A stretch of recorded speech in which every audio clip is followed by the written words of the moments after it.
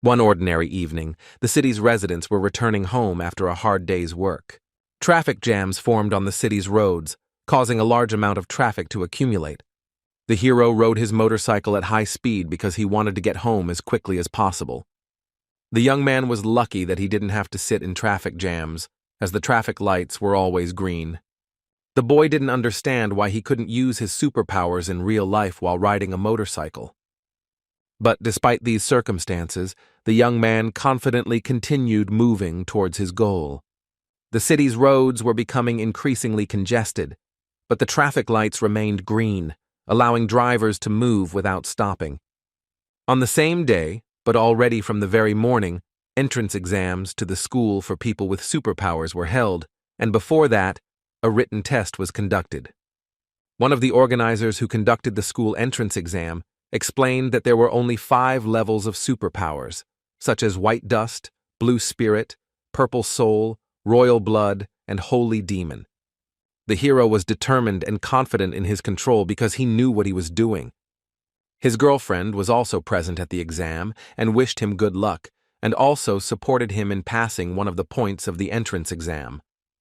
The exam organizer further explained that their school accepts people with the Blue Spirit level and above, and added that the highest level is White Dust.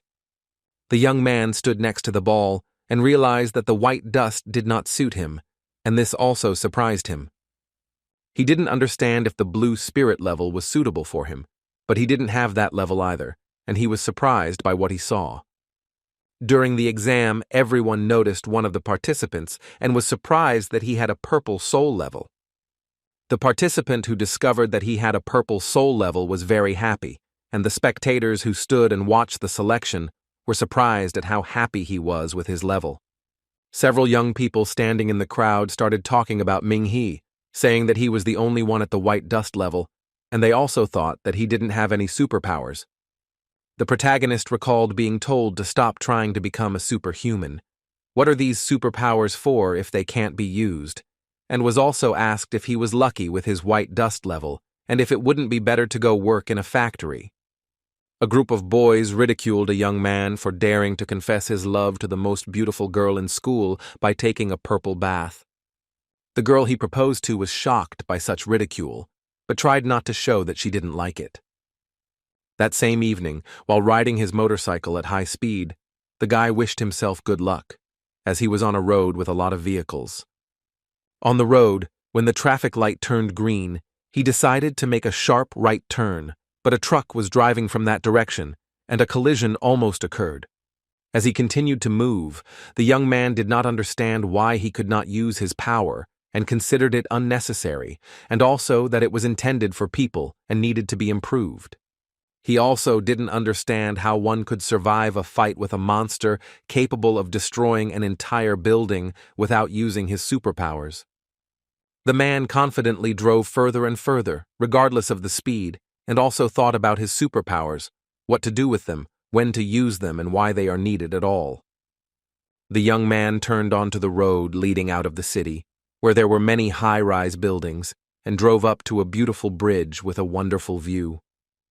The hero of the story, despite his thoughts, paid attention to the sky, which began to glow brightly, and he was very surprised by this, and it was also very beautiful and unusual. The young man saw a comet flying above him, but he did not yet know what would happen to him next, and what he would experience in the future. Looking at the comet, he was surprised at first, and then he thought that even a bullet would not touch him, just like the comet, and there was no chance that it would hit him.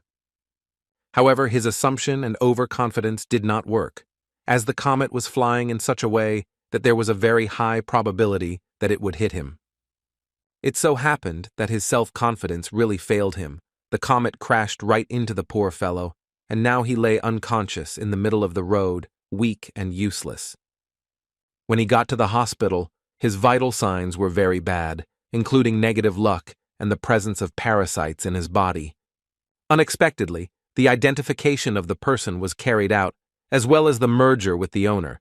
Surprisingly, everything went well, and the doctors already had all the data, so they will be able to provide all the necessary assistance to the guy. After successfully completing the identification, The next step was to examine the teenager's body, especially the part of the brain responsible for memory. Another test gave an unexpected result, indicating that the young man had no pain threshold and could die at any moment. During the last examinations at the hospital, it became clear that the student could fight for his life, and how he would be able to remain in a coma depended only on him. The boy's doctor spoke to the nurse and explained to her that his body was fine, but the young man had received a very strong blow to the head and would be in a coma for a very long time. The nurse told the doctor that she would try to take care of the young man so that he could recover and return to the normal life he had been leading before the situation that had happened to him. Another nurse entered the room, turned to the doctor and said that Tian Wen's group had brought a bottle of monster blood and he needed to examine it. They went to look at the blood they had brought, but the boy was still lying in the hospital bed, with machines keeping him alive. Several days passed and the guy still did not come out of the coma, but visitors who cared about him began to come to him. Among the visitors was a woman who wished him luck on one of his entrance exams, and this young woman was the girl to whom the young man confessed his feelings. A month after the incident, the young man was still in a coma, but he continued to receive visitors, including the same group of people who had abused him. The guys talked about how they had no idea how important it was for Min himself to gain superpowers, and that the guy himself should think about his own safety. One of the boys saw a letter lying on a bouquet of flowers and decided to take the letter and see what was written there, as he was very curious about who brought him this bouquet. The conversation then got to the point where they expressed hope that the young man would find a normal job after this story was over, since medical services were very expensive and his sister had found 2 jobs to pay for them. The young man, seeing a note in a bouquet standing by the bed, decided to read the letter anyway, and was very surprised by what was written there. He couldn't believe that the sorceress Lu Qianya reciprocated his confession of love, although no one knew whether the man would wake up or not, and even if he came out of the coma, he would remain disabled. The young man decided to tear up the note because he didn't like what was written there, and it made him very angry, so much so that he didn't even know what to do with all this information. A year passed after those events, and everything was as usual. But the only thing was that the man never came out of the coma, although his friends and the nurse hoped for a speedy recovery. But this did not happen. At this time, terrible monsters appeared in the city, living in the dungeon and hunting people who lived their normal lives and had their own plans for the future. The bell rang in the city, announcing the danger from the monsters, and everyone was asked to immediately leave the building for their own safety and run to a safe place where they would be safe. The doctors working in the hospital where the young man was lying in a coma, upon hearing the signal, panicked and wanted to run, but they were in a panic and did not understand what to do. They started shouting at Dr.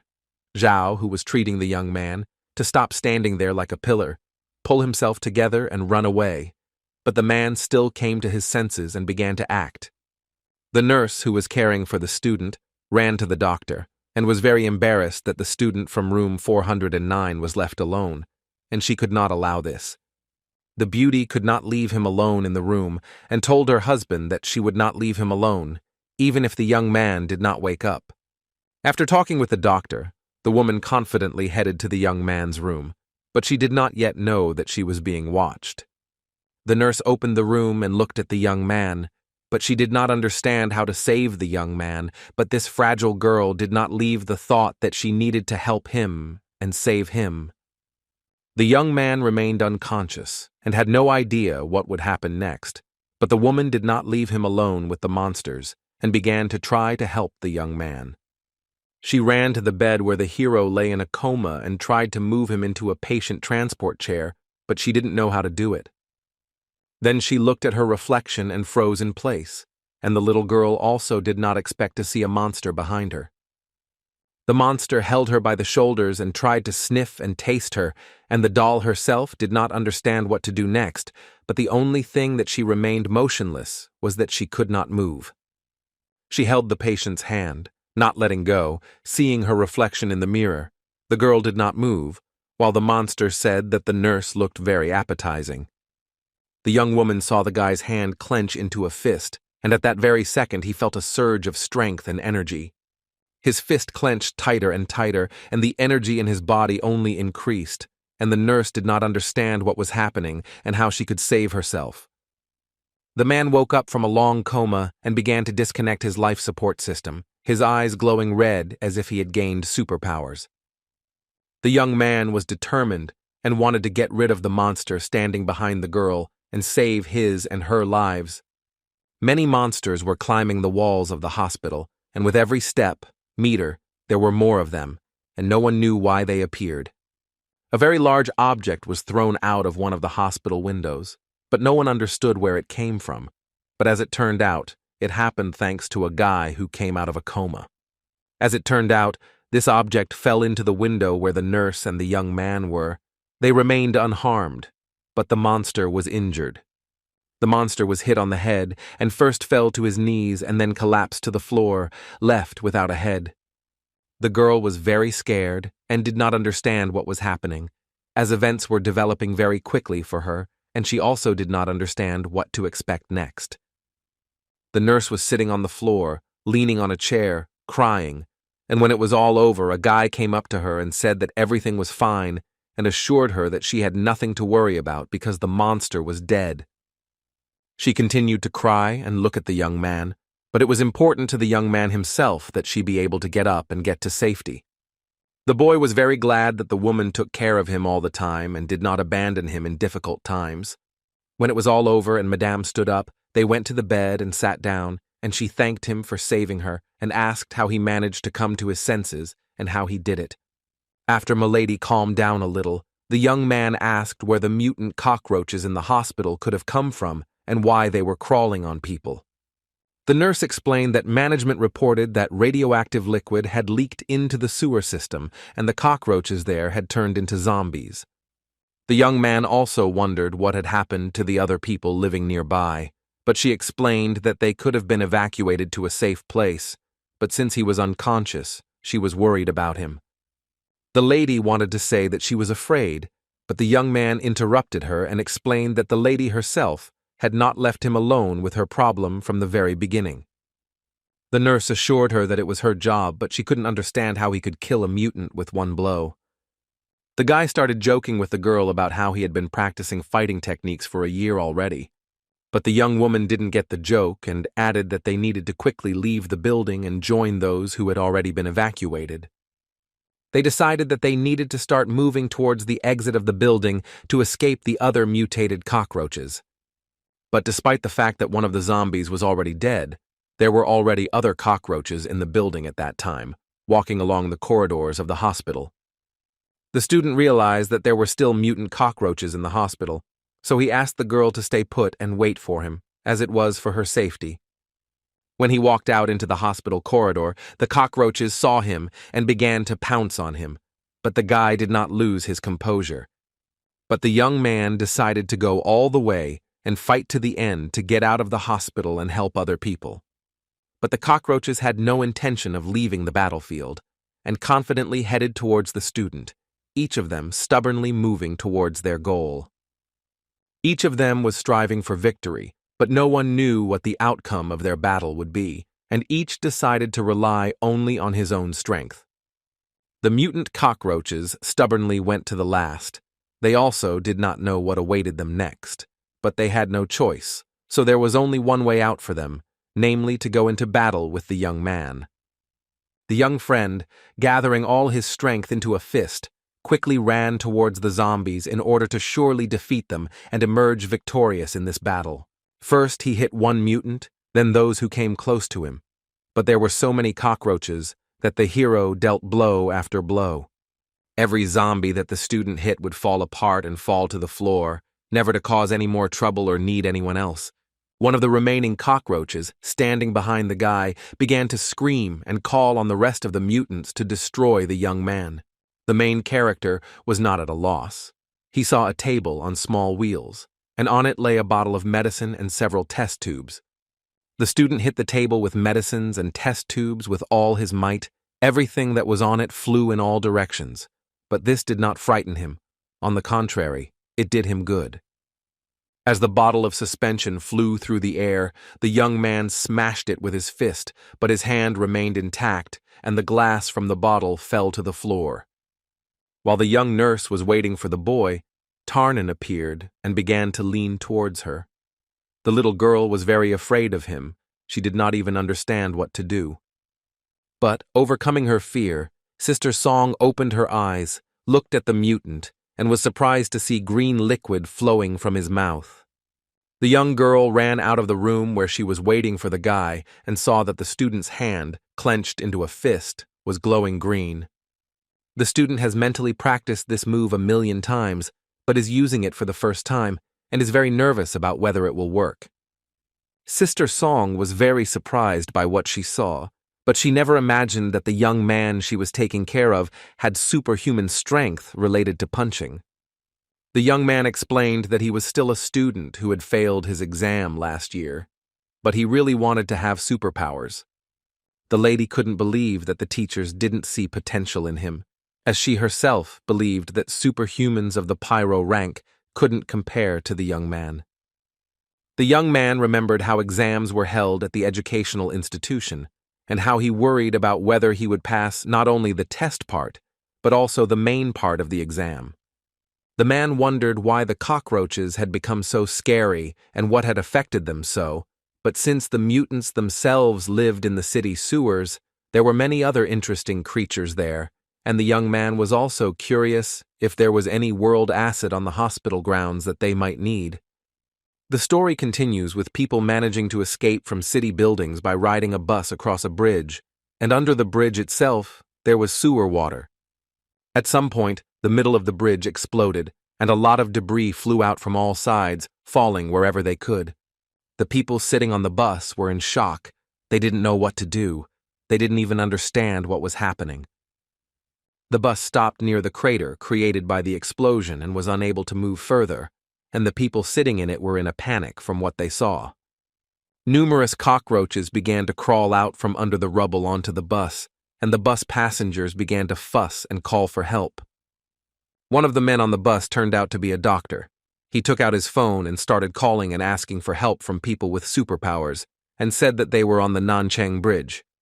The monsters themselves had already approached the bus filled with people, and one of the mutants had already broken the glass and was about to climb into the bus with people.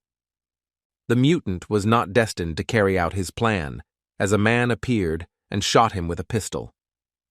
People were surprised that help arrived so quickly, and that the man saved their lives while the zombie fell to the ground after being shot with a gun. After the werewolf fell to the ground, the man who shot him said that he was a pyro rank superhuman and asked the people to leave these mutants with him.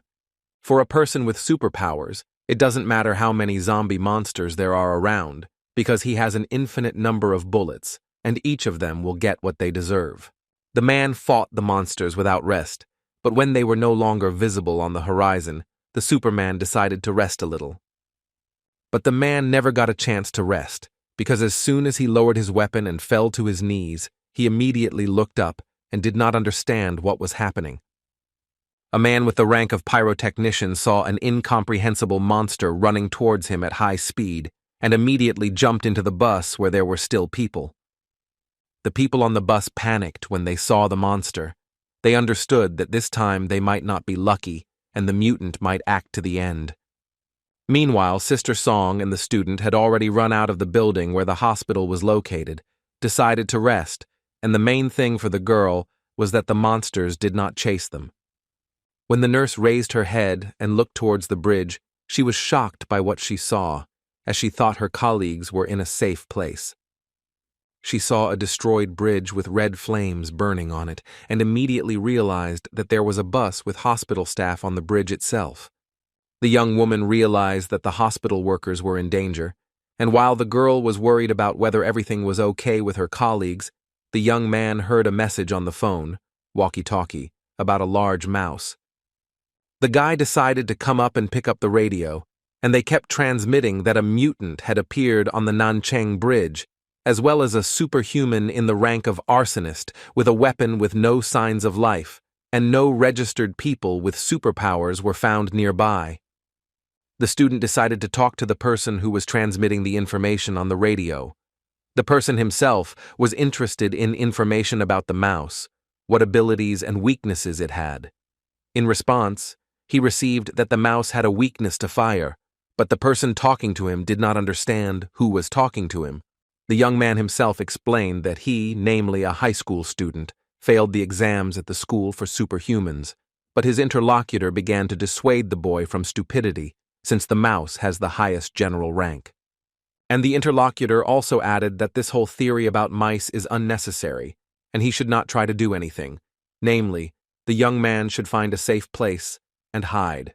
The young man decided that he would not leave people in trouble because they took care of him in the hospital for a whole year, and he was very grateful to these people. Meanwhile, on the bridge itself, the mouse decided to play with the bus and throw it off the bridge, but she was in no hurry to do it. The doctors were very scared and could do nothing. They had no choice but to wait for help or wait for their own death. When Milady and the patient approached the place where the mouse and the bus were, they were sitting in a place where the mutant could not see them, and the guy immediately got the feeling that the zombie was playing with his food. The boy decided to leave his hiding place and go to the mouse, and ordered the nanny to stay and not go out because he could get hurt. Sister Song didn't want the young man to go there because the mutant could kill him and the people on the bus, and she didn't want that to happen. The young man explained how all this could end, but gave an example of how if a patient needs help, doctors do not stand aside. The sorceress did not want to let the young man go to the mutant, but at the same time she understood that without his help, it would be impossible to save her colleagues. The young man gathered all his will into a fist and decided to go and stop the mouse at any cost, and he also began to speak. Clenching his hands into fists, the young man told the girl that if he didn't try to defeat the mutant, he would never know if he could do it at all. As soon as he finished, he immediately went into battle. Meanwhile, the rodent did not let go of the bus, squeezing and gnawing at the vehicle more and more aggressively. The boy pushed the mouse away from the car with one blow, and it flew a short distance away from him. According to the main character himself, the cockroaches, which were previously smaller than a finger, are now as tall as a man, but this did not stop him in the fight for human peace. The mouse stood in front of the boy and waited for a convenient opportunity to hit the enemy, but for the student himself, this was a chance to test his courage. Compared to the cockroaches, the mouse was the size of a multi-story building, but this did not stop the young man from fighting this mutant. One of the student's thoughts was that he was facing a very big monster, but then he gathered his strength and thought that if the mouse hit the guy with its claws, his bones would break and he would no longer be able to fight it. Since rats and mice are very fast, the young man needs to make sure that the rodent cannot hit the enemy with its claws. With every step the enemy took, the guy managed to avoid injury, but in order to continue fighting the mouse, he had to think through every step. The main goal was to get as far away from the bus as possible together with his opponent, and he decided that he would carry out his plan at any cost. All the boy's attempts were correct, and the mutant followed him, but the only thing in this fight for justice and peace was that everything around was destroyed. The giant mouse did not care about the destroyed buildings, cars, and people who could be left homeless and even lifeless. At some point, the guy got a chance to hit the beast and at the same time test his superpowers to find out how strong they were. For the young man, it was truly a chance he wanted to take advantage of, and in one moment he gathered all his strength and struck this blow with great courage.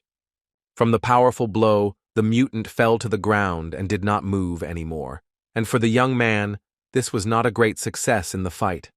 Although the mouse did not move, the student could not understand what to do next, and also did not understand whether it was dead or still alive.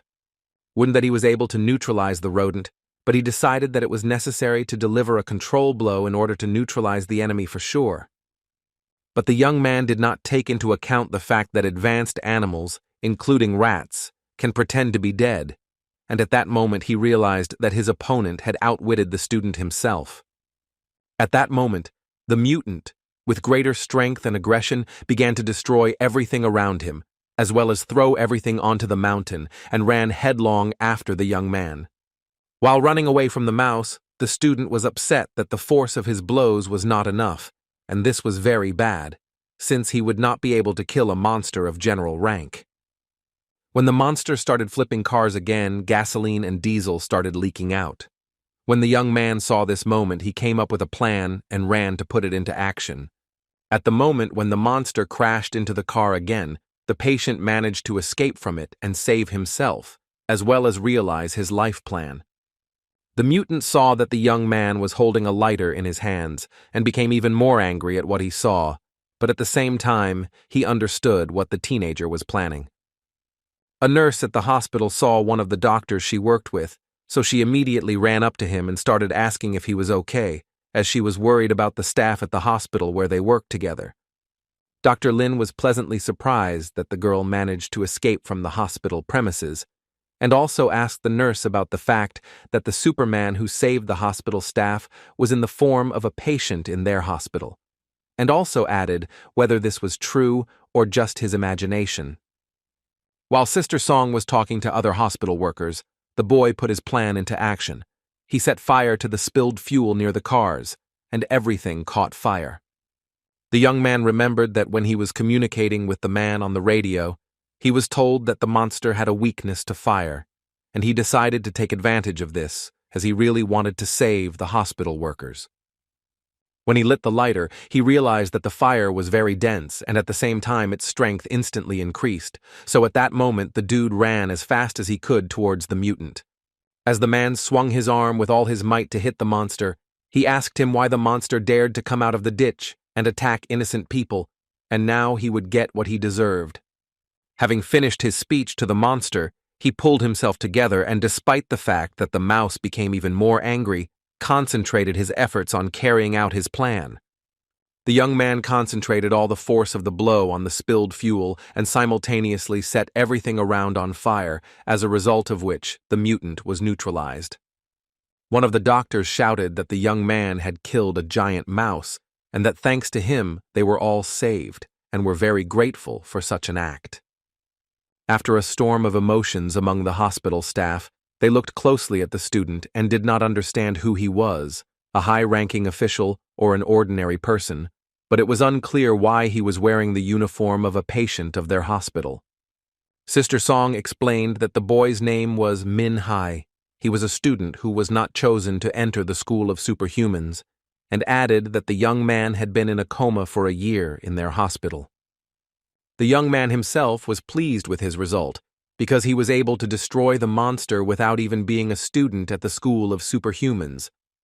The events that followed took place on the territory of a command post, about which no one knew anything except the personnel, but there were people working there who had information about people with superpowers. One of the command post staff turned to Lu Qian and turned away when the general rank mutant monster was killed. Lu Qian herself was on a mission and hid in a tree, and she was very glad that the people were saved. On the other end of the line, the woman looked at the computer monitor and confirmed that the rescued people were safe and that someone was approaching them, but who exactly, namely, was unknown. Lu Qian was curious about who exactly killed the mouse general, as he wanted to personally thank him, but he himself did not understand who this person was. The other madam also didn't know who this Superman was, since she wasn't on the list of registered people, and it couldn't be an ordinary student. The only one who could be was a very strong Superman. After her assumptions, the command post employee asked if they had found the source of radiation, but so far there is no such information. The girl also believes that in the future the number of mutants will only increase. The only way out of the situation is to ask the residents of Nancheng to go and close all contaminated areas. At the rescue station, Sister Song treated the wounds on Min Hai's arms and told him that if it weren't for him, it was unlikely that everyone would have returned alive. While the woman was bandaging his wounds, he heard the girl talking to the station attendant and realized that the young woman was worried about her brother. One of the city's residents wanted to leave the rescue station to save her brother, who she believed was in a coma in the hospital, but was unable to do so.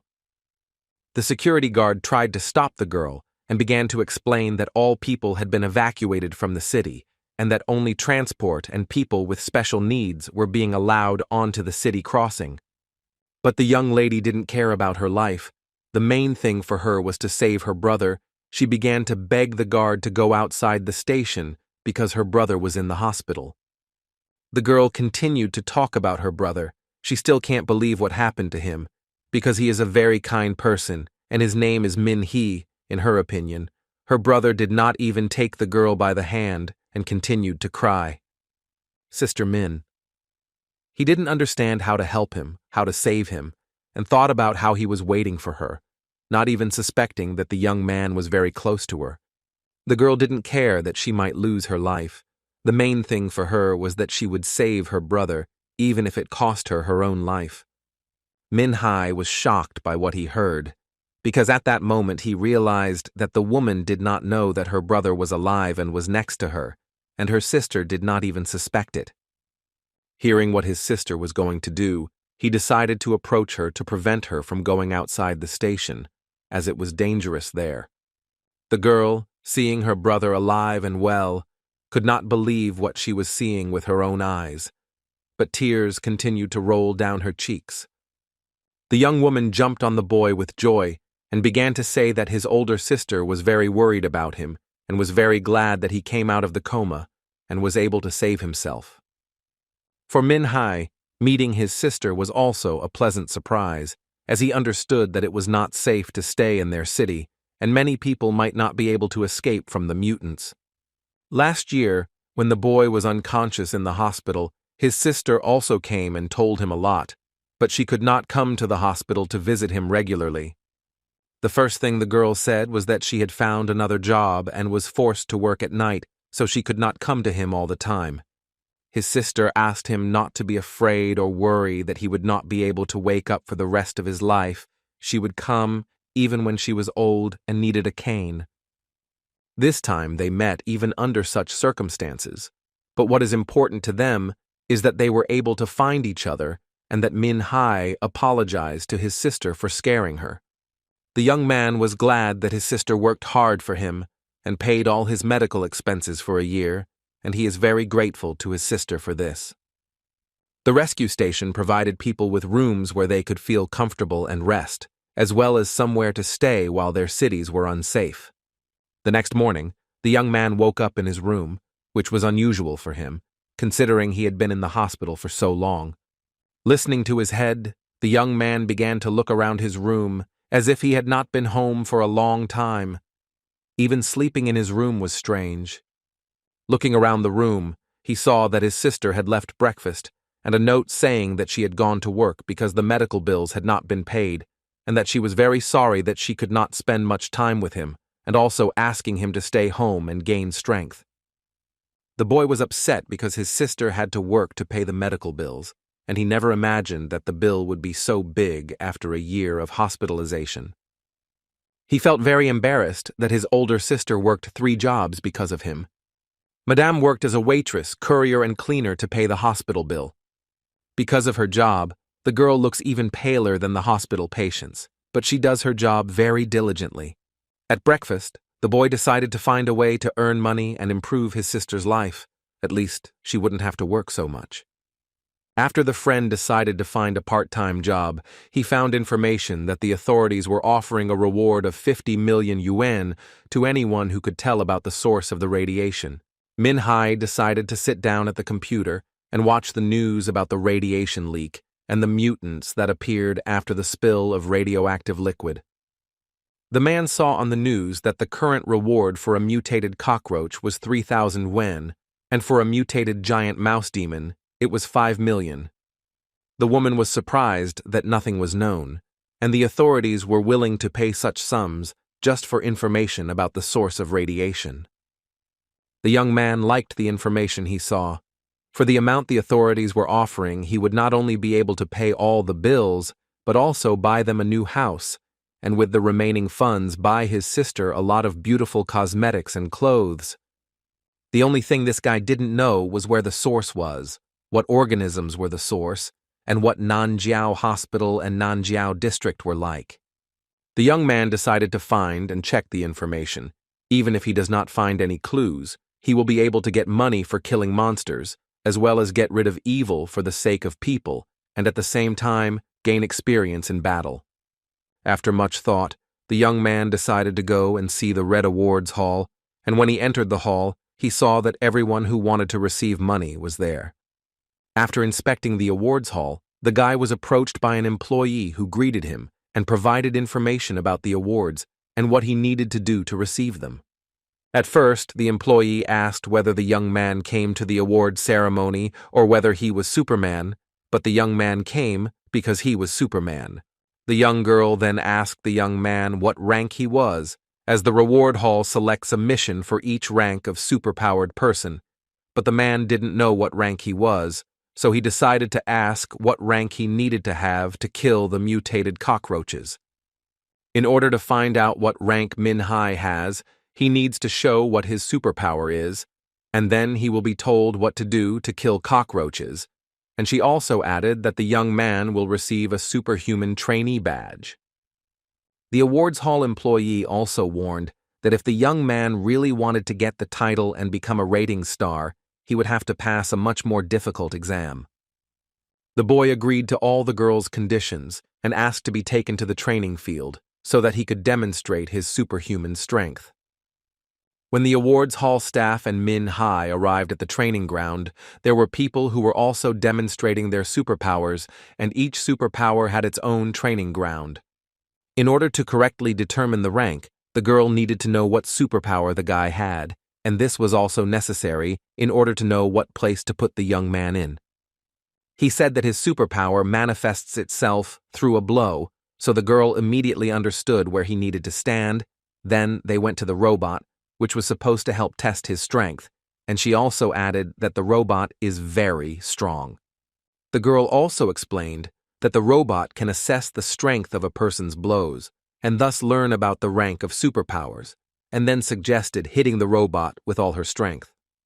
After the girl told him about the essence of the training process, the man thought that the force of the blows could reach 800 kilograms, so he could be considered a Superman. But Min-Hai wasn't sure until the very end that he could give it his all, but he decided to take full advantage of the chance and prove to everyone that he had superpowers. The young man doubted his abilities, since he had been unconscious for a whole year, and his muscles had not yet fully recovered.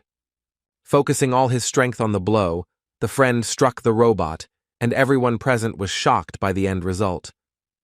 Eventually, the young man hit the robot with a force equal to thousands of kilograms, and the robot itself was damaged, while the visitors present were shocked by what they saw. The young man sighed with relief and said that 1,000 kilograms was barely enough to reach the minimum. The men who were also in the training room were shocked by what the boy said, as the young man himself had broken the record, and the force of his blow was greater than the robot could withstand. An employee of the awards hall joined the men's conversation and explained to Min-Hee that the result of 800 kilograms left behind the first iron kettlebell, which had recently debuted, and the young man became the first to break its record. With her words, the beauty had disgraced the boy, just as the young man had failed his first exam at the School of Supernatural Powers. But considering the moment when only a little time had passed after the coma, it was a remarkable result.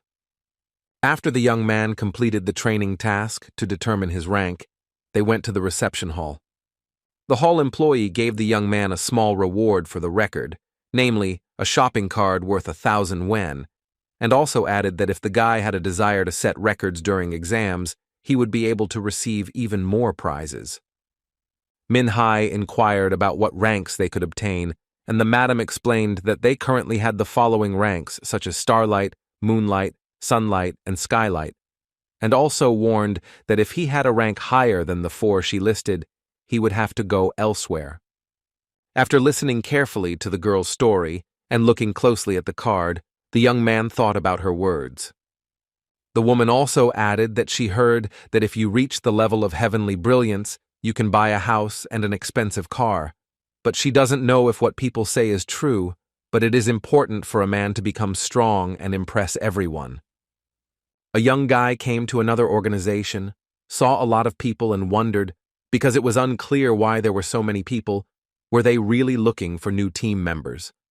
It was his first experience seeing so many people with superpowers in one place, and he was also surprised that the award could interest so many people. A man approached Ming-He and asked if he wanted to join a team called the Blood Eagles. The hero asked all these people, including his interlocutor, who had gathered in this place, to look for people for the team, and in response, he heard that his assumptions were indeed correct, since the team members would go to a dangerous place, and if one person went, he could be eaten by monsters and no one would even know about it. The protagonist's interlocutor was Luo Kai-Xuan. His rank was Meadowlight. He added that in any case, people below the rank of Sunlight are not allowed to enter. Luo Kai-Xuan asked the young man to show his badge as he was curious to know his rank, since his team recruits people with a certain rank. When the man saw the young man's badge, he was surprised because his team was not recruiting new players, and Min Hai was a star trainee. The man confidently began to advise the young man to go and train, as he believed that going to a dangerous place as a Starlight trainee was tantamount to suicide. The young man was upset that the first person who offered him to join his team turned him down, and he thought that he might not be hired because of his low rank. As the young man passed by, he was noticed by a group of people sitting on a bench, and they began to talk about the young man because he was in the same class as the rest of the group. One of the company members started making fun of Min Hai because the previous group did not accept the newcomer. The girl from the group decided to invite the main character to her company for a conversation, but the young man still decided to come up to talk. I heard from a group of young people that a young man was in a coma, and they were wondering when he would be discharged from the hospital, to which they heard that it had been a long time ago, and they were also wondering why their classmate had come to the organization. Min Hai confidently replied that he wanted to hunt mutant monsters because he needed to save money to pay his medical bills. Xu Zheng asked, with a smirk, how this young man was going to hunt mutants using only his structure, since it would only be a blessing for him if he didn't become food for the monsters. Lin Yun warned the young man that it was very dangerous there, and he should not take risks, especially since, as far as the lady remembered, his abilities were not combat-oriented. Lu Xinhong then went on to say that the guy was just lucky, but it was useless, and then he began to say that with his luck, he could only buy a bottle of water and get a cap on it that said, "Congratulations, you've won another one." Lin Yun began to scold her classmate for his behavior and said that he had recently been discharged from the hospital, and as his old classmates, they should help him. Madam offered to join their team and added that in case of danger, they would protect him, and Min Hai agreed since the guards would not allow him to leave alone, so he decided to agree. The protagonist noticed that his former classmates looked down on him, but they had been studying at the Superhuman Institute for over a year, and it seemed to him that they had become stronger.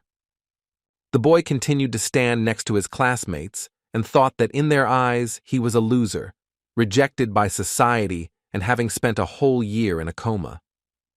However, the company agreed to accept the young man and decided that he would become their mascot, since they had studied together and decided to help him.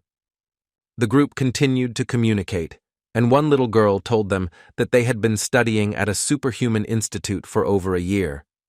Lin Yun began to talk about the institute, how the teachers required every student to participate in at least one extracurricular activity, and how they planned to return in the summer and help fight the infection. Minghe wondered if Lu Qian was going to help them with the infection, but one of the young men asked with a smile why he was asking about her. But then he explained that the young lady had become a member of the board of directors of the institute, and also added why she needed to associate with classmates of such low rank.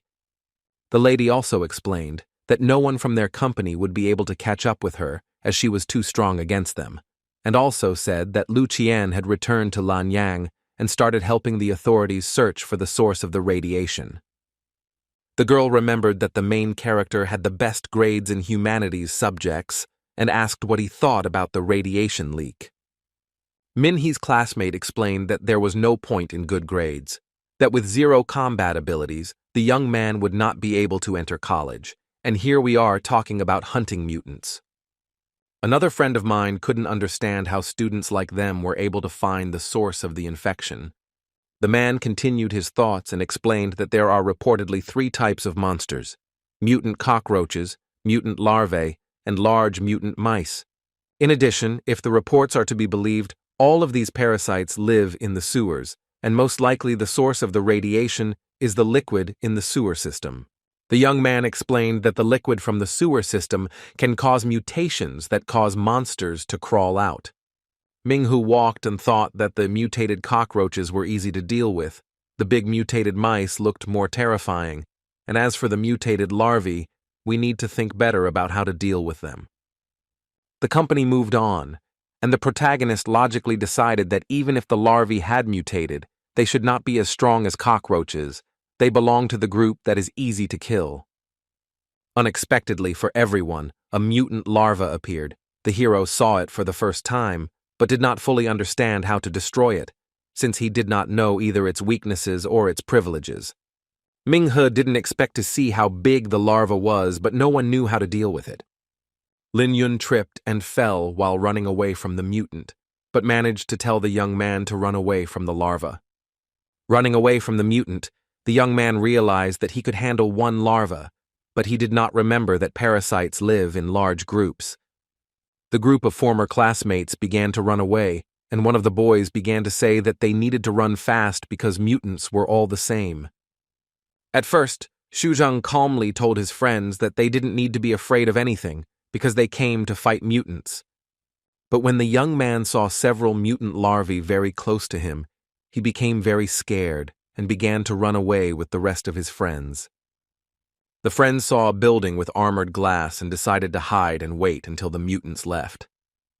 When they were already approaching the building, the protagonist noticed that Lin Yun was not there and asked where she was, since he could not see whether the beauty was running with them or not.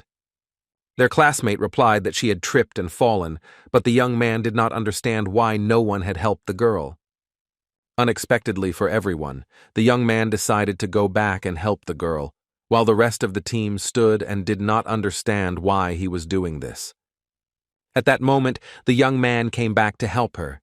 Lin Yun shouted at him to stay where he was because he might die, but he decided that he had to help her because the opposite might happen. When the storyteller was already next to the girl, he said that she was talking about how classmates help each other, and using his superpower, he hit the fire hydrant with all his might. After hitting the fire hydrant, the water burst out of it at high speed and pressure and hit the mutant larvae. The guy is unable to cope with a large number of mutated larvae alone, so he decides to make sure that they cannot gather together. Using a fire hydrant, the young man made sure that the mutants were at a certain distance from each other. After finishing beating the maggots, the boy approached his classmate and asked if she was okay. Lin Yun didn't expect the young man to be so strong. After all, she had never seen what kind of superpower he possessed, especially since he had failed the exams at the School of Superpowers just before he was admitted to the hospital. Minhai helped the girl up and they moved towards their group, but the young girl couldn't believe that this was her classmate. When the young people had almost reached their destination, the young woman began to look at him carefully. Lin Yun really liked the guy's appearance, but at that moment, she felt sad. The girl felt very sorry that the young man already had a beauty that he liked, and it was Lu Qian. She was also grateful to Min Hai for not leaving the worthless and horrible girl there with the mutant larvae. When the young people returned to their friends, they immediately began to ask if Lu Qian was okay. One of her classmates started making excuses, saying that they would go and save her, but Min Hai was one step ahead. The other friends also supported Xu Zhenggai's excuse, adding that they didn't even notice the girl trip and fall. After the dust settled, they began to joke about the possibility of saving the girl in trouble, but the girl herself said that the larvae had returned to the sewers. The hero said that the girl's wound needed to be treated first, as the secretions from the mutant larvae could be painful, so Xu Zheng might need some healing ointment. The girl herself began to convince the guy that there was no need to treat the wound, since it was just a regular bruise that would prevent him from moving. The young man was glad to hear their words, and added that they should talk about the girl while he inspected the building, and also added that they should not allow the mutant larvae to enter the building. The young man went to inspect the building, and walking along the corridor, he saw that one of the plants standing there was lying on the floor, and the door to one of the rooms was ajar. After the young man left, one of the girls supported the boy, and turning to the other two young men, asked why they did not inspect the building, adding that Min Hai, who did not enter the Superhuman Institute, was much more prudent than them. The two young men who stayed with Shujung didn't even think about it, and when the beauty told them about it, they were a little embarrassed. Meanwhile, the hero saw a plan for evacuating people from the room in which they were currently located. Having familiarized himself with the evacuation plan, the young man decided to first inspect the laboratory and immediately headed there. When the young man entered the laboratory, he saw that there were various vivariums there, and in the first of them were butterflies, and next to each of them there was a sign with an inscription. Approaching the fourth vivarium, I did not see anything suspicious and decided to move on. Near the ninth vivarium, he saw that the glass was broken, but the young man decided to read what was there and find out whether the animal posed a threat to people. Nearby, it is reported that the insects from vivarium number 9 have been missing since December 30th, 2030. The crime scene has been cordoned off, and an investigation is underway. As the young man approached the vivarium, he was scared for a second, but then he thought about it and realized that the insects had disappeared about 6 months ago, and he also wondered if the radiation source would cause mutations in the insects living in the 9th vivarium. The protagonist kept thinking about all the mutants coming out of the sewers and decided to go further and see what else was going on in the building. The boy walked further and stepped on a piece of paper on which was written information about the centipede Lian Pu, and next to the information was a photograph of this insect. He walked along the corridors of the room and thought about the source of the radiation, but he saw a door and decided to open it and see what was behind it. He was then surprised to find that the door was closed, there was no other exit, and the drain was clogged. The hero thought about the fact that the mutated larvae would not be able to get into the building since everything was closed. While the young man was thinking, he suddenly saw a man quickly running behind a closed glass door. Ming-Hu was very surprised to see his Dr. Zhao, and he also didn't understand why the doctor forgot him in this isolated place.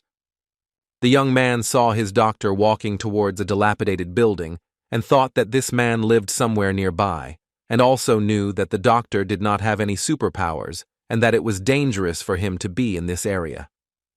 Unexpectedly for the young man, the phone rang, which interrupted his thoughts and distracted him from following the doctor. When the guy picked up the phone, he was surprised to see an unknown number, but decided to find out who was calling him. On the other end of the line, a female voice was heard asking if this was Min Hai's younger brother's number. Since it was indeed the protagonist's phone number, they immediately asked where the young man was. The woman asked the boy if he wanted to have dinner with her, and also explained that she wanted to thank him for saving her and would not accept refusals, and also asked him to call her older sister. It turned out that the main character's name was Sister Sun, after the hospital where she worked, and she also explained that her last name was Song and her first name was Lan, and suggested calling her Sister Sun, and that Lan would also work. Ming-Hu explained that she was in an isolated place at the time, but agreed to call her Sister Lan. When the hospital nurse heard where he was, she became furious and asked if the area was completely closed to humans because she had heard that there were many monsters in that part of town, including some they had never encountered, and warned that it was very dangerous. The young man explained that this situation was more beneficial for him, since he needed to earn money and help his older sister. Sister Song wondered if Sister Chin Yu was the boy's blood sister, but it turned out that they were in the orphanage together. After the young man's words about the orphanage, the beauty realized that there was a stronger connection between them than family values.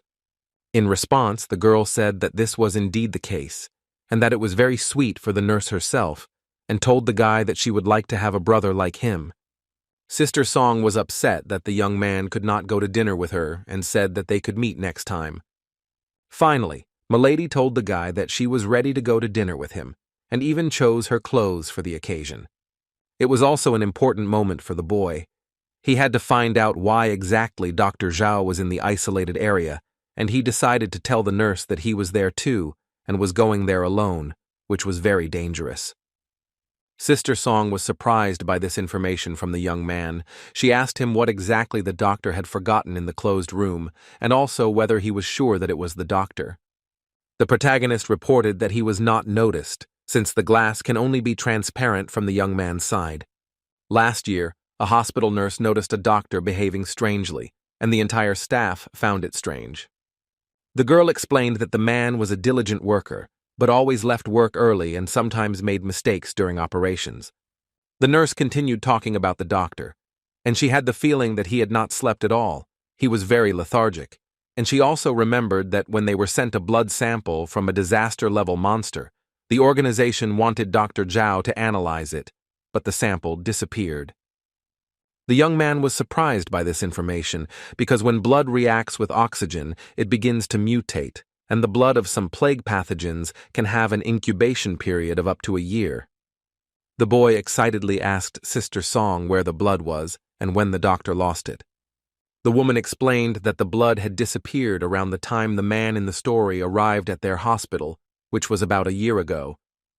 The guy came to the conclusion that the source of infection was most likely blood, since all the facts coincided. The current disaster is due to the loss of the beast's blood, and also because the time of its disappearance and the incubation period coincide.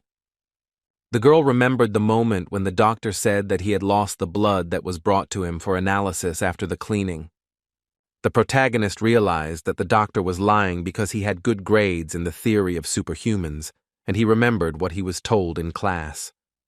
Now Sister Song understood why the doctor had gone into the danger zone. Namely, the man knew that if people found out about the blood he had lost, he would have to answer for his actions.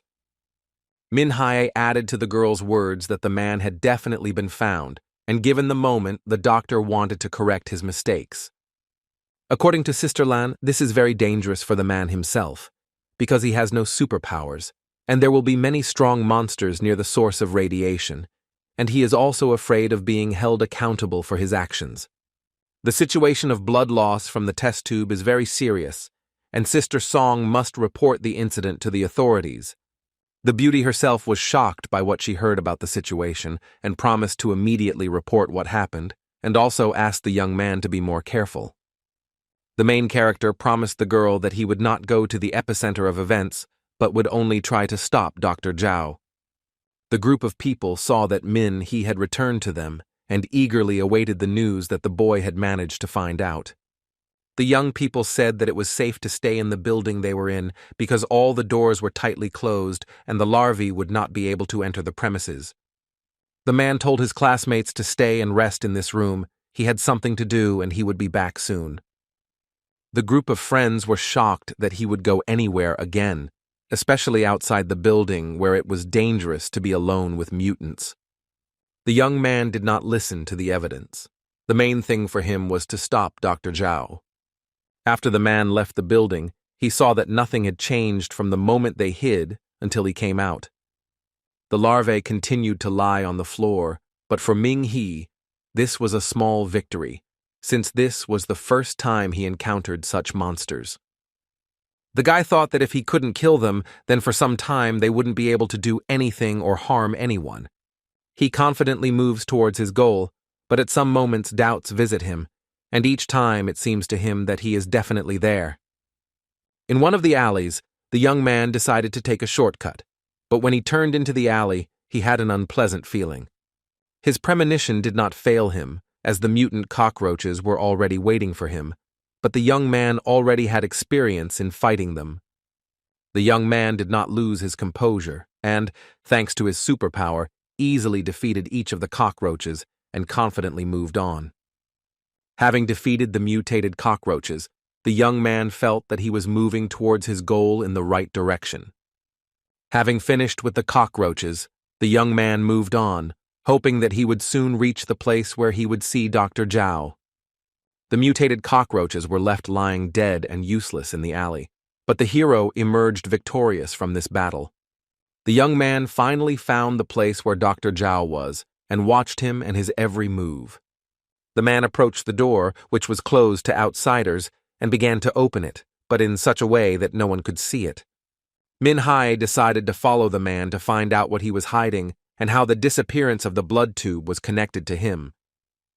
The main character went to the doctor and saw a very large hole and did not understand where it could have come from.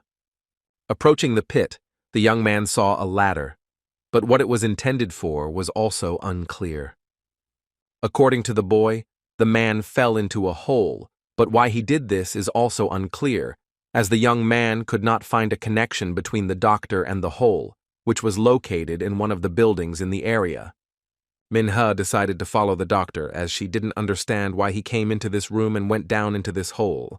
Finding himself in the pit, the young man realized that everything that was happening was not as simple as everyone thought, because the story really is not simple. The young man saw the corridor and went to look for Dr. Zhao to find out more about the lost ampoule. At first, the boy quietly followed the man, as he did not want to scare him and prevent him from escaping. When Dr. Zhao arrived at a certain place, he started to climb the stairs and heard someone talking to him, but he did not understand who it was. Turning to his interlocutor, the man was surprised and confused that it was his patient who was asking what exactly he was doing. In order to find out the truth about the lost blood, he decided to immediately ask the man if it was true that he had lost the blood of the disaster monster a year ago. The man in the robe was surprised that the boy knew the truth about the blood loss and asked how he knew it, but it was important for the young man to know the truth.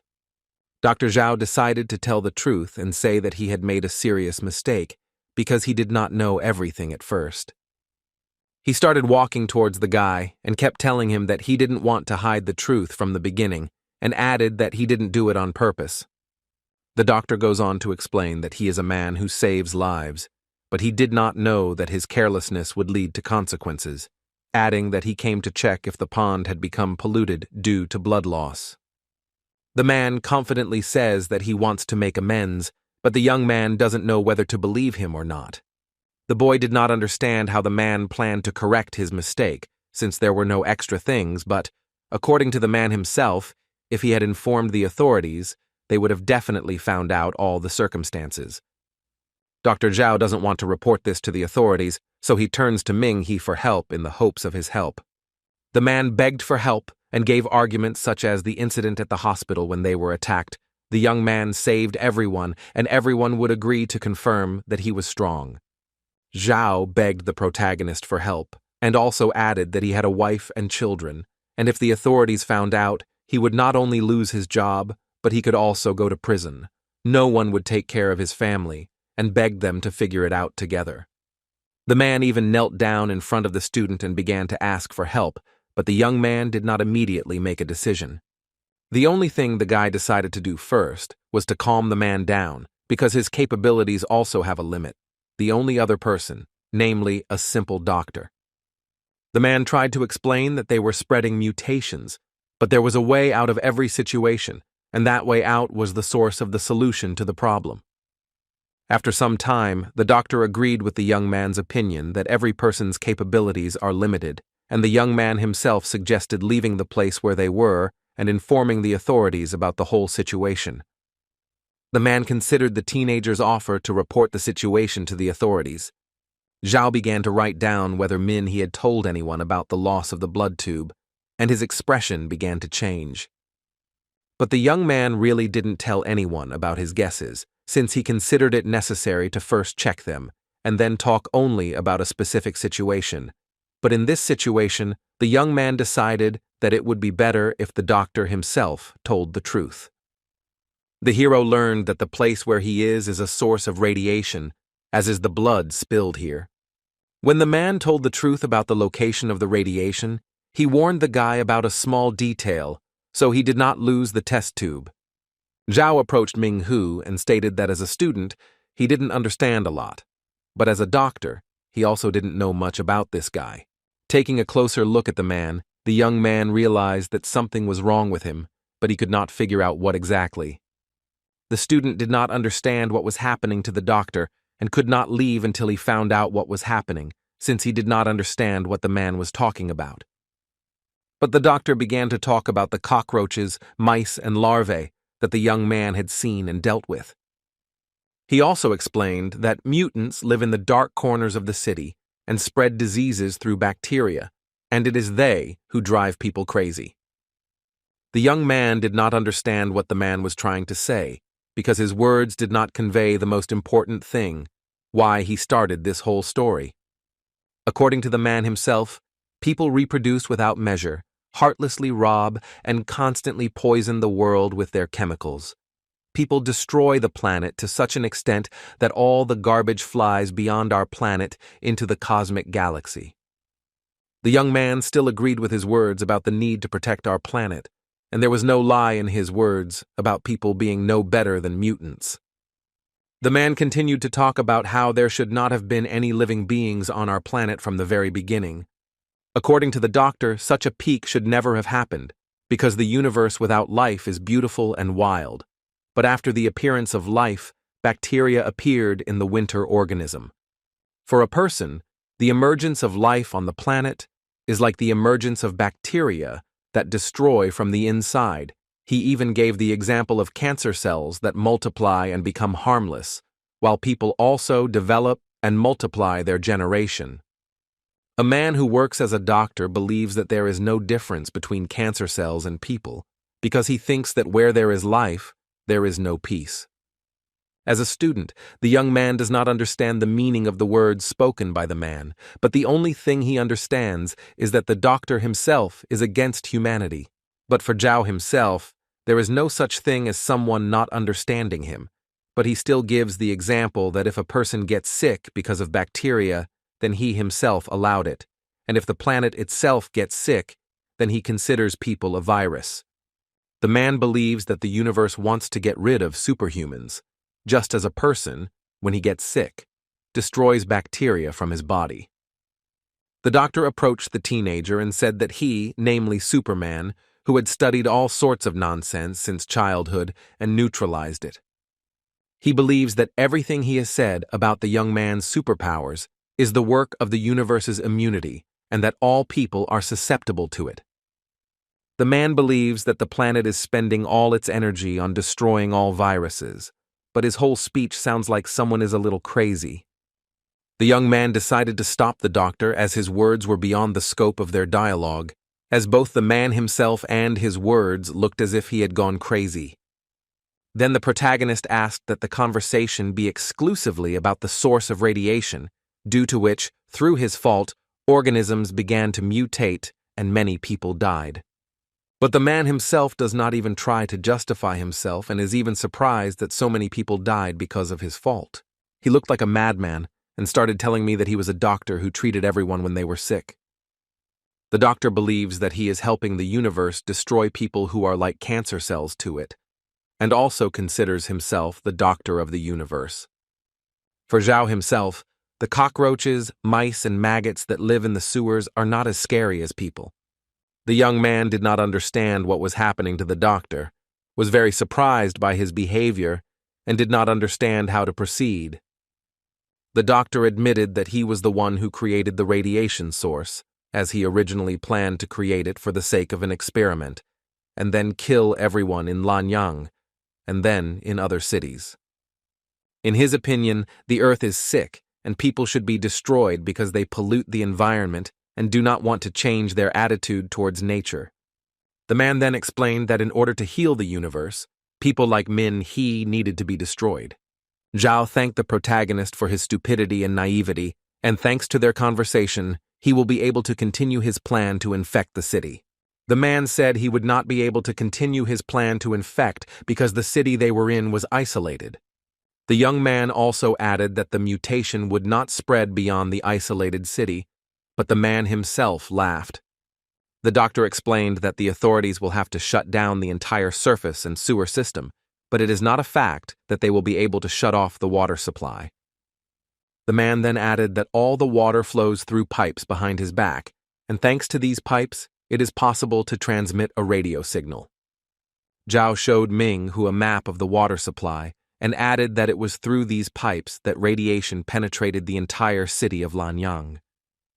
The water that flows through these pipes is used by residents of the entire city for washing dishes, eating, taking showers, and washing streets.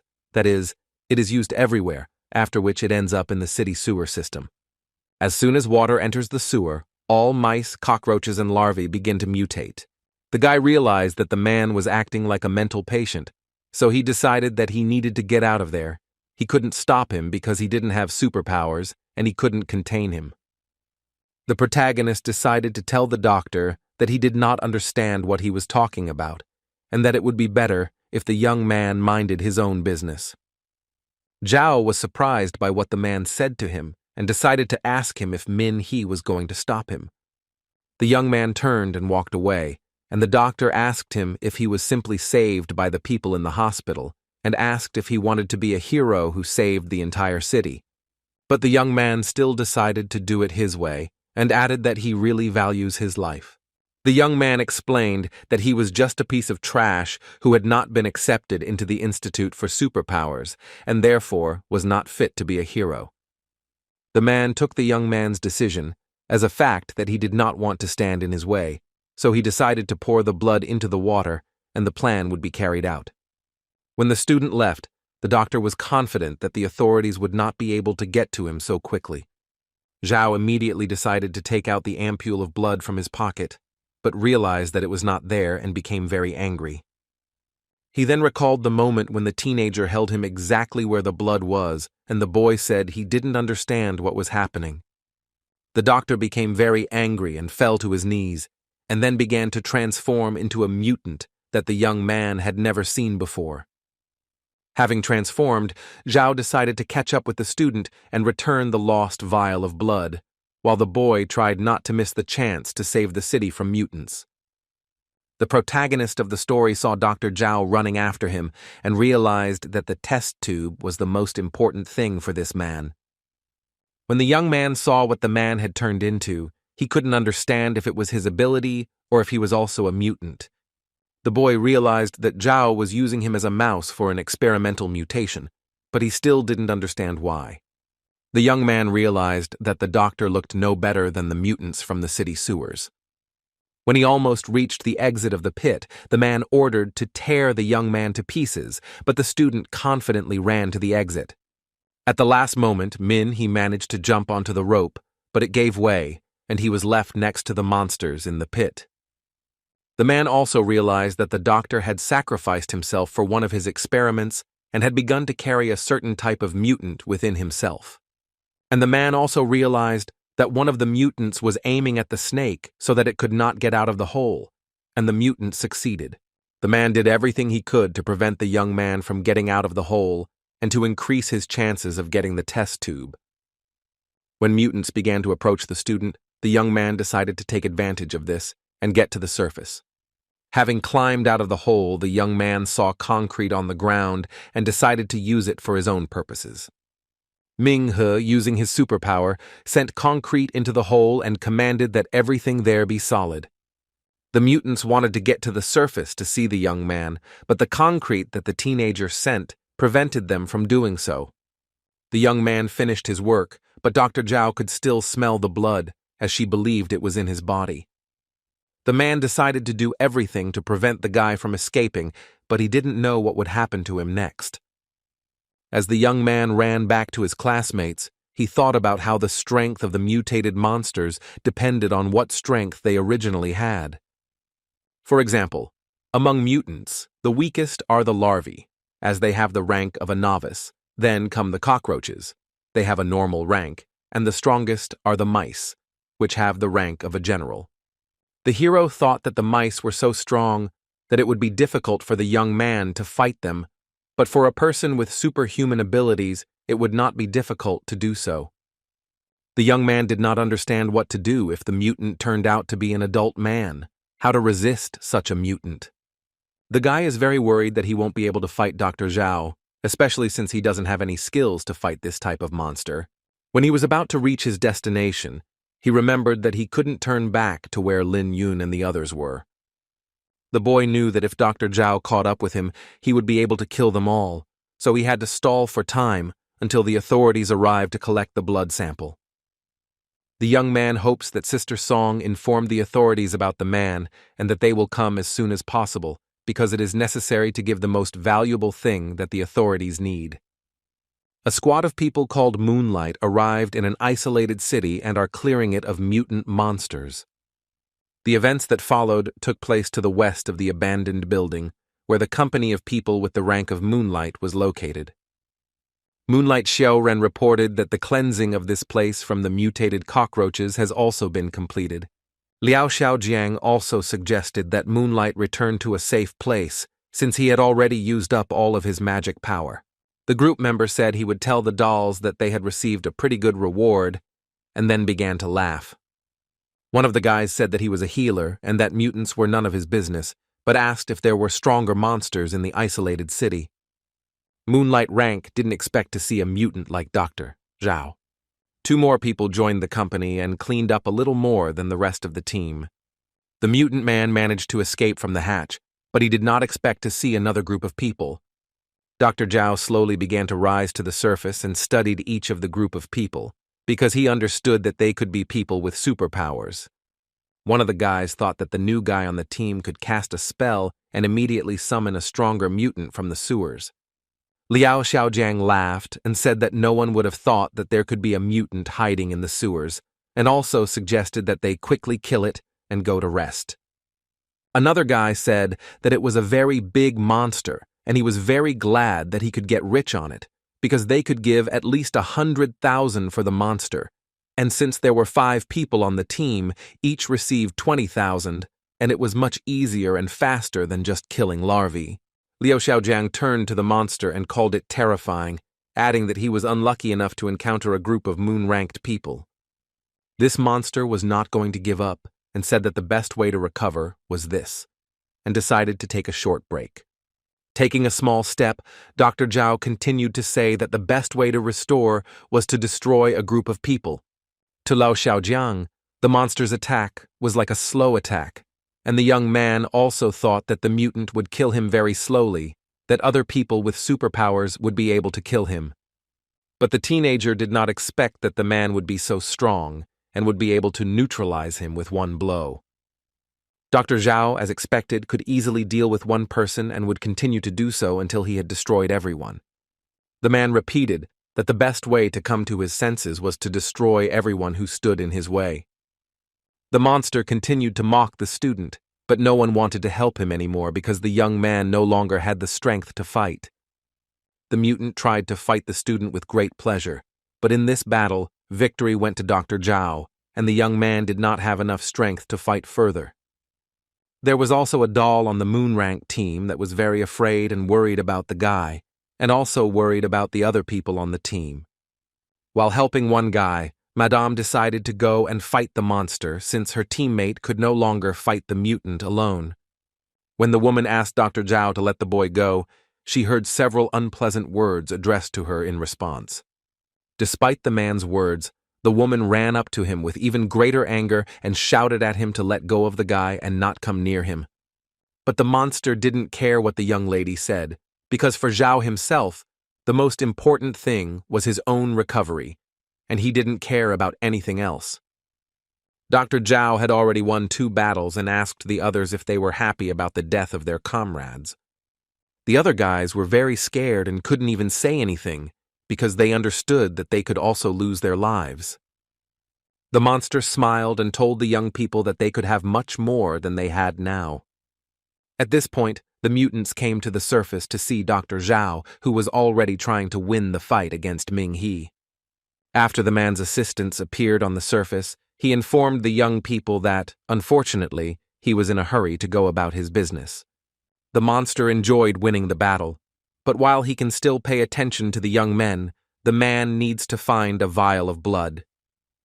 While the doctor was talking to the boys, his assistants quickly ran, and Zhao himself decided that he needed to run after them. The man quickly ran after his assistants and shouted that he was here and would also tear him to pieces. The Moonrank boys were very upset because their friends were no longer with him, and only 2 were left alive, and they were also curious about what kind of mutant was next to them. His strength was at least as strong as a lord. Further events unfolded in the same isolated city, but at the other end, in the most confusing place. It was important for the protagonist to continue moving away from the place where he saw Dr. Zhao, as he could quickly catch up with the student. Even though the boy had escaped, the mutant and his assistants were still able to find him on the street, where it is easy to get lost if you don't know it. According to the young man himself, the man's assistants found him by the smell of blood. But for the young man, the only plus was that the doctor himself was not as fast as the animals. The protagonist could not allow the test tube to fall into the hands of Dr. Zhao again, because he could complete his plan with the radiation source. While running away from the monster's assistants, the young man saw a gas station. The man decided to run to the station to rest a little and think about what would be best to do to make the young man stink less. The student didn't know how long it would take the authorities to arrive, but the only thing that came to the young man's mind was to douse himself in gasoline, because that was the only thing that could at least slightly hide his smell. Then he decided that he needed to go to the room near the gas station and watch the monsters. The young man's plan worked, and the doctor's assistants ran past the gas station. But one of the mutants decided to go look near the gas station because he smelled a slight scent of this guy. Seeing one of the mutants running towards the entrance of the store, he decided to hide from him and see what would happen next. The man decided to hide behind a shelf with products, and the mutant himself went into the store and began to look for him.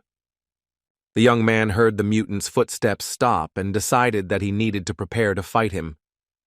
The monster wanted to outwit Min-hee, climbed onto the shelf with food, and began to watch the actions of the young man. When the student saw where the monster was, he was surprised and confused, and also thought about how to get rid of it. The mutant attacks the young man and does everything to ensure that the test tube with blood ends up in the hands of its owner. The hero still managed to collapse a food stall on the mutant and destroy him, but it didn't work on the first try.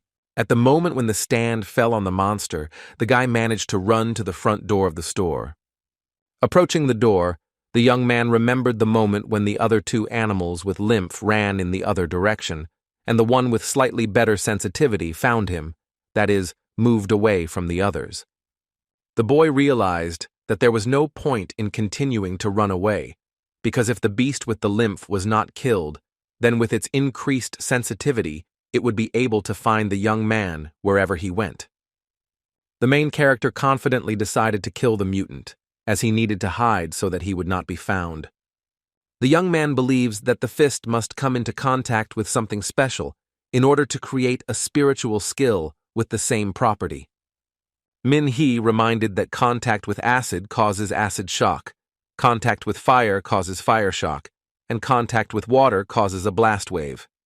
The boy decided to see if there was anything similar to the listed items in the store, but found nothing. But if he leaves at this moment, there is a chance that the animal will find it faster than necessary. But unexpectedly for the young man, the mutant found him, and he had no choice but to fight with his bare hands. The hero of the story tries to ensure that the beast is destroyed and that the young man himself can find a safe place before the authorities arrive. But the mutant also tried to find what he needed and pass it on to his leader, but the beast had a little more strength than the young man. During the fight, the young man found what he was looking for and decided to get to the ball at any cost. Min-hee managed to reach the ball and carry out his plan, and the beast instantly flew towards the wall. When the mutant flew towards the wall, the young man decided to hit the monster again and thus win this battle. Eventually, the beast was destroyed, giving the young man more time to find a place where he could more easily fight the monsters or wait for the authorities. The events then began to unfold in the present time, where the beast had already been killed and Dr. Zhao had found the remains of his subordinate. After killing the mutant, the man felt pain in his hand and a deep wound formed. Thanks to this wound, Zhao understood what had happened. Dr. Zhao and his assistants reached the gas station and began moving towards the store. When the man entered the store, he saw that one of his assistants had been killed and realized what was going on there. The mutant doctor was very angry and understood that in order to cope with the student, his assistants needed to develop a little.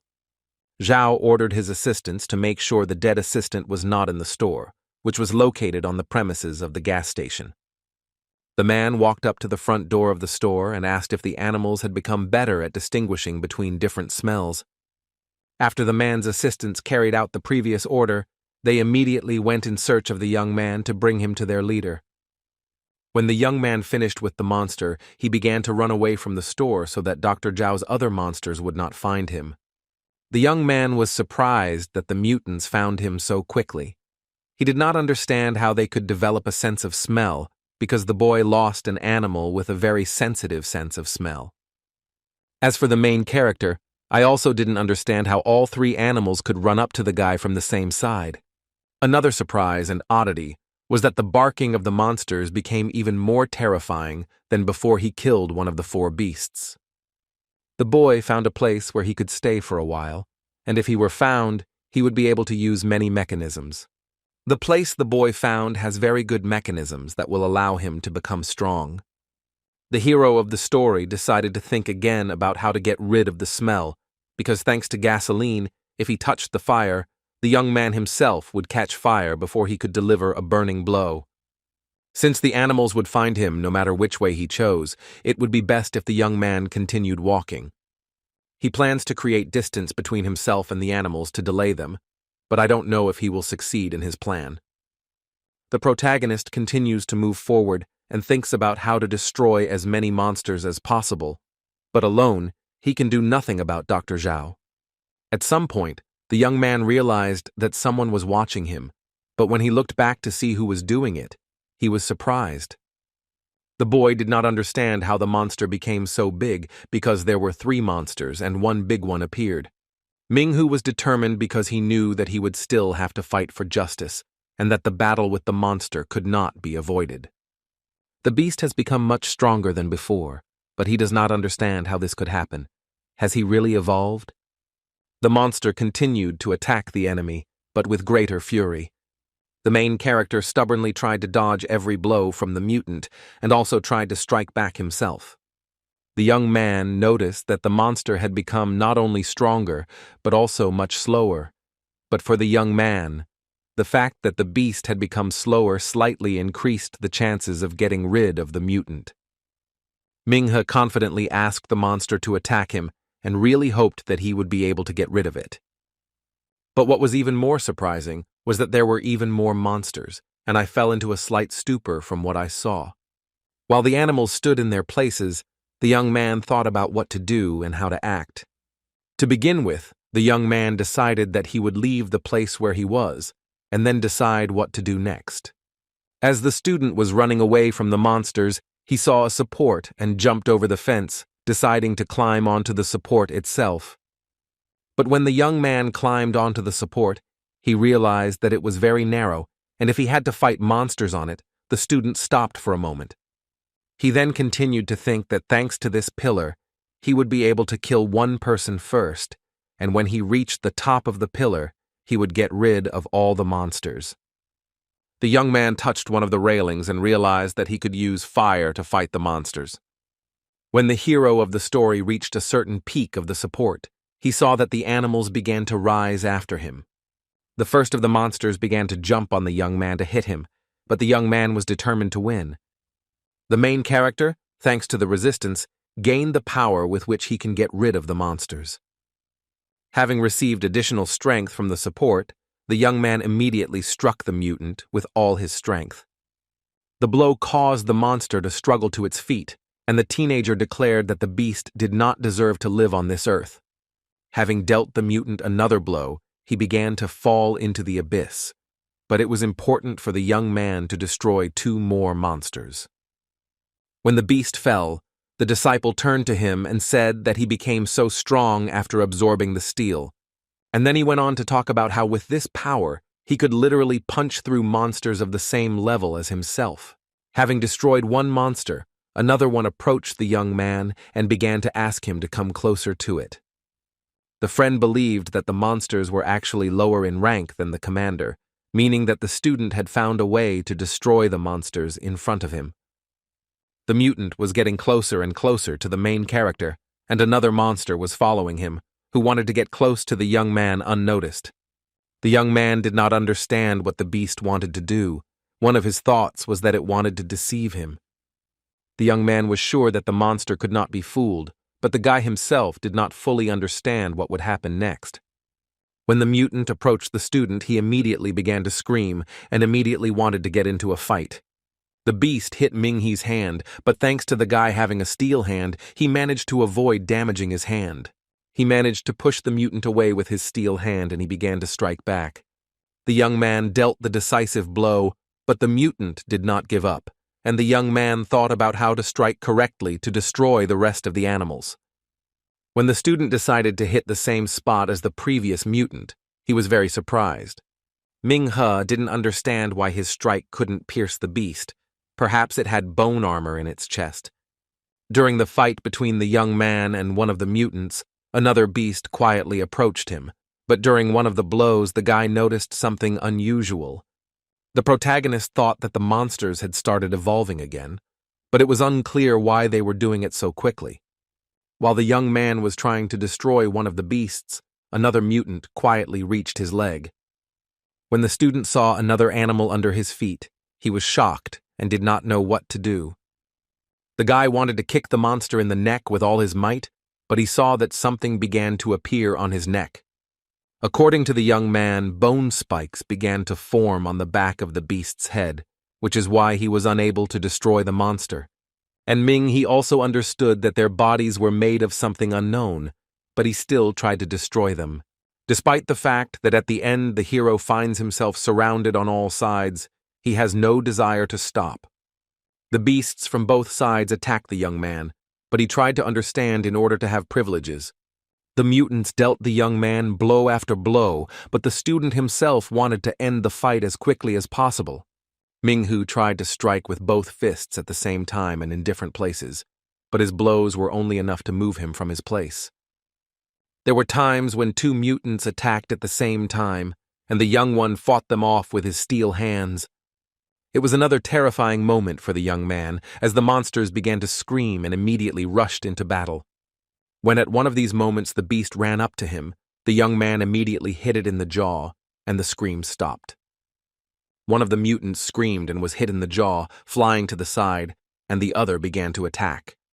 The mutant approached the student and immediately realized that he was about to strike.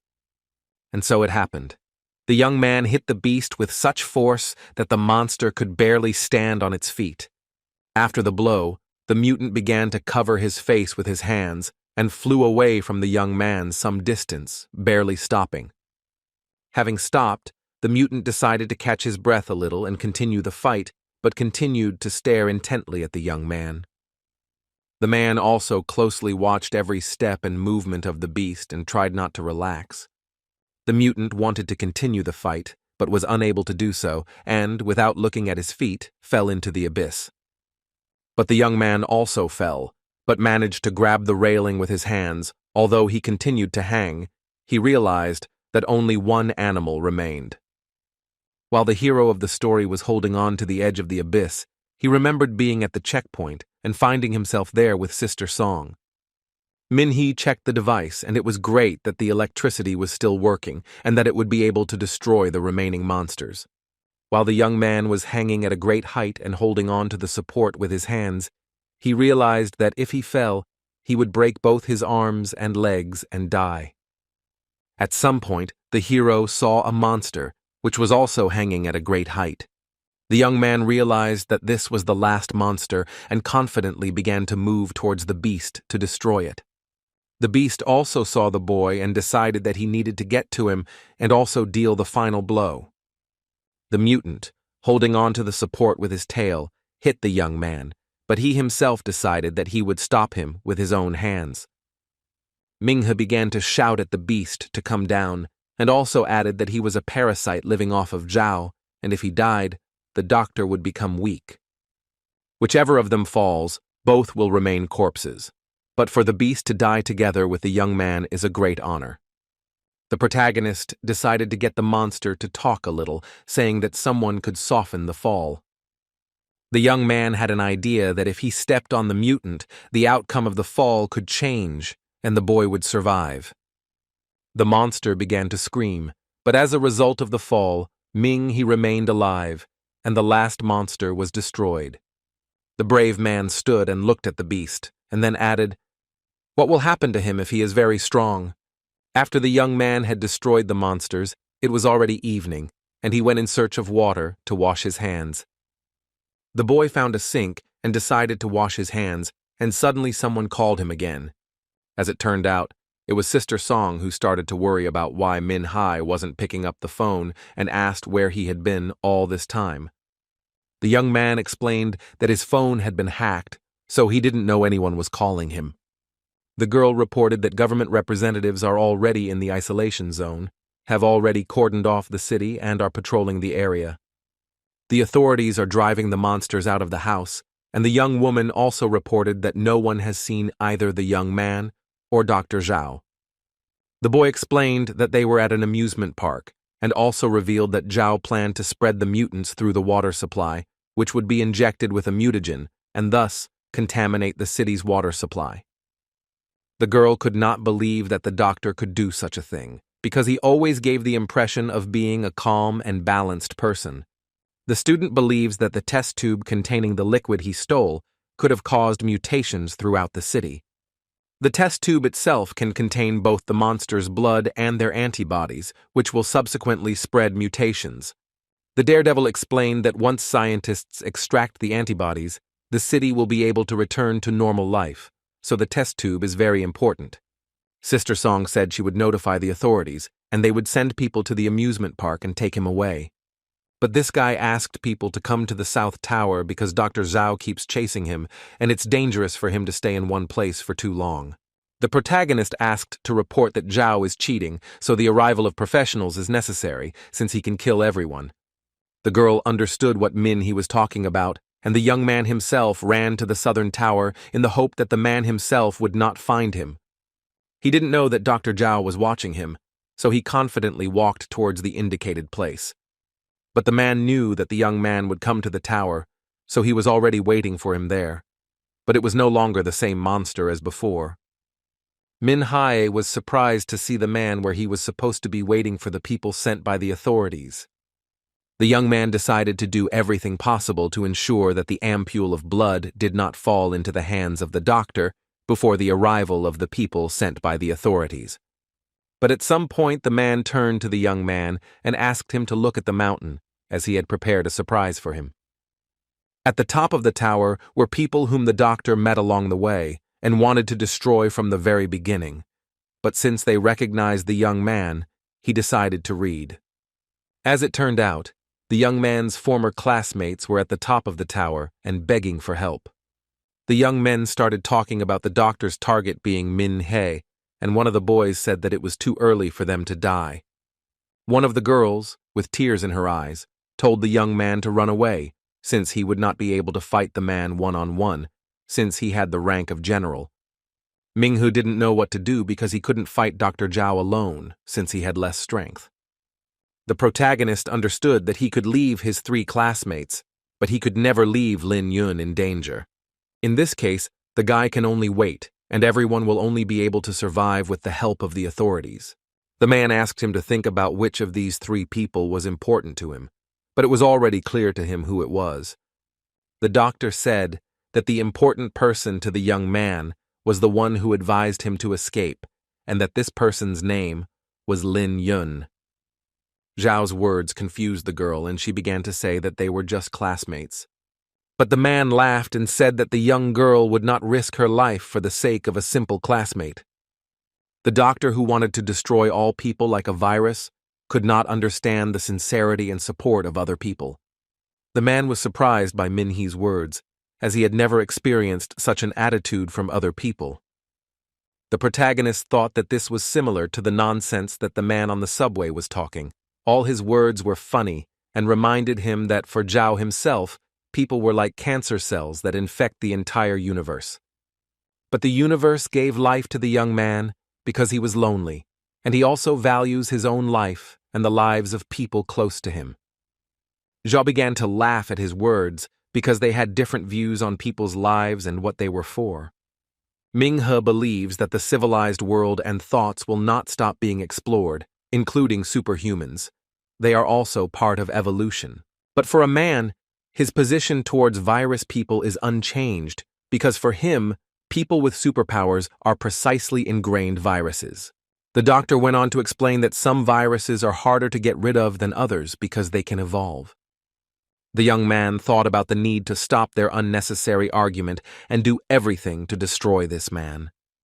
He also said that they both had their own opinions, and neither of them could prove whose theory was correct, so he assumed that the one who was stronger would be right.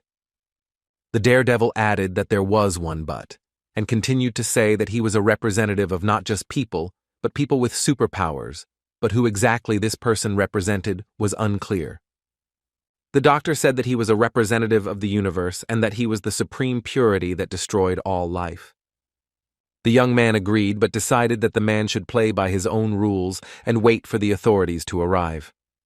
He set a condition for Zhao. If the doctor wins, he will give him the test tube with blood. The man stated that the young man does not know his place because he does not respect the personal boundaries of other people.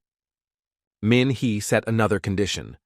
If the doctor loses to a student who does not get into college, then he will stop believing his words. The guy said that Zhao, namely, is a terrible loser, trash, and a useless person. But the doctor's words had no effect on the main character, and he added that if he did not give the ampule, he would kill all four. The student decided to test what the man was capable of and said that he was trying to destroy them because they were just students at a superhuman institute. The young man said that when he entered university, his classmates took an oath to defend the country, the people, and the city at any cost. Min Hai also said that overall it was beneficial to exchange their lives for the lives of an entire city, since there were more people there than at the top of the tower. The man agreed to the boy's proposal and said that he would destroy them right now, and smiled in response to this proposal. Dr. Zhao happily took on the project of destroying the people with superpowers who were on the tower. The students of the Superhuman Institute were stunned by Ming He's decision, as they had hoped that he would save them. One of the boys was so shocked that he started screaming while he was sitting on that tower. The brave man began to run around looking for a place where he could more easily fight Dr. Zhao, because his ability to strike depends on the object he can touch. He started saying that this time he would choose Lin Yun because she had a very beautiful face. Dr. Zhao began aiming at the girl again, but miscalculated the force of the blow and the direction of the object's movement, missing the young woman. The student continued to run and interfere with the man, which did not please Zhao at all, and he glared at the young man. The doctor said that if Min Hai ran away again, he would do everything to destroy his classmates. The student heard what his teammates were saying but tried to do something to save them. The man thought that it would be a problem for him if the young man thought only about winning.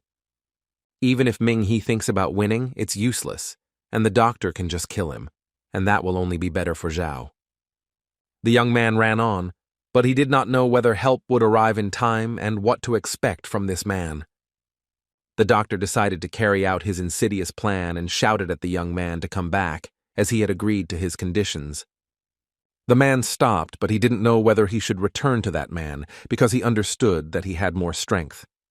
Upon returning, the protagonist met with a doctor who was able to show him who he had become again thanks to the mutation. After his transformation, the man decided to make it so that the young man could no longer escape from him.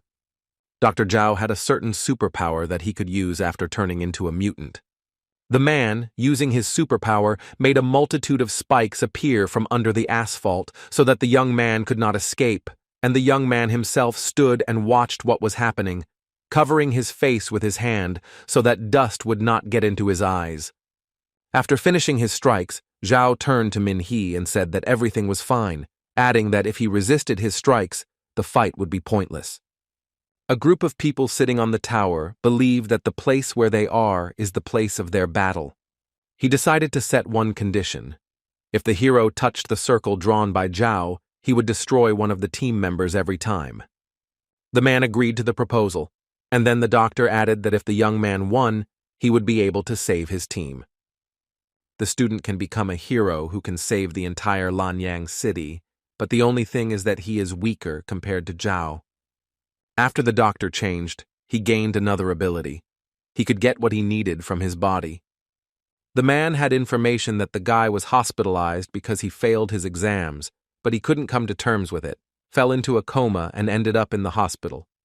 By a strange coincidence, the young man ended up in the hospital where Zhao worked as a surgeon and performed an operation on a student. The mutant doctor began to mock Ming He and continued to say that he was the one who failed the exams at the Institute of Superhumans. The man continued to say that no one would look at the main character. Even his classmates considered him pathetic. Zhao believes that the group of people sitting on the tower would rather laugh at their classmate than at the situation. The doctor said that the young man was of no use to anyone except the girl who sent flowers to the hospital. The young man decided that he shouldn't listen to what the mutant was telling him, since his words might not be true.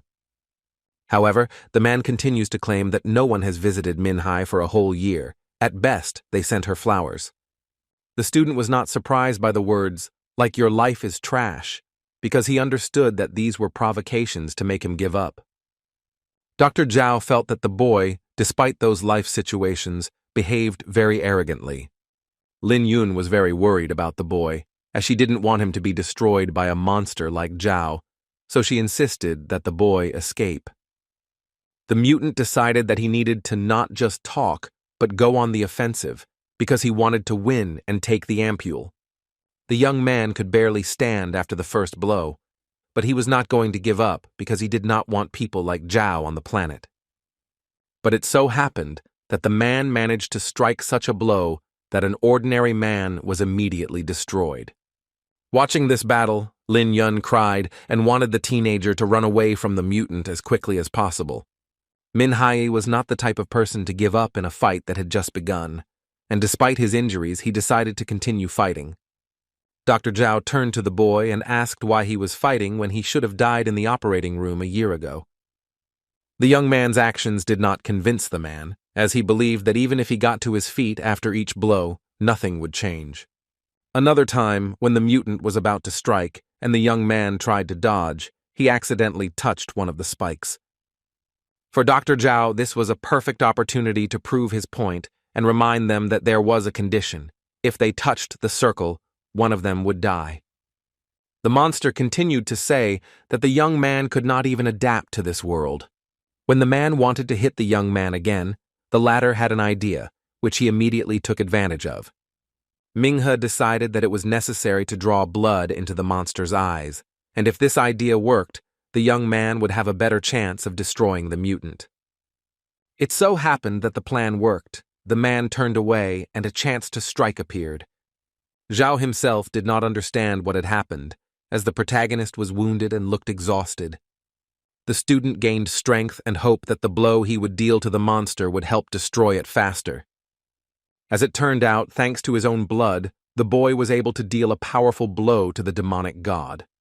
A group of people on the tower were shouting that it was amazing and asking for the monster to be finished off as soon as possible. One of the young men started screaming to be saved as soon as possible, as he also had a wound from which blood was flowing. The young woman sitting next to the young man responded that Min Hai had also had injuries, and he did not show the emotions that should have been present when he was injured. Lin Yun was worried about the boy because he needed to treat his wound as he was losing a lot of blood. Unexpectedly for everyone, the monster, who was thought to be dead, began to say that their company was very noisy. When the boy returned, he saw that the monster was trying to get up, and also added that if he destroyed the boy, he would deal with the rest of the team. The young people were shocked because they did not expect such a turn of events, and thought that the worst was already behind them. After the monster stood up and pulled the last fragment out of its body, I realized what kind of superpower it had. Even though the man had just stood up, the young man decided that another blow was necessary. But the man himself said that the student's blows were very strong, and he was surprised by this, since he still did not understand what inhuman strength this man possessed. Although the blows are strong, Dr. Zhao thinks that they are useless against him, and he also remembers that the young man bewitched the fire and killed the mouse. At the moment when the guy tried to kill the mouse, It was an impossible task for him, but he managed it. While the man was speaking, Min-hee wasted no time in deciding to give Zhao a few blows. After the young man struck with his fists, he decided to combine it with a kick to completely destroy the monster. The student hit him, the mutant flew away and realized what his superpower was. The man said that the boy can absorb the properties and energy of various objects, and also use them as weapons, and this is a very interesting skill. Dr. Zhao made it clear that all of Ming-hee's skills used against a high-ranking master were useless.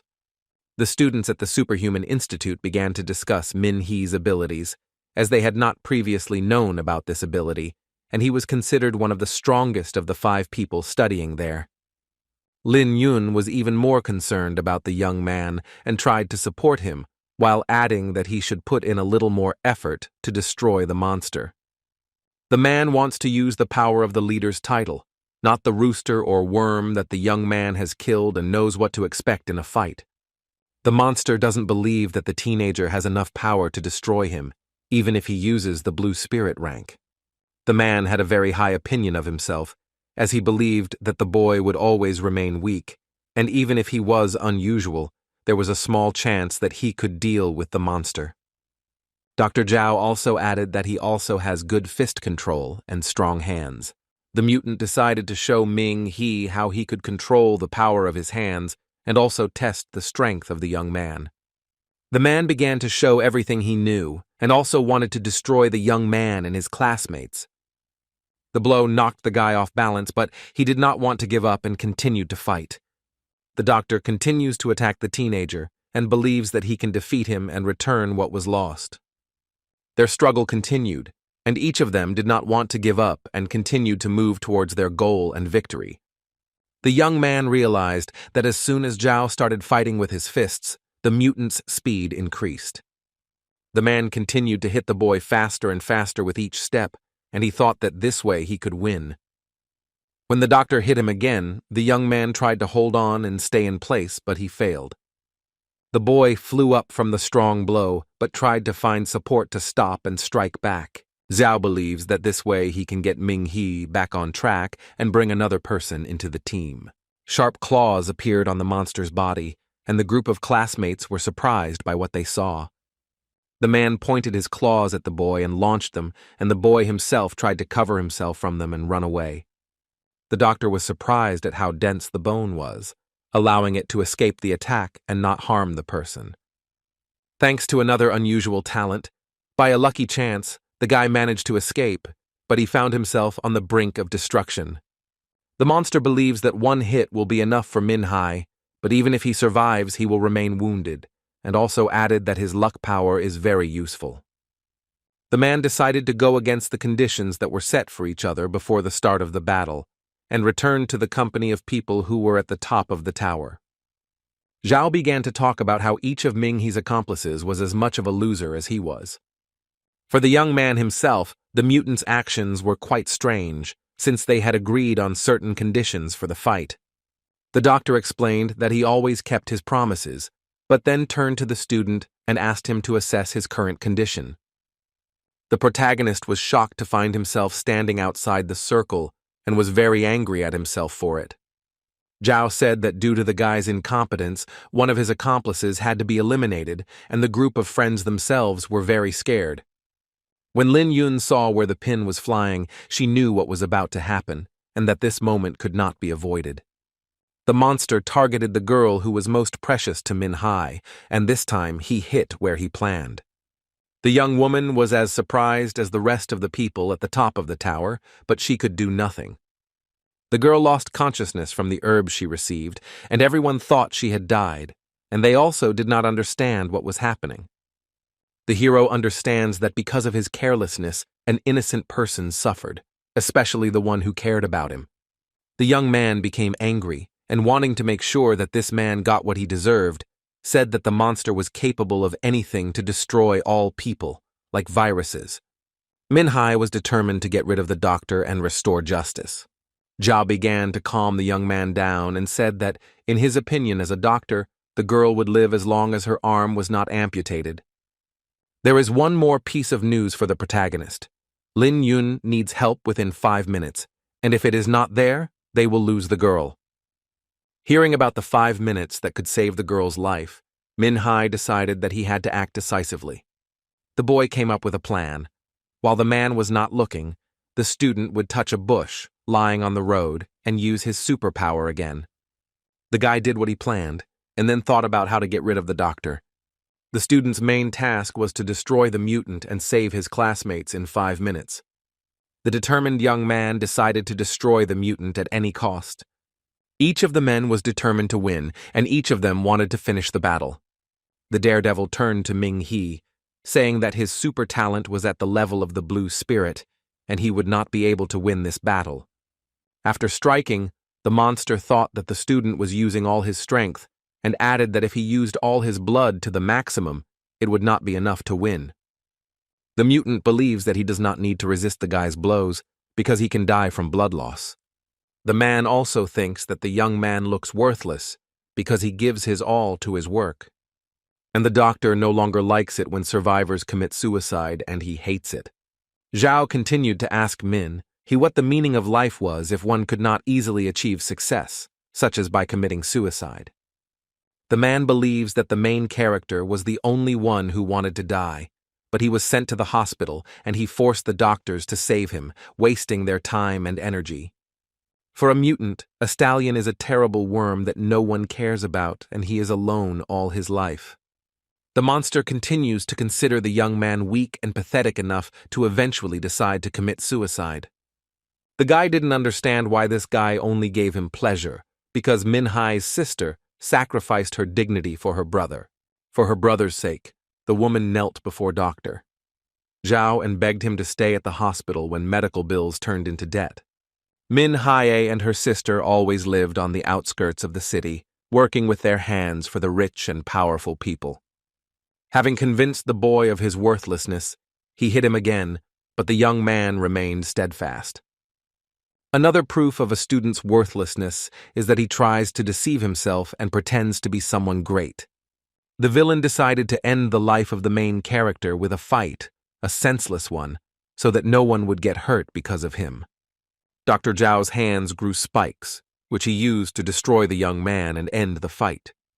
The young man saw that the man had decided to strike from a great height, that is, to aim higher and thus strike. The mutant set about implementing his plan and made even more pins in the center of the circle. Having completed the work of installing the spikes, the man took his place and decided to rest. Dr. Zhao raised his head and looked again at the young man standing outside the circle, also watching the mutant. The monster turned to Ming. He again and said that everything was quite good, but he was standing outside the circle again. The young man noticed that there were even more pins around the man, and there was even less space left in the circle itself. Dr. Zhao said the student had survived the attack again, so someone else would suffer again in his place.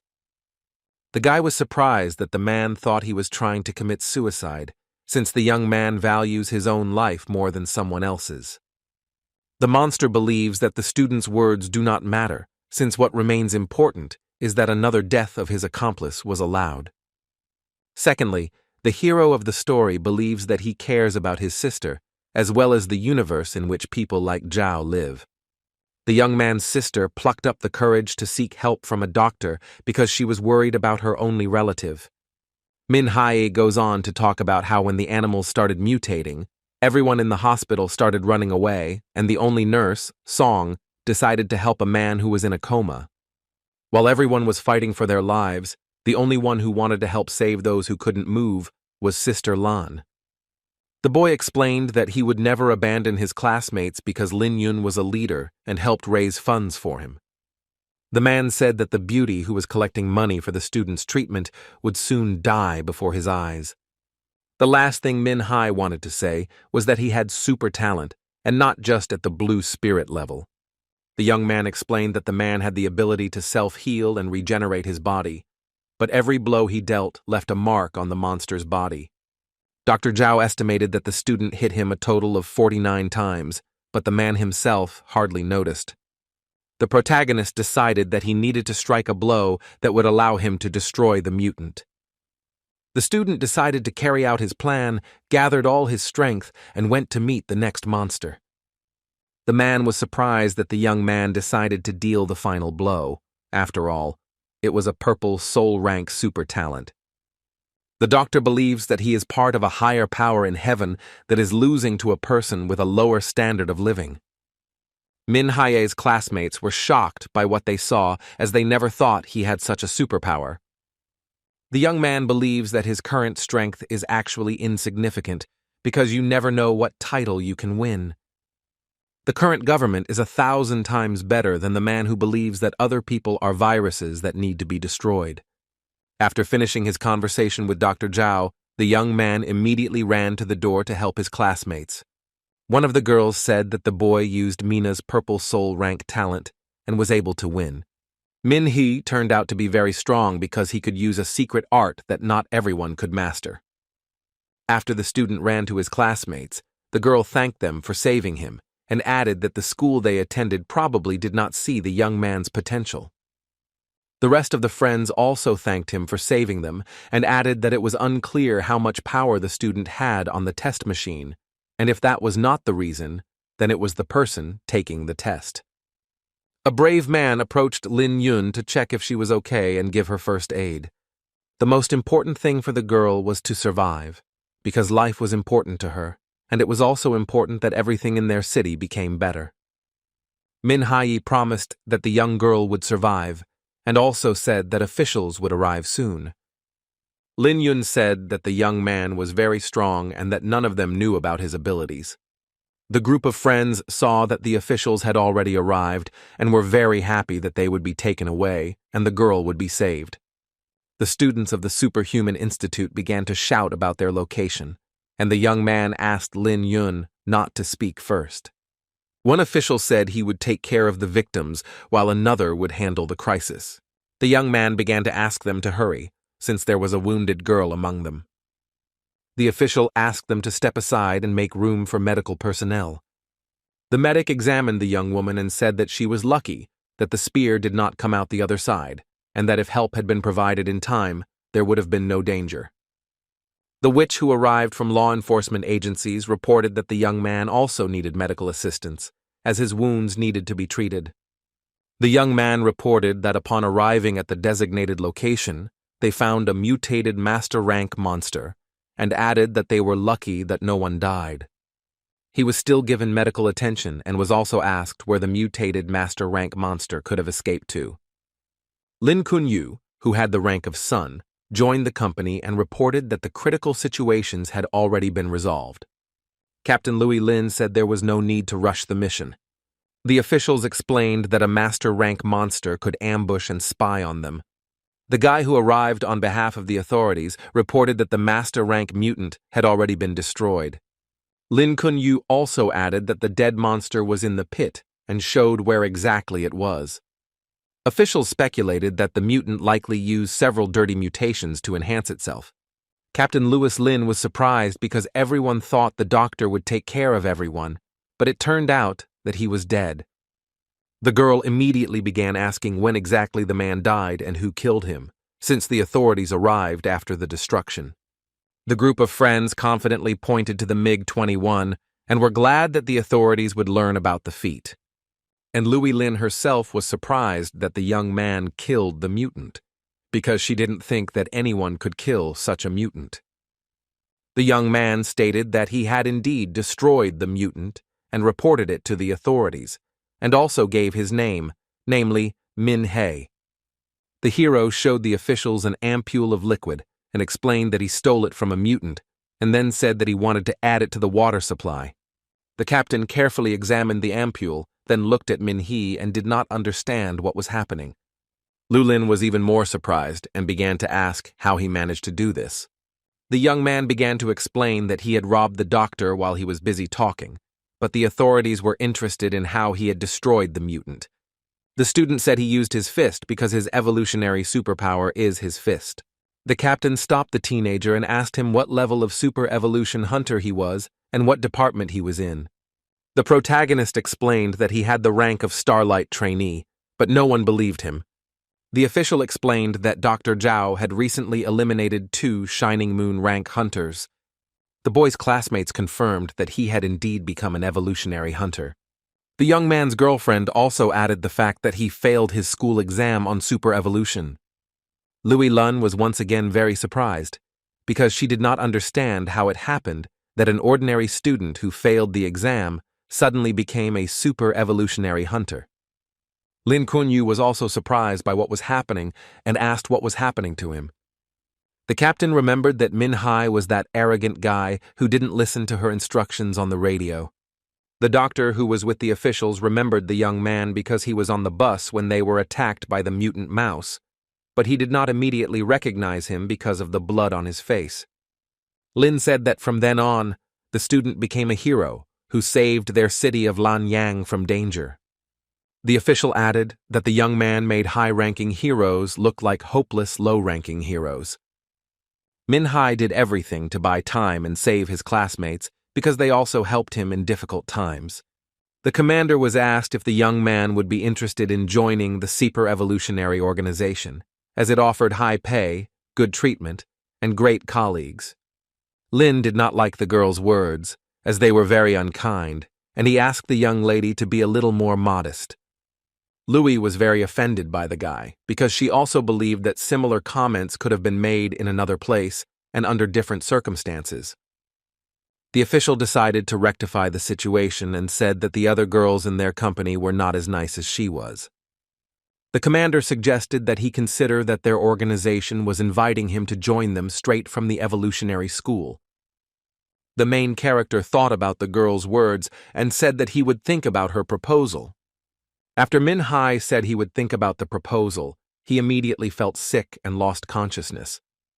Everyone was afraid for the young man and was very worried about him because if it weren't for him, everyone would have been looking for the source of the infection for a very long time. The doctor explained that this could have happened due to overwork, and also added that the young man had lost a lot of blood and was currently very weak. The guy needs to get to the hospital, and the rest of the participants in the event need to prepare for the press conference. One of the TV channels showed a report about the painstaking work of the evolutionary school and the Hunters organization. The news anchor reported that mutants had been exterminated in the southern suburbs of Lanyang City. The woman said that a person was found who made a very big contribution, and also found the source of the pollution and stopped the spread of dirt. For the townspeople, a young friend informed them that Superman was in the hospital and they would continue to monitor and report new cases. After the press conference ended and the news was broadcast on television, the story continued in the same hospital in Lanyang City. Nurse Song sat at the young man's bedside, just as concerned for his well-being as she had been a year ago.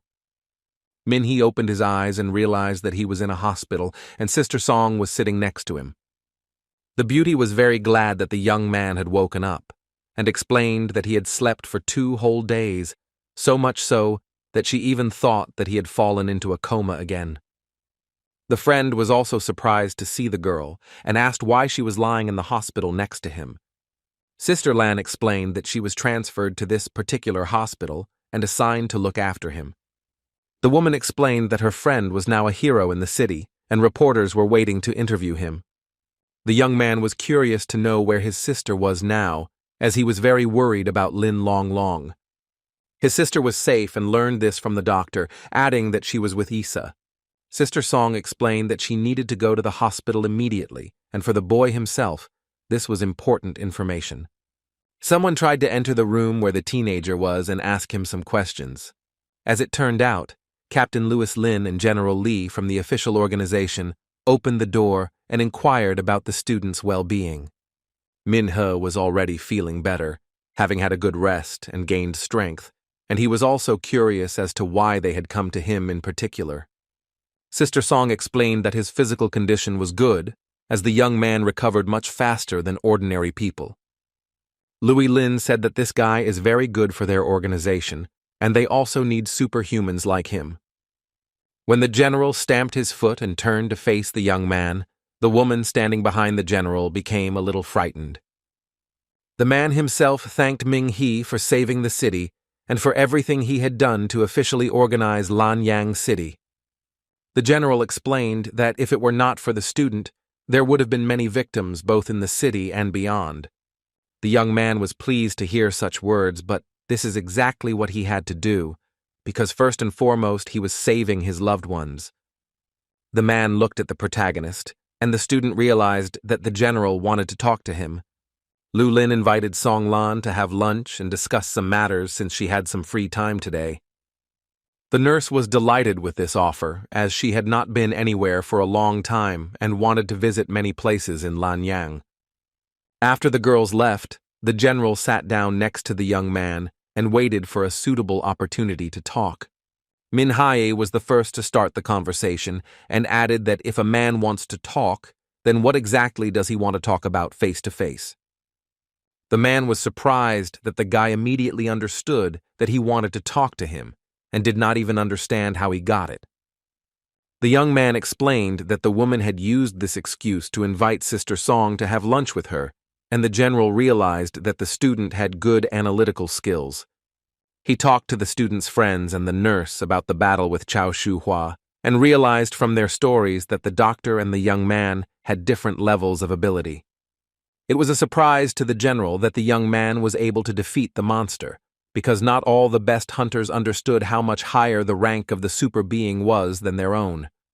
The brave man explained that for superhumans, it is necessary to use not only their abilities, but also intelligence and wisdom, and Ming He himself, namely, is a truly wonderful guy. But the student himself explained that he has a hidden talent for luck, and he himself is a little luckier than ordinary people. The general considers the boy modest and explains that luck protects only temporarily, but the student has spent a lot of time in battles and can do without the help of luck.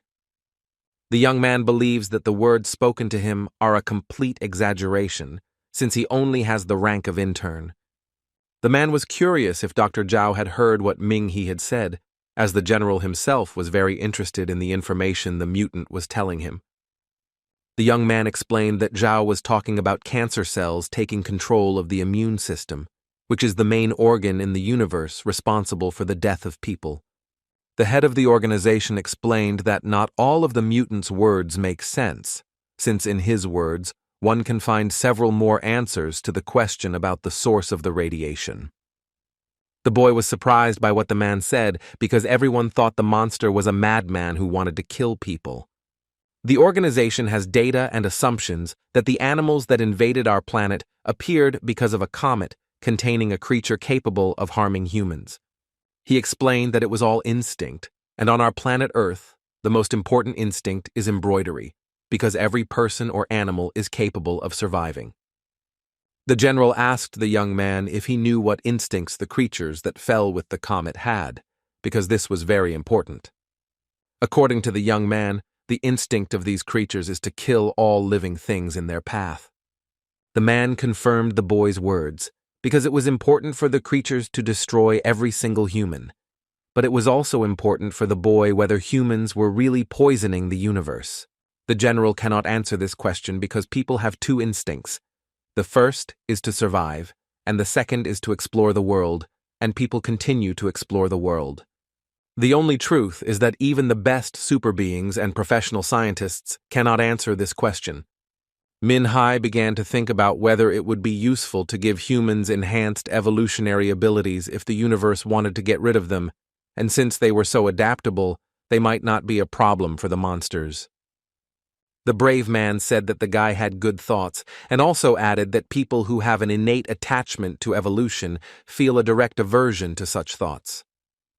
The general continued to say that these creatures, namely viruses, and they will definitely not be among the losers, and will continue civilizational relations with these creatures. The hero stated that even if he is a superhuman, he will not be able to protect all people because he will not be able to do it alone. The only thing Min Hai can do is to protect the people closest to him and his family. The husband said that after talking with the young man, he had several questions that needed to be resolved, and he also hopes that the guy is not hiding anything. The young man agreed with him, and then the head of the organization said that about a year ago, when the Divine Queen discovered the comet, he handed over the documents. The general continued that after entering the Earth's atmosphere, the comet changed course and disintegrated, leaving the surface. The man also explained that while all this was happening and the young man was nearby, because of this, he was in a coma for a whole year. He studied the documents carefully and realized what really happened that day. The head of the organization looked sternly at the guy and asked what exactly he saw that day. Minghu explained that he saw a bright light that filled the entire sky and tried to quickly run away. The man also added that he immediately lost consciousness and does not remember anything else from that day. The general, hearing the young man's words, became a little upset and said that the student had not actually seen anything and asked if anyone had left the house when the comet fell. The hero explained that he was sure he had seen nothing, and he also had a suspicion that perhaps the comet was one of the terrible monsters. The man explained that their organization rates disasters on a scale of 1 to 12, as each one has its own power. The head of the organization stated that the power of the first rank corresponds to the level of a tornado in all respects. The general continued to explain the danger level. For example, the monster incident in Lanyan was rated as level 3, but Zhao wanted to use the water supply and pipes and pay up to level 6. The young man was surprised and could not believe that such a serious case was only of the 3rd rank. He learned that the comet he had found was the catastrophe that the Divine Queen had predicted from the very beginning, and the man fell silent. Continuing, the general said that this was only a rank 9 disaster. The young man was surprised by what he heard from the general, because this disaster was very terrible. 9 catastrophes would threaten a large province, perhaps even all of South China, but what scares me most is not the creatures, but something else. An influential person said that 5 years ago, a natural disaster occurred in the south, the main culprit of which was a monster of imperial rank. He also explained that the current contamination also represents imperial blood. The general added that in the same year, an underground dealer appeared who hid a blood sample and did not show it to anyone. It came as a surprise to the young man that the imperial blood could affect an entire city, so it is very dangerous, and the organization believes that it could destroy all of humanity. The organization investigated the site of the comet's fall but found nothing, and the young man turned out to be the only witness and victim of the comet wave, which is why information about the young man was needed. The student actually saw nothing and knew nothing about the situation, but the man assured the young man that his people would only confirm the facts, but there was an assumption that part of the comet could still remain somewhere. Minghe asked something else, to which the man replied that Luo Lin had recommended the young man and hoped that he would join the organization. The general added that the young man was incredibly lucky, because after spending a whole year in a coma, he received a Type 1 superpower, probably of the purple soul rank. The man hoped that the young man would agree, as his organization needed people like Min He. The boy decided that he would first talk to his sister, weigh the pros and cons, and only then give a precise answer. The head of the organization agreed to the guy's proposal and added that their doors were always open for him. The general insisted that they move on and not disturb the young man, but the student stopped him. The man thought that the young man remembered something and stopped to listen to him, and then make a decision. The young man decided to ask if he could get $20,000 as a reward for discovering the source of radiation. The head of the organization said that the student should not worry and that he would receive the award in full. The young man thanked the general for his visit and conversation and left, leaving Ming He alone to ponder his words. The protagonist, after the man left, decided to meditate and enter the meditation of perfection. The young man closed his eyes, began to meditate, and saw a statue in the form of a girl, around which there were many steps. Min Hae walked closer to the statue with the purple dot on its forehead and asked if she heard what the general said. After the boy finished speaking, the statue's eyes began to glow, which surprised the young man a little. The student saw how the sculpture suddenly began to glow very brightly, and this surprised the young man even more. The protagonist, after the statue turned into a girl, decided to ask if it was really a rank 9 disaster. The young girl started laughing at the guy because she thought he was looking at her very arrogantly. The beauty understood what the young man meant and said that she was at least of the 11th rank. Min-hae was surprised by these words and decided to ask if she really came to destroy humanity. The lady explained that this was indeed the case, and that what Dr. Zhao said was also true, because people were very greedy, and that in itself made the universe an uncomfortable place. The young man realized that it was useless to stop the girl, and then decided to sit down and listen carefully to what she had to say. The hero listened carefully to the fact that it was the girl who gave him the powerful ability to control creatures. As it turned out, due to the fact that the guy was in a coma, Milady helped him with training, and if it weren't for this moment, it's not a fact that he would have defeated Dr. Zhao. They live in symbiosis, and if it weren't for the situation with the comet, the young lady would not have grown stronger in his body, as she considers him weak and unsuitable for her. According to the girl, Min-hae's instinct was to kill, not to survive, but he decided to ask why she had possessed a weak host and chose him, adding that it was not for the sake of survival. The young girl asked the young man not to compare her with these creatures because she was better and, in human language, a goddess. So that she could find an owner, because among millions of people it is very difficult to find even one owner, and adaptation also takes time. Over time, the young lady decided that it was necessary to live in peace in the future, and since this was so important to her, her instincts and the instincts of man turned out to be similar. Looking at the guy, she asked what exactly he wanted to say, but in response, she heard that the beauty did not know what the universe looked like because she was following someone's orders. Min-hae offered to show her his world because it's not that bad, and besides, my lady is very nice, and there is every reason to hope that we can find a common language. She agreed, and the young man also needed training, and they decided to create an unreal monster that almost killed him because he did not want to die with her. The lady decided to start creating a monster for training, but the young man decided to stop her because he was tired. For a student, the best option would be to overexert himself in the place of meditation. When the young man opened his eyes, he realized that Madame, namely, the very same 9th rank catastrophe that the general had spoken of. He realized that there was a real nuclear bomb in his body, and if anyone found out about it, it could explode at any moment. The young man decided that something needed to be done to get rid of the 9th ranking misfortune. Journalists had already gathered on the hospital grounds and were discussing how the hero who had uncovered the case of the mutation infection would leave the hospital. All the reporters are hoping to interview this guy and are looking forward to it. The journalist asked why the student was wearing a medical mask and asked him to take it off so that everyone would know about the city's hero. Min-hae didn't like that they were attacking him with various questions, and he didn't like it. The young man decided that he would not take off his medical mask, but would talk to people, since he understood that they would not let him move further. He explained that he was doing everything necessary to save his loved ones, and that schools and associations would take care of the rest. Lin Yun saw her classmate's interview and was very happy for him. The rest of his friends also saw the news in which he said that they would also be able to give an interview, and the company itself thought that it was very cool, namely to say this on camera. Many heroes have died fighting mutants and monsters and are now visited in other places. The brave man believes that their squad is currently the city's heroes. While walking in the park, the young man decided that he should not appear in public, as he could be found and sent to a laboratory for experiments.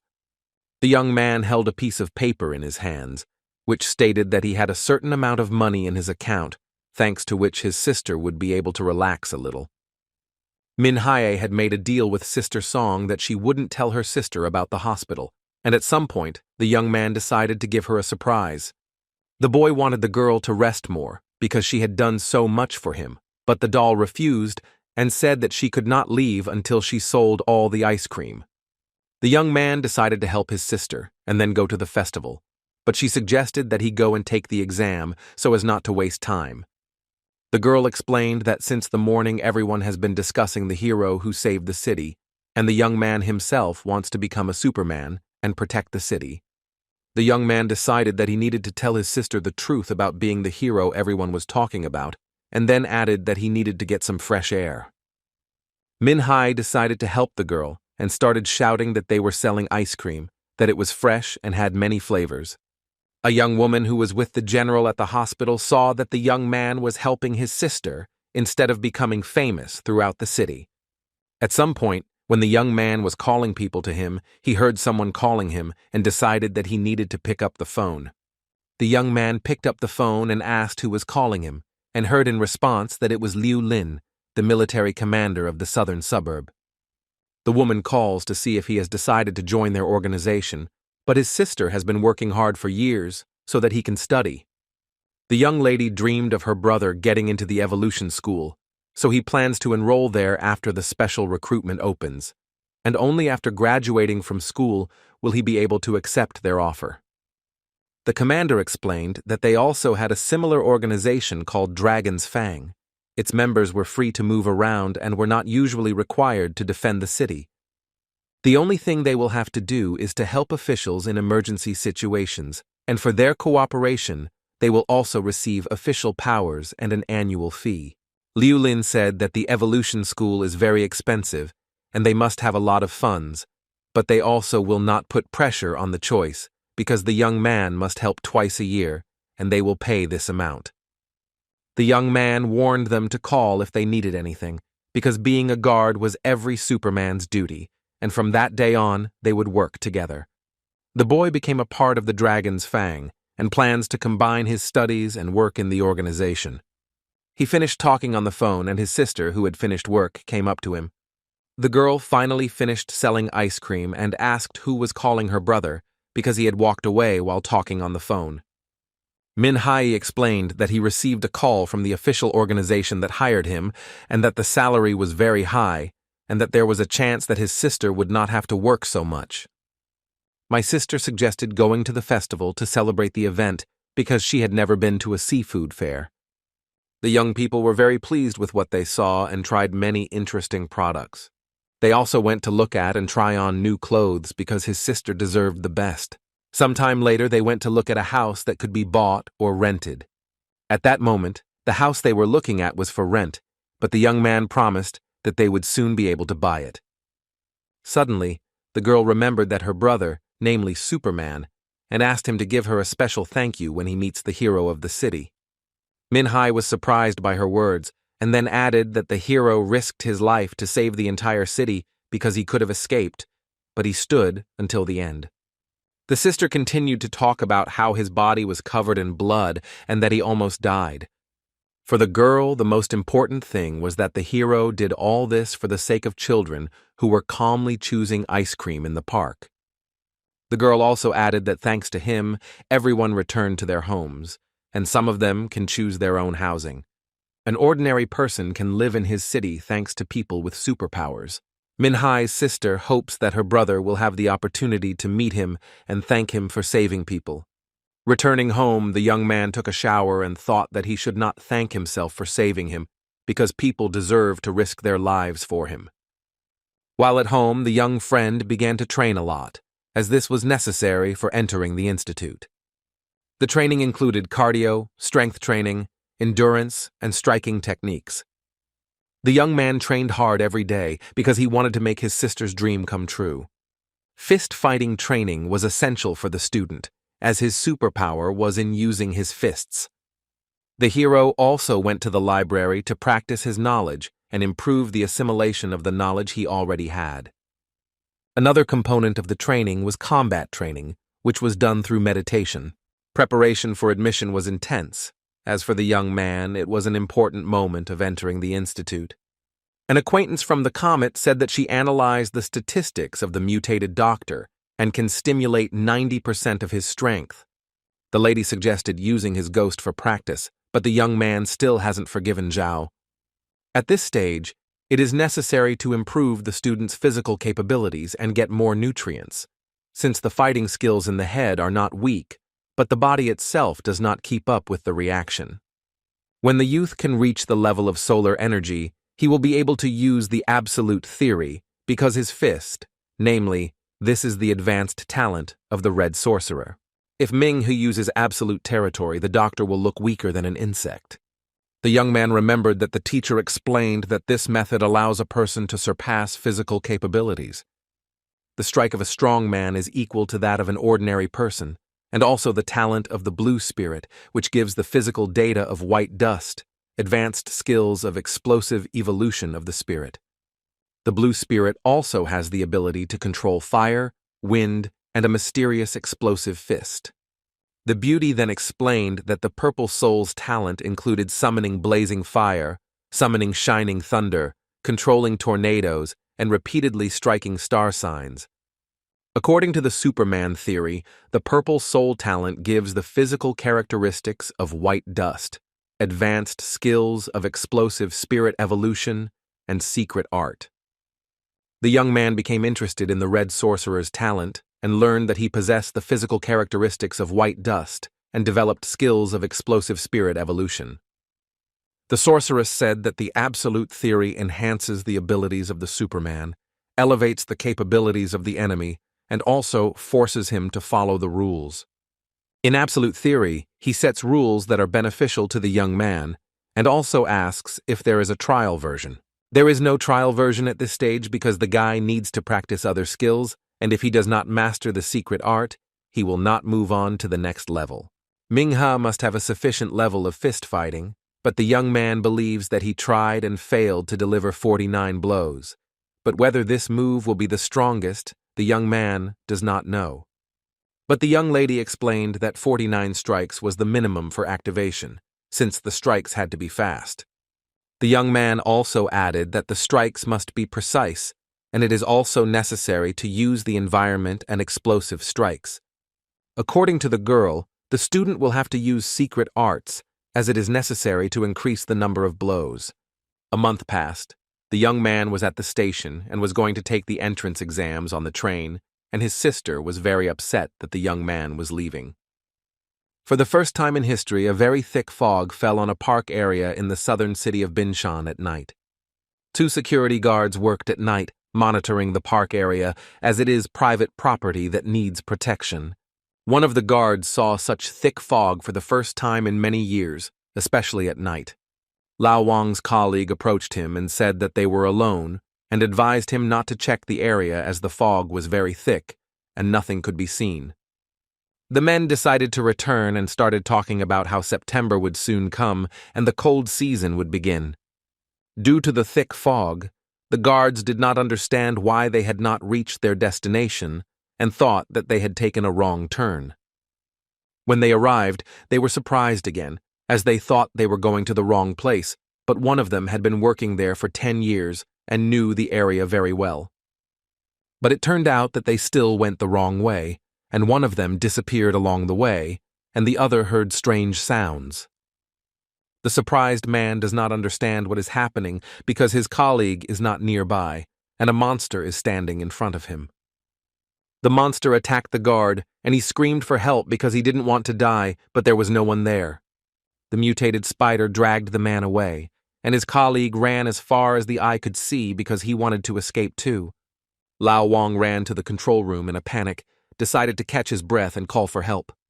The man quickly took out his phone and started looking for a phone number, as he needed to find help and escape. While searching the room, the security guard saw a woman walking through the park and looking for something. The man left his business and decided to open the door to warn her of the danger that awaited her. The park employee shouted at her to run away quickly, but when he saw the woman, he became very scared. As it turned out, the woman was also a monster and decided to destroy the man without leaving any traces. The mutant decided to take away all the strength and energy from the man and thereby destroy him. The main character rode the train further and further.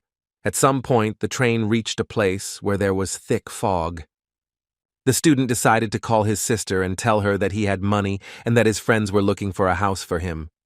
A woman approached a train worker asking for water and also deciding to inquire how long the journey to the southern city would take.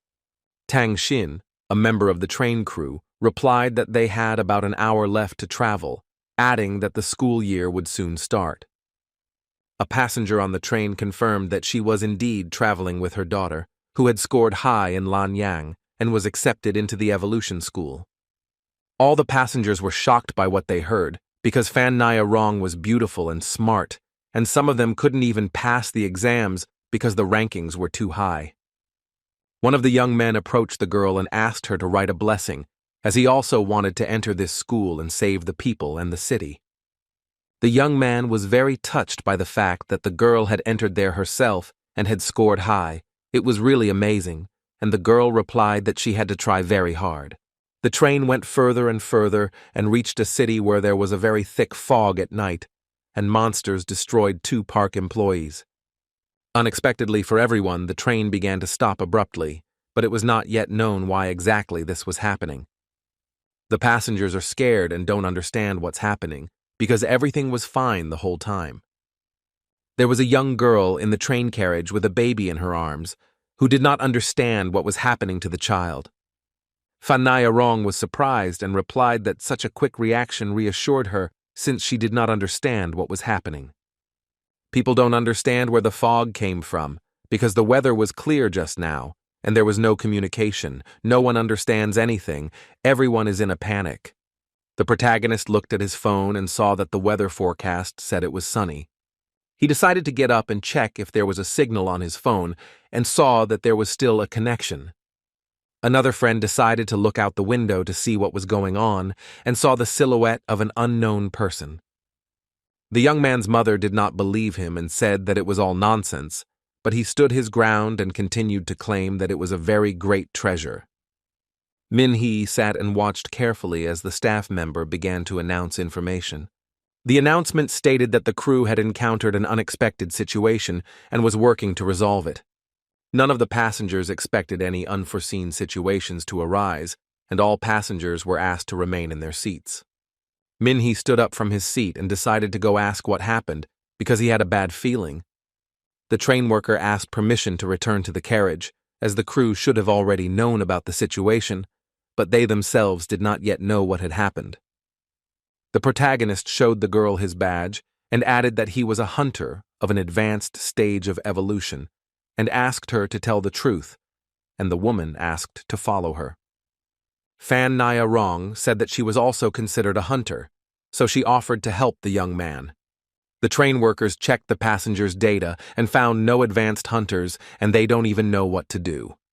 Tang Xin walked up to the other workers and said that she had found 2 hunters, and they could help them solve this problem. The man was surprised and asked the young men what their rank was and waited for an answer, as the information was very important.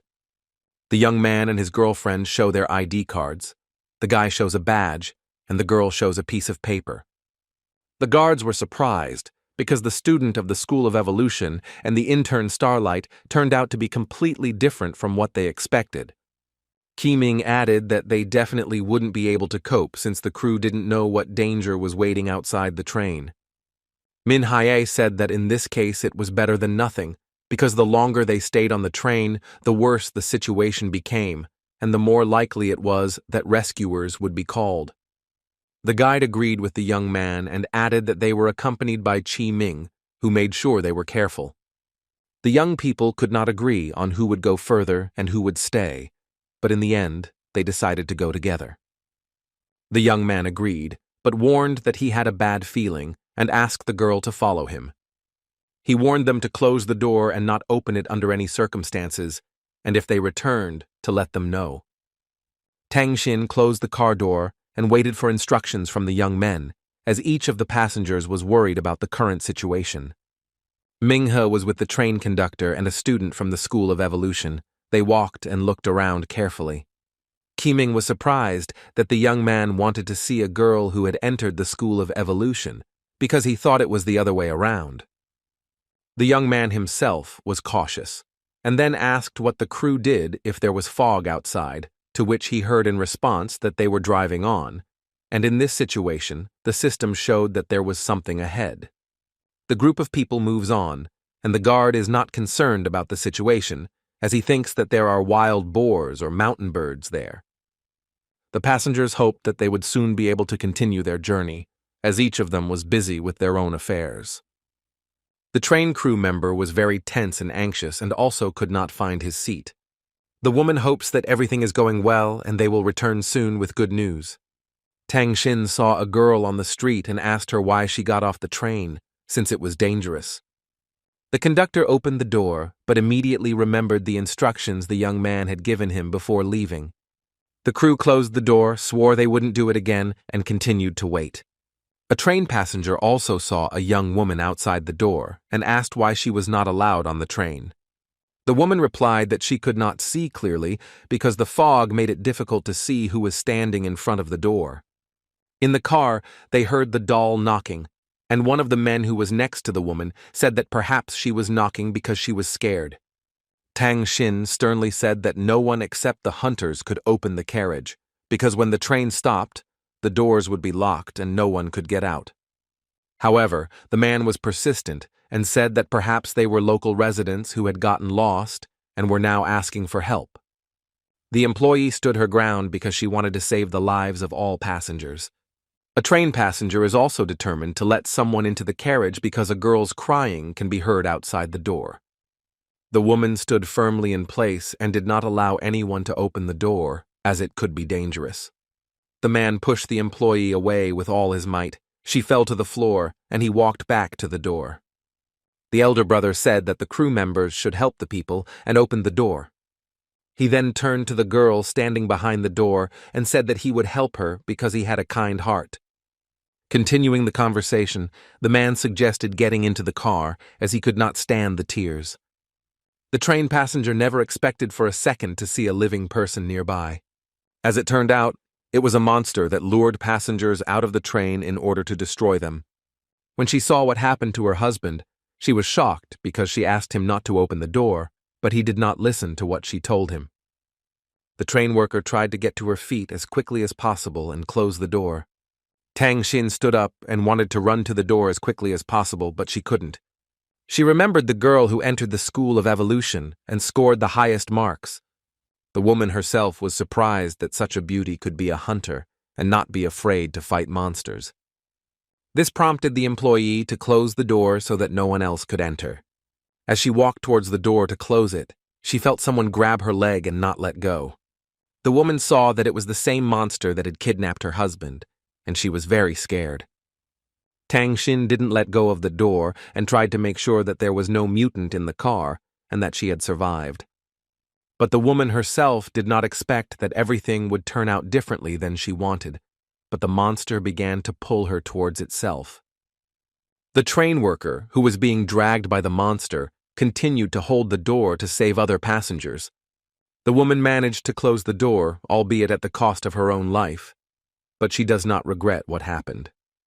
The monster pulled further and further, and the woman could do nothing, because he had more strength than she did. The passengers decided to play board games and asked how long they would have to wait for the cargo, but have not yet decided on this issue. Another train worker came to the door and didn't understand where Tang Xin had gone. The woman decided to check if the doors were closed and saw that one of them was not closed, and decided that she needed to make sure that they were all closed. The monster continues to remain near the train and waits until there is no one left at the door, and then opens it again. The mutant tried to open the door but couldn't and decided to wait again until someone opened it. The villain continues to wait for the door to open and harm the new person. The main character and his assistants reached the place where there were stones on the rails and decided that they needed to be removed.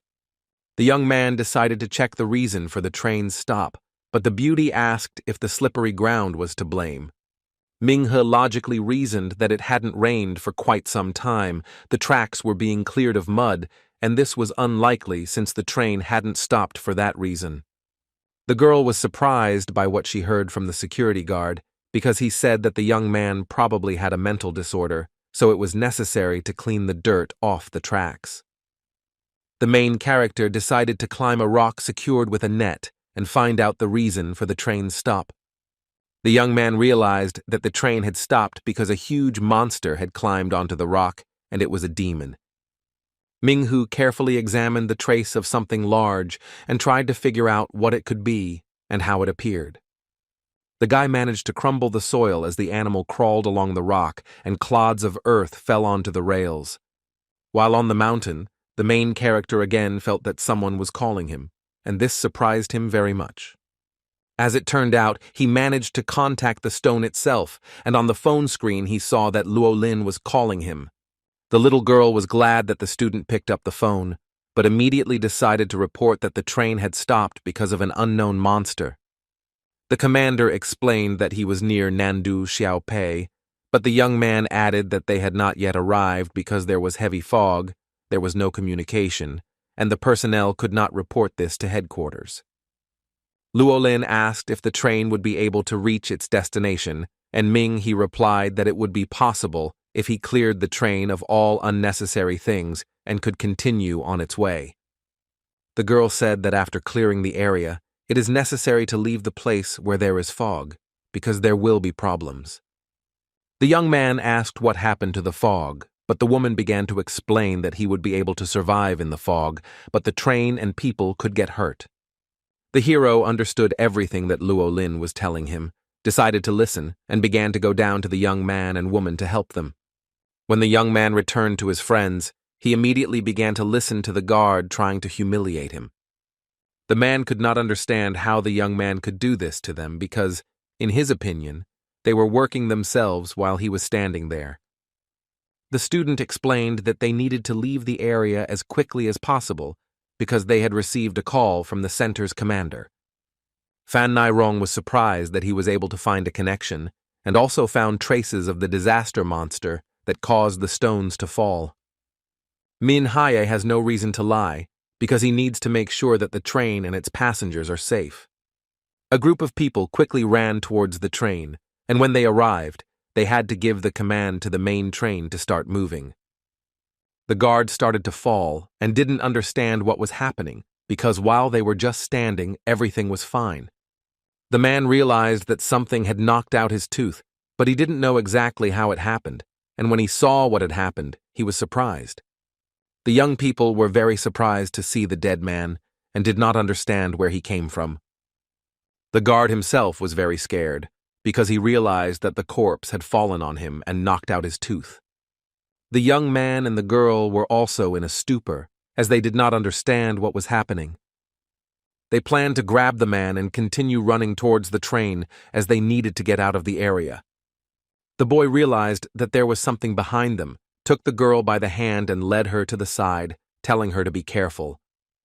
When they returned, they saw a monster that scared the man so much that it almost grabbed the girl. The mutant decided that the companies needed to be destroyed, as he did not want them to continue to live on Earth. The guide, seeing the monster, became even more frightened and even forgot about the dead man next to him. Minghe ordered the man and the young girl to find shelter and stay there until the monster was destroyed. Fan Nairong decided to help the young man because she also had hope and she didn't want to leave the young man alone. The monster was ready to destroy everyone present, and then make its way to the train and destroy the rest of the people. The mutant decided that he would destroy them with his tentacles, just like his previous victims. Using his speed, the guy tried to dodge every blow, and he succeeded. At an unexpected moment, the monster attacked the girl, who was trying to push the mutant away from her. The young man rushed to help and added that the girl first needed to hide. The young man said that he would destroy the ugly one himself because he had more strength than the girl. Min Haye realized that the monster's tentacles had begun to wrap around his stomach and were trying to drag him along with them. Fan Nairong began to say that the young man was just Starlight's disciple and was not stronger than her. The boy did not understand why he was being tied up, because it would not help the monster in its fight against him. The mutant didn't care what the student said, because the monster himself considered his actions correct and was convinced that he was doing everything right. At that distance and that speed, he can land the perfect blow and win. Min Haye used her superpower and decided to destroy the monster. The monster flew to the side from the blow and did not move, and the girl herself was surprised at what the guy was capable of. The evolution school student was surprised by his punch and thought that he didn't look like an ordinary intern. The monster, after a successful turn of events, grabbed his stomach, but was not going to give up, because his goal was to destroy people. After some time, the mutant rose to his feet and thought about continuing the fight with people. The monster gathered all its strength and tentacles and directed them at the main character, trying to destroy him. He gathered all his will into a fist and began to deliver numerous blows with his fists during the beast's attack. Fan Nyarong was surprised by how many blows the boy dealt, because she didn't believe he was capable of anything. Minghe walked closer and closer to the monster, ready to strike until she destroyed it. After hitting the beast numerous times, the boy realized that there was someone inside the monster. The student was very surprised by what he saw, as he definitely did not expect to see such a thing. Inside the mutant was a woman, whom he took away when one of the passengers opened the door in an attempt to stop him. The main character said that it was the conductor of the train they were traveling on to another city. Min Hai decided to pull the woman out of the monster's belly and save her life if possible. When the boy grabbed the girl, he pushed the monster away and felt like he was drowning. Fan Nyarong was also surprised by what she saw and asked if the guide was alive. A student at the School of Evolution said that the monster was running away, but it was important for the young man to save the woman, since she was still breathing. The young lady was very disgusted to see that the woman was in some kind of slippery shell, and she did not want to look at it. The hero looked at the guide and immediately understood what he needed to do first. The man decided to provide emergency first aid first. The fog near the train began to clear, and passengers saw a young man trying to save a person's life. The guard who was with them ran up and asked what happened and where the monster had gone, since he could hardly see anything. After helping the woman, she began to cough and came to, but was still unconscious. Another conductor opened the door, asked what was wrong, and asked them to go to the train. The rescued woman said she tried to stop the monster from getting into the car. The conductor asked everyone who was outside the train to enter the carriage and checked if everyone was inside. Only a dead man remained near the train, and the worker closed the door. Once everyone had taken their places, the route leader said that they could move on, and they continued on their way.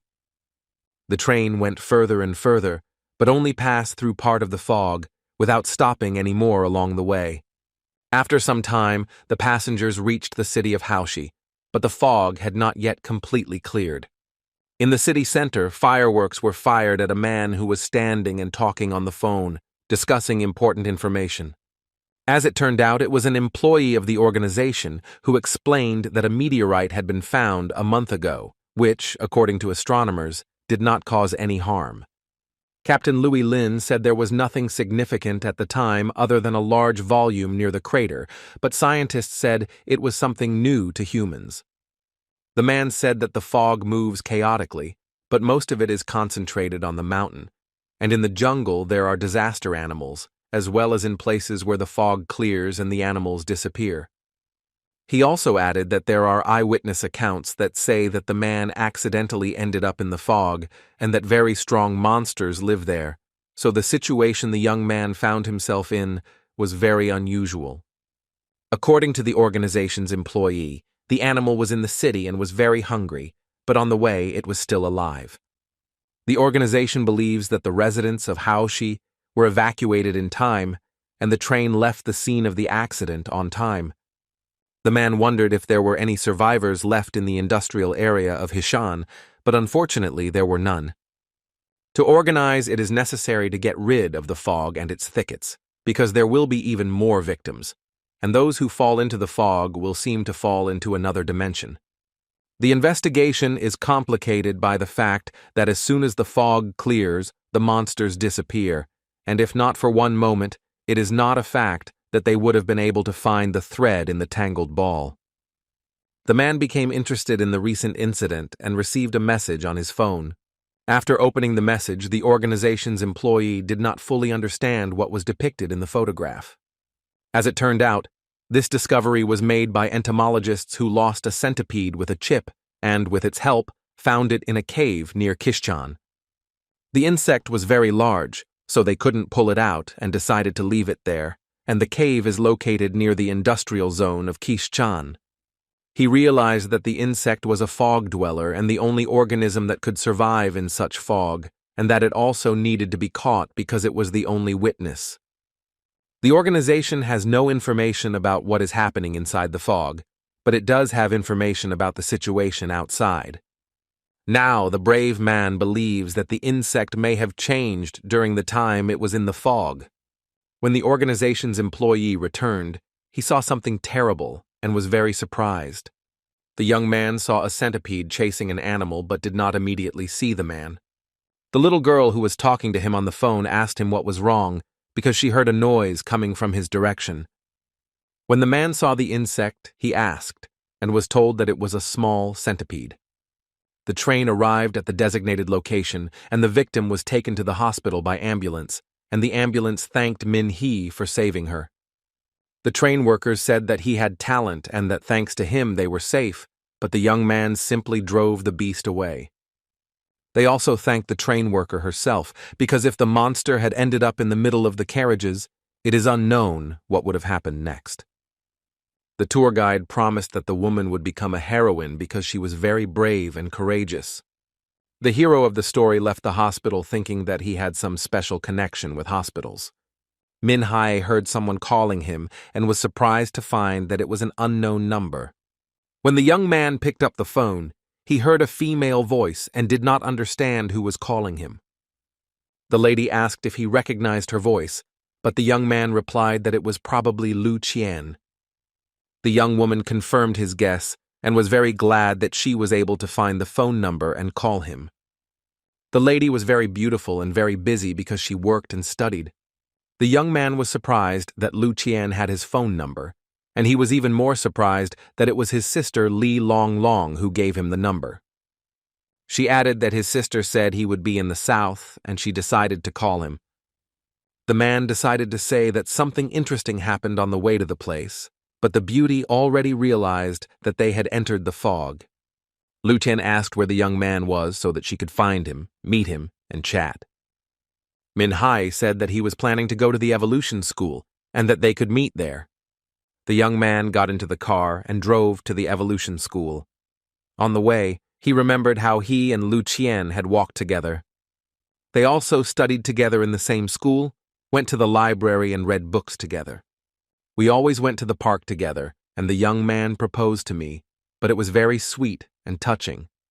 Lu Qian asked to give her a little more time to think about it, as this was also a very important step for her. A year had passed since he had made that proposal, and for him it meant only one thing, that refusal. In the park near Evolution School, two girls were talking about Min Hai, and one of them was surprised that he came to his senses and went to school. Lu Qian said that the young man should have read the card, which said that she would meet him after she woke up, but for the other girl, it was just pity. For a young girl, this is a serious step, because the type itself should not be compared with others who have confessed their love. The girl liked the young man before, but that was more than a year ago, and now he is handsome and smart, and is considered a school idol. The main character, namely a good guy. But the young lady decided that if he comes to her after waking up, then she should give him a chance, and if nothing works out, then she will tell him everything as it is. Lu Qian's friend discouraged her from making rash decisions, as she thought that this guy was trash who wouldn't even be able to pass the exam. She decided that she would try to get to know him better, and if that didn't work, she would break off all relations. Min Hai came to the evolution school and didn't expect that she would become so cool and popular among the youth. The young man believes that he will be accepted into this school unnoticed, and is also confident that the level of education here is high. On the school grounds, the girls were discussing what the student had arrived in, and then they saw Lu Qian and said that she was beautiful. The girls consider her a goddess, and there were also rumors that one man bought an entire beach and wanted to give it to her, but she refused. They turned around and were surprised because she started looking around for one of the young men who were on the school grounds. The young people met and did not immediately recognize each other since a lot of time had passed since their last meeting. The guy thought that all the girls were giving him weird compliments, but he decided that he needed to invite her for coffee. They were very surprised that the young people went out to drink coffee together, as they thought they had nothing in common. The guy was wondering whether he should ask about his proposal to meet, since a lot of time had passed. The young people walked, each thinking about their own things, because they did not understand what to talk about, and whether it was worth holding each other's hands. Lucien was confused and didn't understand why they were doing the same thing as when they spent time together in school. They came to one of the cafes and decided to go in, drink coffee, and talk. Everyone in the cafe looked at the girl, and the guy added that his sister, Lin Long Long, said that she was just a superstar.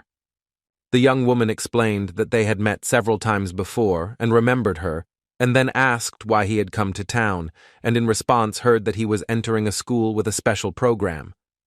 He decided to try to enter and at the same time look at the larger cities in the south, and his doll also asked where he lived. The guy replied that he hadn't found anything yet, but he wanted to go and look, but at some point he saw that something was wrong with the girl. Lucien was fine and offered to help him find information about the programs, but the protagonist himself was confused and did not understand what was happening. The girl then decided to change the subject and asked what exactly they saw in the fog. Min. He replied that there was a pale woman with tentacles who was very strong. The monster also has the ability to transform.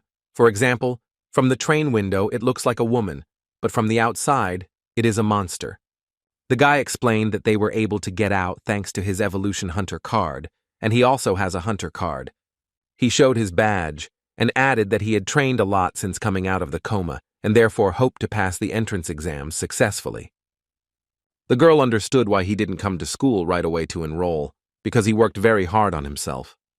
A man came up to their table and immediately started saying that Min-hee was joking and wanted to take his badge away from him. The young man did not understand why he had approached him and began to brazenly tell him that the School of Supernatural Powers had the lowest passing grade, namely the Moonlight rank. Wang Kai began to mock Ming-hu because he was a star rank and needed to train more so that he wouldn't be ashamed that they were old acquaintances. The man didn't understand why Lucien didn't say he would come and continued to mock him. The young man believes that he should have gathered all his friends from school. It would have been much more fun and better. The sorceress did not want to be disturbed, and the protagonist replied that they needed to discuss something in private. And Wang Kai became very angry and couldn't find the words to start mocking again. Lucien asked them to be quiet as she needed to answer the phone. She answered the phone, and the young man standing next to her became even more angry and decided to leave. Wang Kai returned the badge to Ming-hu and left, without even saying goodbye to his old friends.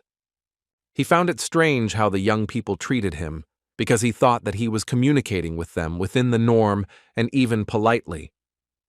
The guy didn't like his friend's arrival, and he decided to enroll in a school for superhumans in a southern city.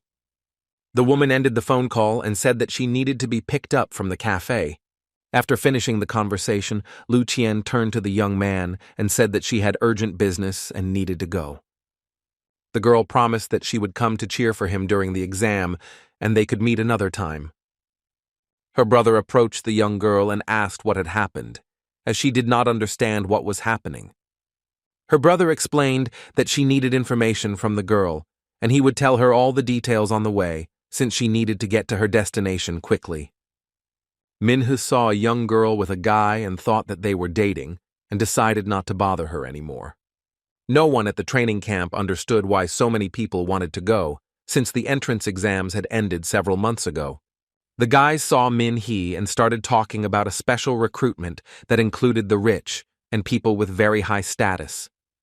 The main character really hoped that this time he would be able to enter this school of evolution, because he really wanted his sister's dream to come true.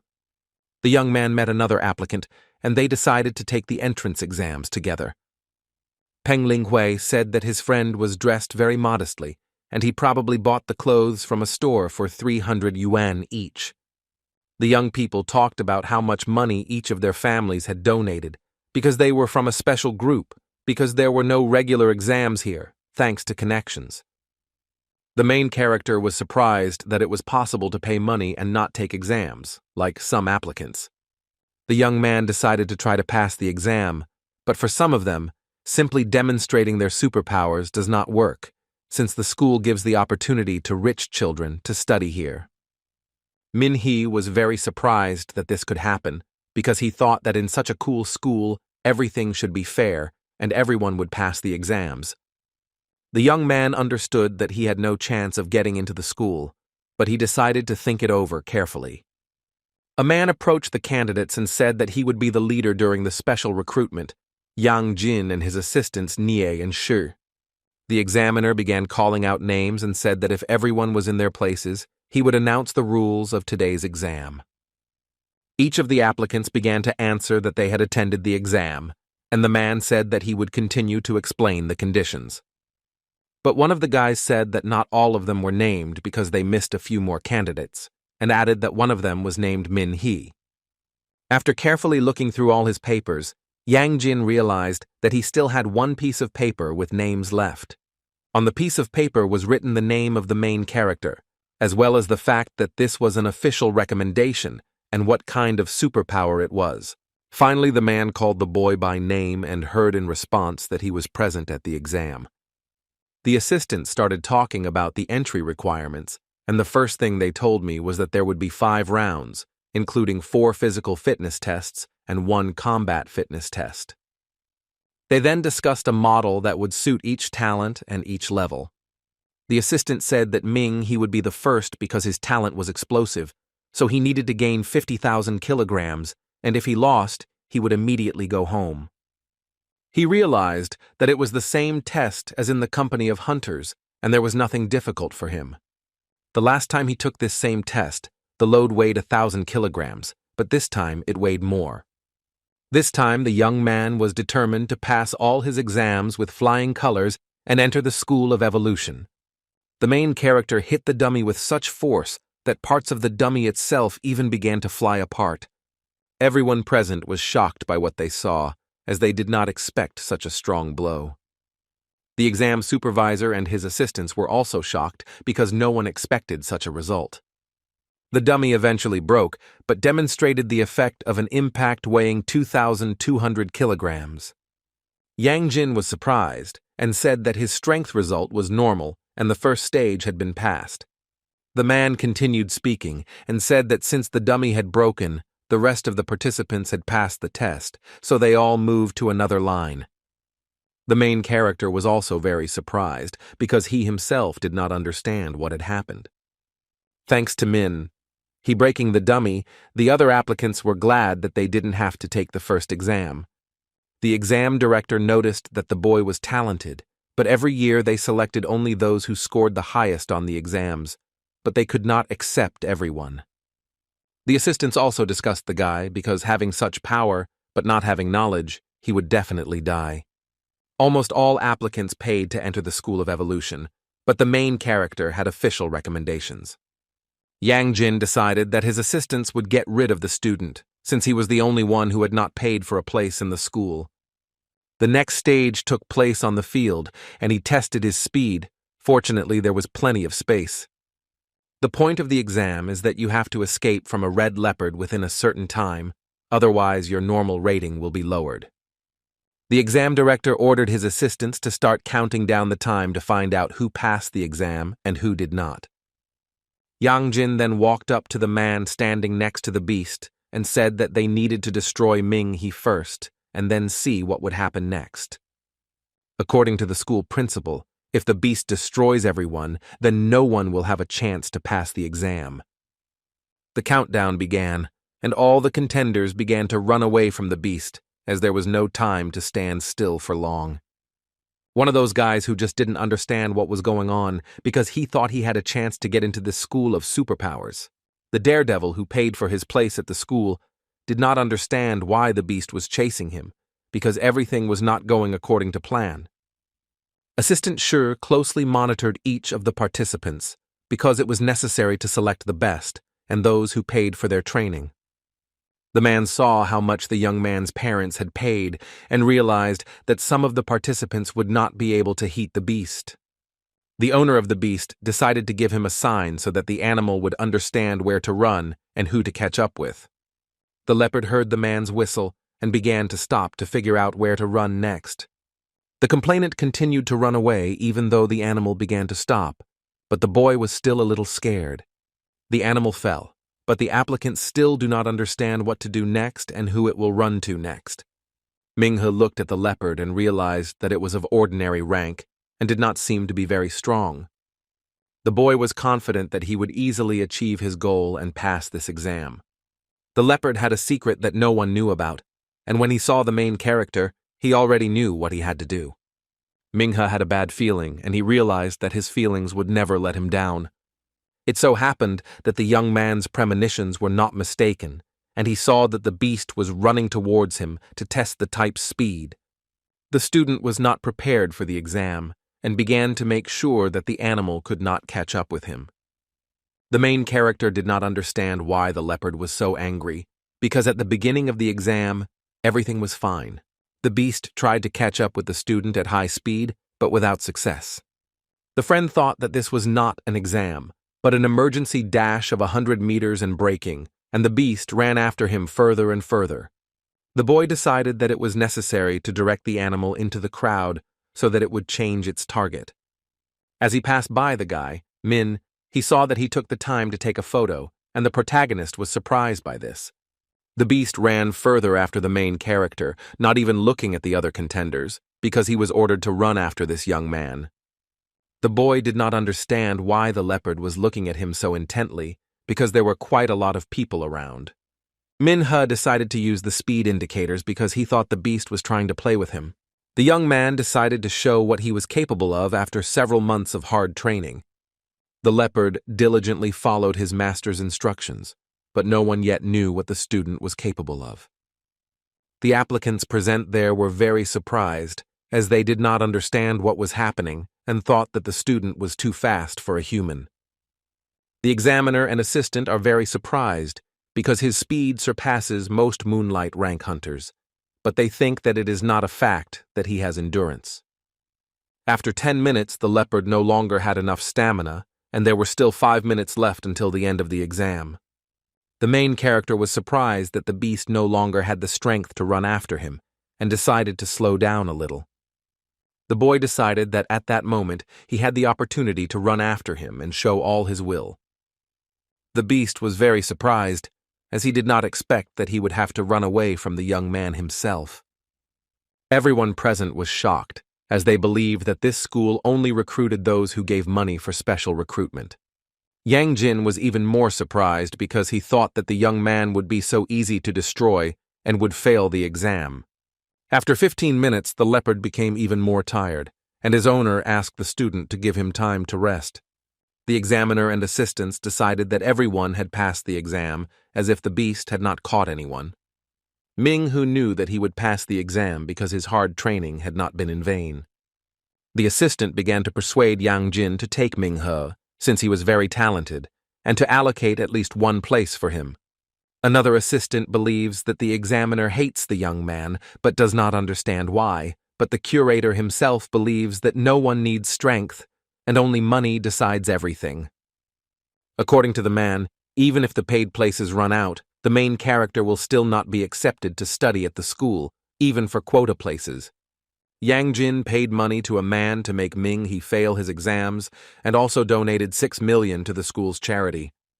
Even though the boy is talented, they need to destroy him, and they will do everything to make him leave their school.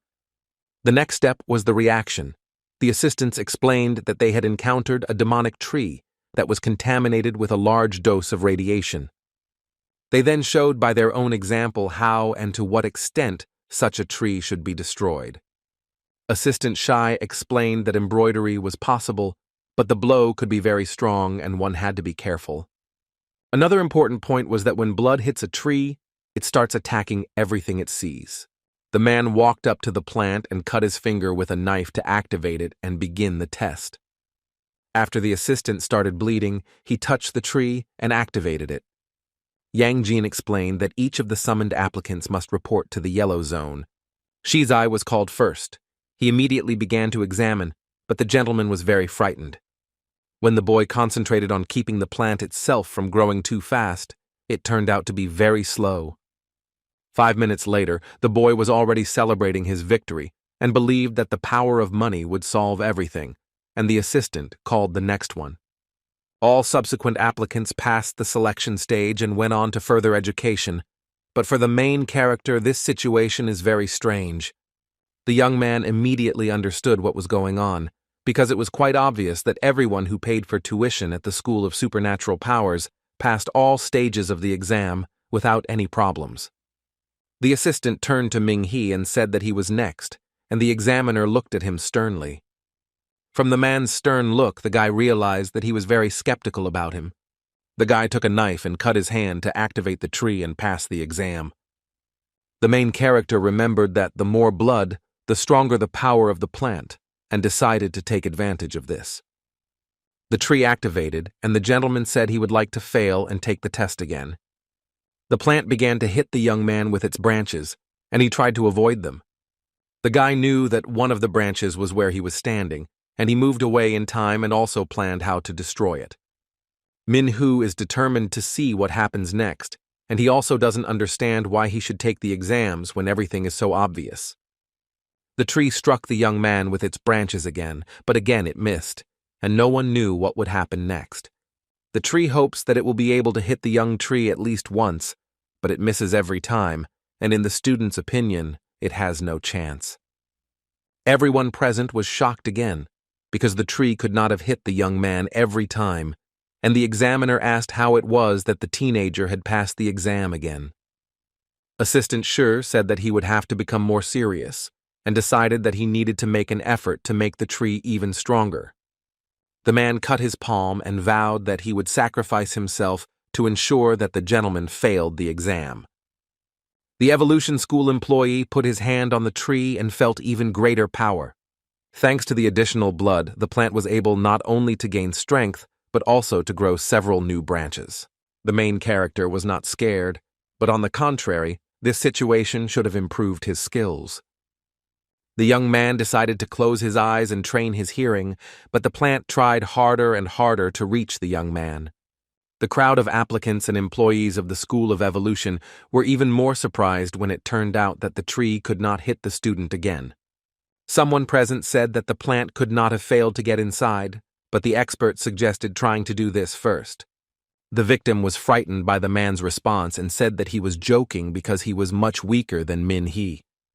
The hero decided to use secret art to destroy the tree. Thanks to this decision, the guy achieved what he had planned, because this situation showed that it is not only money that decides everything. 5 minutes later, the fight ended, and everyone again began to discuss the student, also considering him not a person, but something else. Min-He himself was pleased, since for him this was another training session to improve his reaction, and it turned out to be very effective. Yang Jin reported that the protagonist was already ready to pass the exam, and also added that Assistant Shi was in serious condition. Assistant Ni said that the young man was very gifted, and today's exam showed that we still have to work hard to find such students. The man was very angry with the woman because he thought they had a lot of such students, but it didn't end well. All the applicants were waiting for the next test, and Assistant Shi was taken away to provide assistance. The School of Evolution employee was taken to the medical center, which was located in the School of the Supernatural. The medical worker said there was no need to tell about his girlfriend's affair with her uncle because the aide himself was on the verge of death. But it wasn't a matter of betrayal, but rather that a school employee had used his blood to feed the demon tree during the exam and had overdone it. The doctor brought a flower pot and said that in order for the man to get better, he needed to have the pot next to him. She promised his assistant that they would no longer bring plants and leave them near him. Yang Jin and his assistant Ni, as well as the applicants who had passed the next stage of testing, entered the training hall. The final and most important exam was being held, which was to demonstrate the rank of each of the exam participants, and the examiner also had information that Ming-He was an all-white rank. The hero of the story did not understand why this stage was not put first, because it would be more logical for it to be the last. The man was angry at the guy who said that the rules of admission needed to be changed a little, and at this stage the guy would go last. At this stage, the order of people is not important, as the assistant will write down the results on paper. Ping Ling Hai decided to go first, as he was very interested to know what rank he was and whether he would be studying here. The young man placed his palm on the layer and it turned out to be a purple soul rank, and the dude was very surprised. Minha was delighted with his new acquaintance's success, as he had also previously taken the exam using this method. Each subsequent person who approached the layer discovered that each of those who entered had a purple soul rank. Bro was very surprised by this information, as he definitely didn't expect to see something like this. The examiner approached the student and said that he had seen almost all the information about him since he had taken the exam at their school last year. The protagonist scored the maximum points in the tests, but completely failed the test, and such superhumanity makes no sense in combat. The gentleman did not understand what the man meant, and Yang Jin himself said that the young man did not understand one thing. The man said that the first thing they teach at university is that superstitions can be changed. The expert then spoke about a liquid called the drop of life, which is released from the bodies of the sick. A life drop can change its superpower and get a new superpower in return, no matter what. It doesn't matter what the student's strength is because it can be changed if he has a lot of finance and power and also go through a similar procedure to become stronger. At this moment, Ming-He realized why all the challengers were purple soul rank. They had changed their superpower. Yang Jin explained that there may be very good results in the previous stages, but it does not matter whether the exam can interfere at this stage. The examiner asked if the hero remembered what the passing score was for the School of Evolution. The young man remembers that a purple soul is the minimum requirement for admission to the Superhuman Institute. The man went on to explain that such speed, strength, and reaction might simply not be necessary for special selection. The expert also explained that all this could pale in comparison to the absolute power of superpowers, which could prove simply invincible. Yang Jin doubts the young man's strength, thinking that he won't be able to handle the strength of those at the purple soul rank. The hero of the story listened to what the man told him and was a little surprised by his words, because the man was stronger than the purple soul rank. Ming-Hu believed that superpowers could cause destruction many times greater than human capabilities and be more dangerous than their owners. The man decided to remind him once again that this brother, namely, was useless trash, but decided that he would move on no matter what. The man continued to listen to the unpleasant words, but he didn't care. The central character approached the layer and was a little worried that this stage would not work out. The guy remembered how he failed the exam last year, but decided that this year he would go all the way. Putting his hand on the floor, he again heard negative criticism directed at him, and heard that the daredevil wanted to embarrass himself. Ming-He saw that this layer indicated the presence of a superpower, but he could only guess what level it was. The assistant was happy for the young man and said that he had a superpower, and apparently she stopped her sentence. Assistant Shi continued the girl's suggestion that the young man might be a blue spiritual rank. But all expectations were exceeded, and the main character became purple-souled. Everyone was shocked, because according to the data that the expert had, the guy had a degree of white turbidity. The main character's new acquaintance decided to remind the man that he could change his superpower. The man also decided to support his friend, as he considered him a rival. When the protagonist removed his hand from the layer, he remembered what the little girl who hid in his body told him. The first rule of survival is to hide your abilities. Ming-Hu realized that he didn't need to show off his abilities as a red mage to people like the examiner and others.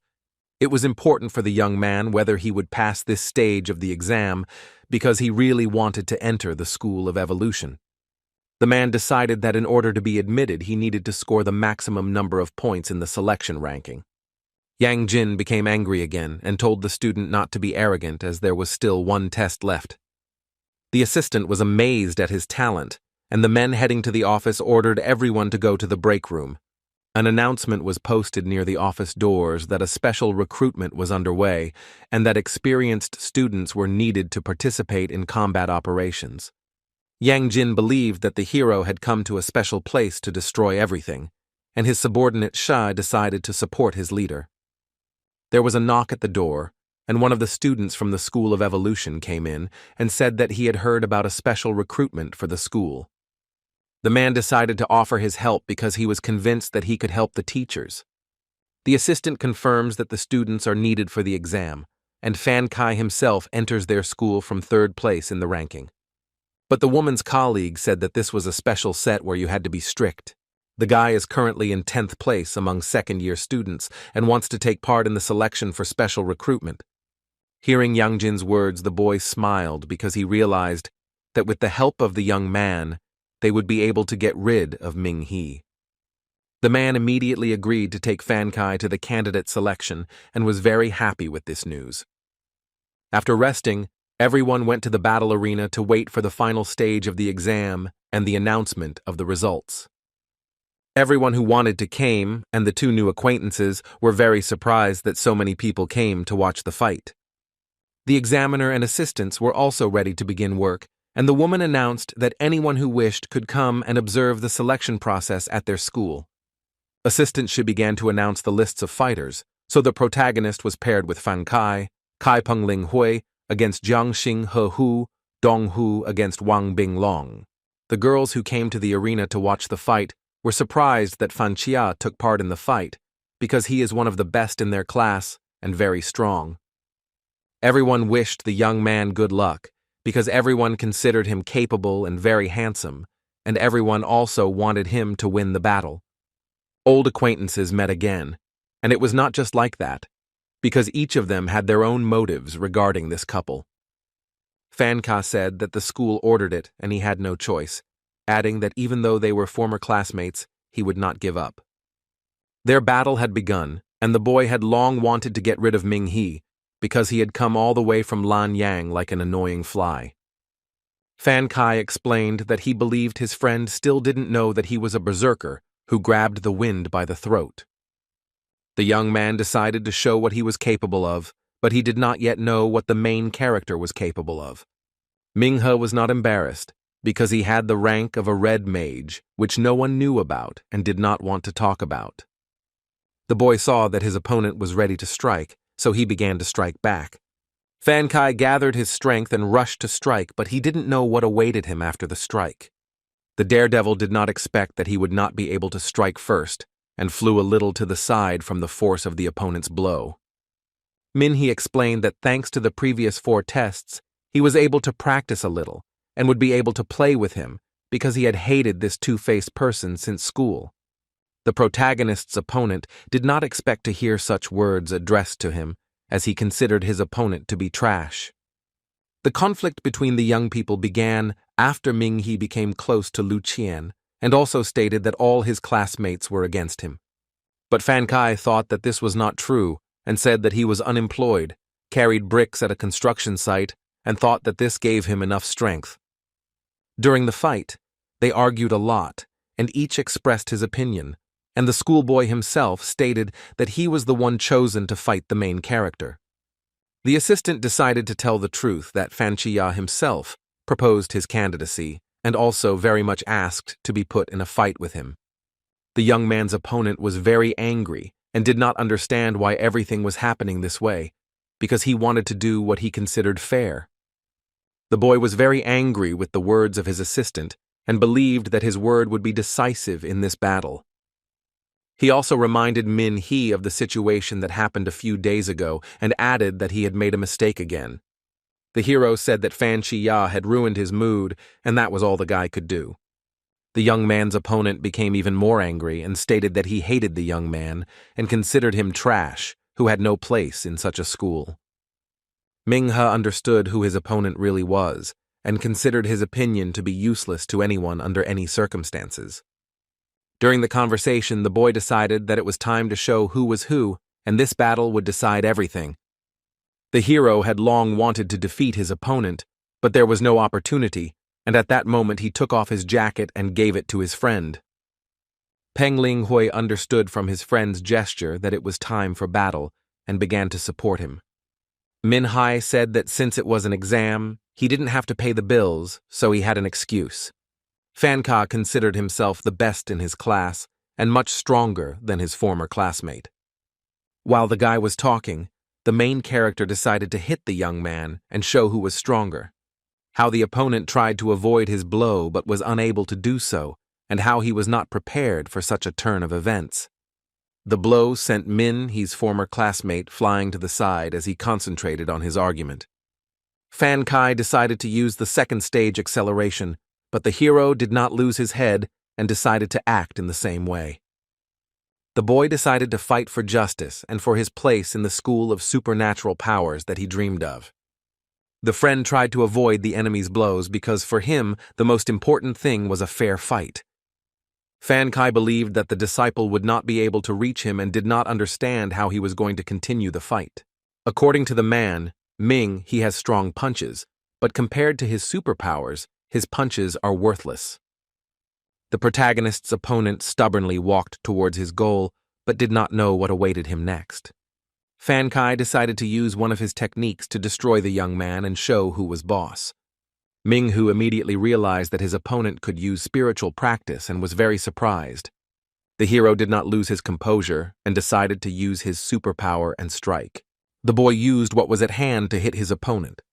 Fan Chia believed that through spiritual practice he could destroy the disciple and thus get rid of his rival. But then I looked at what the applicant had to do, and I didn't understand what was going on because I didn't expect him to know anything. At some point, the protagonist made a hand from scrap materials, which was quite large and tall, and thanks to it, he was able to hit Fan Chi. Everyone present was shocked and discussed whether the boy deserved 10th place in the school ranking, since he was easily overtaken by someone who was not even accepted into the school. The lady who was present at the exam immediately said that it was no wonder that he was dating Lu Qian, since he had very great strength. Unexpectedly for everyone, Fan Kai stood up and said that he still had a hidden ability. His ability is that if he gets really angry, his breathing will become stronger and he can control it. In his opinion, Min he was able to very easily put him into this state and use it successfully. The protagonist's opponent decided to use the secret technique of Philoleth's soul, and everyone realized that he decided to take the test seriously. The assistant was very angry because she had just passed a special test when applying for a job, and the man had no right to use such a technique. Fan Kai thought that it didn't matter whether the guy was in good physical shape or not, because now he would be mired in despair. Ming Hu was surprised by what kind of secret technique he had, and was full of determination because he was sure that his opponent was no longer capable of anything. The protagonist believes that compared to the secret technique he possesses, his own knowledge seems worthless. The assistant continued to worry about the correct strategy to choose, as she believed that the gentleman was in danger. Min He's new friend also became worried that the young man was in danger and began telling him to run away. Everyone present was shocked because the secret technique absorbed the main character, and no one knew what would happen to the young man. Teacher Yang was very excited and worried that the applicant he disliked so much would be forced to take the exam. Someone came up to the examiner from behind and decided to give him some advice. If he wanted to win, he had to use absolutely everything, including secret techniques. Min He decided to say that there was no need to be so pathetic and ruthless, because we needed to be kinder. Fan Kai decided to feel a little sorry for him, but decided to go further and not feel sorry, but on the contrary, to destroy the young man. Everyone present was shocked and did not understand what was happening between them and what their quarrel would lead to. The protagonist decided that it was necessary to use several types of abilities and finish this fight. The first thing he decided to do was to speed up, because he wanted to use his speed to catch up with his opponent. Another advantage was the tornado, as combined with speed, it gave a greater chance of winning. The third superpower was that its combination gave an even greater chance of passing the exam. Using all three stages of his superpowers, he was able to deliver a very powerful blow, and his opponent flew even higher. Fan Kai was surprised that his former classmate could be so strong, even stronger than him. Everyone present also did not understand what was happening, since no one could see anything due to the secret equipment. The hero of the story was in no hurry to rejoice at the completion of the next stage of the exam, because he did not know whether his opponent would be able to stay on his feet. Fan Kai himself was glued to the wall and could not move because he was very exhausted and weak. Minghe decided that he needed to calm down and rest for a while since his opponent had been destroyed. Students who came to watch the entrance exam were shocked because they had never seen anything like it. The examiner and assistants were even more surprised because they did not expect to see such a result from an ordinary applicant. Fan Kai looked terrible, but he was able to fall to his knees and realized that he had lost this battle. The evolution school student fell completely to the floor and was unable to get up because he was so exhausted. The man did not understand what had happened, and the story's host explained that the mystical fist could absorb various energies, including the breath of wind. Fan Kai tried to stand up, but couldn't. The only thing he could say was that his former classmate didn't know how to use spiritual techniques. The boy didn't have the strength to stand up, but he asked how he managed to defeat his secret technique with a simple spiritual technique. Minghe decided that he would not use his secret technique because then there would be nothing left of his former classmate.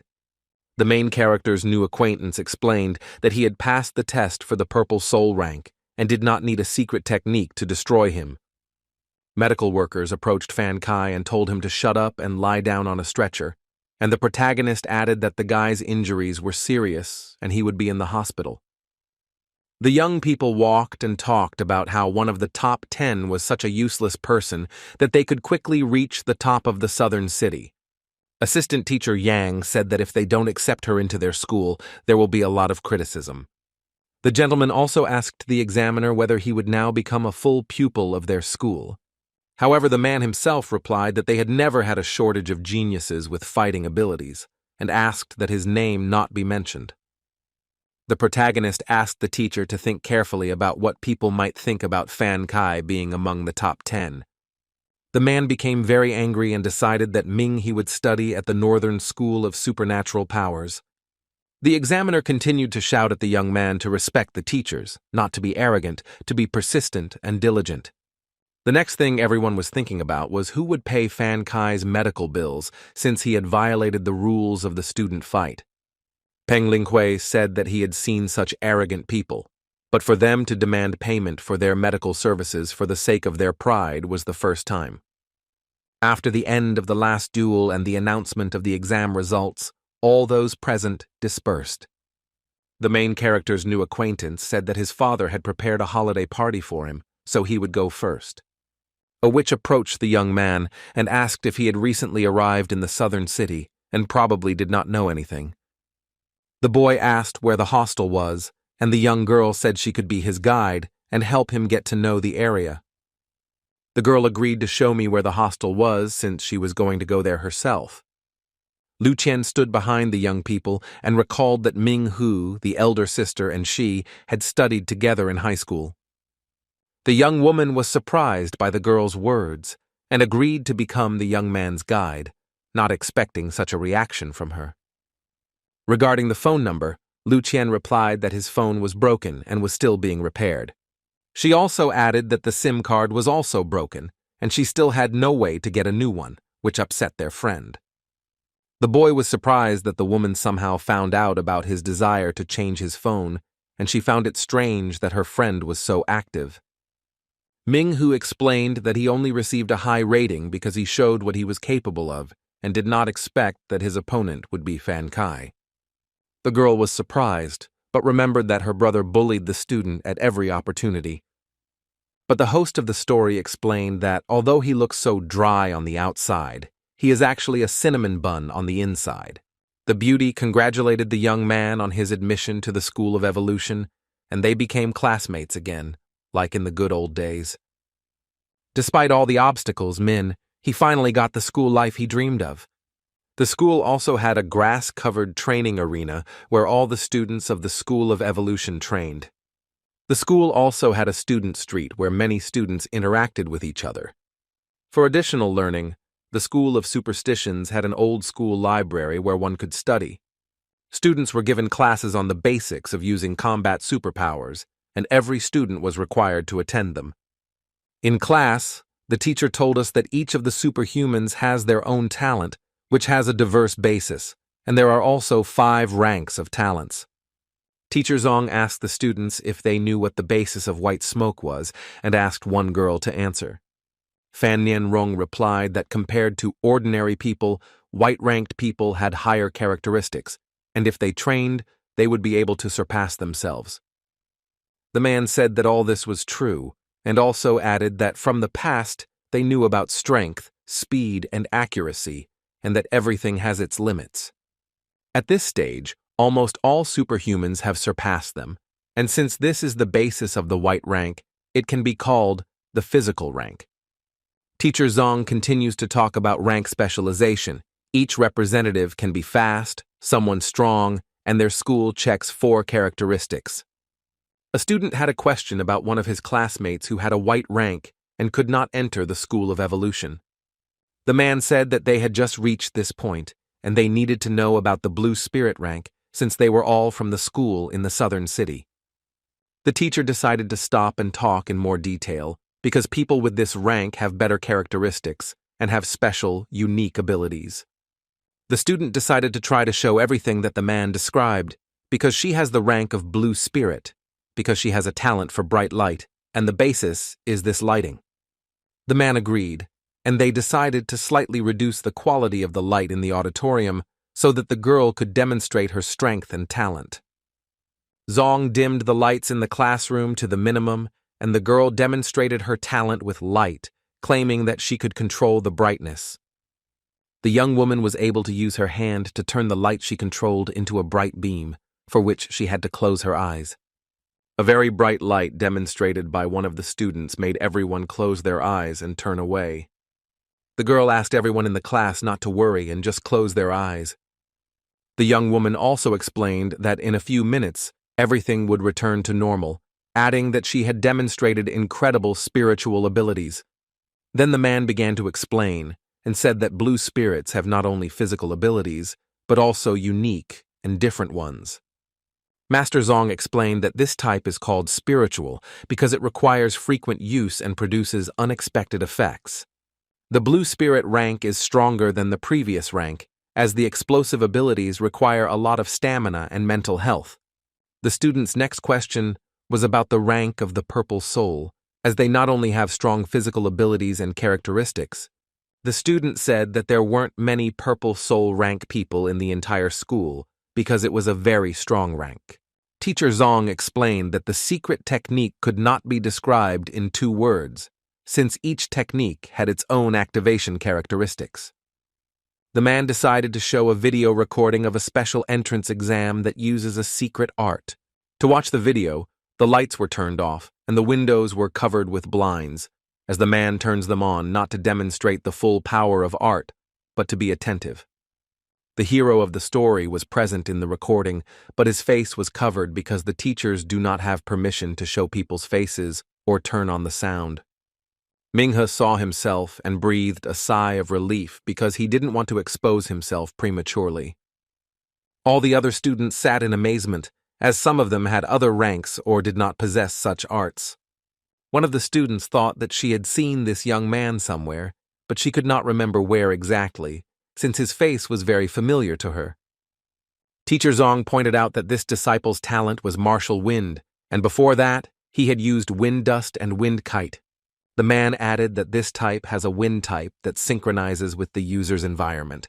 Minghe thought about how to dispel the snake, but Fan Kai was unable to use the secret technique, and the battle ended much more easily. The students were shocked to see the tornado technique, and even more surprised because they had never seen anything like it before. Everyone thinks that the main character is not a person, but a tornado itself, since he was able to dispel a very cool technology with his fist. One of the students looked even more closely at the young man, because she still thought she had seen him somewhere. The lesson is over, all the students have gone about their business, and it is time for them to rest. When the young people went outside, the lady could not understand for a long time why she had seen this particular student somewhere. At some point, the young woman remembered Minhee because they were riding on the same train and in the same carriage. Bro turned around and was surprised to see Fan Nianrong, and she in turn said that the young man in the video was Ming He. They continued talking, and the guy asked how she knew it was him in the video if his face was covered. The young woman explained that they had been on a train together and were now sitting next to each other, and she also realized that he had gone through a special phase. The girl remembers how the main character hit the monster while they were in the fog. The student decided to joke and said that many people use fists and gave many examples.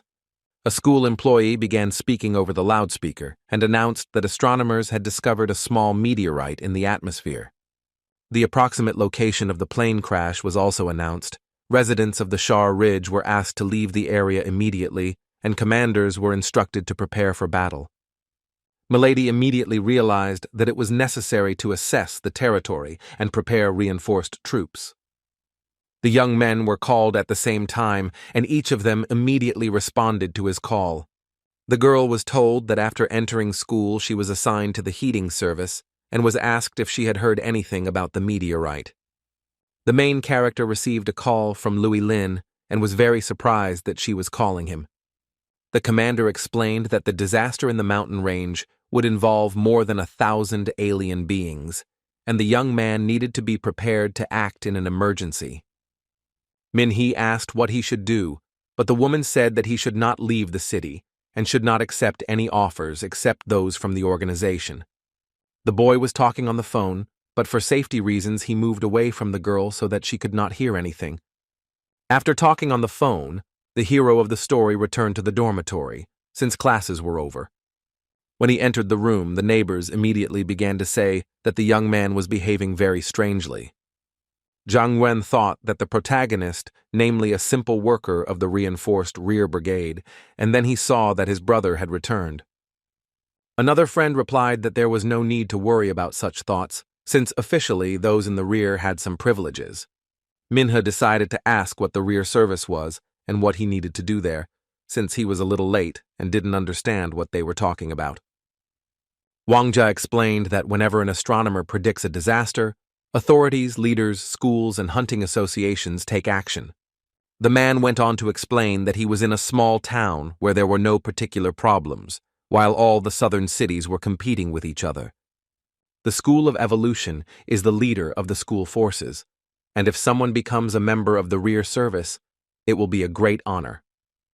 Zhang Yuan stood up from his chair and explained that an ordinary person has something to be proud of, but he also believes that he will be scared if he sees the shadow of an animal.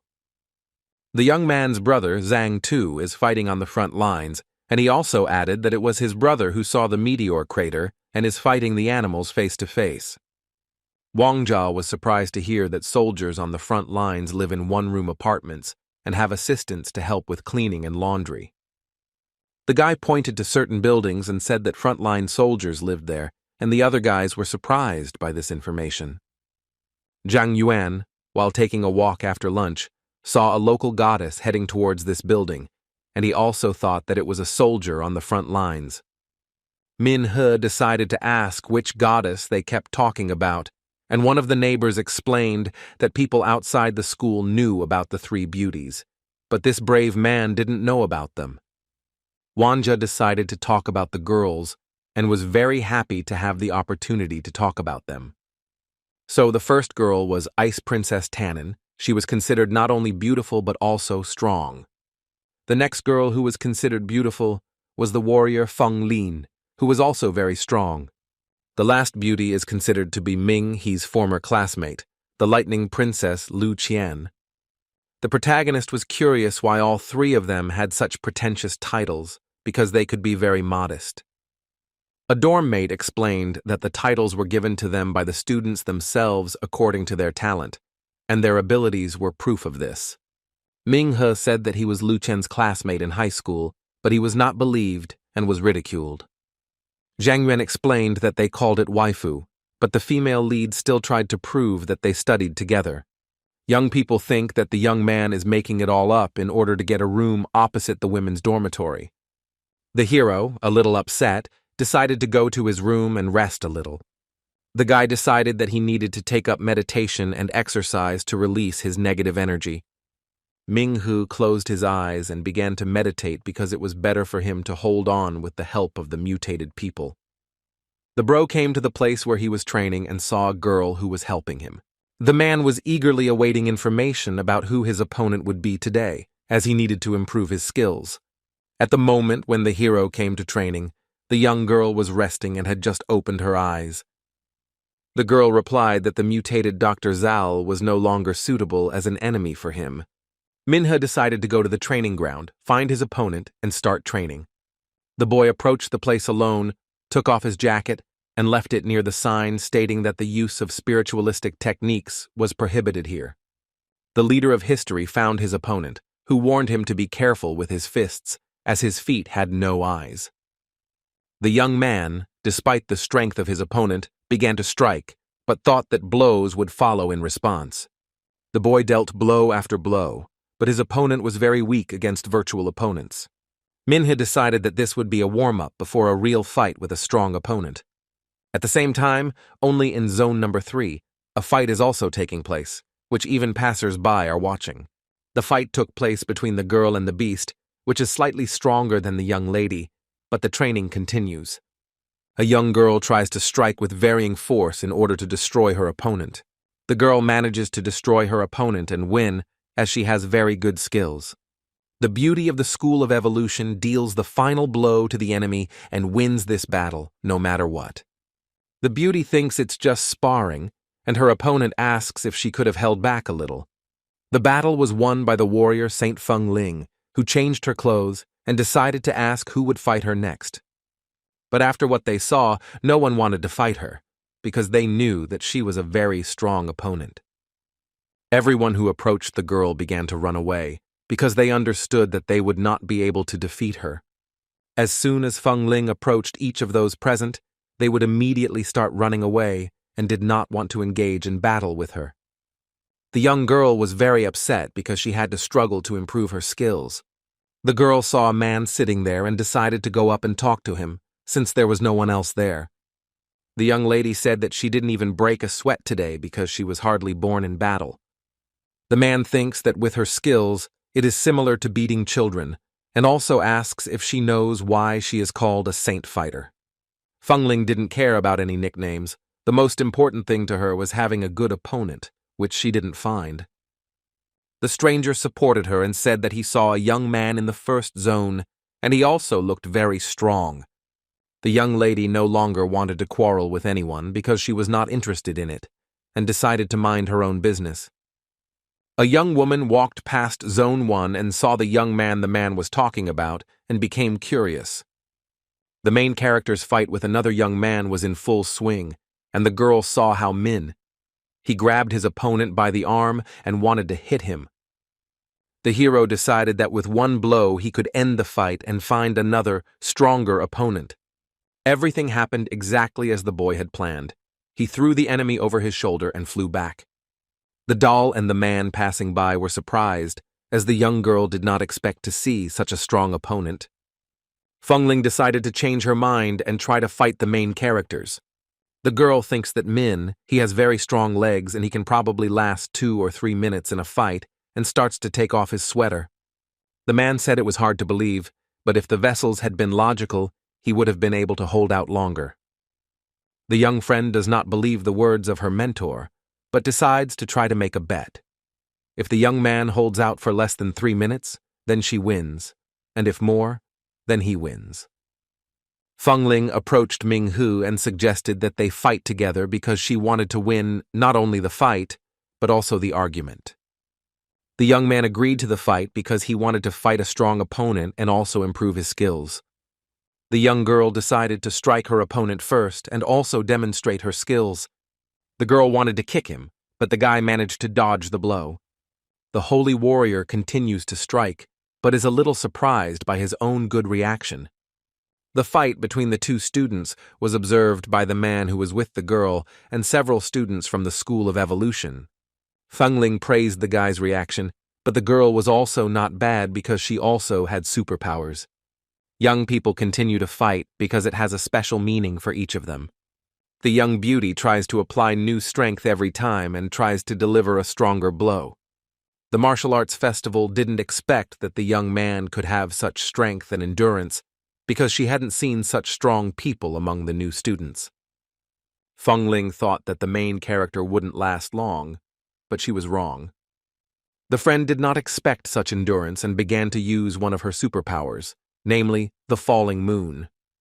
Meanwhile, Ming-Hu decided to use the power of the rebel dragon and directed it at the young lady. For each of the opponents, the fight was very exciting and very tense, as they wanted to train well. The audience was very surprised, as they did not understand what was happening and considered them inhuman. The hero, thanks to his superhuman strength, was able to deflect the blow that his girlfriend was inflicting on him with her fist. Feng Ling was able to withstand such a blow and confidently stood up to deliver another blow. The man who was with the girl said that 3 minutes had already passed, and she had lost the bet. The little girl realized that the gentleman was strong and greatly underestimated his abilities, and the young man, in turn, said the same thing about her. The young men decided to continue the fight, but this time it was Ming-He who was going to attack, since it was his turn. After the hero decided to use the wind fist to hit the enemy, instead, the girl decided to use the power of Shadow Step and continue the fight with the guy. Milady believes that it is necessary to close the distance and seize the initiative, but it is not a fact that she will succeed. The boy understood what my lady meant and decided to increase the speed to second gear. One of the students present does not have time to follow their every move, and he does not understand how they can fight at such a high level. During the fight, the man received a call and realized that the situation was very urgent, and they needed to leave. Feng Ling called the people in the hat and said that they had an urgent matter that needed attention. All those present, upon hearing the girl's name, were pleasantly surprised and began to shout that she was very beautiful and very strong. The little girl warned Min-He about an urgent matter, and they would continue next time since she was at the training station every Wednesday morning. After the young woman spoke to the young man, she received a call and ran away on urgent business. Feng Ling turned to Uncle Yuan and asked him to ask the name of the guy she had a training fight with. The young people sat and watched the girl and were very surprised that she had disappeared so quickly. Min-He realized that there could be such strong and beautiful girls in the northern school territory and, in his opinion, he needed to work even harder and more diligently. The man couldn't remember the name of the girl he had fought with because he wanted to train with her again. The news reported that thanks to the work of the defense forces, the Red Eye disaster was completely eliminated, and the residents of the Shao Ridge were able to return home. One of the defense workers thanked the 13 students of the southern school because they deserve gratitude. An acquaintance of the main character said that his brother gave an interview because thanks to him, the inhabitants of the Shao Ridge were saved. Another friend wanted to watch the news because he was very curious about what they would say next. The boy said that he would also like to be on television because the whole school would be talking about them. One of the young men turned to Li Mian and asked how he was doing in the rear, since he did not have the qualifications to go to the front. But the young man himself did not understand what his friend was doing, because it was not his merit, but his brother's. Zhang Yuan was very angry, because in his opinion, he was proud and very proud of having such a talented brother. Wang Jia asked him to calm down because they were neighbors and should be friendly and respect others' opinions. The young man asked if they had packed their things, but the other boys did not understand what he was talking about. But then he explained that there would be a wilderness exercise, something like an army exercise, and all the freshmen would take part. Zhang Yuan had completely forgotten about this training, but he pulled himself together and was already thinking about what he would take with him. Ming-Hu was already prepared for such an adventure and had collected everything necessary for such a test. The news also featured students who were thanked for helping organize the residents of Shao Ridge. During the class at the School of Supernatural Powers, it was announced that the training plan was ready, and the teacher would explain the details. Master Zong emphasizes that one must be extremely careful during training and follow all instructions. The training itself was agreed upon with the authorities, and the school chose the Shao Ridge as the location. Some students didn't like the idea of living surrounded by mosquitoes and worms, and they wanted to live on a farm even less. Teacher Zong explained that they would not be resting there, but would be doing useful work. According to the Hunters Association, wild animals are capable of laying eggs, and the speed at which they grow and mature is simply incredible. The man explained that although all the adult animals had been killed, the eggs of these animals still posed a threat to the residents of the Shao Ridge. Some students felt that the school and authorities were using them to do dirty work that they could not do. Teacher Zong continues to say that superhumans have no right to refuse to protect civilians, and if a monster is found that has not been destroyed, they will report it to the authorities. The two boys began to discuss that they might be known for killing injured animals, but it took experience to kill so many dangerous animals. The man said that their class had to choose a representative, and he suggested Fan Nian since she had excellent grades from the team leaders. The lady supported the teacher's decision and added that she would select several members of the council. The teacher finished the lesson and sent the students to prepare for the trip to the Shao Ridge, as they needed to prepare everything they needed. After finishing his classes, he saw a missed call from Lu Qian and decided to call her. The guy explained that he was in a class that had just ended, and the girl asked if he could join her at the cafe. The main character's classmates were shocked by what they saw and decided to ask who he was talking to. Wang Jia asked if the young man had a doll because they heard a female voice, but they were told it was just a classmate. Minghe's friends thought he had a young girlfriend because Lu Qian spoke to him very politely. The young men continue the interrogation, as they are curious about who she is and why the young girl is inviting him to a cafe. The young people began to ridicule the fact that it could be his imaginary Mrs. Lu Qian, as they still did not believe that they were former classmates. Minhe decided to go to the cafe anyway and find out why the girl was looking for him, and said goodbye to his friends.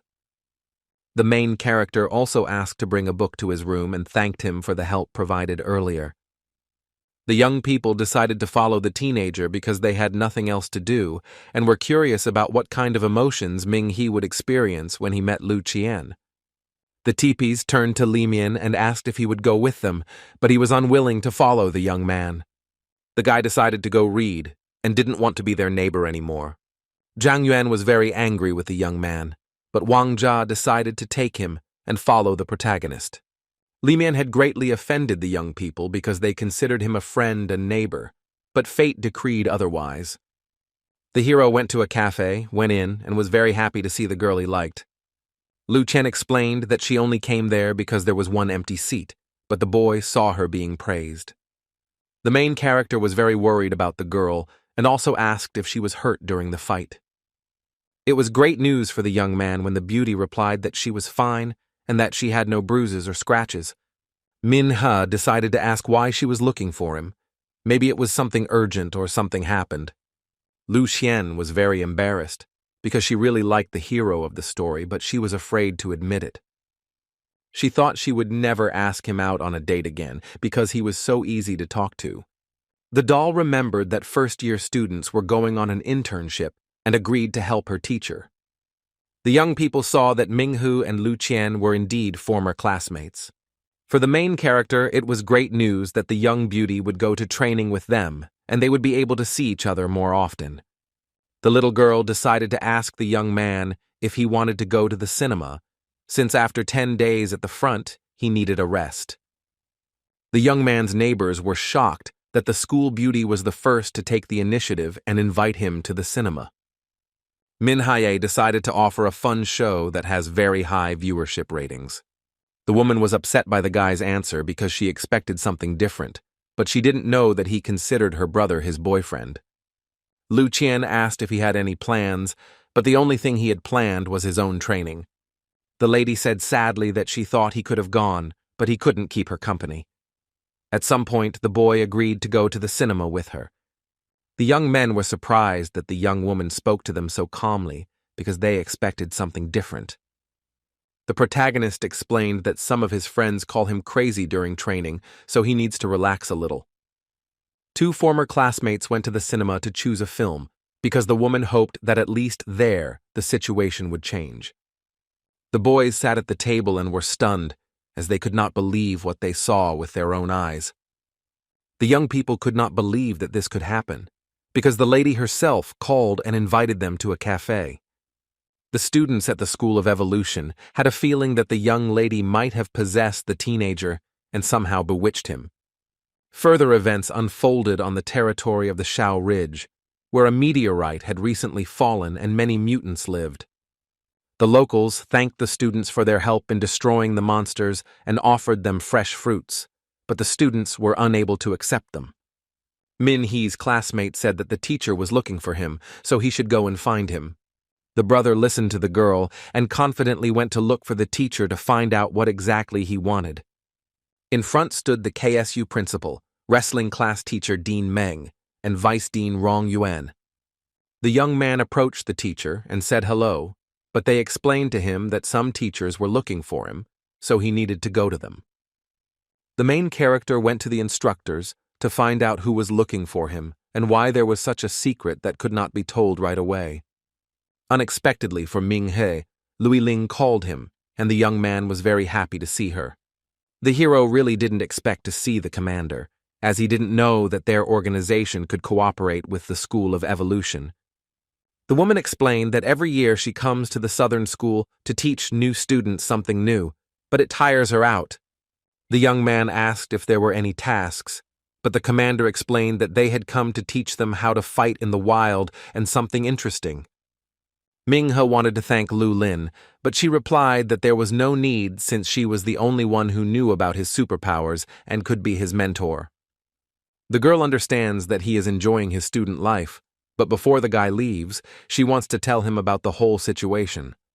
The situation is that all members of their organization are independent, and for this reason, she needs to know his rank. The girl couldn't afford to just get into the third-grade team, because many people want to get there, but they can't even satisfy their basic needs. The hero of the story did not understand what she was talking about, and asked the girl to continue the conversation. The commander explained that the zone instructors, the school, and the rear workers were obliged to obey his orders and protect him. The guy didn't understand what she was talking about and continued to explain that if he completed any mission, the territory would come under his jurisdiction. This time the organization faces two challenges. Ensuring the protection of students is a priority and requires special attention, and the young man himself needs help. The protagonist agreed to help the organization, but he is also interested in the second task she spoke about.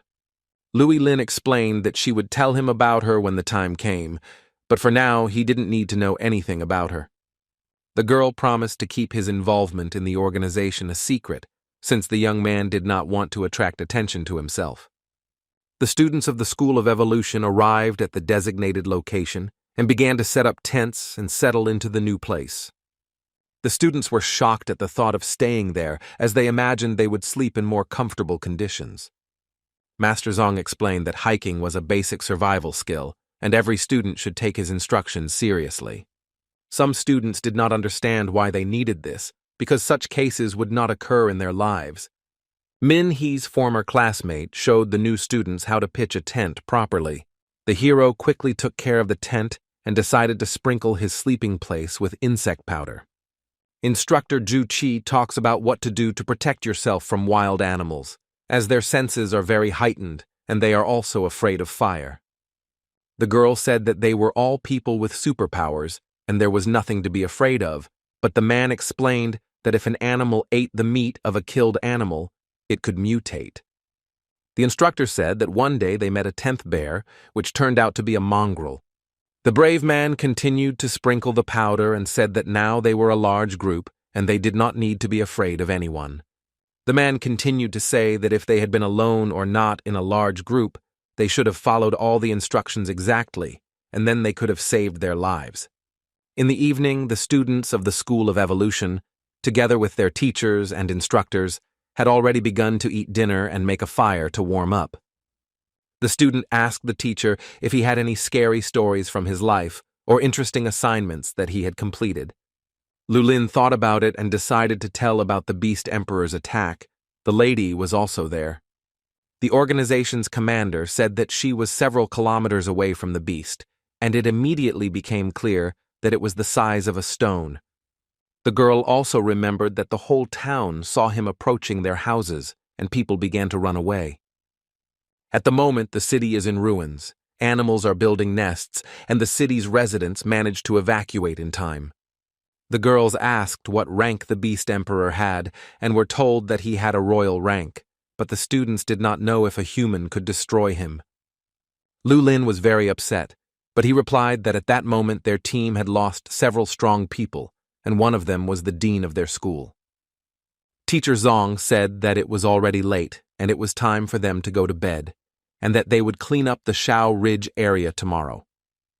The next morning, they began to wake up the students and ordered them to gather in 10 groups by class.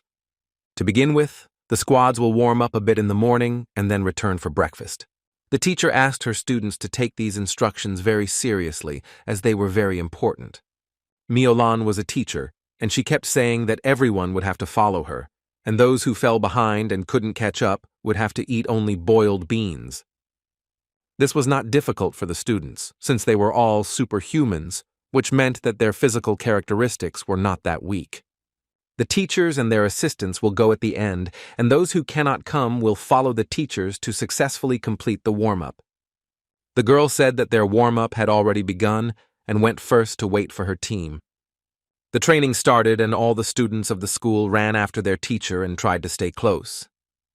The young men were surprised that the girl could run so fast and tried to run next to her. The girl ran further and further towards new horizons, and without slowing down, towards new obstacles. The first obstacle was a climbing wall, and all the students enthusiastically climbed over it and ran on after their teacher. Miolan tried to set the pace and also kept a close eye on each of her students. The young people overcame all the obstacles, ran further, and tried to show what they were capable of. The teacher was the first to run up to the river and tried to carefully cross to the other bank, also carefully watching everyone. Each of the students tried to overcome the next obstacle and run further to the next point. Among the first students were Ming He and Fan Nian Rong, and the rest were trying to catch up with them. One of the boys tried to overcome the obstacle, but almost fell into the water, and the other brave boy began to laugh at him. The students and the teacher ran further and reached an area with a lot of sand, trying to stick together. Li Mian asked why the teacher stopped, adding that there was no point in it. Miolan said that only 4 people from the team were able to hold out longer than others. The rest were left behind and also deserved a rest. Among the 4 were Lian Dong, Li Mian, Ming He, and the only lady, Fang Nian Rong, and the young lady was surprised that the male lead wasn't sweating. A group of people waited for the rest of the students and wondered what they would do next. Several people said about Min He that he didn't even break a sweat and thought that they had already achieved their goal. The rest of the students had a hard time getting to their destination, but they had already been waiting for 5 minutes. Running up to their classmates, the boys tried to gather their strength and asked them to run a little slower. Miolan said that most of the students were already there, so she immediately suggested that we continue. When the students returned, the teacher said that they could rest while breakfast was being prepared. Fan Nian Rong believes that there are talented students in every group, and adapting to such intensive training will not be easy. Li Mian explained that the best students in the city had been gathered, so it would be difficult to adapt to the new conditions and such a large number of superhumans. One of the guys started saying that everyone who went to the southern school stopped talking, but later he continued and added that they belonged to one of the 3 top ranks, and also said that he was from Lu, and asked where the other disciples were from. Li Mian said that he was a local, and then their interlocutor asked where the others were from. Fan Nian Rong was from Lanyang City, and Ming, who was also from Lanyang City. As it turned out, the young people were fellow countrymen and were very surprised, since they did not know such information about each other. A new acquaintance in a group of classmates smelled breakfast and was happy to have breakfast. The organization's commander asked if they remembered the route they had taken this morning, as they would need to study it in more detail. Students must not miss any holes, depressions, or caves, and must also get rid of all mutant eggs. Another order stated that when they encountered the red-eyed monster, they should not act alone. Lu Qian added that they would have to return to base and fire a flare so that the teacher or assistant could find them, and asked if everything was clear. The teacher said that the result of this learning will affect their grades, and they will also have to work hard to complete the task successfully. All present enthusiastically decided to begin searching for mutant eggs and complete this training. One of the children suggested dividing into groups and letting each group choose the direction they would go. Li Mian said that this morning he noticed a lot of bushes growing downstream, and from the information available, the red eyes resemble wet places where the bushes grow. The young people praised the young man for not only running, but also exploring the surroundings, and also suggested that they go see the river. The students decided to listen to their classmate and went in search of eggs, but they did not like that the bushes were very high, and in the wild, you can't use superpowers. Li Mian said that he would clear the way and asked the others to be careful and attentive.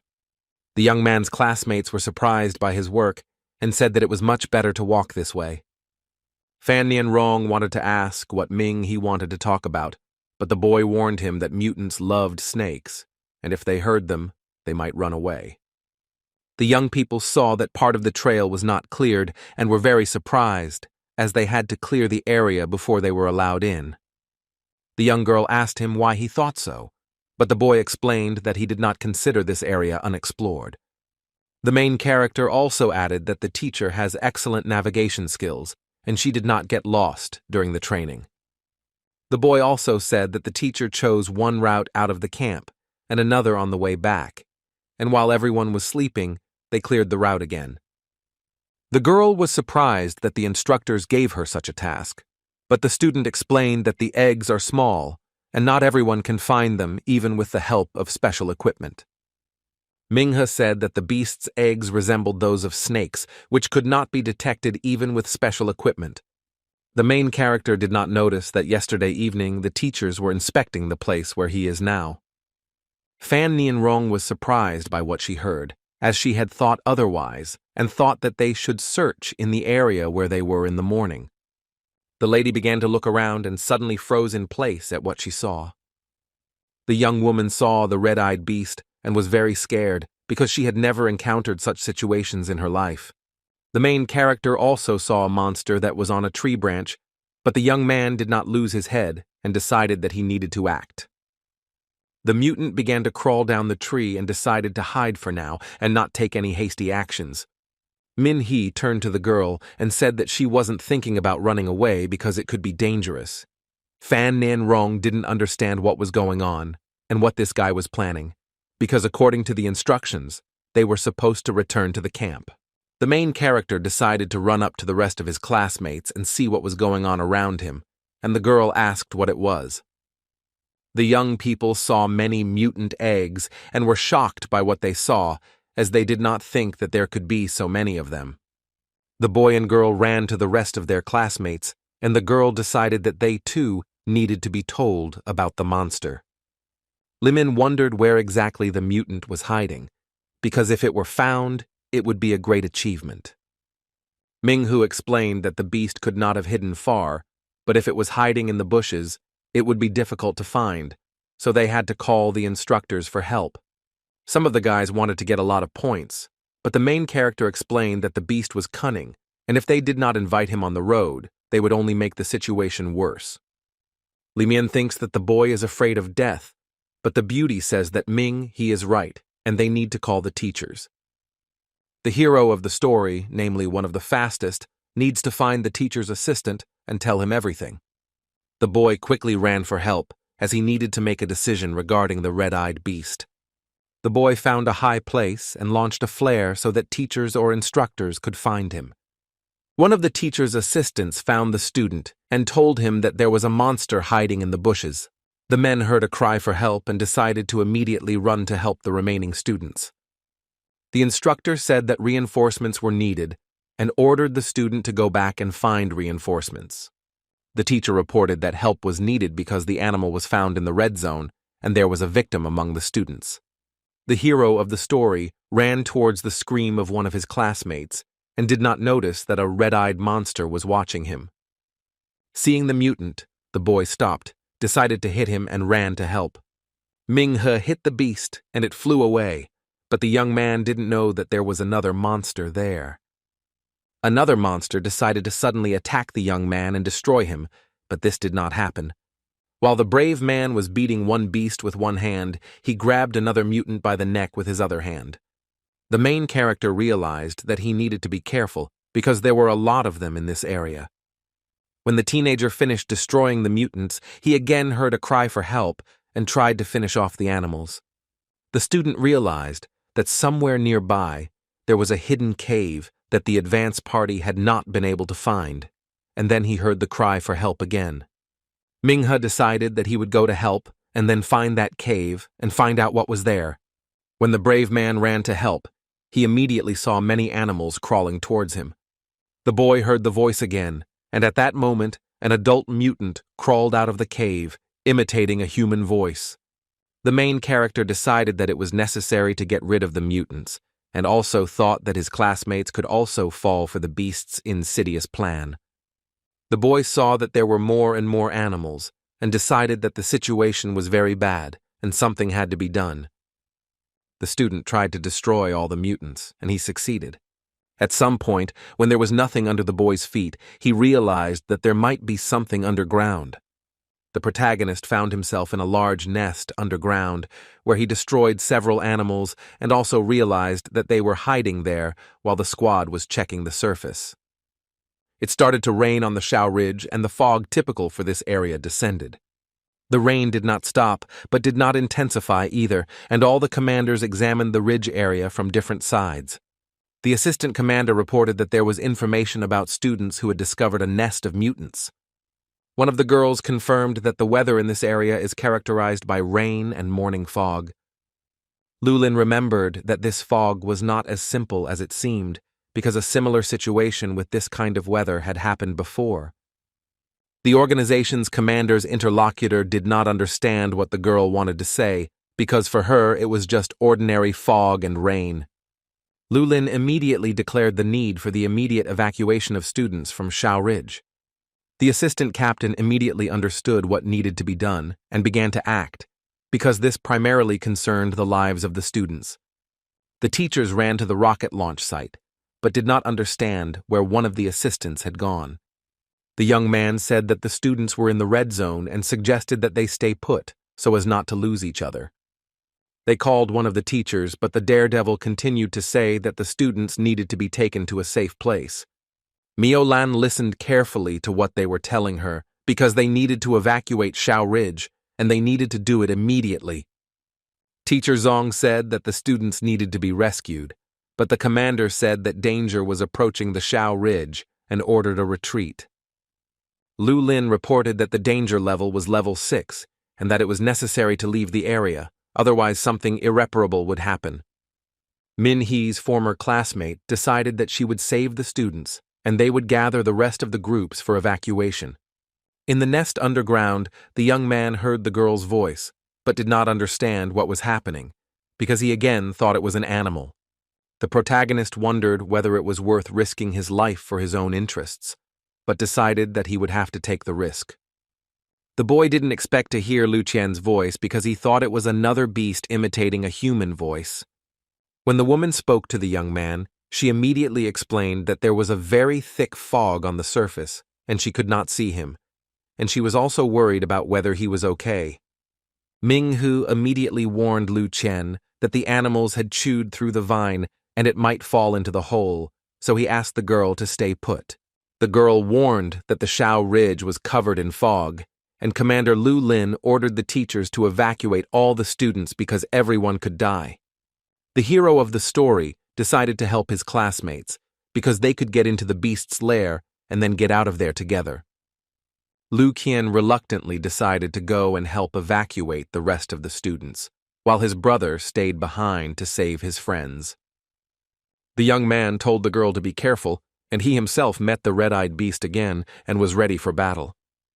The student immediately realized that the mutant imitates the human voice, digs holes and lures his victims into them, and added that he is the leader. Ming Hu immediately understood the beast's tactics, which wanted its snakes to attack him and wait until he was exhausted, and then attack the young man themselves. The dude immediately decided to attack the monster because it was necessary to destroy the main mutant. Despite the snake's attempts to stop him, the young man still tries to hit the monster. The main character decided to hit the red-eyed beast and destroy it. The mutant decided he needed to protect himself from the blow and covered his face with his hands. The beast began to scream very loudly, even the eggs cracked, and many of them were no longer suitable for hatching. The mutant continued to scream and get angry at the young man, wanting to destroy him and find his classmates. At the cry of their leader, the snakes crawled up and, realizing what they needed to do, began to prepare for battle. But for the main character, this was not an obstacle, because he could cope with both them and the main beast. The boy decided to use the materials at hand again to destroy the monster. Ming-Hu was about to strike the ground and create a new vine to use and destroy the mutant. The guy decided to carry out his plan and began using this vine to kill snakes. But it so happened that the plant that the young man made began to delay the main beast to death. The leader's assistants were unable to move, and the central character turned to the mutant and asked why she was pretending to be weak. The student decided that he needed to start by destroying her relatives and then get to her and kill the beast. Ming-Hu began to destroy the snakes with vines and thought about how to get rid of the main mutant.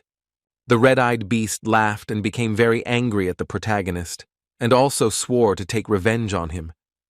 Each of them wanted to destroy the other and began to prepare for battle, but no one knew what would happen to them next.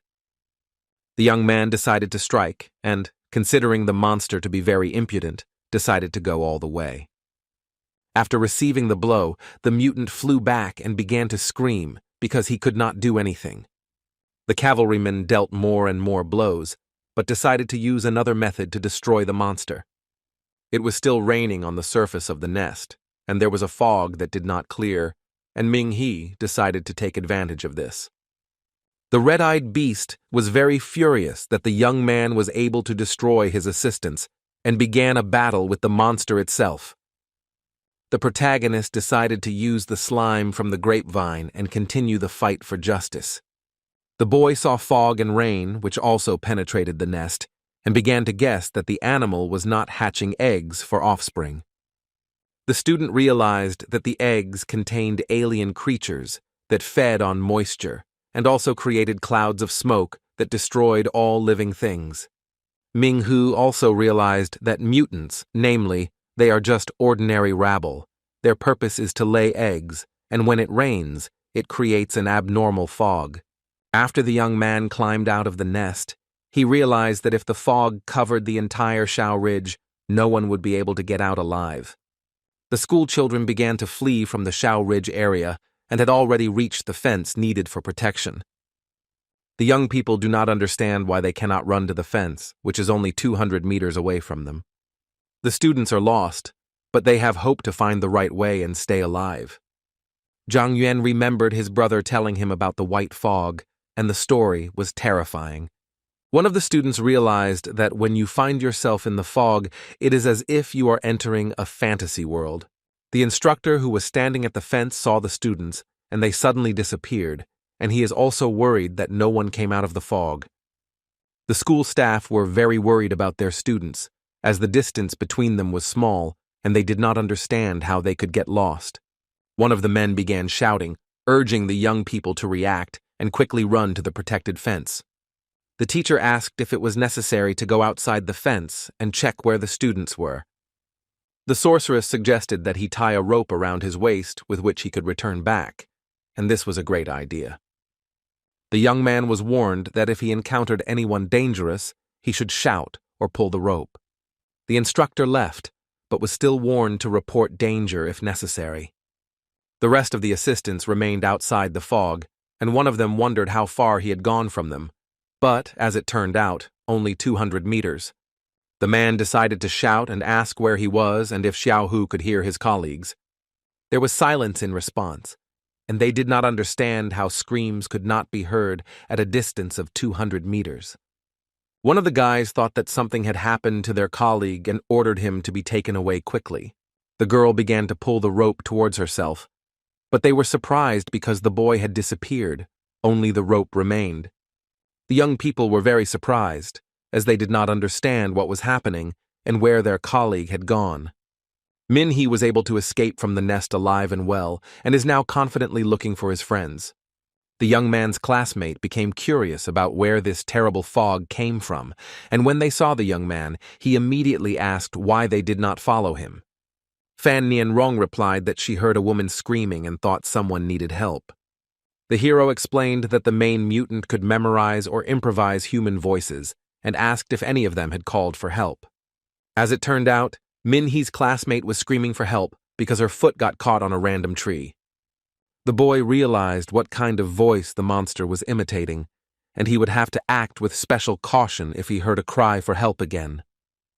Li Min was surprised by this information, since it was not written in the books, and why then did the members of the advance team not know about it? Lu Qian explained that they have some thoughts on this matter, but there is no confirmation of this information. One of the students suggested calling the instructors and teachers, but there was no telephone connection. The main character was surprised by the lack of communication, but thought about what to do and how to get out of this situation. Min-hoo had a special earpiece that he could use to call his instructors. Li Min was surprised because he had a special means of communication, but only teachers had it. But the commander's voice was already heard in the earpiece, asking if he could hear her. The boy explained that they had lost contact with the outside world, and then Lu Lin asked if he had managed to get out, and also added that the teachers and students were all right. The beauty reported that she managed to evacuate only half, but many remained inside the fog. The guy said that if they were still in camp, they still had time to leave before the fog caught up with them, and also asked if they would cover the rear. The commander explained that he could rely on her, and also asked if she could contact the rest of the teachers, but only those who had not emerged from the fog. The protagonist also said that he learned something very important, but at the moment, this information is useless. Luling said that his brother should speak out because in this situation, any information and clues are needed.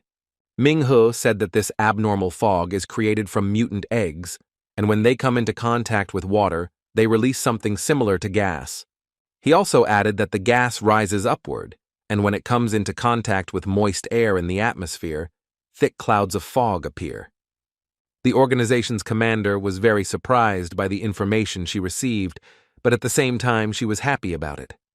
Lulin said that this was a very important find, and it also gave them hope for saving the remaining students of the School of Evolution. Ming-he decided to listen carefully to the information regarding the order of all the people in the Shao Ridge area. The organization's commander reported that the research center recently released a large centipede with a human face. The girl also added that it was the only creature they managed to catch, and they also tried to bring it back, but it managed to escape. The organization has information that in the initial stages of research, it was discovered that millipedes feed on beetle eggs. The girl thinks that they like to eat mutant eggs in large quantities, and by mutating, they can come out of the fog. Min-hee was surprised by this information and asked if they needed to eat mutant eggs. Lulin explained that the eggs were poisonous, and only centipedes could digest the poison they contained. The commander explained that according to the latest data, the insect is in the area of the Shao Ridge, and most likely in a foggy zone. The main character realized that they needed to find a humanoid centipede, and then they would have a chance to escape. Students and teachers from the School of Evolution approached the company where the main character was, and everyone was surprised. It was indeed Teacher Zong and the disciples of the School of Evolution, and they were also wondering what they should do next.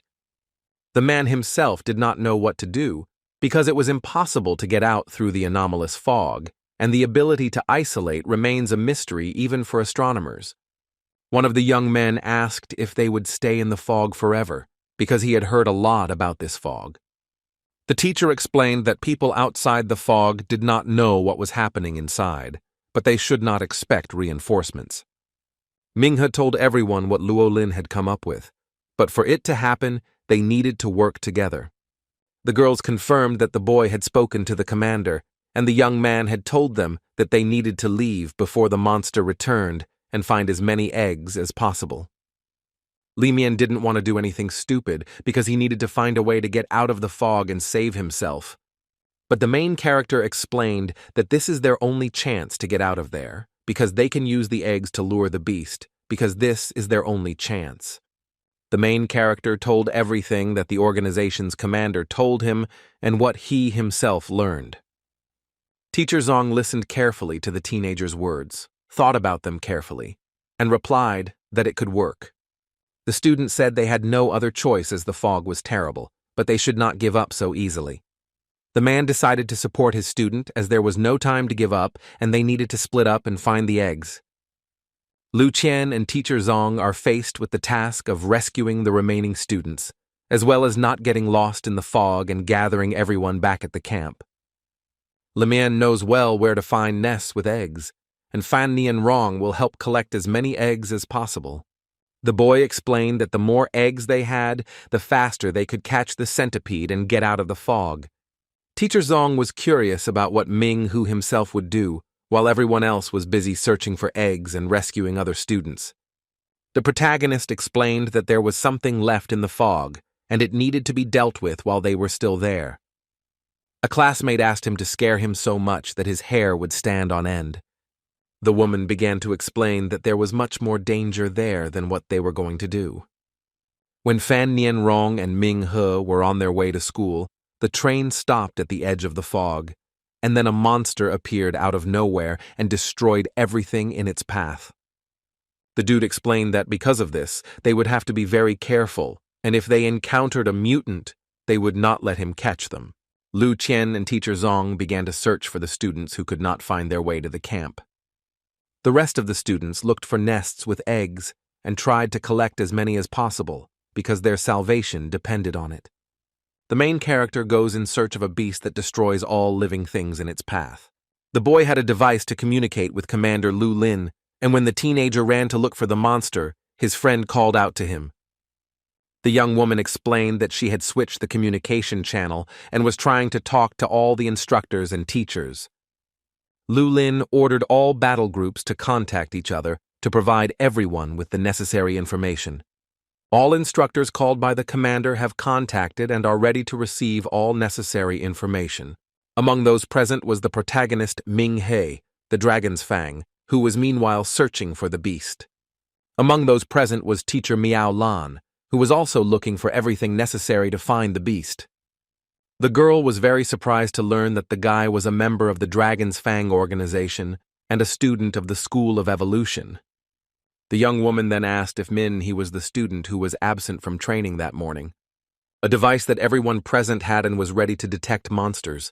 Commander Lu Lin looked at the map and saw that the fog had spread within a radius of 3 kilometers. The map showed that the monsters were not visible and could move further and inspect the area. The young man was curious about what happened because Lu Lin's voice was surprised and he didn't understand what exactly happened. The girl explained that the monsters appeared simultaneously in 3 places: in the valley, at the source of the river, and on the top of the mountain. The commander himself was surprised that just a few seconds ago they were not there, and now there were 3 of them at once, and he did not understand how they could multiply so quickly. The hero decided to ask where they came from, since he himself was interested in where they had been before that moment. Lu Lin explained that there was no suitable place for them to live, and she also believed that they appeared out of nowhere. The girl looked carefully at the map and immediately decided to warn Fan Chin about the danger.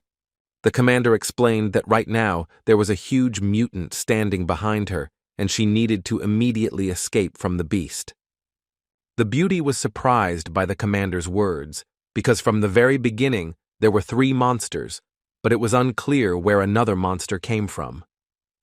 The girl decided to see what kind of mutant was standing behind her, turned to face him, and was surprised. Fan Chin decided to throw knives at the monster so that it could not get close to her. The girl's knives fell into the spider's claws, but it had no effect, and it immediately began to attack the young woman. The lady herself tries to escape from him, but she fails as she begins to fall, and she also does not miss the opportunity to escape. The organization's commander reported that the mutants were attacking again, and several of them were right behind Min He. The young man was surprised by this information, since the doll had not seen anyone just a few minutes ago. The main character was shocked by the number of monsters, but did not even know what to do. The boy was also surprised by the level of these mutants, namely the level of the minions. The man decided that it was necessary to destroy them as quickly as possible, because he still had to find the centipede. The monsters happily pounced on the young man, and he, in turn, tried to destroy them, and he succeeded quite easily. The monsters also tried to attack the main character, but he turned out to be stronger than them. The only thing that stopped Ming, he was their number, since a few could be dealt with. But if there were too many, it would take a long time. The hero of the story does not give up and continues to destroy monsters, wanting to go further to find out where they came from. The boy began to use various types of power strikes, including a swing, a punch, and many others. The mutants also did not give up and attacked the young man, but he did not understand where the animals came from and why there were so many of them. The monsters began to attack the enemy with more aggression, and there were more and more of them. Ming-He used various methods of defeat and continued to destroy them and find their source. The bro decided to use the earth to hit harder and destroy his opponents. The main character hit the ground, and the stones formed from the impact flew in different directions and hit the monsters. The cavalrymen completed this strike and planned to continue the destruction. The student raised his hand from the ground, but he still didn't know what would happen next and how this battle would end. After the blow, the mutants rose from the ground and became even more aggressive, starting to fly towards the student. At some point, the young man realized that he could have damaged the nest of monsters, and they became more aggressive. The organization's commander explained that he would not be able to destroy all the scorpion flies by himself. The hero did not understand what to do next, because it seemed to him that he was being sensed. The man continued to fight the monsters and waited for information about further actions. Lulin found the place where they appeared from and also added that all the scorpions flew out from the same side. According to the girl, their nest is located on the southern side of the Shao Ridge, from where they flew to the student. There are more than 10 individuals near Minhee, and there may be more than 100 of them in the nest. The doll sees only a few red dots on the map, and then adds that there is a whole factory not far from the young man, and that many of these animals live there. The young woman explained that once he killed one group, another would come to him. The hero realized that since he was close to the nest, there were an infinite number of them there, even if they were destroyed. Another key point is the fact that if the daredevil leaves them at this stage, then in a few hours the feeling of guilt will fill the entire valley. Lulin explained that when they gathered an entire army, they would leave no one alive. They would destroy not only people, but also all vegetation. The organization's employees did not believe that dealing with scorpions was more difficult than they thought, and underestimated them. The organization's commander looked at the map and explained that their camp was outside the valley. Lulin assigned the young man to guard the valley because she needed to give tasks to the other instructors, and it seemed like they were in danger as well. The boy asked the girl not to worry because he could handle them. The young woman explained that although he was a member of the Dragon Fang organization, he was just a student like everyone else. The commander apologizes on behalf of the organization for placing such a heavy responsibility on the young man.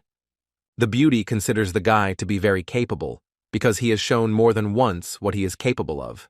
Lulin asked the protagonist to promise that he would not only be able to kill the mutants, but also survive.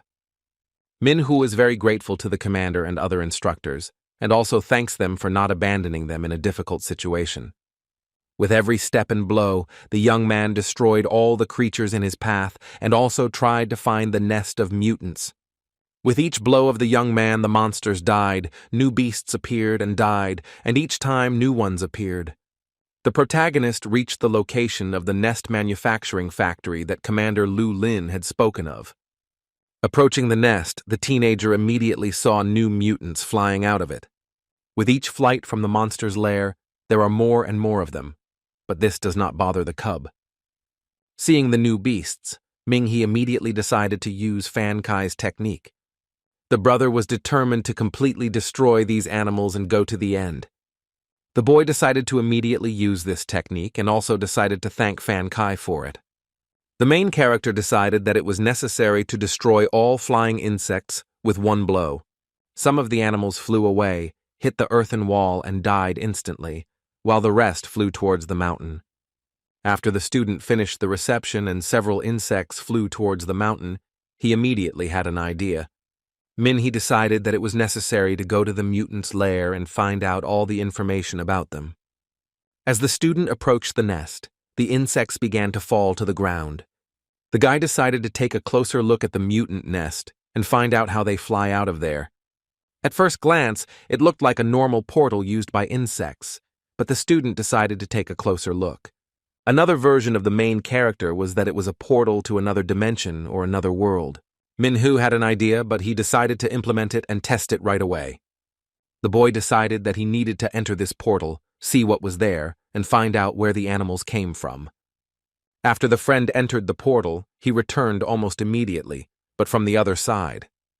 As soon as the daredevil turned around, he immediately realized what it could be, and immediately insects appeared. The scorpions began to approach the main character closer and closer, but he himself did not see them right away. The daredevil realized that this was not a nest of mutants, but some unknown portal leading into the fog. The man thought that most likely these strange monsters used him to appear at this time and in this place. The protagonist wondered what could be happening on the other side of this portal and how insects could take advantage of it. The young man was very curious about what would happen next if he entered the portal and whether he would be able to find answers to his questions. The student still decided to enter the portal to learn more about this mysterious fog. Minhee came out of the portal and was very surprised by what he saw, because he saw something like this for the first time in his life.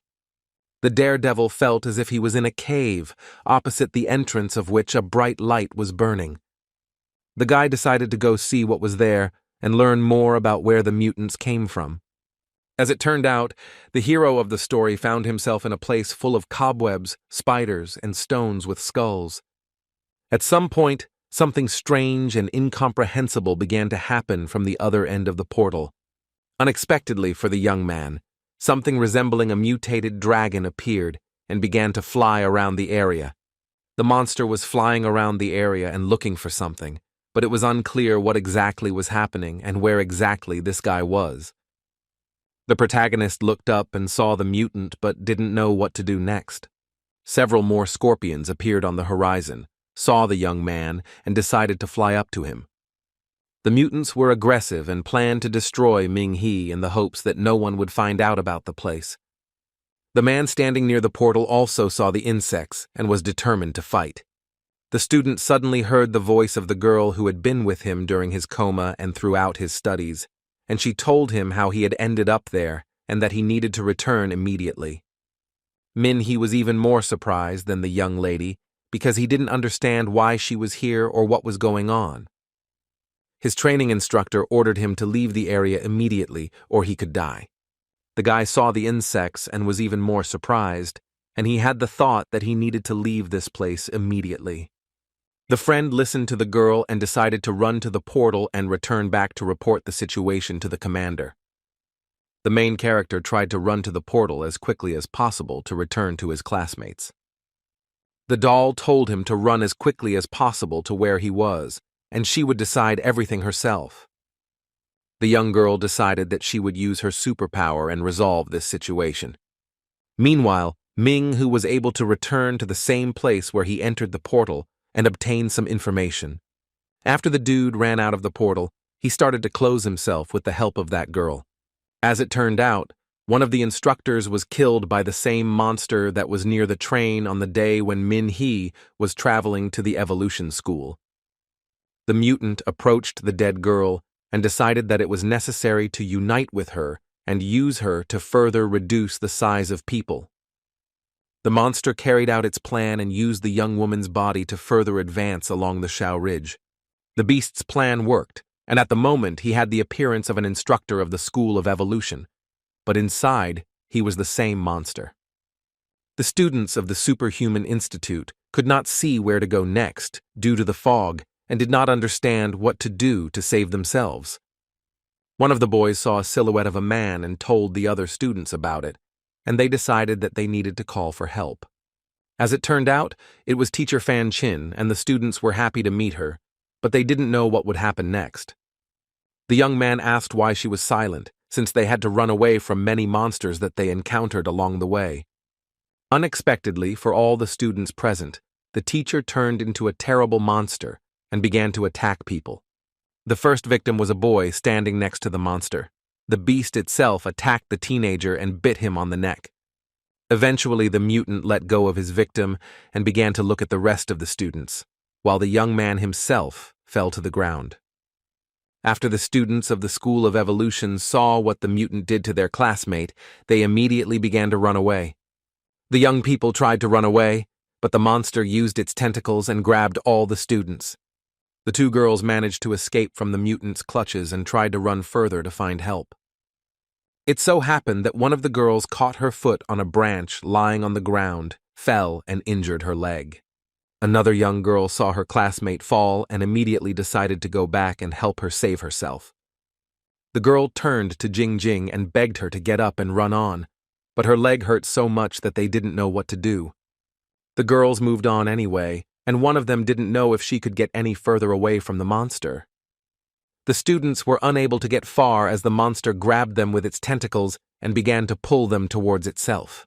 The mutant pulled the girls closer and closer to him and began to squeeze them tighter with his hands. In the end, the beast with the face of instructor Fan Chin attracted the girls to itself and began to destroy them one by one. The last of the group of students was the same girl who tried to save her classmate, but as a result, they died together. Having destroyed all the students in its path, the monster continued to look for new victims. A friend entered one of the camp tents and told her something about Fan Qing. Commander Lu Lin looked at the computer monitor and kept an eye on each instructor participating in the mission. On the computer monitor, 2 dots were visible, which were being watched by Ming He and Miao Lan, as well as the witch, who was trying to establish contact with one of the instructors. Lu Lin tries to convince Fan Qin to move on, because that way she can find the protagonist and he can help her. The assistant commander asked if the doll itself was alive, since its signal had disappeared, its vital signs had disappeared, and the device had failed. The girl herself did not know whether the instructor was alive or dead, because if she was alive, then she needed help. Lu Lin thought that the device was out of order. It was unlikely, after all, she had experience, but the young lady herself thought that there was something wrong with this situation. The young woman decided that she would keep a close eye on Min He to make sure that he was careful enough to escape in time. After some time, the connection with the young man also began to disappear, and the commander of the organization was very surprised and did not understand anything. The assistant commander thought that the teenager might also die and began to worry about it.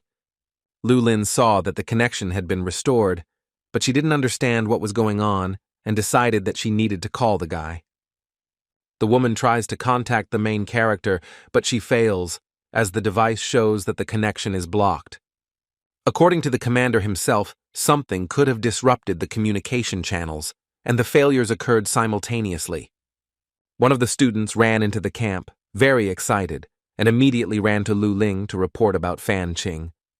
The boy decided to immediately report that the instructor had destroyed his classmates, and tears began to appear in his eyes. The girl was very scared and could not believe the student's words and decided to find a connection with the other teachers. The young woman tries to contact Min He, but gets no response, which begins to frighten her even more. The organization's commander tries to pass on information about instructor Fan Qing to the protagonist and save his life. Lu Lin also tries to convey that this creature in the form of a girl is very dangerous. Ming He sat in the middle of the road and couldn't understand what was happening because he thought he had just come out of the portal.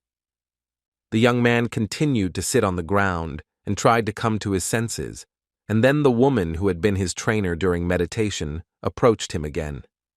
The young woman explained that his soul might disappear if he remained there any longer, because there was still much that people did not know.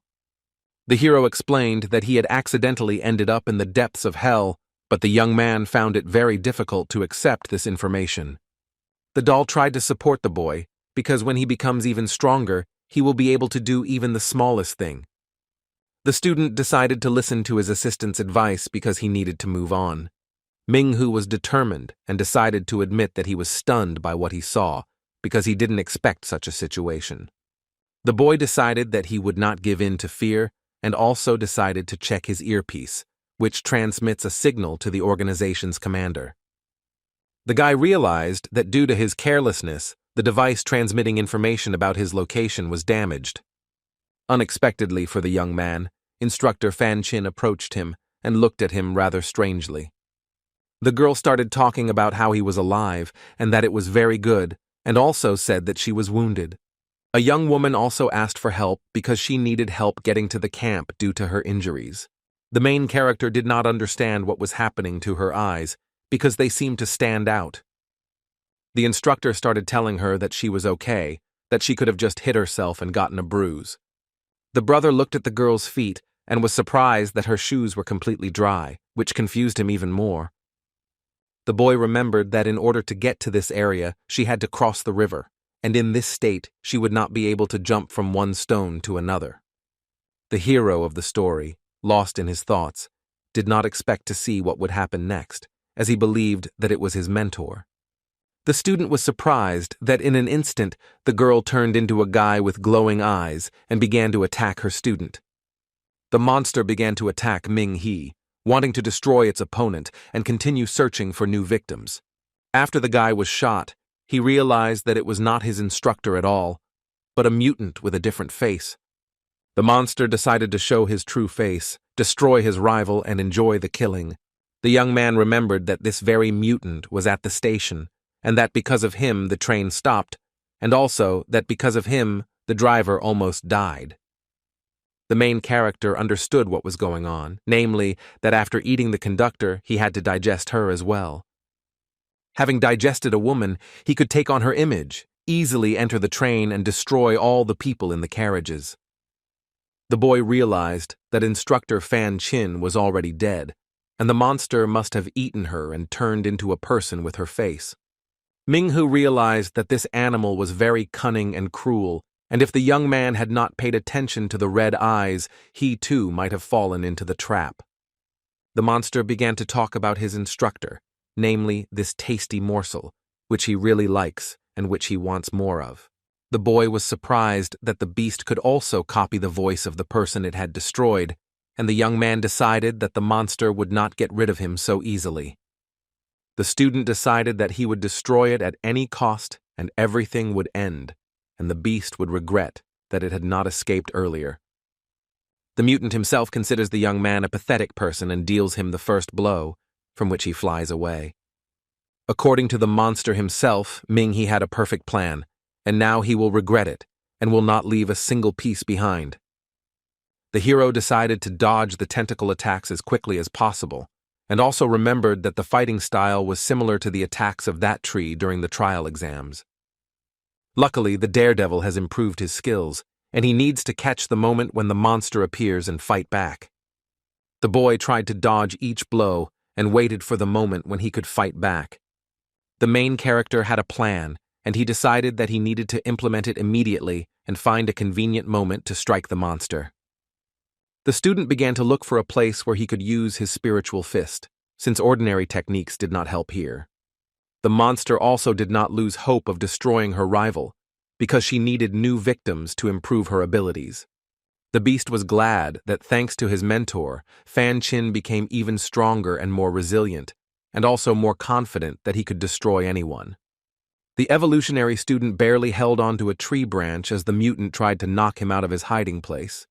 Ming-He had an idea that he immediately put into action, as it was important for him to destroy the beast and avoid numerous casualties. The leader of history struck with the spiritual fist technique and immediately declared that this was not the limit of his capabilities. During the battle, a deep hole formed on the ground, and in it stood a beast who said that if he ate it, he would become even stronger.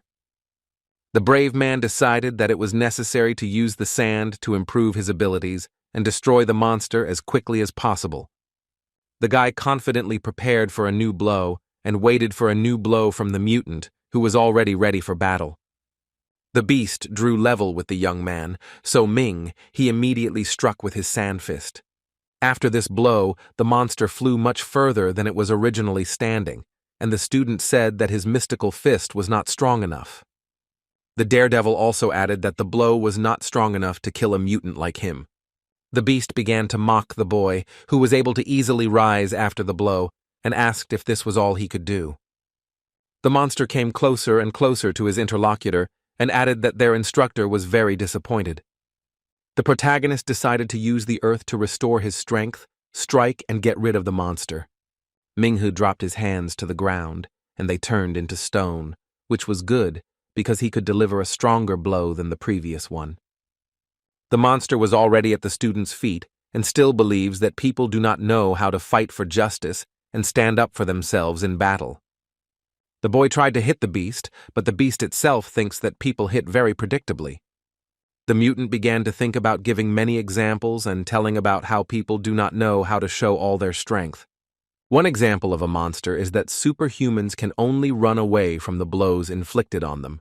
A spike appeared under the boy's feet, which was formed with the help of a mutant to destroy him. The protagonist decided that he needed to run because he knew what would happen next. As the student ran away, a thorn, even larger than the previous one, began to emerge from the ground beneath his feet. The monster was surprised that who successfully avoided his attacks and remained alive. The mutant explained that the young man had very powerful blood vessels that looked very appetizing, even better than their instructors.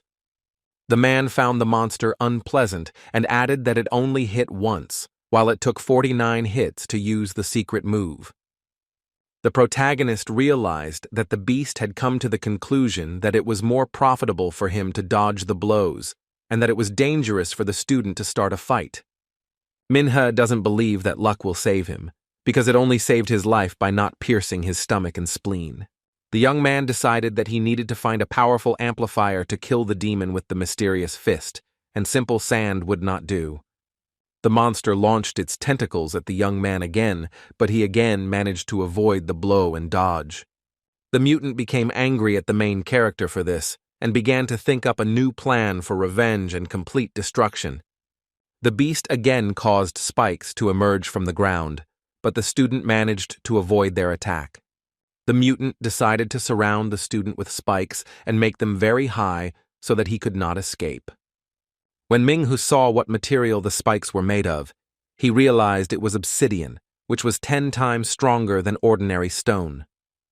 The hero of the story, while jogging in the morning, noticed an obsidian cave in one of the mountains stretching across the valley. The boy cannot understand in which direction he needs to move because he is in a very thick fog. The student decided that it was necessary to find obsidian and use it to destroy the mutant and save all the students. The young man remembered that there was a dry tree near the cave and he needed to find it and use it. Minghu actively searched for the dead tree and eventually found it behind the obsidian cave, after which he decided to find the cave itself. The monster caught up with the young man and began to shout at him not to think about running away, because it wanted to destroy him and take possession of his power. The mutant tried to catch up with him and continued to shout at the boy that he would not be able to hide and that he wanted to eat him. The main character continued to run away no matter what, because he needed to find the cave and finally destroy the monster. Eventually, the young man found this cave and was very happy because it was the only way to destroy the monster. Minghe decided that it was necessary to go down to the middle of the cave and use the obsidian to complete the work. The mutant, hoping to find the cub, confidently moves forward in his search and plans to finally destroy it and enjoy the successful completion of the battle. Meanwhile, the daredevil has found what he was looking for and is about to head to the beast to continue the fight and find the missing students. The monster met the protagonist and warned that his fists would not be able to harm or destroy the beast. But the boy had other plans and decided to hit the ground with his obsidian fist. Minghe used his super strength and slammed the ground, causing cracks and spikes to form. The mutant was very surprised by what he saw and at the same time very scared, as he did not expect such a turn of events. The spikes formed from the obsidian fist's blow grew larger and larger. Once the spikes began to form, the monster had no time to escape and became entangled in the formation itself. After the mutant was pierced with a spike, the brave man approached him and said that he would succeed and destroy him. The main character will not spare the monster, because his life and the lives of people are more important to him, and the beast did not understand how the guy managed to do this. For Ming-he, it doesn't matter who they are or how powerful their kingdom is, and if the mutants themselves decide to take over the earth, the superhumans will destroy them. The monster was surprised by these words, but said that people would not be able to escape and would be completely destroyed. The beast continued to say that all people would be destroyed and that they would not be able to hide from the fog. With the last of its strength, the monster tried to speak to the young man and warn him that people would not be able to hide. The mutant screamed in pain, but the boy decided that he had to be destroyed because many people had died because of him. Another monster was destroyed, and the student had hoped that he could save his classmates and escape from Shao Ridge alive and well. Ming-he decided that he needed to wait and find out if the monster was really dead, since his next steps depended on it. The obsidian spikes shattered into pieces, and the monster fell to the ground, and the young man was convinced that the beast was dead. When the student looked closely at the dead mutant, he did not immediately understand what kind of drop had fallen from his body. The hero remembered where he had seen such a drop, and immediately remembered the girl who taught him during meditation. The student remembered that it was the same drop of life that grants or changes abilities, but he did not understand why it came out of the monster's body. Ming-he's friend, a meditator, explained that she was a moon demon, a high-level mutant, but had not yet reached the peak of her powers when he killed her. When the protagonist first saw her, she was already quite strong, and that day the student felt her power, and she almost killed him. The young lady explained that intelligent and capable mutants are very dangerous, and if he is not destroyed, he could turn into a royal moon demon. The young man understood why the drop of life appeared. It becomes completely clear, because after the destruction of the monster, his spirit remained in it. The woman explained that the drop needed to be purified, as the student would not be able to use it while the spirit of the monster was in it. Ming-he decided to give the drop to the girl and asked Xiaohua if she wanted to use it to become stronger. The main character feels that she is a level higher than this moon demon and much stronger than him. Xiaohua knows that she is stronger, and the demon does not need to compare with her because it is already clear who is higher in rank. The woman remembered that her brother wanted to show her how beautiful and important human life is, despite the fact that the recent situation was proof of this. The boy knows that the young girl will support him and make him stronger, and then he will be able to fight the most powerful creature in the world. Xiaohua supported him and reminded him of their agreement that they would help each other develop to a lower level. Min-hai decided to ask about the hell he saw because he needed to know more information about it. The witch decided to ask him if he believed what he saw with his own eyes, and although the daredevil believed what he saw, he still could not forget it. The young woman explained that he needed to forget what he saw in that portal because that world was terrible. Xiaohua also hates this world because compared to the type world, the one outside it is ugly and unique. Eventually, the girl took the feces away for cleanup, and the boy decided to return to camp. The guy stood there, looking at the dead instructor Fan Chin, and decided that he needed to be taken away, and what to do with him next would be up to the commander. Ming-he walked through the Shao Ridge territory, carrying the instructor on his shoulders, and heard Commander Lu Lin calling him. The lady asked him to answer this call if he could hear her, and when the lad heard the young woman speak, he asked him to convey the order to him. The organization's commander asked if his instructor Fan Chin had found him and what had happened to her. The presenter explained that he carried her to the camp because she was officially considered dead. The friend added that he didn't want to leave her on the ridge where monsters could do terrible things to her. Lu Lin asked if the disciple was okay since that thing was controlling Fan Chin's movements, and he explained that he had destroyed the demon. The young man asked if the eggs had been collected, as they had to quickly leave the place because he saw some monsters. The guy decided that he needed to tell about the terrible picture he saw. Otherwise, when the monsters came to them, nothing would be left of the people. The organization's commander reported that they were very close to him and asked if they had regrouped, if the way was clear, and if the cavalrymen could safely move on. The locals decided to collect the eggs and walked through the weeds to get to the village and sell them. One of the men asked why they were walking for so long, even though the village was not yet in sight. Another man decided to hit his partner because he had an idea to go very far and collect the eggs of these red-eyed creatures for sale. But the man himself had no idea that one could get lost in the fog, but at the same time, one could not go far from the place where the fog was. The company managed to collect many eggs without difficulty, but returning to the village proved to be quite problematic. The men had a strange feeling that someone was watching them, but they did not yet know that these were ordinary students. They approached the smallest man and told him not to scare anyone, but the daredevil himself tried to explain that someone was standing behind them. The locals were very scared as they could not understand what it could be, and also planned to run away and leave the eggs in the same place where they stood. Teacher Zong saw the men and thought they were local residents, but he did not understand why they were there. The teachers and a group of students decided to ask them why they came here, because this area is very dangerous. One of the men said that the students had scared them a lot, because they thought they had encountered a red-eyed beast. People with superpowers posted a notice that entry to the Shao Ridge was prohibited, but local residents decided to make money on eggs.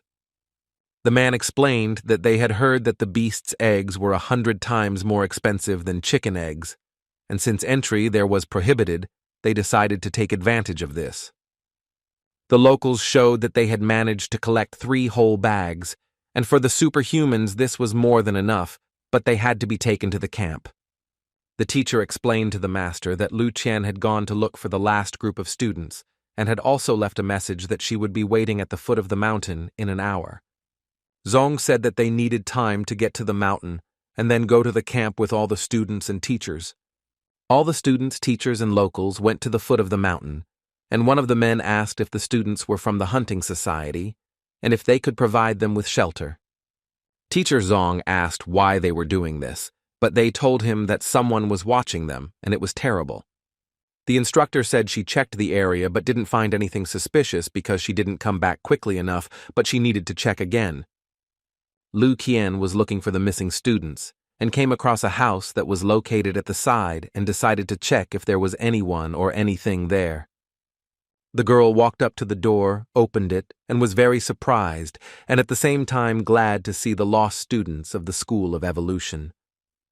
The students themselves were also surprised and scared, as they were very afraid of being in an area where they were constantly exposed to danger.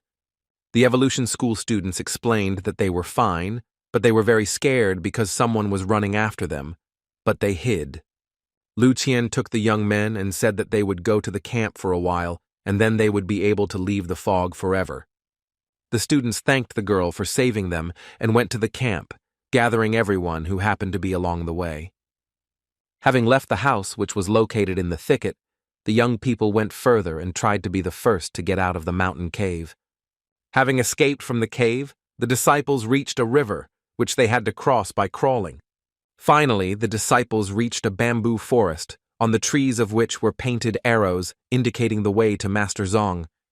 It was in the bamboo forest area that all the participants were found, and they were also able to follow the arrows to reach their teacher.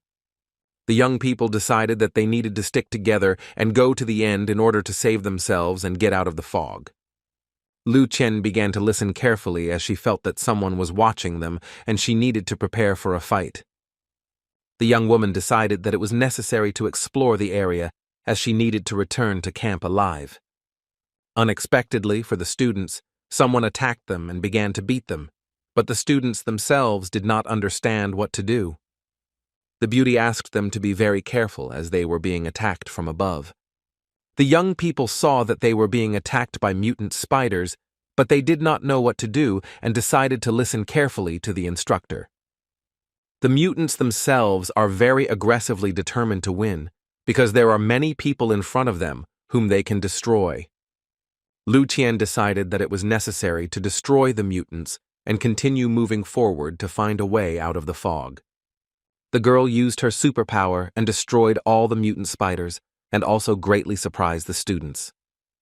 The students of the School of Evolution began to say that the young lady was indeed very strong and that she was truly impossible to surpass. One of the students replied that they couldn't handle even one red-eyed spider, but Lu Qian dealt with several at once. All the students really wanted to have the same level of strength as the girl, because everyone compares her to themselves, and the girl herself understands that all this is thanks to training. The young people reached the place where the man and the instructors had agreed to meet. Everyone present began to question Teacher Zong about the strange fog and the mutants they had seen. The young lady explained that monsters periodically appear on their own, and in order to get out of the fog, they need to work together. The man said that even though they were students, they had the potential to become hunters.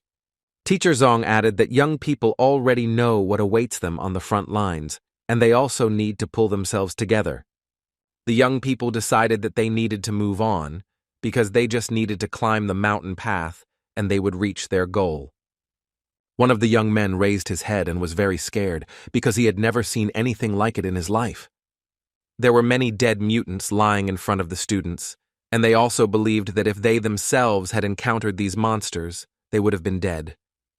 The students of the School of Evolution looked at the monsters very carefully because they had never seen them before, and they were also curious about who exactly killed them.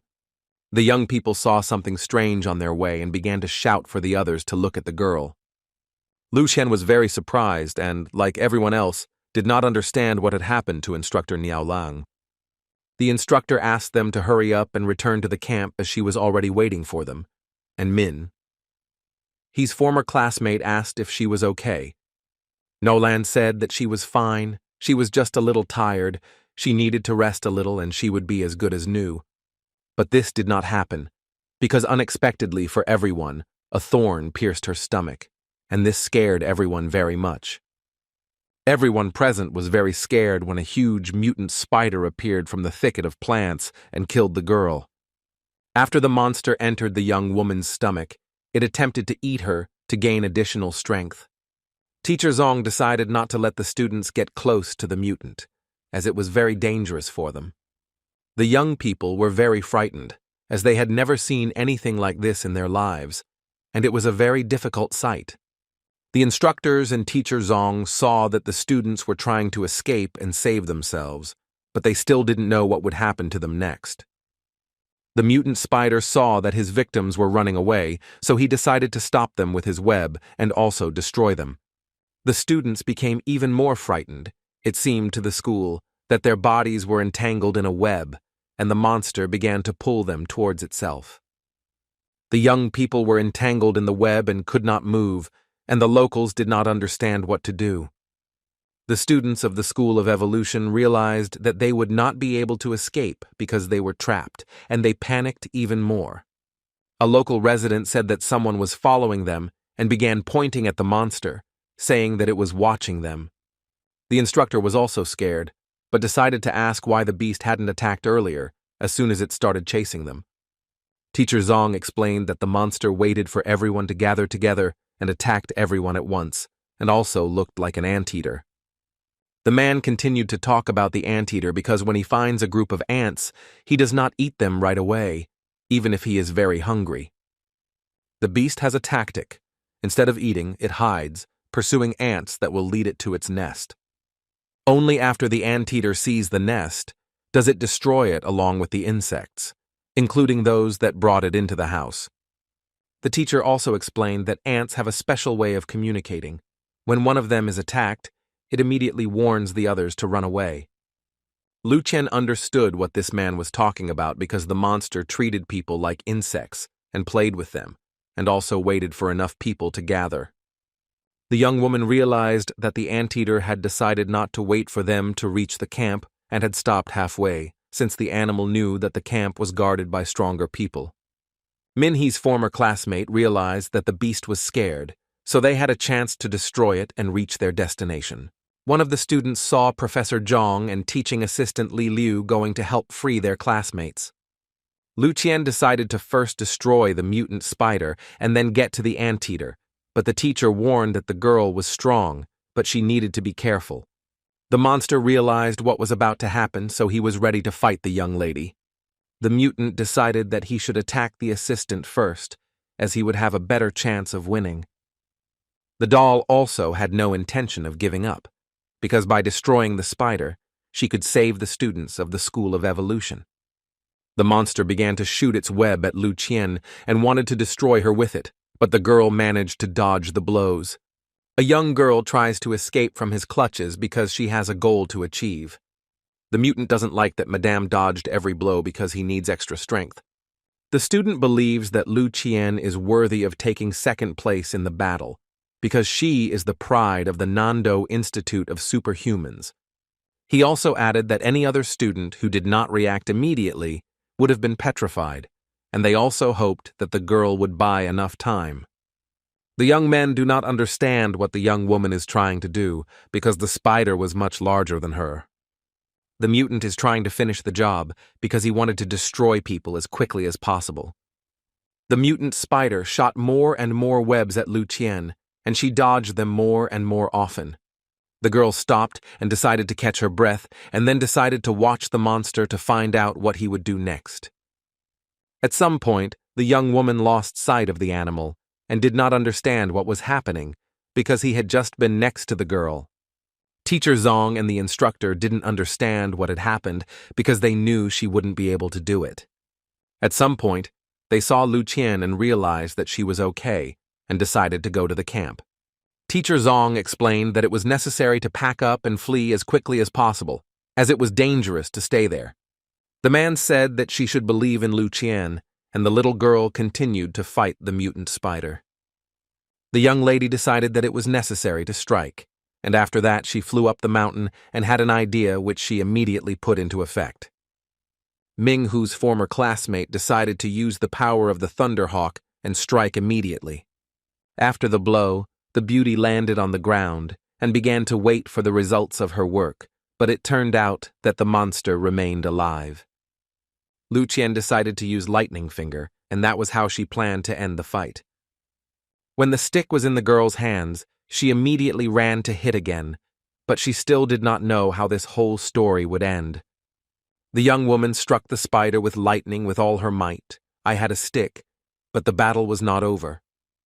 The beast itself was very angry and also wanted to attack the girl, but everything did not go as planned. The mutant became even more enraged after the child struck him with lightning again and decided that she needed to be destroyed.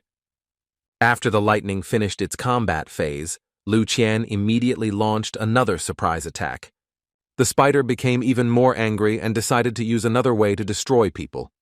The monster decided that it was necessary to use its poison, launch it into the young girl, and kill her. The moment the monster used its poison, Teacher Zong came running to help the girl. The man immediately ordered the young girl to move away from the monster and decided to use his superpowers. The teacher decided that it was necessary to create protection so that the poison would not reach everyone present on the battlefield, and especially the girl. As it turned out, the monster took advantage of the acid rain, and Teacher Zong intervened in time and created a defense against it. The man said that some of the students had already freed themselves from the web, but he had injured his skull and they had a chance to escape. The teacher also felt very sorry that he couldn't fight the monsters face to face. The only thing he could do was provide cover. The girl explained that everything was fine because it was protecting her classmates, and this was also her contribution to the common cause. All the students who were freed from the web did not understand where all these spiders came from because there was only one spider, and it was very big.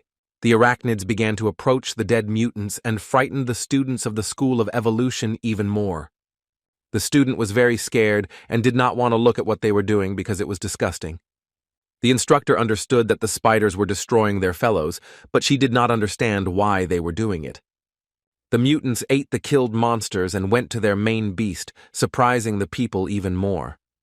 The little spiders began to crawl into the mouth of their leader, and everyone present was even more surprised, as they did not understand what was happening. The teacher and assistants did not understand what was happening because it was as much of a shock to them as it was to the rest of the spectators. After this, the monster was able to heal itself by using other creatures to treat its wounds. Everyone understood that all of Lu Qian's actions were in vain, and it was very difficult to harm the spider. The man was very angry, turned to the students and reminded them that they were superhumans and could use their superpowers. The teacher tried to rally the students and do everything possible to get out of the fog, but it didn't work, and he immediately began to ask if they felt sorry for Lu Qian. The lady herself asked not to blame them, because the widow skull was to blame for everything, because she had an aura of oppression, the title of ruler, and she also sowed fear in the minds of people. The mutant uses the universal fear, as it is firmly rooted in their subconscious, and the students will not be able to resist it, as their level is below the solar flame. Lu Qian asked if there was a way to get out, and there indeed was, but the man didn't want to leave the students who were still in the web, and the woman herself offered to cover them. The young woman explained that they could not kill the Skull Widow, but they could detain her, so the assistant and teacher had time to take the students and escape. No one understood what was happening, because the beauty agreed that she could easily lose her life, but she explained that there was a way to save herself. Lu Qian also added that this is her choice, and she also believes that her classmates can unite. The girl hopes that when their classmates are in danger, they will be able to stand up and fight. The young girl confidently walked towards the spider, hoping that she would be able to get out and thus gain time to save the rest of the students. Professor Lu's assistant explained that the Black Widow ate half of the demon spiders, and thanks to them, she became stronger and was able to heal her wounds. Despite her fear, the doll began to use her superpowers and look for a way to increase time in order to save the rest of the students. The teacher decided that it was necessary to use his superpowers to find a way out of this dangerous zone. The students, assistant and teacher, who were freed from the web, tried to free the rest of the people from the trap. Unexpectedly for everyone, the student decided to strike the monster and help Lu Qian buy time to free the others. The student, despite being paralyzed with fear, still believes that she must fight monsters like this spider. The assistant saw the woman trying to use her superpower and destroy the mutant. Lu Qian, at a great height, tries to strike lightning and get out of the fog. The young woman struck the monster with a powerful lightning bolt and tried to hold it back as long as possible to increase the chances of destroying the monster. Having finished, the friend decided to go down to the ground, rest a little, and think about what to do next. Lu Qian tries to even out his breathing and looks very carefully at the place where the Black Widow was. Nothing could be seen through the black fog, but the young woman was still trying to make out something. After some time, the black fog began to dissipate, and the Black Widow began to set her traps in which she wanted to catch the girl. The mutant spider tried to weave as big a web as possible because he wanted the young woman to become his prey. Min He's former classmate was very surprised by what she saw, as she couldn't figure out what to do next. The mutant climbed onto his web and, deciding that Lu Qian, namely his prey, planned to use his web to catch and destroy her. The Black Widow crawled closer and closer to the girl and said that she was an ant that was trapped and could not get out. The monster tried in every way to take over the subconscious of the young girl, but the woman herself did not understand what was happening. The spider, using its web, grabbed the young woman's hand and did not let go, trying to pull her towards itself. Lu Qian stood there as if spellbound, not understanding what was happening because everything was under control and she had a way out. The girl did not understand how she could get so close to the mutant who said that she should be eaten because she was a tasty ant. A former classmate of Ming, he said that humans, not ants, do everything necessary for the existence of the universe. But the Black Widow still stood her ground and considered people parasites, pests of the universe, who must be destroyed. The teacher was finally able to use his superpowers to get into the camp, and everyone started to escape from the trap one by one. The students were very happy to have the opportunity to escape, and the man asked his students to take their time and leave one by one. When the teacher and assistant returned to Lu Qian, they felt that the spider had bewitched her, and they could not reach her. The girl did not hear her classmates and teachers calling her name because she thought she was caught in a web and trying to get out of it. They tried to shout to the girl because the little spiders started attacking again, but she still couldn't hear anything. More and more demonic spiders approached the Black Widow, but Lu Qian was still mesmerized and stood in one place. Teacher Zong and the assistant realized that the spiders were blocking the passage again, and they needed to escape immediately, or it would be too late. The girl turned to the man and told him to protect the students as they could not remain in danger. The teacher realized that if the Black Widow was holding Lu Qian by illusion, then no one could save her except herself. The man hopes that the girl will have enough willpower and will be able to get out of this trap on her own. It was important for the assistant to save everyone, but she apologized to the girl, and everyone hopes that she will be able to survive. After the last student escaped from the trap, it immediately began to become covered in webs. Black Widow began to talk about how all the students would live on, rejoice and cry, not noticing that everyone was trapped. The monster began to mock the girl and continued to say that she would be eaten by spiders and only bones would remain of her, and her soul would be locked here forever. Lu Qian tries to break out of the illusion and says that no one can trap her. The mutant believes that although the girl's willpower is very strong, it is an illusion, namely, one of the terrible vices of humanity. The monster tries more and more to convince the young girl that faith in a better future is not an important element in her life. Black Widow still continues to mock Lu Qian, and also added that time in their world flows very slowly, so there is something to think about. The spider suggested that the girl remember that she is a genius who attracts the attention of all the students, as well as all the people around her. The monster believes that the young lady has never felt sincerity because everyone around her says one thing to her face, but in reality behaves differently. Some guys think that a girl is surrounded by many men who can give her many gifts. According to the mutant, Lu Qian praises many people and also pretends to treat them very well, but at the same time keeps his distance. Those around her do not feel the slightest affection for the girl because they consider her ideal image to be insincere.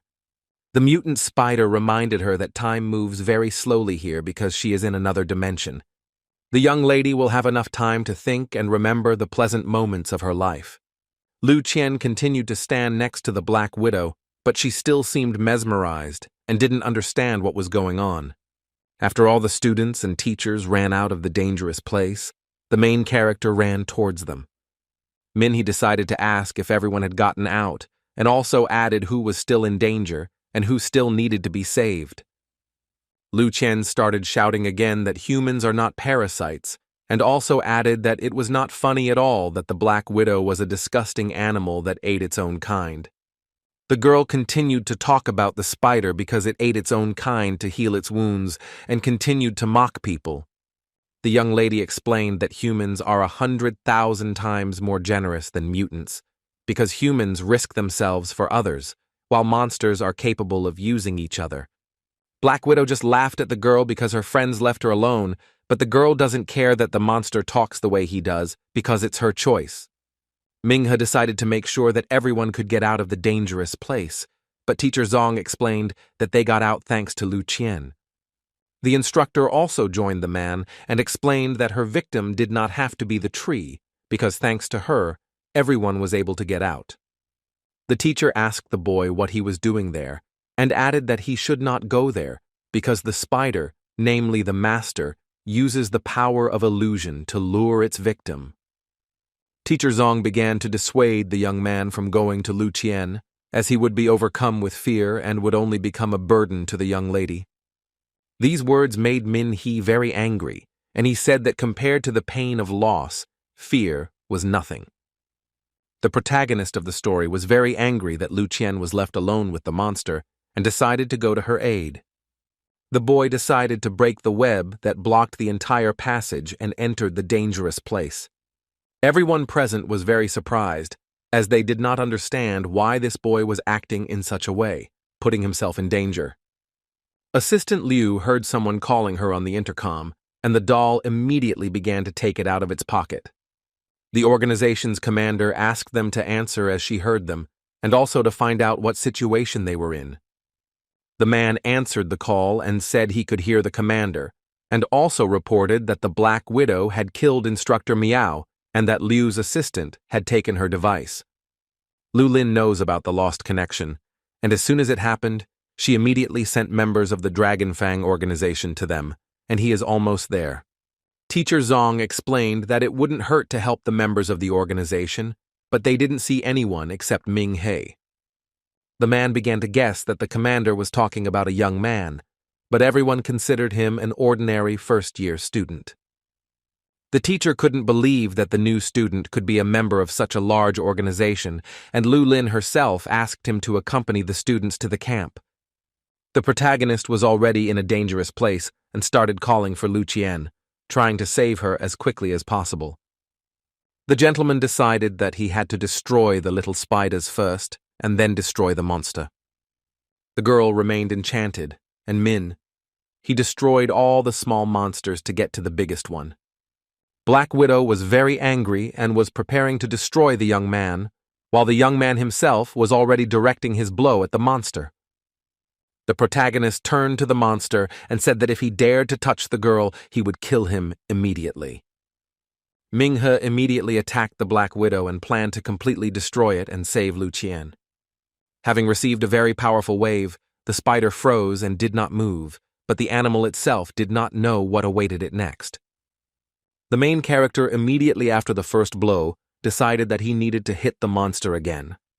The young man dealt the monster numerous blows, as this was necessary to save the girl's life. The brave man was very angry and struck a decisive blow, but in order to destroy the monster, it was necessary to strike 49 blows. Black Widow realized that she needed to run and save her life, because the main character had a better chance of destroying the mutant. The spider decided to direct its web towards the tree and escape from Ming He, because it felt like its path was coming to an end. The mutant flew higher and higher, but he was unable to escape from the young man because he caught up with him. Ming He knew that the monster would not be able to escape from him because he had a reliable way to kill such an impudent beast. The protagonist decided to aim his fist to perform his secret move. The young man put his plan into action, aimed it at the Black Widow, and waited for the result, because this was the only chance to save Lu Qian. The young man's secret technique worked, the spider was destroyed, and the girl was saved. The student approached the dead animal and did not suspect that even more small spiders would come running to him. The little monsters began to attack their opponent, but they too were not destined to withstand the blows of the young creature. Ming He destroyed every mutant that came near him, but he didn't know how many there actually were. The hero decided to use his superpowers again and finish what he started. The young man realized that he needed to strike a blow that would destroy all the spiders and allow him to get out of this terrible place. The man did what he had planned, and the impact sent a wave of smoke up the mountain and destroyed the web that the Black Widow had spun. After the student finished the reception, a deep hole formed and a lot of smoke appeared. After the disciple cleared some of the space of cobwebs, Lu Qian began to fall with her eyes open. When the boy saw his former classmate fall, he immediately realized that he had to save her. Min He took the girl's hand and tried to bring her back to consciousness, but he failed. The protagonist was very worried about Lu Qian, because not only did he like her, but he also hoped that they would meet. The friend did not regain consciousness for a long time, but the brave man tried to bring her to her senses, but she had no strength at all. The young woman did not understand what was happening, and also began to ask what had happened to her, since she did not remember anything. Lu Qian also didn't understand who was next to her and how this person ended up next to her. Min Hu decided to carry the girl in her arms, but she had a severe headache and realized that the young man had saved her. The protagonist, heading to the camp from the islands, meets instructor Zhu Qi, who runs towards the young man. The man reported that the rest of the students had made it to the camp safely and also praised him for killing the Black Widow, as there could have been more victims. The boy explained that the girl had done the main work, and he had only delivered the finishing blow, and that she needed help, as she had fallen under the influence of an illusion.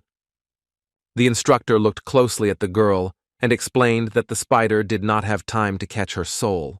Otherwise, she would have remained paralyzed.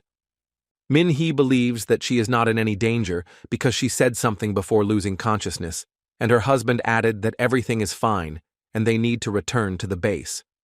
Ju-chi is sure that Commander Lu-lin has already informed the young man about another mission. The boy replied that the beauty had told him about this task when they were riding to the mountain range. The man asked if there were any witnesses to Ming-hee fighting to save Lu Qian, but it turned out that the students saw him simply walk in. When asked what happened, the instructor replied that he had doubts when Commander Lu-lin recommended him to their team. At this moment, Ju-chi is even glad that the student is on their team, but the daredevil himself does not understand what the man is talking about. The instructor decided to introduce himself again. As it turned out, he was the commander of the Dragon's Tooth Squad of the Southern Division, but he was not embarrassed by being called an instructor. The main character was very surprised, as he did not know that the commander of the detachment was standing in front of him, especially from the Dragon's Tooth organization. The man warned that the members of the Dragon Tooth Club must keep their identities secret, and gave the example that Ming-hee is a disciple of Nandu during the day, but a member of the Dragon Tooth Club at night. And Ju-chi also has to conserve his strength, and he also knows that the boy is exhausting himself left and right, but the man asked him for help. The protagonist couldn't understand why his apology meant that the instructor still had powers. The daredevil replied that they had their responsibilities, since the giant centipede was their key to salvation, but they could not expect the insect to silently cooperate. The teacher realized that the main character was very witty and did an excellent job with the task. Ju-chi explained that if he spent his energy fighting the Black Widow and then dealt with the centipede, there would be potential risks.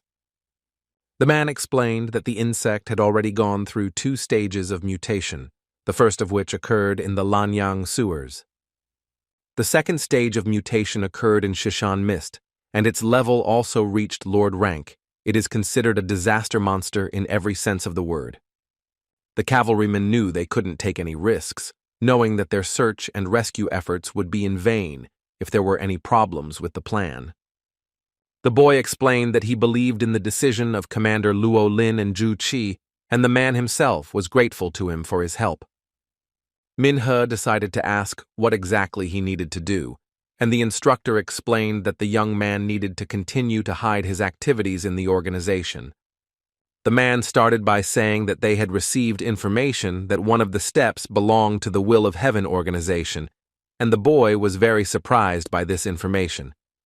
The organization needs an apprentice to deal with the horror they have caused, and this is one of the main tasks of the Dragon's Fang. The instructor explained that Dr. Zhao Shu-hua, whom the hero fought, belonged to this organization, and with the help of the mutagen, he wanted to gain their approval and join the organization. The boy decided to ask if the man was talking about the mutagen that turned animals into monsters and plunged the entire city into crisis. Dr. Zhao did all this to join the Heavenly Will organization, and then that man went crazy. The protagonist realized that there was a student in his school who shared the organization's views, and the man asked him what he thought about this fog. Min-hee is certain that the fog was created supernaturally, that it was a real natural disaster, and that humans had nothing to do with its appearance.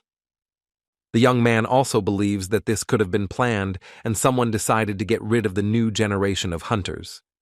The guy also believes that someone could have intentionally created the fog in such a way that it would benefit the new victims on Shao Ridge. The hero of the story knows that modern magicians do not lose their vigilance, which is why it is so difficult for the Heavenly Will to kill them.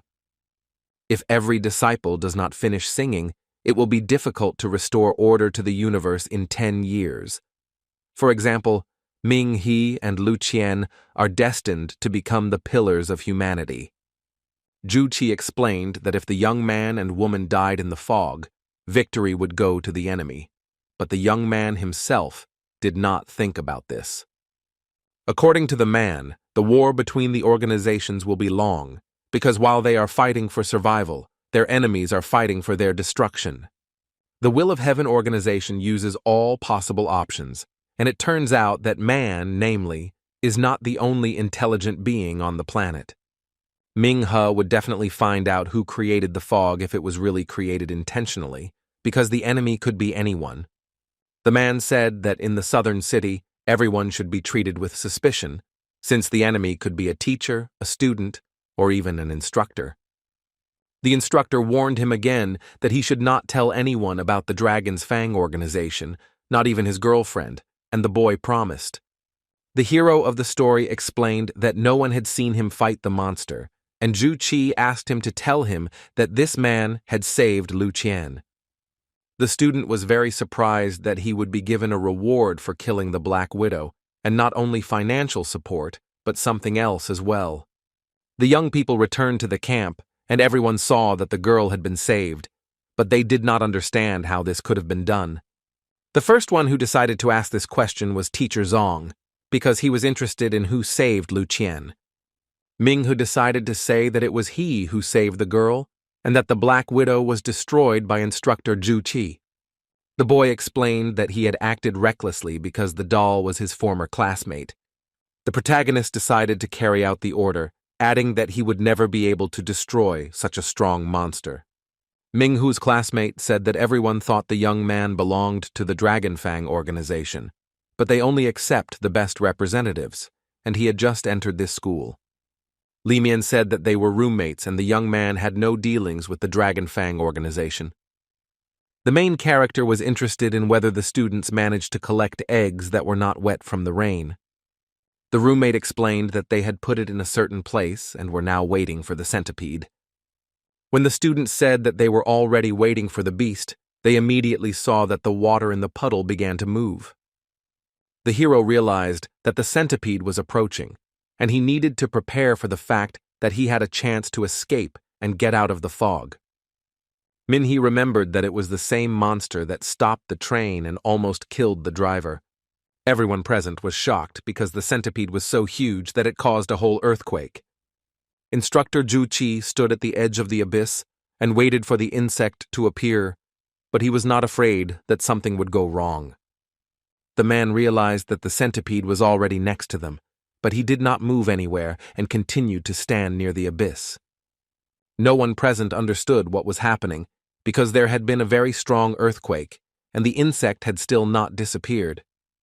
The centipede appeared suddenly and stared at the man standing next to her. The mutant was very big and angry, but he did not move towards the eggs and continued to stand in place, almost motionless. Everyone present was shocked by what they saw, because the monster was much larger than all the mutants that had appeared so far. Teacher Zong was curious to know the centipede's level, as it looked much stronger than the Black Widow. The main character tries to move like all the other students at the School of Evolution, but no one can do it. Ming-Hu didn't understand why he couldn't move on, and it was a very strange feeling for him, and it also shook him up a lot. The protagonist was overcome with fear because he believed that the monster was of divine level and would not be able to attack him. Instructor Zhu Qi has been waiting for the centipede for a long time and plans to take off his glasses, which he has not taken off for quite some time. The monster studies the man very carefully, planning to strike and destroy all the students and teachers present. The organization's commander took off his glasses and, using his superpower, ordered the beast to obey him.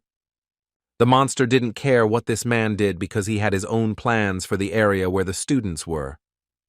Zhu Qi began to use even greater superpowers and ordered the beast to obey him. At some point, the man managed to tame the monster and outline a plan for further action. The teacher did not put on his glasses and was in no hurry to return to the students, as he had his own plans for the further development of events. After Zhu Qi defeated such a huge monster, he immediately fell to the ground, lowered his head, and did not move. Ming-Hu realized that the instructor could control the spirit and thought that he was a very strong and very cold-blooded commander. The protagonist also thought that few people could defeat such a divine monster and immediately ran towards him. The student ran up to the man, who continued to stand with his back to everyone and not turn around, and the young man still did not know what would happen next. The student was very surprised when the teacher began to say that the students of the School of Evolution have to make a lot of efforts to stay alive. Ju Qi returned to Ming Hu and said that he had used the mindless body to ensure the future for the ordinary generation of superhumans. The brave man was very surprised by what he heard, as he did not understand what this man was going to do next. The boy decided to take the instructor away from the centipede because he had a very bad feeling. Min He was very surprised and did not understand why the instructor was doing this, because thanks to him, the centipede was motionless. The boy tried to save a man who decided to fall into the abyss and commit suicide. The protagonist failed to save Ju Qi's life because he jumped into the water faster than the young man could reach him. The student was very upset that he could not save him and did not understand why such drastic measures were taken. Minghe was so upset that he didn't even notice that the centipede could already move and its whiskers were on the young man's head. The boy stood up and saw that the insect's eyes were glowing just like Instructor Ju Qi's, and he realized what had happened. The hero of the story stood up and put his hand on the insect, realizing that this was man's last gift. The student recalled that on the way to the camp he and the instructor had managed to talk about a lot. At the time, the student had no idea that something like this could happen and was very sorry that it happened the way it did. Commander Lu Lin saw the state Ming he was in and decided to come and support him. The brave man was surprised that the little girl came to him, because he did not expect that this story could take away so many good people. The young man first promised himself that he would find the person behind all this and would definitely bring the matter to an end. The student was going to pull the culprit of the current situation out of the ground, and the young beauty who supported him believed that he could do it. Lu Lin was also upset because he knew what this student was capable of, having seen his abilities many times. The young people were very sad because this man gave his life saving other people. The centipede crawled around the boy and girl and waited for further action, and also added that it was ready to save people's lives. At the camp, they started climbing the insect and were amazed at how it could be so cool and scary at the same time. Teacher Zong said that everyone should quickly climb onto the mutant, and then they would escape from this fog. As soon as everyone sat down, the boy immediately asked if the centipede could lead them out of the fog to a safe place. The insect immediately began to move towards a place where there was no Thuiana, and the students tried to restrain the monster. At the foot of the mountain, the man radioed the control center to get information about the situation in the fog. The workers standing near the fog-covered area knew that no one was allowed to enter, but they were very scared when they saw the insect. The guards of the closed area of the Shao Ridge realized that a mutant was emerging from the fog and began to prepare to fight it. Unexpectedly for the men, Lu Lin began to speak and announced that she was the leader of the hunter training group. The girl explained that they managed to tame this large creature and get out of the fog thanks to the centipede. The students were glad that they managed to escape and get out of the dangerous zone of the Shao Ridge, but the workers themselves could not believe what had happened. The defender of the southern city was glad that everything worked out and all the students were alive and well. Lu Lin informed Lawyer Peng that 346 members of the group returned safe and sound. The man said that given the danger they were in, the team performed very well. Peng asked the girl about the instructors who were with them, and the young lady explained that the assistants King He, Jing Xing, and Guo Ming were alive and well. The young woman reported that instructors Fan Qin, Miao Lan, and Ju Qi sacrificed themselves for the success of the mission. Everyone present was shocked by what they learned, because it was thanks to them that the students were saved. Commander Peng proposed paying tribute to the people who died and contributed to the defense of their country. South School co-principal Miss Meng said South School would always remember the teacher's heroism. A memorial ceremony was held at the Southern School of Evolution to honor the victims. The man standing near the podium pointed out the benefactors of their school, their idols and heroes, whom they would look up to. Students of the School of Evolution honored the memory of their deceased mentors and saw them off on their final journey. The man continued to talk about the need to remember the dead and their souls. The students held photographs of the fallen teachers and took them to a designated place to honor the heroes. The remaining students stood respectfully during the official part of the memorial ceremony and paid tribute to the people destroyed by the monsters. The teacher of the School of Evolution will not single out first-year students who have shown themselves brilliantly in battles with mutants. The man simply thanked everyone who had made a significant contribution to the development of the academy, and the students began to discuss among themselves what their teacher had meant. The students continued to talk about the student who was part of the Dragon Fang and could make a great contribution to the academy. The young people don't understand who it could be, because he is a very mysterious student, very cool and strong. The young people started talking about how if any of them were in the organization, they would start talking about it in front of the whole school. Lucien received the second-class combat award, and the beauty was also an accompanying assistant teacher from the 2 and 2 register. The young men continue their conversation, but this time about a young lady who single-handedly fought a Lord-ranked monster and saved over 100 new students. Also awarded was third-class lifeguard with distinction, assistant teacher Liu Shu from Register 1 and 2. The teacher continued to present awards, and the next certificate was presented to Li Jing from Register 2 and 2 for his efforts in support. Min He of Register 2 and 2 also received thanks for his efforts in providing support, but he was very saddened by the loss of wonderful people. The last student was Fan Nian Rong, who also received gratitude for her support. The man explained that the exercises and the subsequent disaster made everyone aware of the horror and cruelty of the outside world. The trials that all new students go through are essentially the daily life of every Superman. The teacher also explained that the bodies of the dead are vessels for their will and create a safe environment for people to flourish. Every student lives up to the expectations of their teachers, and those who are willing to take risks have a great future ahead of them. Young people are the future, the ray of hope in the midst of the country's crisis. All the students present at the Superhuman Institute in London started to applaud loudly after the teacher's speech. Lu Qian received a military award and a very beautiful bouquet of flowers, which she took home with her. The girl returned home very tired and decided that she needed to rest after a hard, emotional day. Angry, the young woman picked up her phone and decided to check all messages and calls. Min He's former classmate was very upset and sat checking his incoming calls and messages. Lu Qian was very surprised when she saw a call from the protagonist on her phone. The young woman was very happy to hear the young man's voice because she liked him, and he also warned her that someone was standing at her door.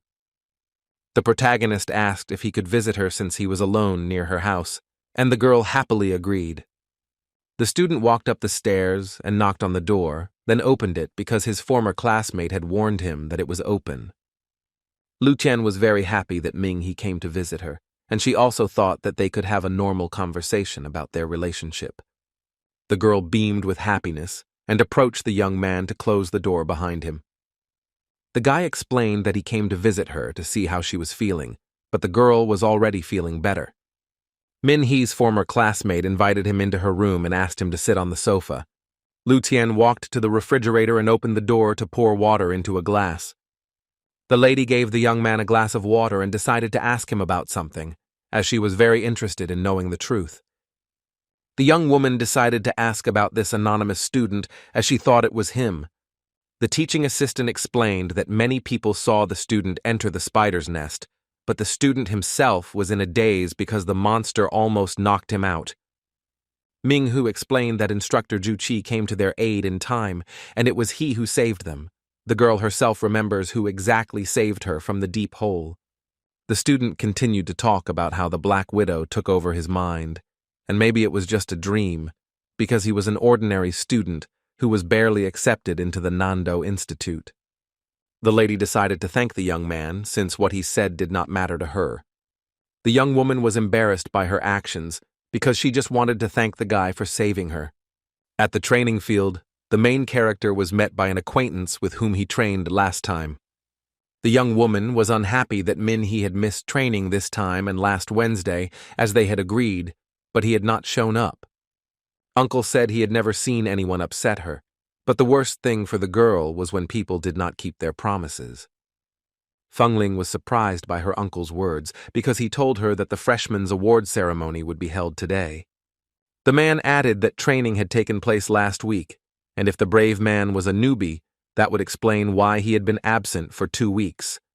The friend was surprised by this information because the leader of history was very strong, and if he really was a first year, then she would have gone to the center of the field and danced behind him. The young girl was reminded that she had lost the bet, but the main thing for her was that the student would show up, and if not, she would find him herself. Fengling doesn't want to look for a fighting partner because he is a great training partner. Minghe talked to Lu Xian and went to his dormitory, but was surprised by the girl's behavior. The young girl did not understand what she was doing, as she felt awkward in front of the young man, although they were not officially dating. A former classmate thinks they are dating and thinks it is normal for any couple. The main character constantly thought about what happened because he also likes her, but he thinks that she has a boyfriend. The boy tried not to think about it because he found justification for this situation, that in this way she thanked him for his help. Minghe decided to go to the training field and train to take his mind off Lu Qiang. The brother watched other students train, but he himself could not forget the situation with his former classmate. The student remembered that he had promised Feng Lin to meet at the training ground on Wednesdays. The main character remembered that today is Wednesday and completely forgot about it, and also hopes that it is not too late. The girl's uncle laughed and said that the student decided to come to training with the young lady. Minghe decided to apologize for being late since he was at the freshman awards ceremony. This information was another shock to Fengling, as she didn't expect that he was actually a newbie. The man started laughing at the girl again because she lost again and decided to immediately fulfill his promise. The young girl was very angry that she lost again, as it was a shock to her that a freshman was as strong as she was. The protagonist decided to ask if they would train today, but Fengling told him not to see her anymore. The girl's uncle explained that she thought the brave man was older because he fought her on equal terms, and my lady had no idea that the boy was 2 years younger. It was also a surprise to the student that the young girl was a third-year student, as he did not know the girl. The man decided to ask the young man if he knew who Fengling really was, but he actually didn't know who she was. The uncle was surprised that there was a person in this school who did not know who this girl was. The young man was given a phone number and told that if he felt sad, he could call because the girl needed a strong rival. The man asked about the price for fighting with the boy, but the boy himself did not understand what was being discussed. The main character was offered $10 for a minute of fighting lessons, since the girl had to be very well prepared. But at some point, Uncle realized that Minghe's strength deserved a very high price. The guy was surprised when he was offered $1,000 if he would fight a girl once a week, and he agreed. The man said goodbye to the student and went about his business, leaving the protagonist alone with his thoughts. Minghe carefully studied the business card with the number and was very surprised to learn that they were willing to pay $1,000 for the fight. At some point, the daredevil was very happy with this information, as he wanted to help his sister pay for his treatment in the hospital and buy them a new house. Returning to the dorm, the young man decided to meditate and improve his fighting skills. He chose the Black Widow as his opponent and continued to hone his skills and abilities, because in life he could face a stronger monster. During meditation, the spider was a little stronger than in life, because not much time had passed since the beginning of the fight, and the hero of the story managed to receive a blow. The monster decided to use acid because it is one of the spider's secret techniques, and it is the same sequence of actions as in life. The hero of the story was surprised by the monster's decision, because he had never seen such technology before. Xiaohua stopped the fight and realized that the guy was tired and needed rest. The beauty began to lead her companion away and said that the young man needed to become stronger and improve his skills. The young woman explained that according to the human ranking system, Minghe was still at the moonlight level. The daredevil himself understands what Xiaohua is telling him, because he is not yet strong enough for this bone dragon. The hero of the story realized that the widow's skull was just a snack compared to this dragon. The student realized that a terrible monster had appeared above the dragon, completely blocking the sky. The guy continued talking about the mutant because the remains of his skin turned into nests of flying scorpions. At this moment, Ming-He realized that if Lu Xian had not inflicted a deep wound on the spider, he would not have been able to destroy the monster. The main character understood that he was not strong enough, and he needed to train even more. The student decided that he would not be able to fight the mutants, as they were much stronger than him. A brave man wants to become strong because he doesn't want to see someone die in front of him, sacrificing himself for others. Xiaohua looked at the guy and understood everything, because she knew why he was doing all this. And most importantly, a person can take something very close to his heart. The friend explained that although he had become stronger in 6 months, the human body had a limit. And if Ming-He wanted to surpass himself, he needed an additional component. The young woman explained that she had been studying human technology for a long time because humans were very intelligent. Xiaohua was surprised to find that the body parts of the monsters and demons they killed could be used to create something quite interesting. The beauty spoke about a fragment of life, which is the most powerful weapon invented by man, because thanks to it, an ordinary person can become a Superman. The girl added that low-quality garbage would not help him, but the boy asked if the cleanup was finished. The boy's assistant explained that the rank of this fragment of life was a purple soul, and that this fragment could also give a person the ability to change their appearance. A fragment of life, namely a universal thing, but it is not suitable, for example, for people fighting on the front lines, as a central character. Madame explained that the power received from the fragment must be mastered and improved on one's own. Ming-Hu decided that he needed to focus on improving his current strength and also test the abilities of the royal blood. Xiaohua explained that he needed to achieve perfection at the purple soul rank, and he should leave the royal blood for later, since he needed to work very hard. The woman said that the level of the purple soul was comparable to that of sunlight, but his physical strength did not reach that level. The young lady told about another invention of mankind that will help increase strength, and this is liquid stardust yucca. Ming-Hu didn't understand why he didn't know that Yuki's liquid stardust was made from the bone marrow and flesh of monsters. Xiaohua said that he had only recently entered the School of Evolution, and he still had a lot to learn in class. The woman spoke about the stardust yucca, which only rich people can afford because it is very expensive. The more the boy trains, the stronger the effect of the stardust becomes, and the lady also realizes that the boy is a very diligent student, but he lacks energy. Xiaohua explained that protein shakes, egg whites, and milk will not have much effect, but liquid stardust will be the ideal solution. The protagonist was very happy with this information, as he really wanted to reach the rank of sunlight and decided to find this liquid. The girl also suggested trying the purple fragment of soul rank life, but the guy decided to think about this offer. Ming-Hu was very happy to hear this information, as he really wanted to have a very good level of superpowers. After completing his meditation, the brave man heard someone calling him and decided to see who exactly was calling him. As it turned out, the main character received a call from his new acquaintance Peng Lingwei, and the young man was very surprised by this call. The student picked up the phone, greeted me, and said that he was thinking of calling him. The student of the School of Evolution immediately said that he would like to sell something very valuable, so where can he do it?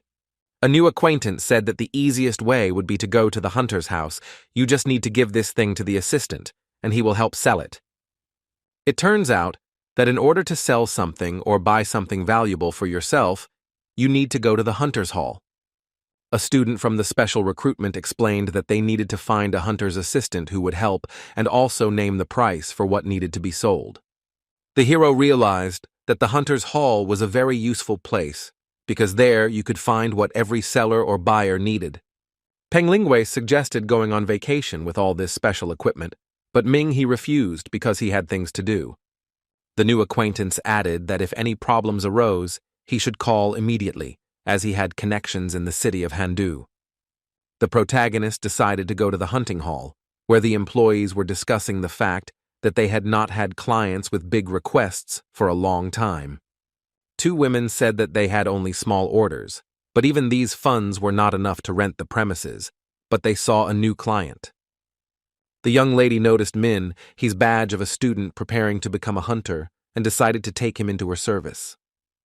Another employee did not want to be the young student's assistant and decided to simply do charity work.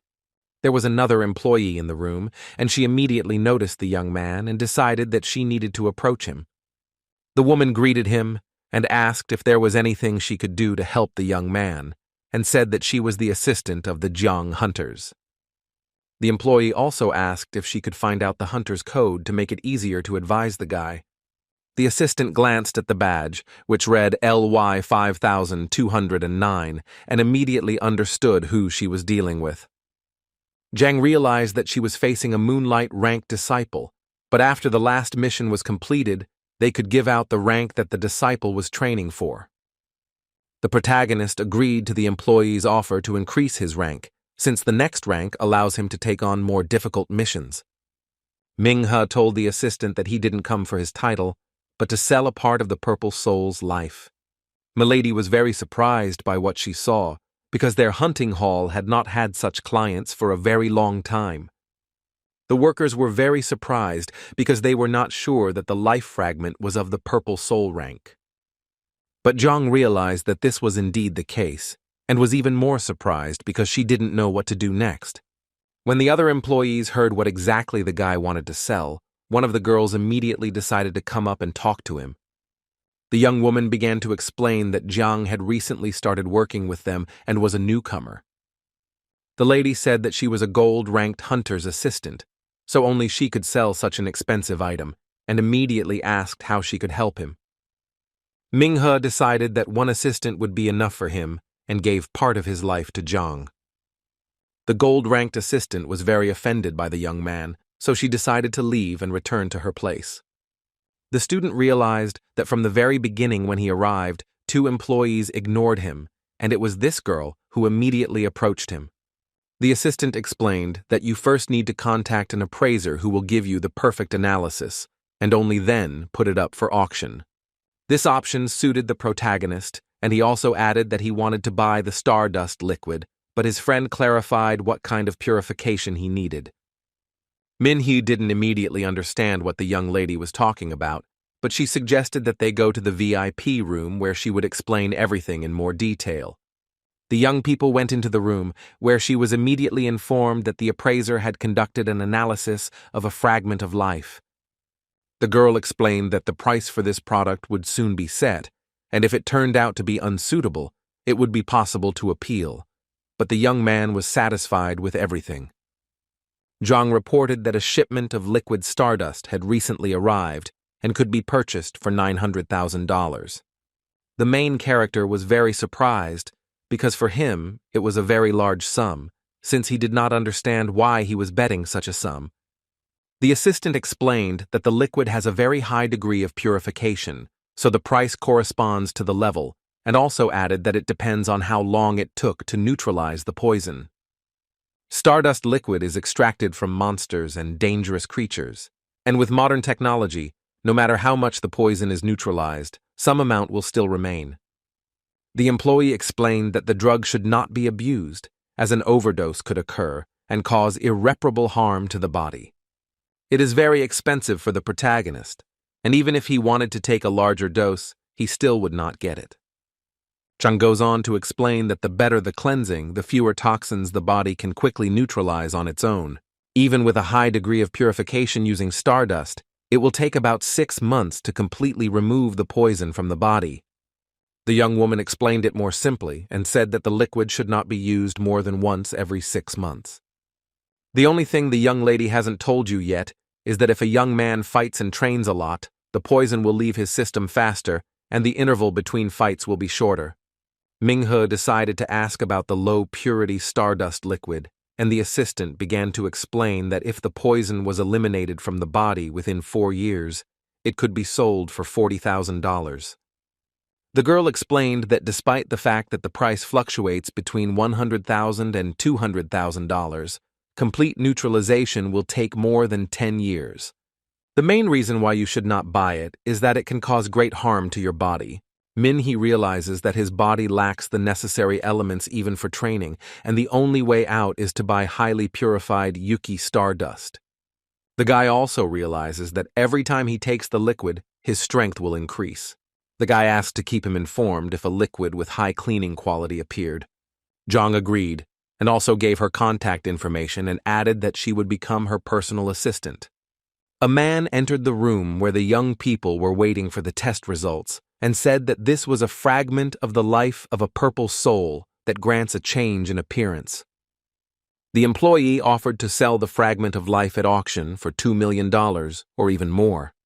The main character was shocked by what he heard because $2 million, namely, this is only the starting price. The man offered to auction off a fragment of the purple soul's life at the peak of time if the student did not object. The assistant continued by saying that if the boy completed 2 tasks, he would have enough points to improve his rating. Madam explained that if Minhee passed the test of strength, he would be able to advance his rank to sunshine. The young man explained that his strength had not yet reached the level of sunlight, but it would not take long. For this, Yuku's stardust was needed, and he informed her when it would be available. The hero was glad that he could go to school again, because it was important for him to be not only in good physical shape, but also in knowledge. Minhee remembered that recently, no matter what happened to him, he could now go to school without any worries. The boy was enthusiastic about this learning process, as he could improve his fighting skills and expand his knowledge base. In the morning, the student had classes at school, where he could learn a lot of interesting and useful things. After classes, the young man trained a lot and increased his rank, trying to defeat the new mutants that Xiaohua created. In the evening, the main character did his homework assigned at school and tried very hard to complete everything on time. During one of his classes, Ming, he learned that almost all fragments of the cataclysm emit radiation. The teacher explains that these fragments are capable of changing the structure of some minerals and begins to give an example using an ordinary stone.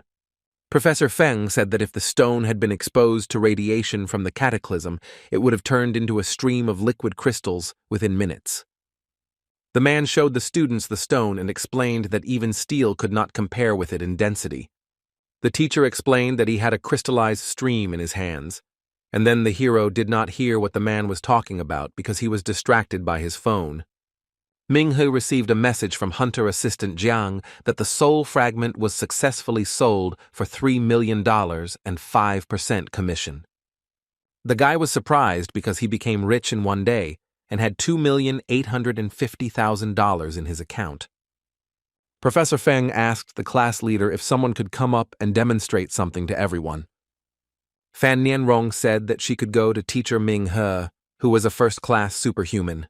The man asked the young man to come out and demonstrate his super strength and level of ability in front of the entire class. The man was surprised that he would have to go to the teacher and show something in front of the whole class. Professor Feng explained that every effort must be made to destroy this mutated crystal.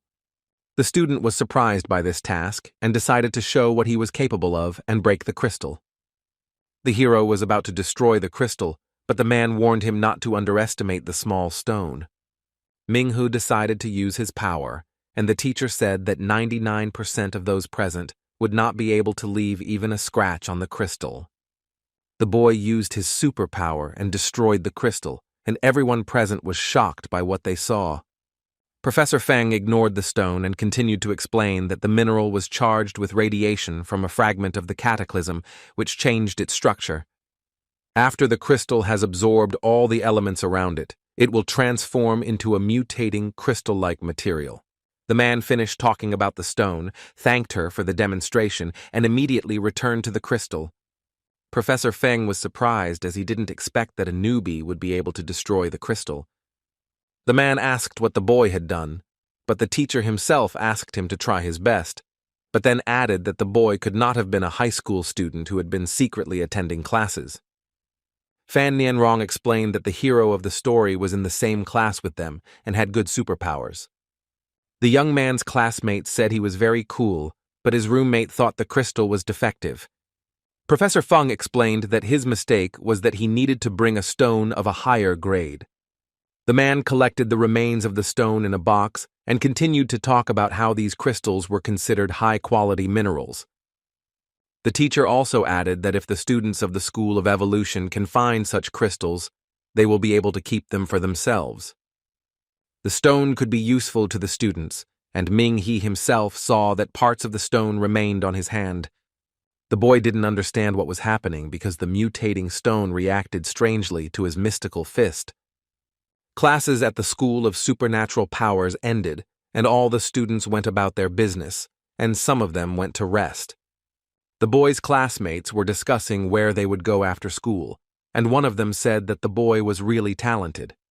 The leader of the story decides to approach Professor Feng and ask him about the mutating crystals, and he himself is ready to answer this question. After everyone left the office, the young man decided to show his hand and ask what happened to it. The teenager explained that it happened when he exerted force on the crystal, and the teacher became interested in his abilities. Ming Hu explained that he had a mystical fist with which he could absorb various materials and release their properties through his fist.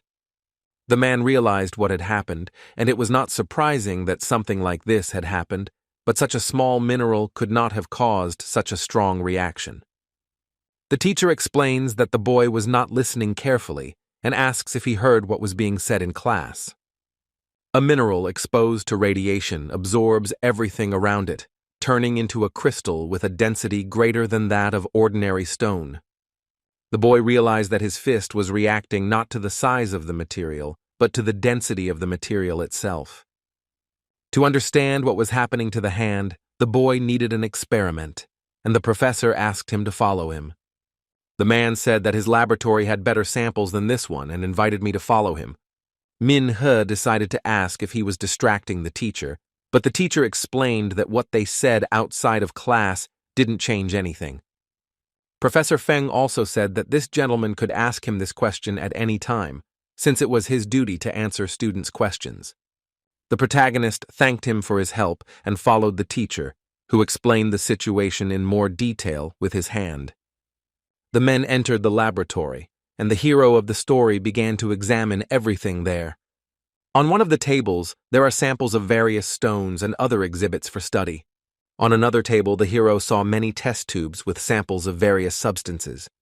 The guy went further and saw a large stone, and the pieces of crystal on his hands changed color.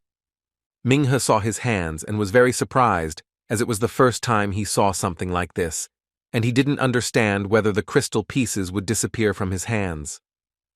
Professor Feng first gave the protagonist protective gloves and asked him to put them on immediately. The man realized that the young man had outstanding abilities and royal blood and asked if this was true. The student did not immediately understand where the teacher found out about his abilities and decided to ask about it. The teacher explained that with experience he would be able to identify and, thanks to this, teach superpowers at school. Professor Feng surprised the young man even more because he could tell not only about his rank, but also that he was still far from fully mastering his strength.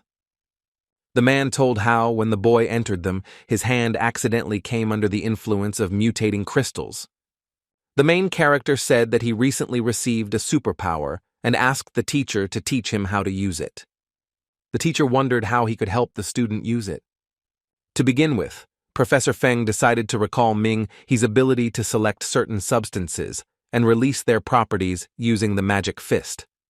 When a young person needs a substance, he can touch it, but when he goes to the laboratory, a reaction occurs with the minerals. The student thought the absorption was triggered when he touched an object, but in fact his hand responded to everything. My friend, I had not noticed before that the denser the substance, the stronger the reaction will be.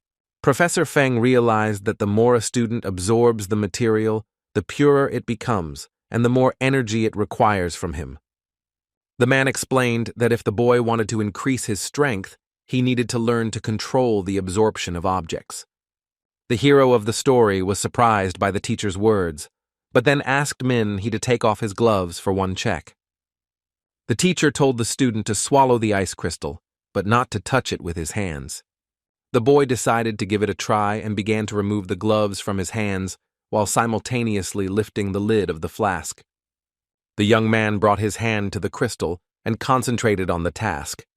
The protagonist's hand began to be covered in ice and Min. He was surprised by what happened. When the daredevil tried to absorb the ice crystal, the substance from other objects was also drawn to his hand.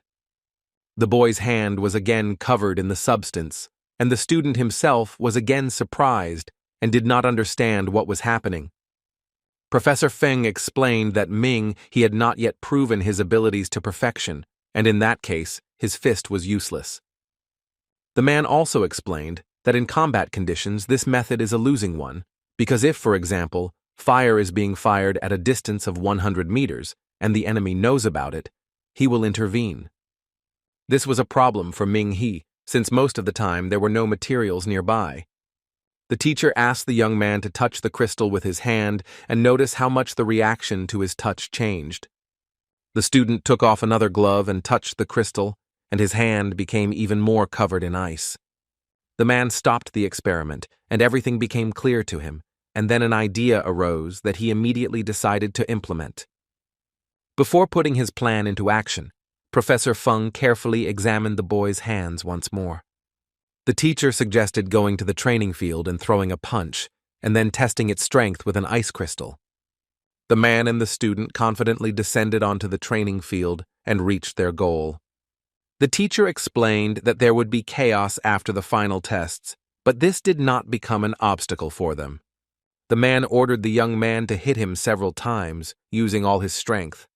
The hero prepared himself for a very strong blow and concentrated on it, because it was important for him to become strong. Minghe decided to focus on performing a strike in a way he had never used before. The protagonist struck with all his might, using a crushing ice strike. After the boy finished the reception, there was a lot of dust around him, and in front of him, namely, a lot of ice. The entire area of the destroyed training field was covered with large blocks of ice. The men were shocked, especially Professor Feng, as he believed that the student had amazing abilities. Minghe didn't understand how he managed to do this, but on the other hand, he was very happy that he was able to deliver such a powerful blow for the first time. Professor Feng explained that the strike the boy uses depends on the density of the material. For example, ice crystal is classified as a blinding discharge.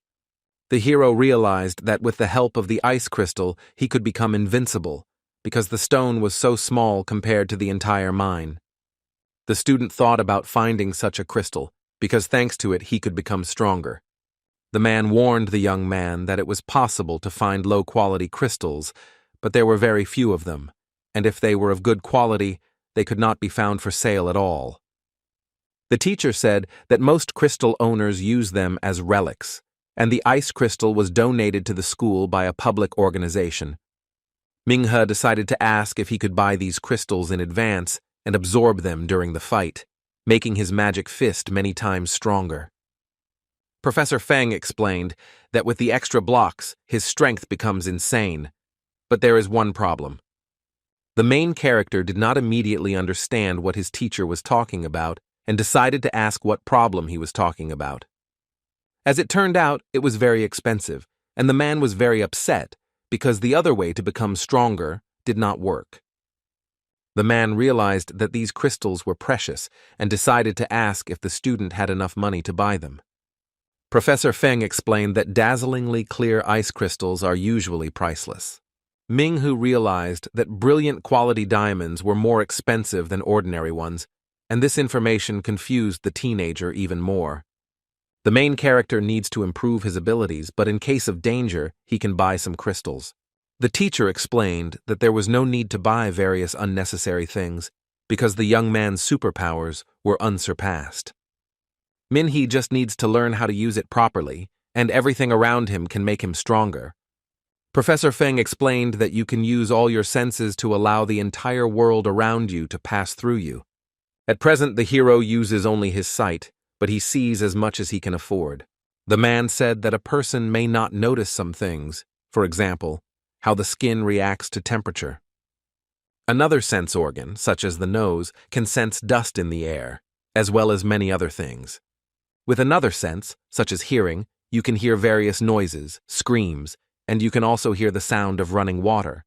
The last sense organ, namely your hands, with which you can also experience many interesting moments, even when the wind blows. Ming-he needs to train all 5 senses, and also focus on small and noticeable objects, and he does not need to control himself with his vision. The guy decided to ask if it was possible to practice with his eyes closed and try to feel all the listed skills. The man remembered that he had some altered crystals and decided to bring them and show them to the student. The teacher brought crystals and said that inside the jar there were stones of different ranks, and asked us to first determine their ranks. At first glance, the crystals look similar to each other, but if you rely only on your eyesight, you may not see anything. Professor Fung explained that through perception training one can learn to determine which object is most useful. The protagonist understood what this man was talking about, and decided that he could use everything around him and turn it into a powerful weapon. The teacher explained that perception is the first thing to work on, and assimilation is the second goal of the student's learning. The main character was surprised that he did not have to pick up an item, but could choose those items that were within a radius of 10 kilometers from him and that he liked. The young man was amazed that he could master materials that were so far from him, but he did not value himself. The man asked him to imagine what awaited Ming-hu as a king and what he would be capable of, and added that one day lightning would strike and this guy would be able to catch and absorb it. It's time for the protagonist to train his daqian and for the student, namely, to train his feelings. Min-hu hates feeling worthless and useless because it makes him feel incapable of anything. The leader of history hates nothing more than feeling weak and incapable. The young man is not strong enough yet, but he will do everything to become much stronger. After finishing his studies at the School of Supernatural Powers, the teenager returned to the dorm and thought a lot about his man's words. The student decided that he wanted to go alone and climbed up to the roof of the house, remembering the words of his teacher. In front of the student were the crystals that Professor Fung had given him, and he was trying to find the difference between them. Ming-he tried to concentrate and still find the difference between them, but he lacked concentration. At some point, my friend got involved and realized the difference between the crystal ranks. The main character was very glad that he finally managed to find the difference between them. The man found the difference between the stones and also understood where the bright, dim, dazzling, and shimmering rows were. The student decided to try again to focus on the element of air and try his hand in this direction. The student imagined a light breeze blowing from him and thought that if what he sensed changed, it could be compared to a flickering, ringing sound. Ming-hu realized that such a rank emanated a lot of energy, and it was also necessary to match the field of one's perception. The daredevil noticed that the air in the direction he was looking was quite humid and decided that there was a lake there. The boy thought that if he absorbed everything that was there, it could be compared to a bright rank. At some point, the main character realized that he was not succeeding and decided to go to the railing. When the student tried to focus on the bright row, he found that his concentration worked quite well. The student also thought that in the future he would not have to look for materials to deepen his knowledge.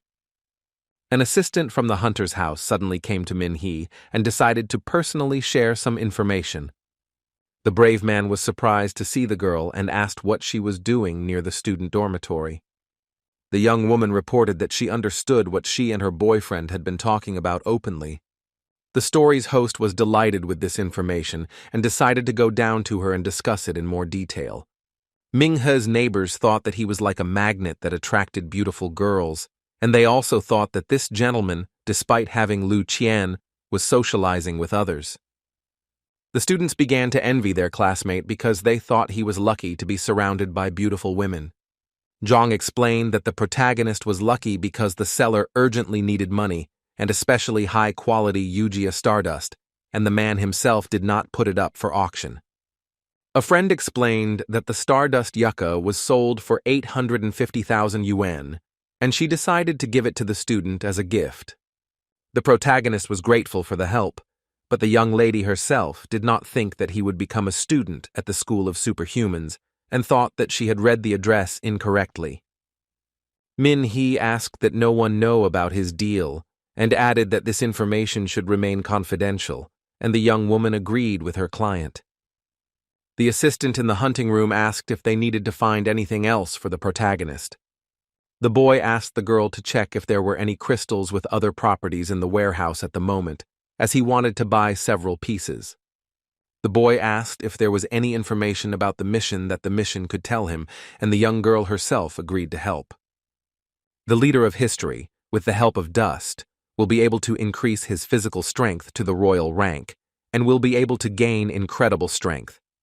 The student decided to drink stardust and see how strong he could become. The student of the School of Evolution drank the liquid and sat down to wait for the final result and test his strength. Min-hee didn't understand what was happening to him at first, as it was his first time drinking such a liquid. The boy felt his heart beat faster but decided that he needed to wait a little longer. The next thing the boy felt was a huge amount of energy flowing through his hands, which he immediately wanted to use. In the end, the protagonist felt that the stardust liquid had given him as much energy as he expected. When the energy-gathering stage was completed, all the plants felt the full force of the energy wave emanating from the young man. The student also felt that everything worked out and was pleased with his result, and also hoped for a higher level of his abilities. When it was all over, Min-hee decided that he needed to continue his business. The young man was surprised that he had a crowned rank, and full of strength and energy he went on. The boy put on his jacket and heard someone calling him and decided to find out who it was. A student from the School of Evolution saw that Mr. Yuan was calling him and immediately answered the call. The man suggested that he train with Feng Lin since it was Wednesday, and the student himself was thinking about training. The girl's uncle suggested using all his strength during the move, since they would have to use magic. Ming, who was very surprised as it could be very dangerous, and he had doubts about this battle. Hearing that the price for the fight would be doubled, the young man immediately agreed and asked what place he would take. Feng Lin was already waiting for the main character at the training ground and decided that she needed to prepare a little for the battle. The girl wondered if it would be possible to use magical abilities, and if so, she thought he would lose the battle. Mr. Yuan reminded her that she had already lost to the student twice, and the young lady also had a debt from the last time. Uncle suggested going to the center of the training field and dancing to a certain song. The young lady confidently replied that her skills had been honed to an incredible level, and he would not even be able to touch her. Feng Ling decided to remind her that her magical abilities were not comparable to those of most people. The man was very surprised and decided to see what would happen next and which of them would win. The uncle said that they would watch it again, and also added that the main character had already come to them. The doll finds the guy very mysterious and always wears a mask on her face. Feng Ling decided that there would be no concessions and that victory would be hers, and she also did not want to lose for the third time.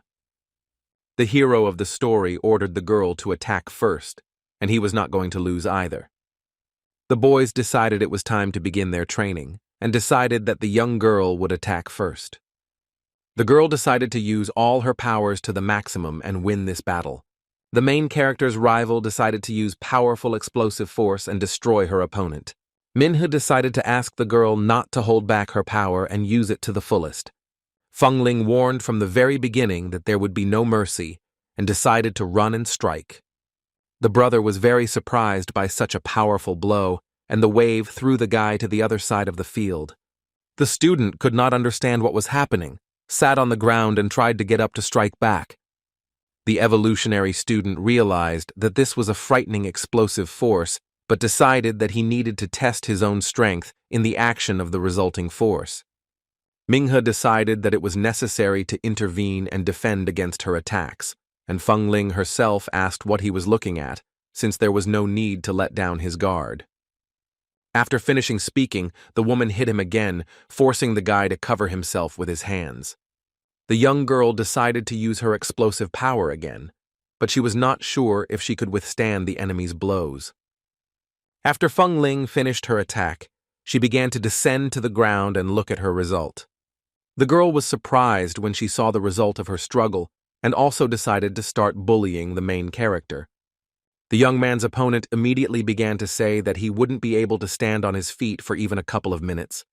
Everyone present was shocked to see the holy warrior and wondered why she was using magical superpowers. Some students arrived later and did not see the beginning, but the rest began to praise the girl. Minha said that the young girl's superpower was incredibly powerful, but also one of the most destructive he had ever seen. The protagonist explained that if Feng Ling stood next to the former young man, he would not be able to dodge even 2 such attacks.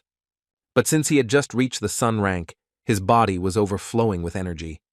The guy explained that he had nowhere to put this energy, so he was ready to continue to fight it. The girl began to close her eyes from the strong radiation, as she did not expect this from the young man. A young girl tries to understand why the guy is glowing so much and how strong he has become. Minghe decided to warn Feng Ling that she should always be on guard and decided to hit the girl. The young woman did not expect such a turn of events, as she thought that the young man would not be able to resist her. Feng Ling was thrown back by the powerful blow, but she decided that she would not give up.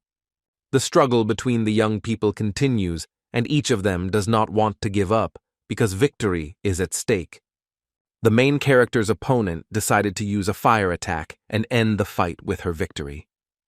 The beauty pushed the guy away strongly and did not understand how this battle would end. Minghu was surprised by the current situation, as he understood that his strength lay in deepening objects. The guy didn't understand why this time he was the only one who took damage, even though he attacked first. The student decided that this fight had to be stopped, because if it continued, he might lose his arm. Feng Ling said that this daredevil was very strong, and she also believed that his chances of winning were minimal. The main character was determined. He believed that he could win, so he had a certain idea. At some point, the student saw that his young friend had decided to use the dance of the flaming phoenix. Minghu agreed with his opponent because he wouldn't be able to defeat her if he continued like this, and he also understood the true strength of a holy warrior and was wrong to underestimate her. The hero decided that he would first use what he had at hand, as well as the dark, dull rank. The young man decided that he first needed to protect his hands from burns and absorb the power of the earth. The young woman began to attack the guy over and over again because she wanted to win this battle. Feng Ling walks towards the student with confidence because she is confident that she can use her superpower to its fullest extent. A fierce fight broke out between the young men, in which each of them tried to emerge victorious. Each of the opponents confidently emerged from such an attack and tried to continue the fight. The young lady had a plan, and she decided to put it into action immediately and emerge victorious in this battle. The girl immediately put her plan into action and decided without wasting time to attack the guy again. Min Hee was prepared for the next attack and also tried to find a way to use the girl's strength against her. This time the girl's attack was stronger, and the smoke after it was much thicker. The hero of the story realized that he needed to change something in his approach to the battle itself. After Feng Ling's final attack, the boy found himself on the ground again, his jacket engulfed in flames. The student immediately stood up, took off his burning clothes, and continued to wait for a new attack. The boy knew that the battle would not end until someone lost, and neither of them was going to give up. For a follower of the school of evolution, the phoenix form that Feng Ling possesses is very powerful, but he understands that it is just a magical ability. Minhee realizes that the girl's abilities are much stronger than those of other people with similar abilities. Everyone present was shocked by what was happening, as they believed that each of the opponents was very strong. The protagonist realized that the soil he had absorbed was not strong enough. The only thing he could do was absorb its fire, but he could not get rid of the fire completely. Bro realized that he needed to keep attacking, and then he would definitely win the battle. Feng Ling asked the guy to finally admit his defeat, since, in her opinion, she had already won. The student was not going to give up, because he had not yet fully demonstrated what he was capable of. The girl tries to stop Minhai because she understands that if she gets seriously injured, she could end up in the hospital, and it's not worth it. The brave man decided to continue the fight and use his superpower to the fullest, warning her that she needed to be careful as she could get hurt. The young lady sees that he can barely stand on his feet and explains that there are not 5 people in the entire school who could resist her in such a state. Feng Ling said that he had shown all he could, but his friend remained firm and did not want to back down. The leader of history decided to focus on his perception and began to feel the concrete under his feet. The student also felt the south wind, the air coming from the trees, the humid air, and the same lake which had many water elements. Minghu knows that if he retreats, he will lose, but he decides to use what Professor Feng taught him because he will only absorb water. Feng Ling decided to wait until his brother concentrated his forces and could either surrender or continue the fight. The girl is tired of wasting time on the guy, but she wants to win and move on. The young girl decided that she needed to pull herself together and finally choose the winner in this battle. The student hoped that he could win, and also wanted to test the power that he was supposed to gain from the liquid stardust. The protagonist turned to Feng Ling and asked her to quickly join the battle. The young men decided to continue the fight and attack each other to finish the duel. The young lady wanted to end this senseless struggle as soon as possible and get the well-deserved first place. Feng Ling was the first to attack the guy again, but she still didn't know what would happen to her and everyone present next. The girl was very tense, as she did not understand what was happening, because water began to appear in her side. Suddenly, water appeared everywhere, and the young woman lost her power and could no longer control the fire. Everyone present began to run away, as water began to pour onto the platform, which greatly frightened the students. Young people began to talk about how they saw such a superpower for the first time, and did not understand when the university allowed them to use forbidden magic. The boys saw a blue glow, not even purple, and one of them said that if magical abilities could reach such a power, he would go and drink water from the lake. The mock battle ended in victory for Ming He, as his superpower proved stronger. The leader of history believes that the power he has shown is truly crowned and has incredible power.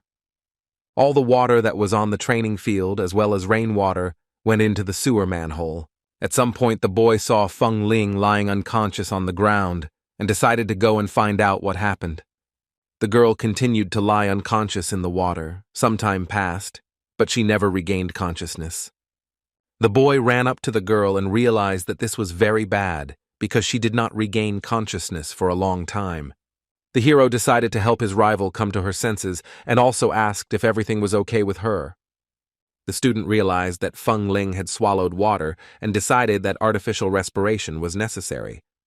A student from the School of Evolution began to provide first aid, but nothing helped. Minghu continues to save the girl, but Mr. Yuan says that it won't help her. The man explained that artificial respiration was necessary, but the young man had no great desire to do it. The young woman's uncle asked the boy to start helping her quickly, and asked if this method of helping the students of the School of Evolution had been explained. The guy didn't want to help the girl in this way because he didn't want to have anything to do with her except training. The student, despite everything, still decided to save Feng Lin's life and began to remove the mask from his face. After the boy took off his mask, he began to follow the doctor's instructions to provide emergency medical care. Min Hee came very close to the girl's face but did not have time to help her. The young woman opened her eyes, closed the young man's mouth, said enough, and tried to get up. Despite her condition, Feng Ling noted that she was not so weak that it was necessary to provide her with first aid. After the beauty opened her eyes and stood up, the brave man immediately put a mask on her face and was glad that she was okay. Mr. Yuan was embarrassed and very upset that he could not give her artificial respiration. The lady admitted her defeat and said that she had won, and the boy himself explained that in this battle there are no winners or losers, because they learn from each other. The hero explained that the lady herself was very strong, and if he had not revealed his potential, there would have been no trace left of him. Despite everything, Feng Ling still started talking about how victory is victory, and defeat is defeat. It was important for the newcomer to have a rival in the person of a girl, since she is very strong. The young woman, despite what had happened to her, suggested turning to spiritual art next time. Mr. Yuan didn't want them to use it against each other, as it was only used against mutants that attacked their city. The young man agreed with the man since their enemies were monsters, not humans, so they immediately abandoned the idea. The main character immediately announced that he had other things to do and said goodbye to his friends. Everyone around looked at the young girl as a goddess, as everyone loved her and considered her ideal. Fengling tied her hair back, and the young men kept looking at her because she was one of the 3 girls who were strong and beautiful. Mr. Yuan gave her a towel and invited her to come back as she was completely wet. The uncle and the student got into the car, went about their business, and began to discuss today's events. The girl was drying her hair with a towel, and the man said that he was different from other types. The young lady believes that she can still win next time, but her uncle explains that there are many talented children in the school. Each of these people, having survived the battle with Fengling, will tell stories about him and perhaps become the star of the university. But the girl does not understand why the daredevil is so mysterious. Mr. Yuan believes that the guy does not want many people to know about his abilities and that few people can resist his popularity. The young woman recalled that the master of ceremonies had named one person who had made a contribution during the disaster, but that person had not even given his name. Fengling began to wonder about the protagonist, but his uncle explained that he was an ordinary freshman and they had to respect his secret. The little girl wondered if the man had managed to see Minhee's face, but he refused to talk about it. Mr. Yuan thought that the young woman might feel awkward after the fight, but he insisted that she admit that the brave man was handsome. The man knew she would be fine, but he wondered if she would like this guy or not. Fengling did not like what her husband said, and explained that she could make him sweep the streets since she could handle her own personal life. After the training battle ended, Minghee decided to go to the Hunter's Hall and find out what he asked him to find. The young man was met by the assistant of the hall, Zhang, and they went to the VIP room where they were to discuss all the details. The lady handed over the box with the crystal the man had asked about and began to wait for the client's reaction. The young woman placed the box next to her client and said that it was the very one he had recently asked her to find. The main character opened the box and was very surprised, because it was very difficult to find it, but the girl managed to do it. It was a crystal in the form of ice, and he decided to clarify that it was indeed a dazzling variety. The assistant explained that this was indeed the case and asked if the young man was okay, and Minhee himself was very pleased. The main character realized that if he met a monster stronger than himself, he could easily destroy it. He was very surprised when he learned that its price was $1 million, but such a crystal is very difficult to find, and the girl had to go to another city. The man was very grateful to the young girl for her help and asked if she could continue observing the crystals. The brave man said that she wrote to him and decided to ask if anything had happened, but nothing special had happened. Assistant Zhang decided to personally congratulate the student on his official promotion to the Crowned Hunter title. Minhee was surprised that he would have a new badge, but he sincerely thanked the girl. The hunting lodge employee explained that receiving the crown title opens up new opportunities for the main character. The girl explained that the hunting center would send all the necessary information and that it was also possible to participate in hunting conferences, but the young man was more interested in his friend. The hero, as soon as he received a new badge, saw his roommate and did not understand what was happening. The boy decided to ask Jiang if she knew Li Mian, and the girl herself explained that he came looking for work, but the boy himself was not a classified hunter. The young woman added that there were few people willing to hire him in Handu City, so he decided to say that he knew this guy. The protagonist wants his neighbor to do something for him and asks the assistant to help him place an order and also asks how much it will cost. The hunting lodge employee explained that there was no need to organize anything and the guy would do it for free. The doll once again explained to the student that the crowned title entails certain privileges, since the young man himself did not pay attention to this. The girl explained that hunters' recommendations are calculated through points, and in Ming He, you can exchange your points for 4 recommendations, and the choice is made by the clients themselves, depending on the number of points. The hero of the story was surprised by this information and thought about how to help his roommate. Jang goes on to explain that a daredevil is a professional hunter who can ask lower-ranking hunters to carry out various tasks and assignments. Hunters with higher ranks can take on more serious quests, while hunters with lower ranks can complete quests with greater pleasure.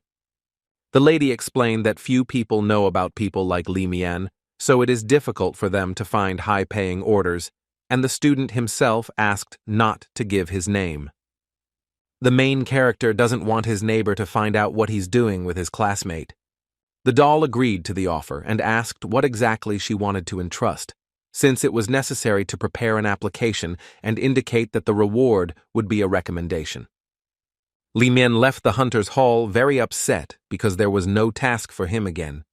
One of the hunting lodge employees approached the young man and instructed him to complete a task.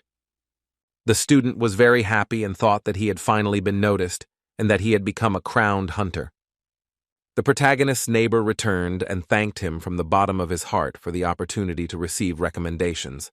Bro hopes that he will leave a good impression and will be able to get a much more serious job in the future. Li Mian was very pleased with the task he received and decided to complete it immediately because he wanted to give it his all. Ming He thought that being rich was cool because he could easily reach a high position and could give orders to others, which was very cool for a young man. The hero of the story at some point thought about the fact that he had spent a whole million yen and became very upset.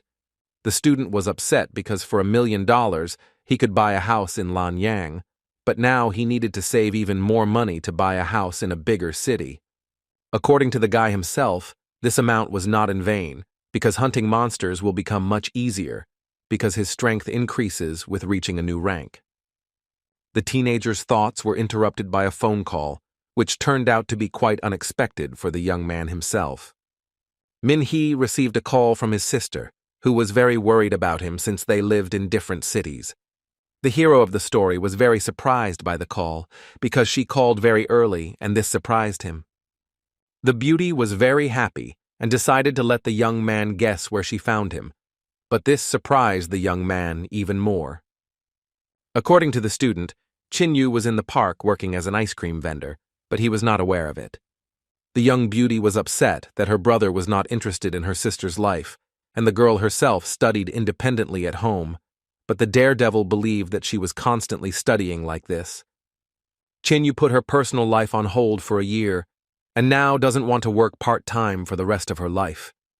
Min Hee explained that she wouldn't have to work all her life, because he would be able to provide for them, and also asked if she had received the money he sent. The girl continued to worry about her brother because the school for superhumans is very expensive, so she did not want to take the money, and she also wanted to work. The protagonist was shocked that an astronomy company wanted to collaborate with his older sister. Chin Yu explained that she was a temporary employee, but it was a great experience, and she also hoped that her brother would be able to buy everything he needed. The student thinks his sister is amazing because she was able to get into a cool group on her own, and her friend also asked to meet her. Min Hai forgot that his sister was very smart and that she dropped out of school because of him. The guy was glad that they would finally be able to spend more time together, especially on weekends. Chin Yu came to visit her brother and was very happy to see him, and also surprised that she would be working in the same city where her boyfriend studied. The woman suggested taking a walk around the city, as she needed to get to know it and learn more about where things were. The young people walked and drove a lot, passing by many beautiful places where they could take a walk. The brother showed his sister many places where she could take a walk and relax after a hard day at work. Another place the family visited was a wonderful establishment where they had dinner and a wonderful time. The young people decided to take a walk around the evening city and, very tired, went home. After a busy day, Min Hee and his sister returned home and decided to rest. The hero was very tired because he had been doing his own thing all day, and then he had to go for a walk with Chin Yu. The beauty thinks the town of Nandu is wonderful and plans to work hard to buy a big house there. The young woman was very surprised because the houses in this city were very expensive, and the price was about 1 million yen. The protagonist's sister decided to start working hard again to buy a house. Chin thought that the easiest option would be to marry a man who had his own big house. The young people had a great rest and decided to go about their business and continue planning their lives. The gentleman decided that he needed to go to the astronomical company with his sister, and at the same time she would be able to remember the way. The protagonist and his sister reached the Nandu astronomical group and were very surprised, as the structure looked very large. There were security guards on the company premises who immediately began checking the young people. An Astron Group employee checked Chin Yu's documents and asked her to follow him, and her brother wished her the best. Min Hee was left alone, and his sister went to work. The young man carefully watched what was happening on the territory of the astronomical company. The boy saw that everyone in the company was under surveillance, as expected for such a company, and their duties included observing the stars. The friend knew that thanks to this observation, people with superpowers could predict the occurrence of disasters around the world. As soon as the company's employees foresee a disaster, they immediately take the necessary measures.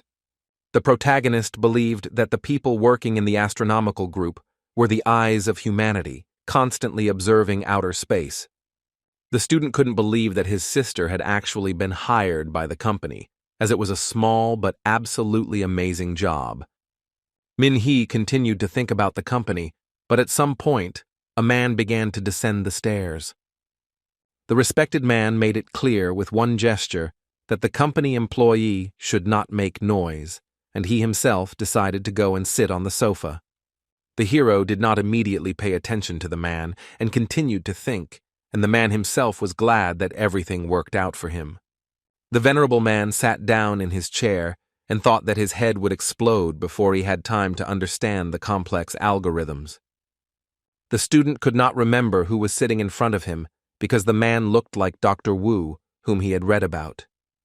The man decided to ask the young man if this was his first day on the job, but he explained that he was simply taking his sister to an interview.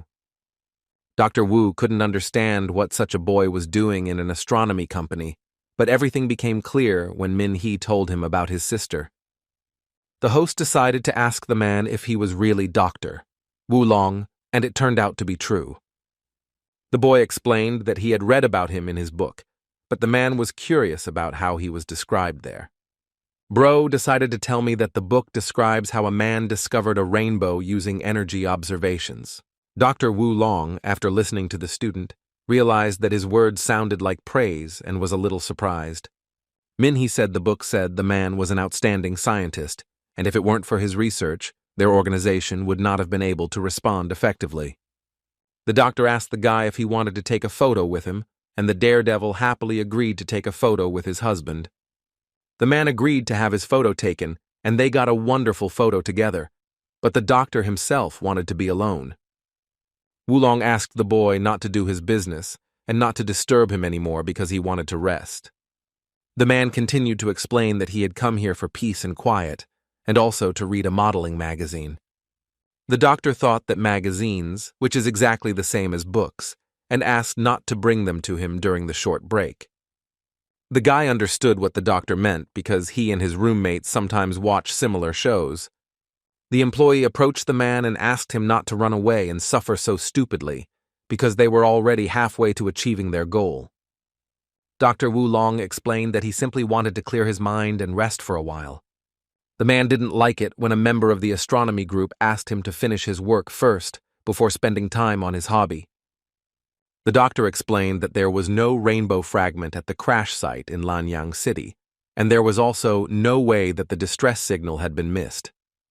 The lady still stood her ground and asked to check everything thoroughly again. The man decided that he needed to go and check everything again, since he understood that he would not be allowed to sit quietly and relax. When the doctor left, he gave Ming He his journal and said that he could look through it because it would be a shame to throw it away. Lun and the member of the astronomical group left, and the boy remained to wait for his sister, who was due to arrive any minute. Chin Yu walked out of the office and immediately told her brother that she had been hired for a 3-month probationary period and that she was also happy to have the opportunity to work there. The hero began to congratulate his sister and was also happy for her, because everything worked out and she would be able to get a good job. The girl decided to see what her brother had read, but he explained that it was left by Dr. Wu Long. Qin Yu was surprised that such a great scholar could read something like this and asked the young man not to lie, as he was easy to read. After the interview, the young girl was happy that she finally got the job of her dreams and would now be able to live in a very beautiful and vibrant city without having to run anywhere.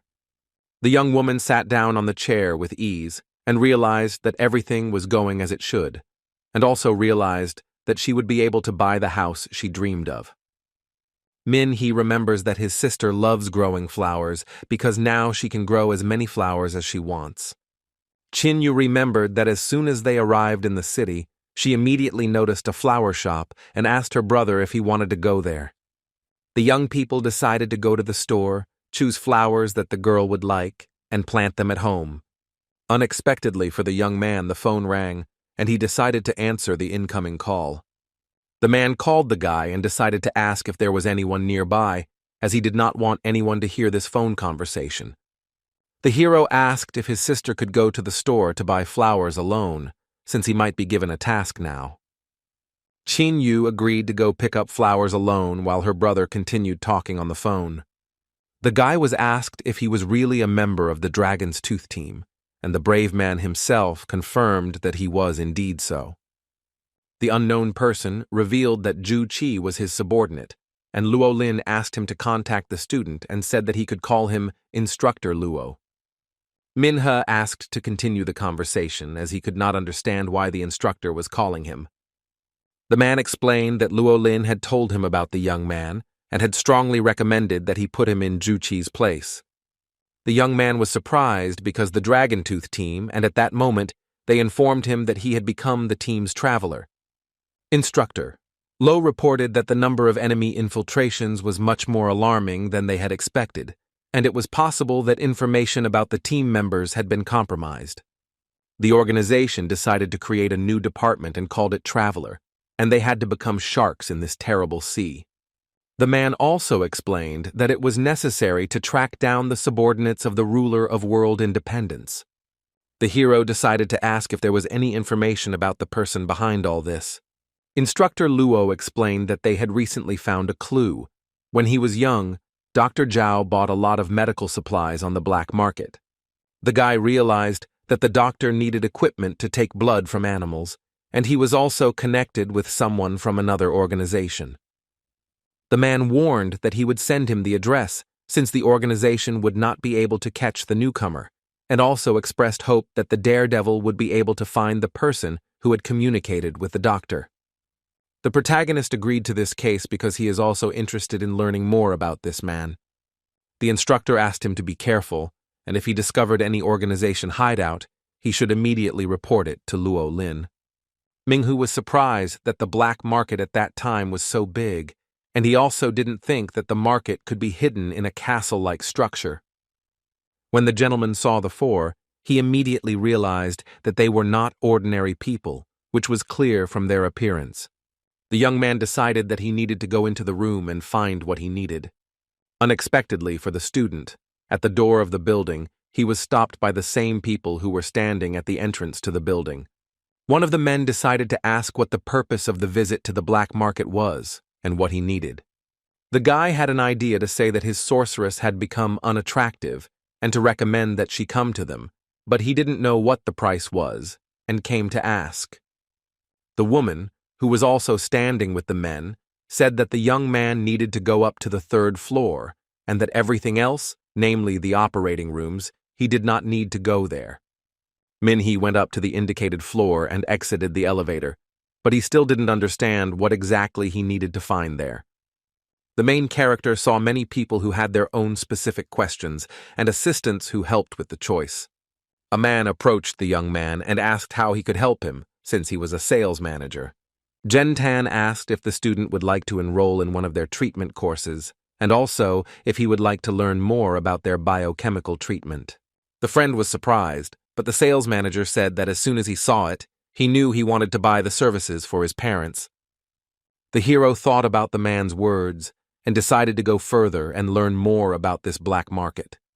The market employee began to tell another client that everyone who comes to them for procedures for the first time has doubts, but when they see the results, there will be no doubts left. Min-hee decided to ask if their procedures could really prolong life, but the sales manager explained that their company only performed one type of surgery.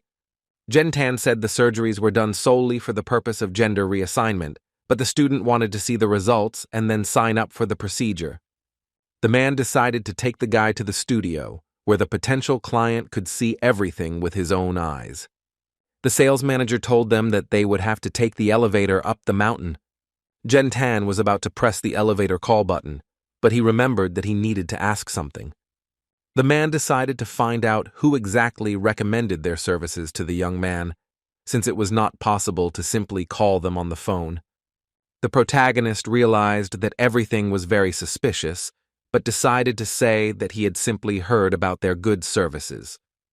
Black market workers need to know the name of the person who referred them, because if he does not tell them the name, they will check his details. Min-hee realized that the guards were surprisingly tall, but he had some suspicions about the situation. The men stood in a circle, and the daredevil himself found himself in the center, but the guy had the feeling that he was trapped. The hero of the story noticed that when he entered the building, the guards did not ask him any personal questions. They probably waited for him to approach the elevator. The man decided to be a little tricky and asked that they needed to know the name of their regular customer so that he could go to a certain place. The sales manager confirmed the student's suspicions and said that if he wanted to know more about their procedures, he could simply give the name of the person who had advised him. The man said that all the employees should be vigilant because if he wanted to know about their equipment, it would be very bad. The main character decided to say that it was his aunt who recommended their company and their cool procedures to him. Jentan said with a smile that this friend was definitely their client and decided to show him around. The black market worker informed that it was necessary to go up to a certain floor where the client could use their services. As the men rode the elevator up to the 22nd floor, the manager said that people knew that the blood of infected animals could cause mutations. Jentan explained that people do not know that mutations can also occur in plants. The protagonist was surprised to see a sunlight lamp and an automatic liquid collector in the black market room. The man pointed to the cacti they kept in a certain place and added that they worked on them first, and the result was wonderful. Jentan explained that market workers noticed that after watering, the cacti bloomed much better than usual. Using cactus flowers, market traders created cosmetics and achieved excellent results, as their powder became popular among women. Ming-hu asked if they really watered the flowers with contaminated water, and also asked where they got it and if it was really real. The man explained that they have their own sources, and in fact, many such channels have been created in Shanghai. The sales manager forgot to mention that the serum is from infected animals, namely their eggs, brain, and heart. The dude understood why they ended up on the black market. Because it doesn't matter how big and beautiful the packaging is, the main thing is that everything was bought on the black market. Jentan volunteered to follow him, but the protagonist did not understand how the remains of the serum ended up in the hands of the criminals. The man led the student to a glass container with mosquitoes, and these hated animals have no analogs anymore. They threw lard into a container where mosquitoes were, and they began to attack it. The worker explained that the insects do not absorb human blood, only fat. The sales manager said that many overweight people might like insects. Min-hee decided to ask if they use manual fat removal or apply it to the bodies of women who want to lose weight. According to the manager himself, the mosquito method is very safe. The manual method can be harmful to health, and it is important for their organization that it is safer for customers. The daredevil carefully watched everything the black market worker showed him and said that it would get even more interesting later. Ming-ha understood that the smugglers made money by creating the poison, and that Dr. Zhao's serum itself caused biological changes. Jentan gave an example from the movie Journey to the West, in which Tan Zheng, when he became younger, ate meat. The hero was surprised by what he saw, because in this man's opinion, human life was never short, because people could live up to 120 years. The sales manager did not understand why people died at 70, and if they could live longer, they would feel young at 60. The boy did not realize that he was in this room because he had never seen anything like it before. Min-hee saw the eggs that were in the liquid, and the worker explained that it was all the result of interaction between their species and humans. Jen-tan explained that if everyone underwent this procedure, people could be cured of various diseases, especially those that shorten life expectancy. The sales manager explained that their company had been working for many years to find the elixir of youth. The protagonist realized that the organization had many secrets and that a monster was hiding inside it. The man explained that in this era, when humanity is moving towards a new stage of progress, this Xuanzan elixir is the key to its evolution. According to the worker himself, all illnesses and old age will remain in the past, and humanity will enter a new era. Ming-hu carefully examined the test tube and realized that the charged creatures were very strong and had many terrifying abilities. The boy remembered that there were several such copies in the textbook, and the temperature of some of them dropped to -40 degrees. The boy noticed that the embryos showed no signs of life, but in a warm and humid place, they could survive and even break through the shell on their own. The hero realized that even if someone cuts his life short, he can be resurrected if the right conditions are created. The man put the sample back and thought that what their organization was doing was simply amazing. The student realized that these smugglers were placing the embryos in capsules in order to later make money from them. The organization's employees do not understand that, once in human hands, the animals will receive an ideal environment for reproduction. The daredevil realized that these creatures would reproduce in the human stomach and then hatch and emerge from the human body. Ming-hu believed that even if it was a 1 in 1,000 chance, it was still a cause for panic, and the workers couldn't help but know about the characteristics of these organisms, but they still sold them to people. The sales manager continued to show all his developments, and the hero of the story himself understood that it looked very frightening. Jen-tan explained that what he saw scared the boy a little, but in order to ensure the authenticity and high quality of the product, the man broke the rule and allowed him to see it. According to an employee of the organization, there are many companies in the capital that want to spend their money to see all this live. The man decided that it was necessary to show everything that was left and ordered the door to be opened. Min-hee didn't understand what exactly they wanted to show him, and the guards began to open the curtain. When the man saw what the black market workers were hiding, he realized it might be the larva of an infected animal. The sales manager was very surprised because the young man had a very pale face, although it had previously been of normal color. The man confirmed that it was a larva from an infected animal and explained that it was still alive. The student wondered whether the organization would be held accountable for using mutants. Jen-tan explained that their organization was not the only one that studied the larvae, and that they also sent them to a research center before executing them. The evolutionary science student explained that the court had imposed a strict ban on the use of larvae from infected animals. The sales manager explained that they had a system for violating these rules, which could include using infected animals. The man believes that it is important for customers to know that their products are of high quality, and immediately decided to ask if they wanted to buy them. Min-hu said he never thought their research would make such progress, especially their capsules. The black market worker explained that they could prepare $7,000 for the young man if he really wanted to buy their goods. The author of the article decided to ask if they accept card payments, but to protect personal information, they only accept cash. The gentleman explained that this would not be a problem, but he had questions about what the court might find out about their smuggling. The black market worker thought about the guy's words and didn't know how to explain them to him correctly. The man doesn't like to talk about it, but he immediately decided to take the young man to Mrs. Hu, who would tell him everything. The black market worker reiterated that they have additional sources that they use. Jen-tan explained that these sources were located in the Department of Extraordinary Research of Nandu University, and that the young man did not need to worry about it. Having reputable trainers ensures that organizations can safely market such products. Min-he was very surprised, as everything indicated that the university he attended might be involved in this story.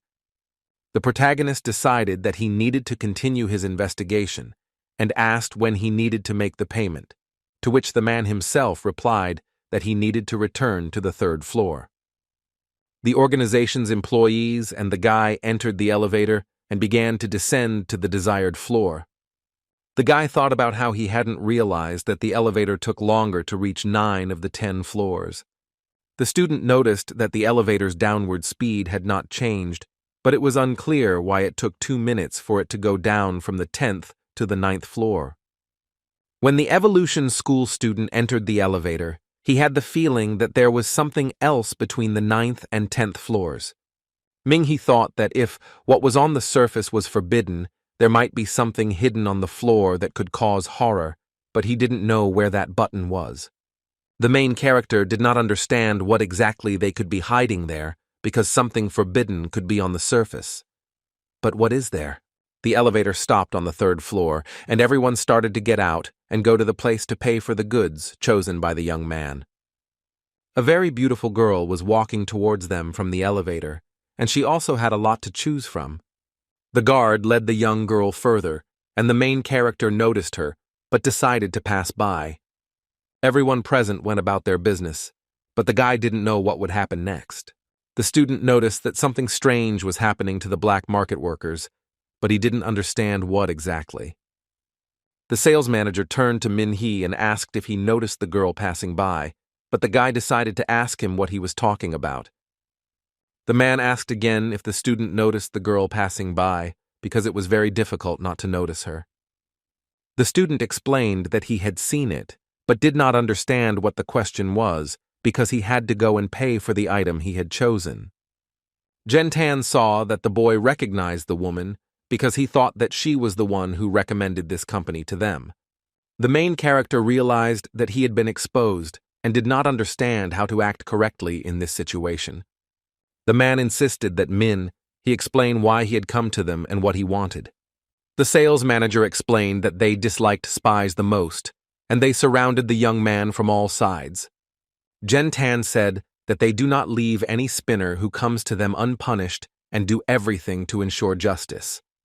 The guards decided to take immediate action to ensure that the information obtained by the young man did not leak outside the black market.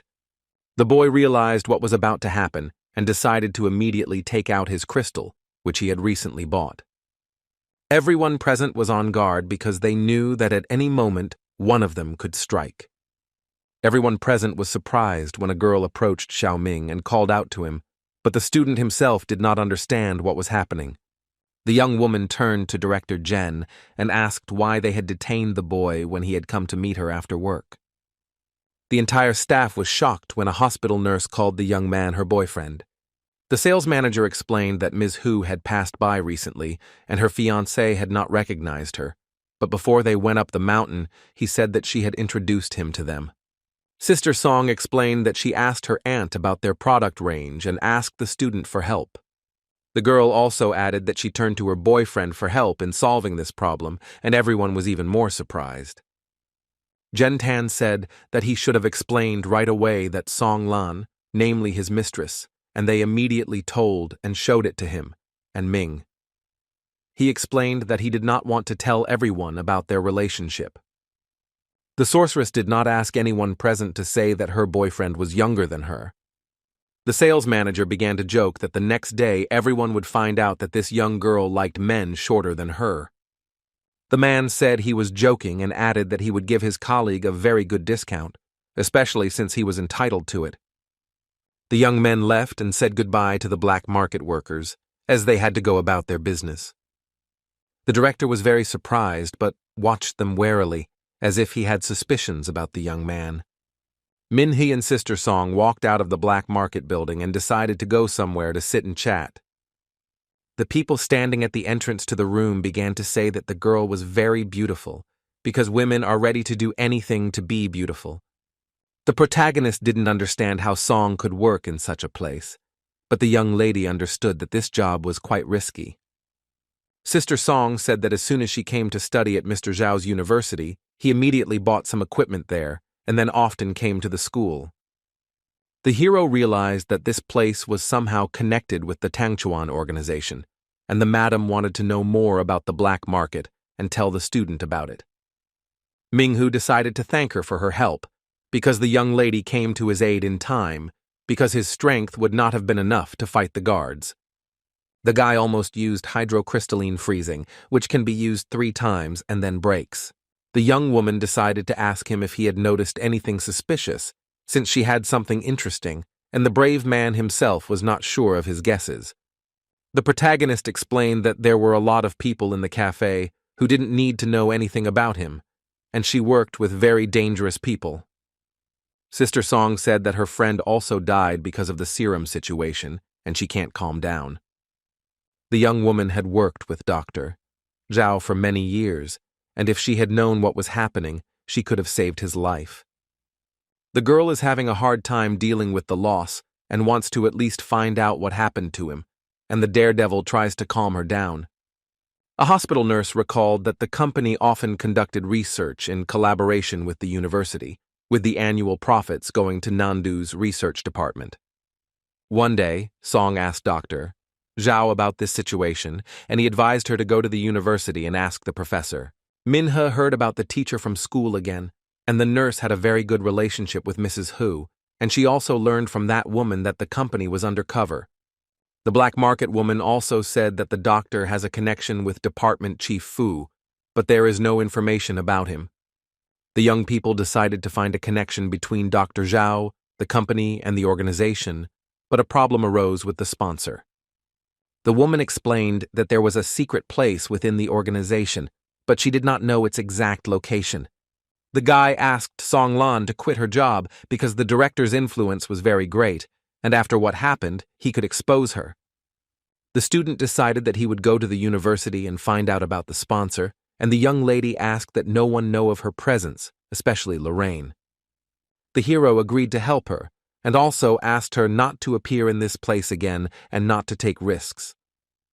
Sister Song said that looking at the student made her feel better and that hiding for several months had paid off. After talking with the nurse, He decided to go to the city center and find out more about the sponsor. The main character got out of the car near the university and heard someone calling him. The boy saw that Lorraine was calling him and decided to pick up the phone and talk to her about Song Lan. The guy picked up the phone and said he needed to discuss something, then added that he had met a nurse at the Lycan Center. Lu Lin knew that the woman was there, and the student was surprised by this information, as he did not expect to hear it. The organization's captain, this young woman, also went to Lan Yen on business, as she had been suffering for the past few days. The nurse was worried about her colleague, about the townspeople living in the slums, and about these mutants that people had turned into because of the infected animals. The girl had to take on a huge burden of guilt in order to stop everything and put an end to this situation. The protagonist is very worried about her, but he heard that the Lycan company has a warehouse in the main building. Lorraine explained that their spy was Mrs. Ho, but she was merely a symbol of the company and was also under surveillance. He was very surprised that he would have to deceive Song, and he really didn't want to do it. The organization's commander explained that she had not said that and that Ms. Hu often acted without thinking. Something strange started happening in the black market building, and Director Zhen decided to teach the woman a lesson. The man and woman exited the elevator and headed in an unknown direction, and the director turned to the girl. The sales manager explained that their company had rewarded her generously over the years, and she decided to use their services. Jen began accusing the girl of selling counterfeit masks and causing trouble, but she said she had done nothing. The man explained that he liked to suspect people and that her words were useless. The guards and the director came to one of the research departments and explained to the young woman that they were studying a new type of larvae that could regenerate limbs. Ms. Hu realized what was about to happen and explained that she actually had nothing and tried to explain that there was no need for it. The director said everything was fine and they would just let her go there because they trusted her. According to the man himself, their tests gave very good results, and she could be trusted. but the woman said that she would do whatever they asked. The sales manager asked the security guards to wait a bit, but still decided to do what he had planned. The men threw the woman into a barrel of maggots, but she began to scream and wish the worst on them. The girl fell into the barrel and continued to cry, but she understood that it was all over for her.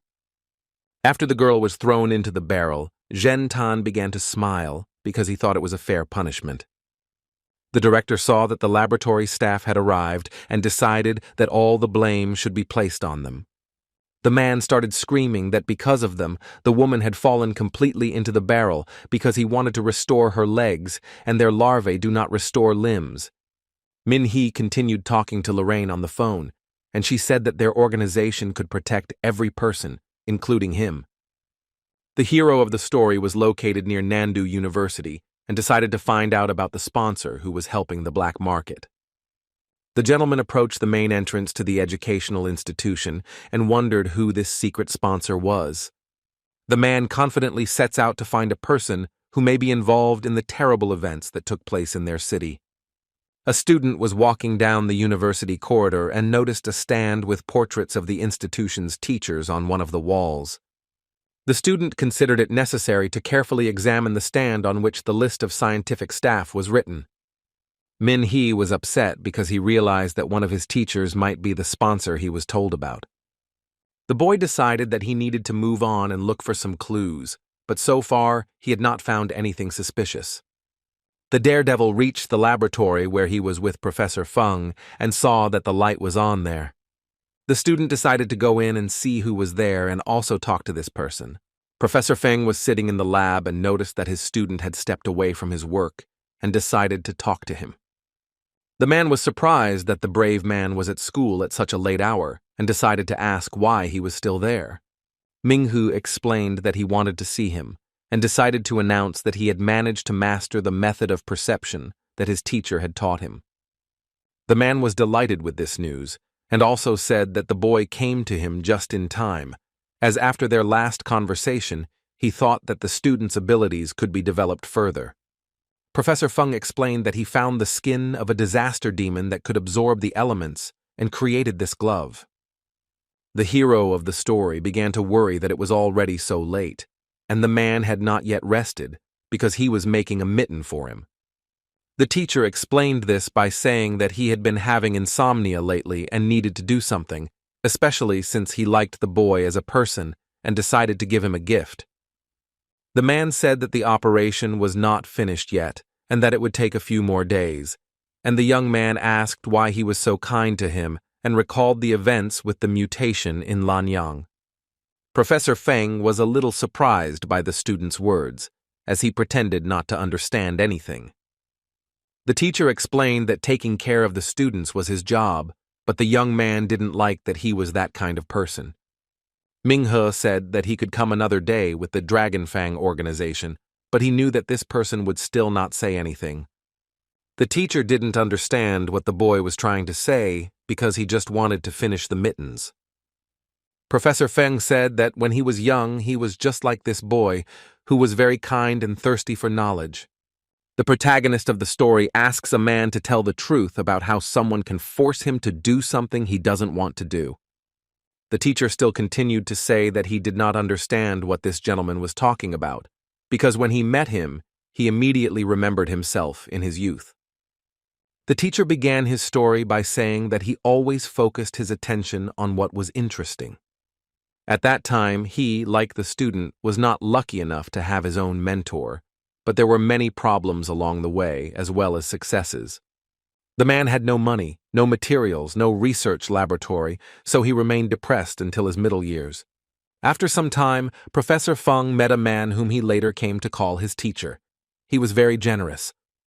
The teacher explained that no matter how many times he failed, this man still supported him financially. The man is grateful to this person, because thanks to him, he was able to receive many awards, and he always supported him in any situation, and at the moment, he has become a respected professor. The teacher liked that his classes were full and the students grew and developed. It was important for the professor to help students who had potential, to help them so that there would be no more like him. Minhee didn't believe the man's words and tried to convince him to tell the truth, but the teacher thought it was his fault. The brave man tried to call the teacher, but in his opinion it was all in vain, and he said that nothing would change. The teacher apologized to his student because he believed that the disaster in Lanyang City was his fault. Professor Feng explained that when he learned that Minhee was from this city, he could not sleep. The man asked the boy to take the glove because he had to do it, but first he needed to finish her work. Minhee was surprised, but decided to ask if the teacher really taught Dr. Zhao how to extract blood from the monster that brought misfortune. The teacher admitted his guilt in that he told the doctor information that he himself knew because the doctor asked about it. The hero of the story asked if he understood how it all ended because it was important for the guy to know the truth. The man understands what all this led to and is very sorry that he told the doctor all the information at that moment. The cavalryman explained that the Lycan organization's research confirmed his designs, and this led to the disaster. The hero decided to find out who exactly was Professor Feng's teacher, because it was time to stop everything before it was too late. The teacher explained that he did not understand the name of his mentor and knew that the brave man would not believe him. The teacher didn't care what his name was because he believed that this man saw potential in him. The student realized that this person, namely the only one who can be manipulated, because this person can take advantage of him. Professor Feng considered himself talented and his inventions unique, but compared to this man, he remains a blank slate. The man thinks that this man is very smart, but if he knew what this man looked like, he would already be dead. Minhee was very surprised by these words and realized that the teacher had not seen this man with his own eyes. The main character decided to ask himself how to prove his innocence and who exactly is behind all this. The man explained that this man was very smart, and when everything was revealed, all the accusations and evidence would be against him. The professor understood that this was not so, but he did not understand how to prove his innocence in this situation. The brother tried to figure out how to prove the teacher's non-involvement in the organization, and so that all the evidence would not fall on him. At some point, the man and the student did not understand what was happening because a bright light began to shine from the window. As it turned out, it was with the help of flashlights that law enforcement officers were searching for Professor Feng. The workers who were shining the light on those present in the laboratory began shouting at them to stay in their places and not move. The man was arrested on suspicion of conducting illegal research into mutagenic substances because they are harmful to humans and was remanded in custody. Professor Feng said he saw a man on the news trying to correct his mistake. He was very tired and his bones were even visible. The teacher was very grateful to the hero for this and asked if the young man would accept the gloves that he himself had designed especially for him. The police took the man away and took him outside, but still tried to ask if the man could accept his gift. The teacher begged Minhee to take the gloves, but the people who took them asked him not to resist. The hero of the story was left alone in the laboratory, and Professor Fan's gloves were lying on the floor. Minhee walked out of the school and walked further, thinking about what happened, but he didn't understand what kind of person the professor was talking about. The young man also thought about the gloves the teacher had given him and did not know what to do with them. The boy held the gloves in his hands and did not understand how it could happen that the teacher was dealing with a person he had never seen before. The student decided to sit on the riverbank and think about everything, because much of this issue was unclear to him. A student at the School of Evolution saw something interesting above the water and had no idea that it could be his friend. Xiaohua appeared above the river and decided to talk to Minhee and began to approach him. The beauty didn't understand whose side Professor Feng might be on, but the protagonist was a little surprised by such a question. The young man explained that the question she asked meant the same as asking whether a person is good or bad. The girl agreed with her interlocutor, but she was curious about what kind of person this teacher was, but the guy did not have an answer to this question. The student explained that sometimes it is very difficult to understand a person, even if he sincerely repents and worries about the mistake he made. Xiaohua added that this man was a villain who did a very bad thing because he taught Zhao how to purify mutant blood, and if it weren't for him, so many people in the city wouldn't have died. Minghe said that the real villain was the man he considered his teacher. The girl became curious as to why the hero thought so, since it was the teacher who helped Dr. Zhao with blood purification. The gentleman explained that this unknown person used weak people to achieve his goals. The man believes that even if he follows the unknown person's plan, the one he used will be responsible for the consequences and will also be able to continue to remain unpunished. The young girl asked if he was going to find him and punish him, but the student still didn't know what to do. The disciple thinks that this person might be much stronger than he imagined, and that disciple Tan Quan is not even close to being comparable to this person. Xiaohua thought that the boy should guess who the unknown teacher might be, and then the professor would not have to take the blame. The main character thinks that the beauty wants to start a riot about this, but she is surprised by the young man's thoughts. The young girl understands that people are having a hard time now because they have to fight not only with their own death, but also confront traitors. The sorceress believes that fighting one enemy would be much easier. Minghu plans to fight to attract Xiaohua to his side and be on the same team with him. Xiaohua explained that they still had a long way to go before they could work together, and that she would not be so easy to bribe. A young man decided to buy vanilla ice cream on his way to the hostel, and invited the girl to go with him. The young woman happily agreed to go with the young man for ice cream and said that she would eat 2 ice creams. The main character explained that if the girl destroyed people, she would never be able to eat ice cream again. Minghe continued to say that Xiaohua would never be able to try again, and the girl herself was shocked by such a large amount of information. The main character continued to live on campus as before, because his priority was studying at the School of Supernatural Powers. The boy continued to go to training after school to improve his skills. One of the extracurricular activities was reading books to learn how to properly fight monsters. One of the young man's neighbors said that the scoundrel Lu Jing was very good at pretending, but the other did not understand what he was talking about. One of the young men did not like the fact that the crowned hunter showed charitable initiative to his classmate and gave him a badge. Jian Yuan didn't like the fact that the university was interested in the social practices of its students, such as the mysterious organization Dragon's Fang. Smelchak believes that if an organization came to his university to recruit interns, they would 100% prefer a person with a badge. Lu Jin entered the room and explained that his neighbor needed to forget about the Dragon Fang organization. The brave man said that if Zhan Yuan couldn't find a job after graduating, he could become his pickup truck. The young man did not like what his neighbor said to him, because he did not understand who he represented if he said such things to him. In Lu Jing's opinion, Minghe is much more reliable than the other people in the room, and he doesn't like them either. The brave man asked the protagonist if he would join his team if he had the opportunity to join the Dragon's Fang or astronomy organization. The student decided to think about his offer, but his thoughts returned to the fact that his roommate wanted him to mind his own business. Jian Yuan didn't understand why he was acting like this, but their neighbor said that he needed to put some information in order, so he asked him not to stop him from shouting. Lu Jin doesn't want to let his crowned lord down, so he needs his neighbors to be quieter.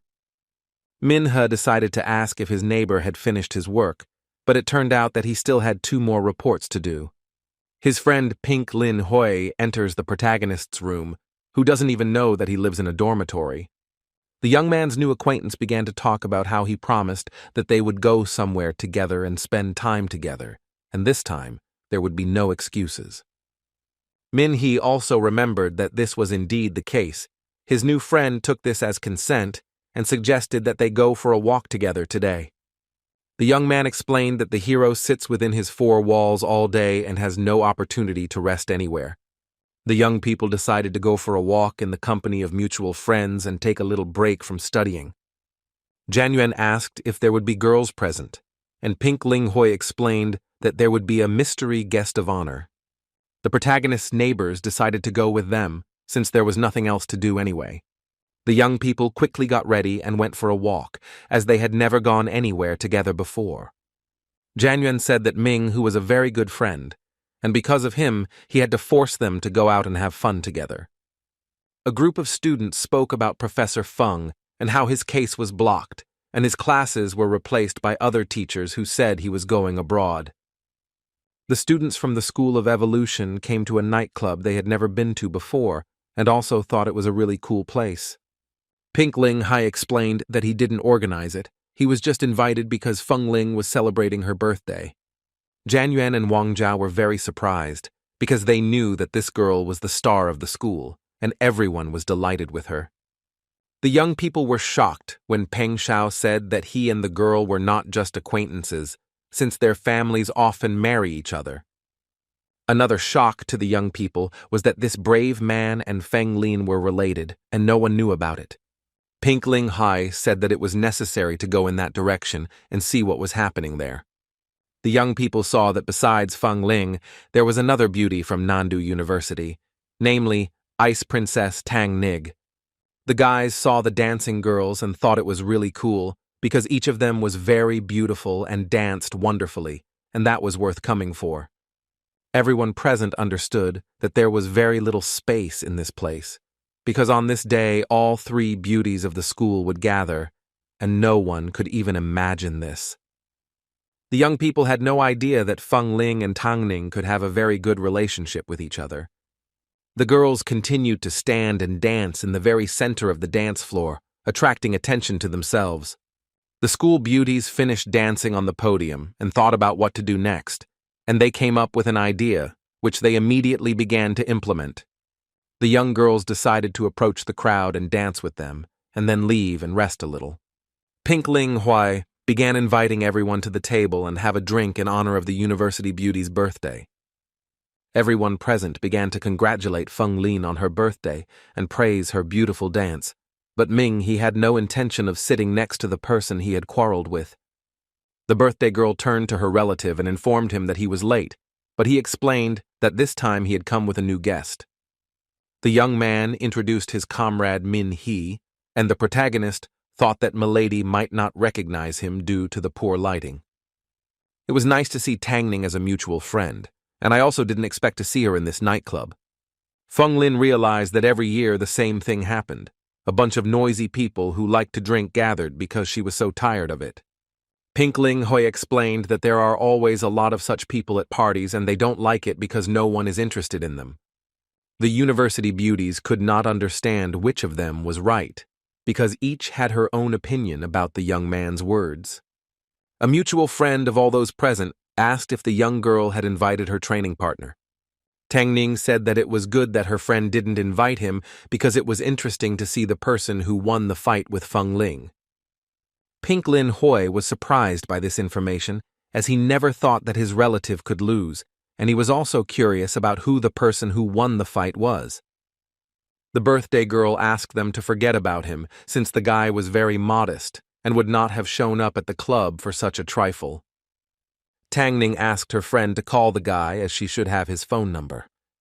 The hero of the story mentally begged the girl not to call him, and remembered that he forgot to turn off the sound on his phone. Everyone present thought that the young woman was afraid to call him, but she explained that she lost because she underestimated him. Tang Ning started saying that she should invite him because today was her birthday and she had every right to do so. The birthday girl agreed to the proposal, but first decided to ask Uncle Yuan for his phone number, since he could give her his contacts. Minhee realized that everyone would now know about his strength and decided that he needed to go to the toilet, surprising his friend. When the daredevil went to the toilet, he did not know what to do, because he could be exposed and he could find out the truth. At first, the student decided to turn off the phone, but then he remembered that the commander said that it was necessary to maintain contact with Feng Lin. The main character saw that someone was calling him from an unknown number and decided that he needed to pick up the phone. The doll was able to call her combat comrade and decided to invite him to her birthday. Feng Ling didn't immediately understand how her friend recognized her, but she added that Uncle Yuan gave him his phone number. The birthday girl asked if the boy would like to come to her birthday party, since they had not really interacted, but she wanted to get to know him better. The hero of the story did not know how to properly explain that he would not be able to come up and greet her, but the young girl asked what the noise in the background was. Feng Ling didn't understand what the noise in the background was, but at some point she heard someone screaming and felt that he was somewhere nearby. The birthday girl decided to say that she heard a DJ playing in the bar, but did not fully understand what was going on. A friend asked if the guy was at the Rain Lake bar but was told he was busy. Min-hee explained that they could meet another time since he had a bad signal and the young woman had poor hearing. The brave man regretted picking up the phone, because if his friends knew that he had defeated Feng Lin, they would immediately realize that he was a member of the Dragon Fang disciples.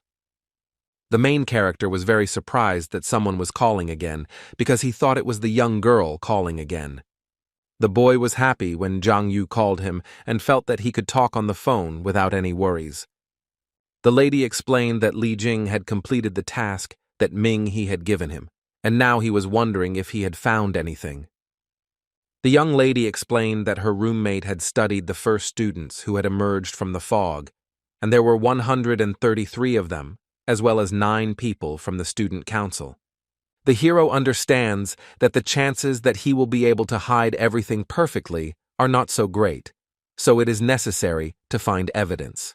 The young man explained that it was necessary to look among new students, as they could use this experience as an achievement. Ming-hee also added that if they knew about the fog, they should have stayed away from the center, looked for an exit, and escaped first. The main character realized that the period of study is very important, because when he entered the institute, he, like other students, did not know how much time was needed for this study. The academy staff adapts to each student, but they were warned about this at the last minute. The daredevil explained that it was necessary to contact the student council and find out about the schedule change as soon as possible, as advance notice was required for the plan to be implemented. The man decided that he would study the information on each of the 9 participants, but that alone would not reveal their secrets, and he also asked if Lu Jing had noted anything in his report. The head of the history department thought about the girl's words, because he realized that more information about the student council was needed. The lodge employee explained that today was the deputy prime minister's birthday, so the rest of the family would be at the party, including possibly the 9 suspects. The girl explained that his neighbor had found nothing else, and the main character was very surprised that his rival turned out to be the deputy prime minister. The young sorceress heard loud music, and the student explained that he just happened to be at the party. Feng Ling tries to call Ming-hee again, but the call remains on hold and she doesn't want to talk to her. Tang Ning asked what happened to her, and her friend said that her training partner was somewhere nearby and that her friends might have brought him. The school beauty explained that it could have been a coincidence or even fate, but judging by the girl's appearance, it was not so. Feng Ling said that he was supposed to meet her, but for some reason he decided not to show up, citing being busy on the phone. Ping Ling Hui realized that this sounded quite interesting and suggested playing a game to see who could reveal the identity of the secret fighter. Min-hee walked up to the table where his friends were sitting and asked if the birthday girl was really the vice premier of the student council. As it turned out, this was true, and the student council president was Tang Ning, which came as a shock to the young man.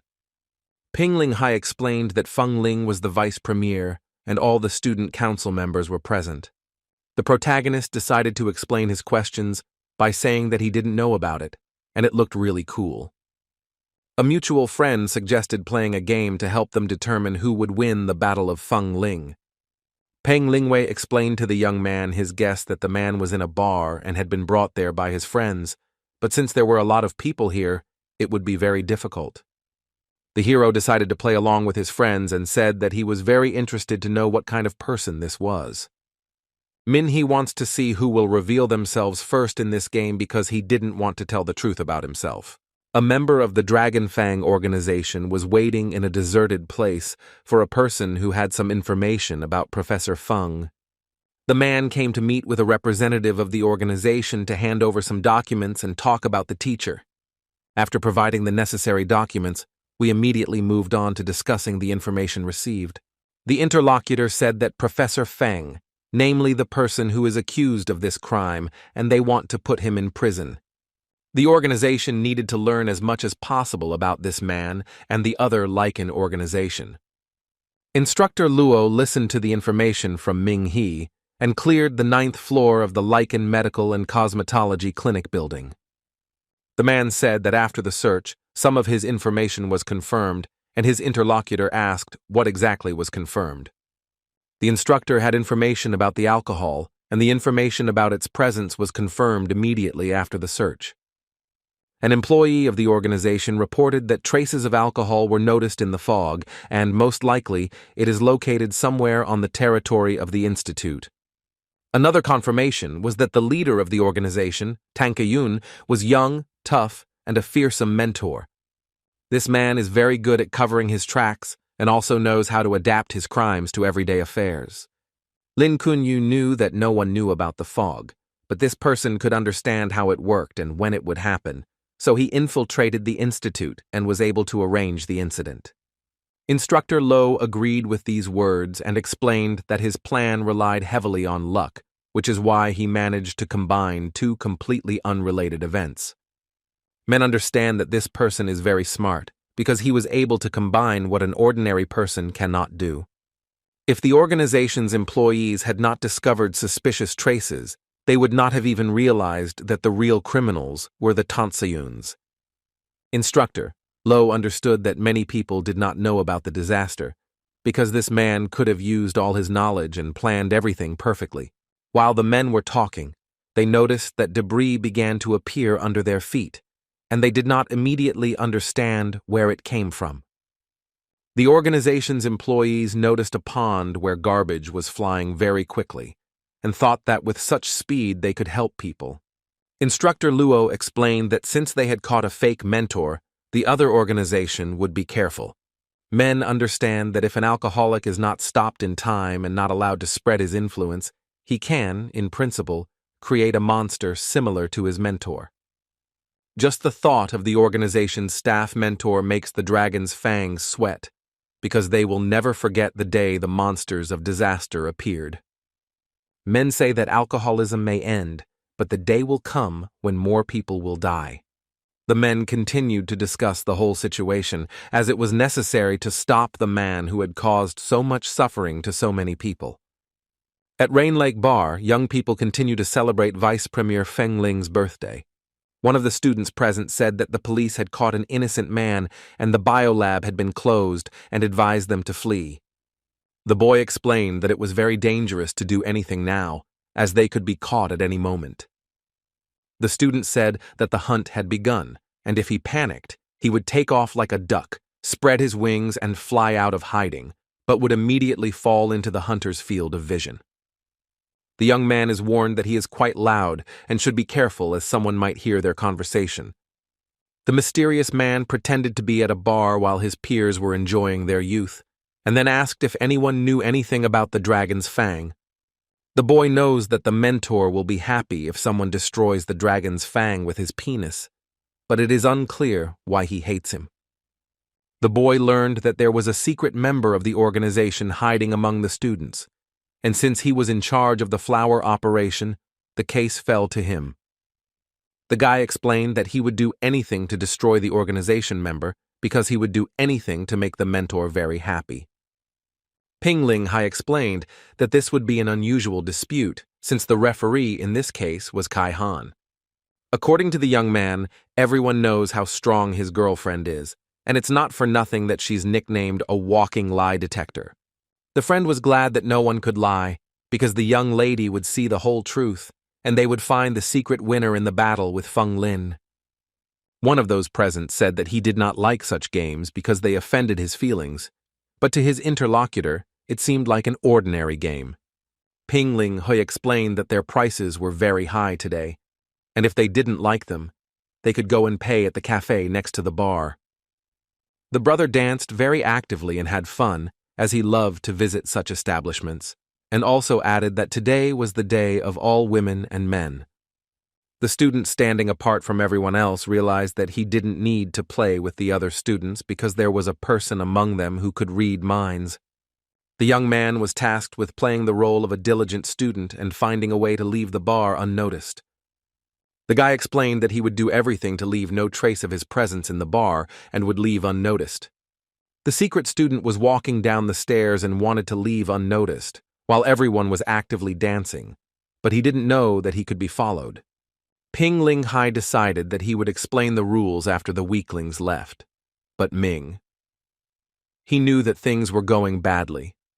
The protagonist thought that if he were a member of Tankayuni's organization, he would not take part in this game because it was not worth it.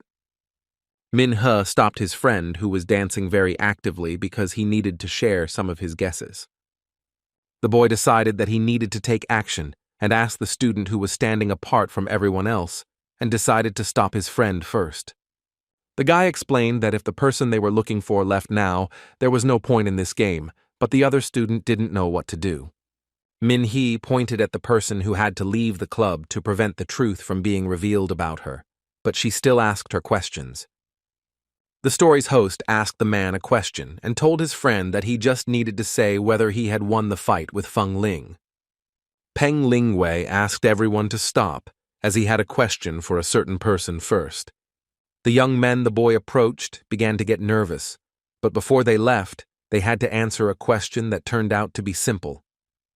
Peng Lingwei immediately asked if he had defeated Feng Lin in battle, but he immediately replied that he could not defeat the vice premier on his own.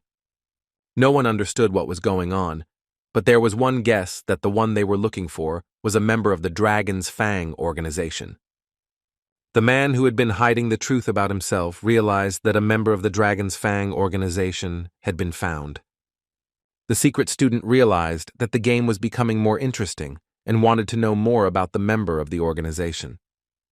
The boy wanted the Evolution School student who was collaborating with Dragon Fang to show his face.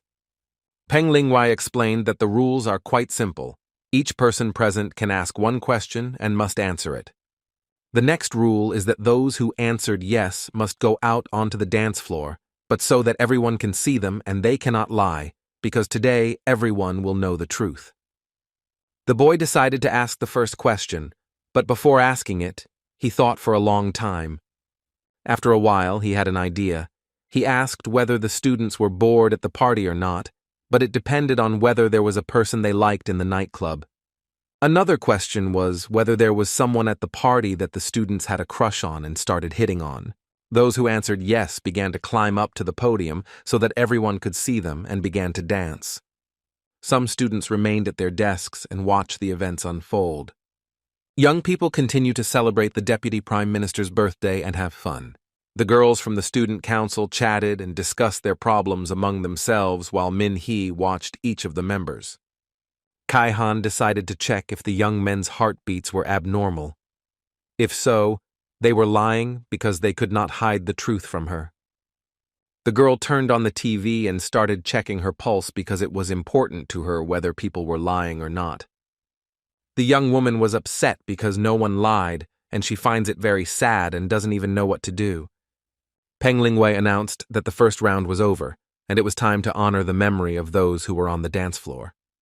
Min He and his neighbors sat at the table and chatted because there was a lot to discuss at this party. A student in the special group decided to announce a second round and then choose who would ask questions next. Tang Ning put down her drink and stood up from the table, declaring that she wanted to ask a question.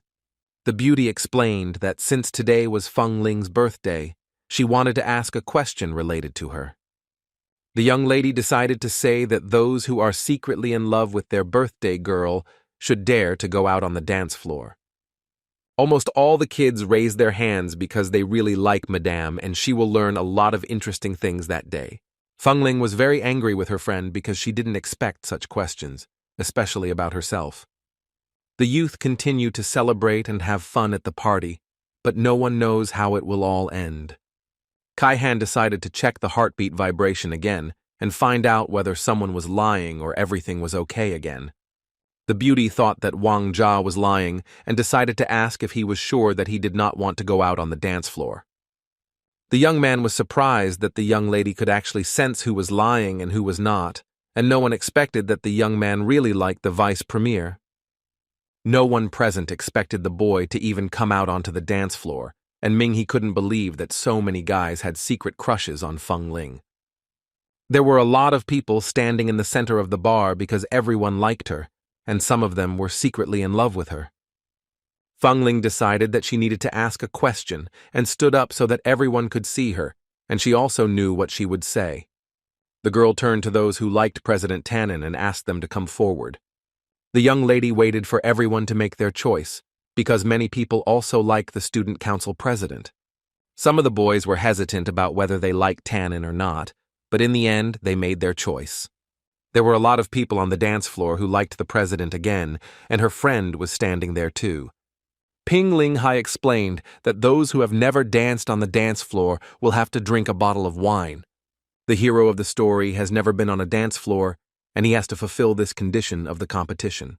Minhe decided to immediately take the necessary measures and continue monitoring the student council. Ping Ling Hui asked his friend if he liked any of the three beauties in the university, because they all liked them. One of the girls decided to say that if the protagonist didn't like Feng Ling and Tang Ning, then the only one he could like was Lu Qian. Wang Jia laughed at the fact that this guy was her loyal fan and said that Feng Ling, namely Lu Qian's friend. Everyone present is surprised that young people can date because no one knew about it. The protagonist asked not to listen to what Wang Jia said because they were just former classmates and there was nothing between them. Jian Yuan said that they didn't need to lie because they saw with their own eyes that they were sitting together in a cafe and drinking coffee. The guy said they heard my girlfriend propose to him at the cinema, and after the cafe they went to watch a movie together.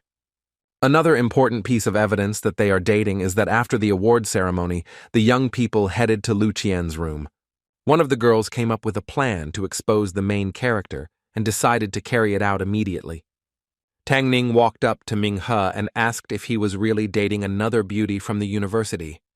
Ping Ling Hai decided to ask a question about how a person who is not in a serious relationship goes straight to the dance floor.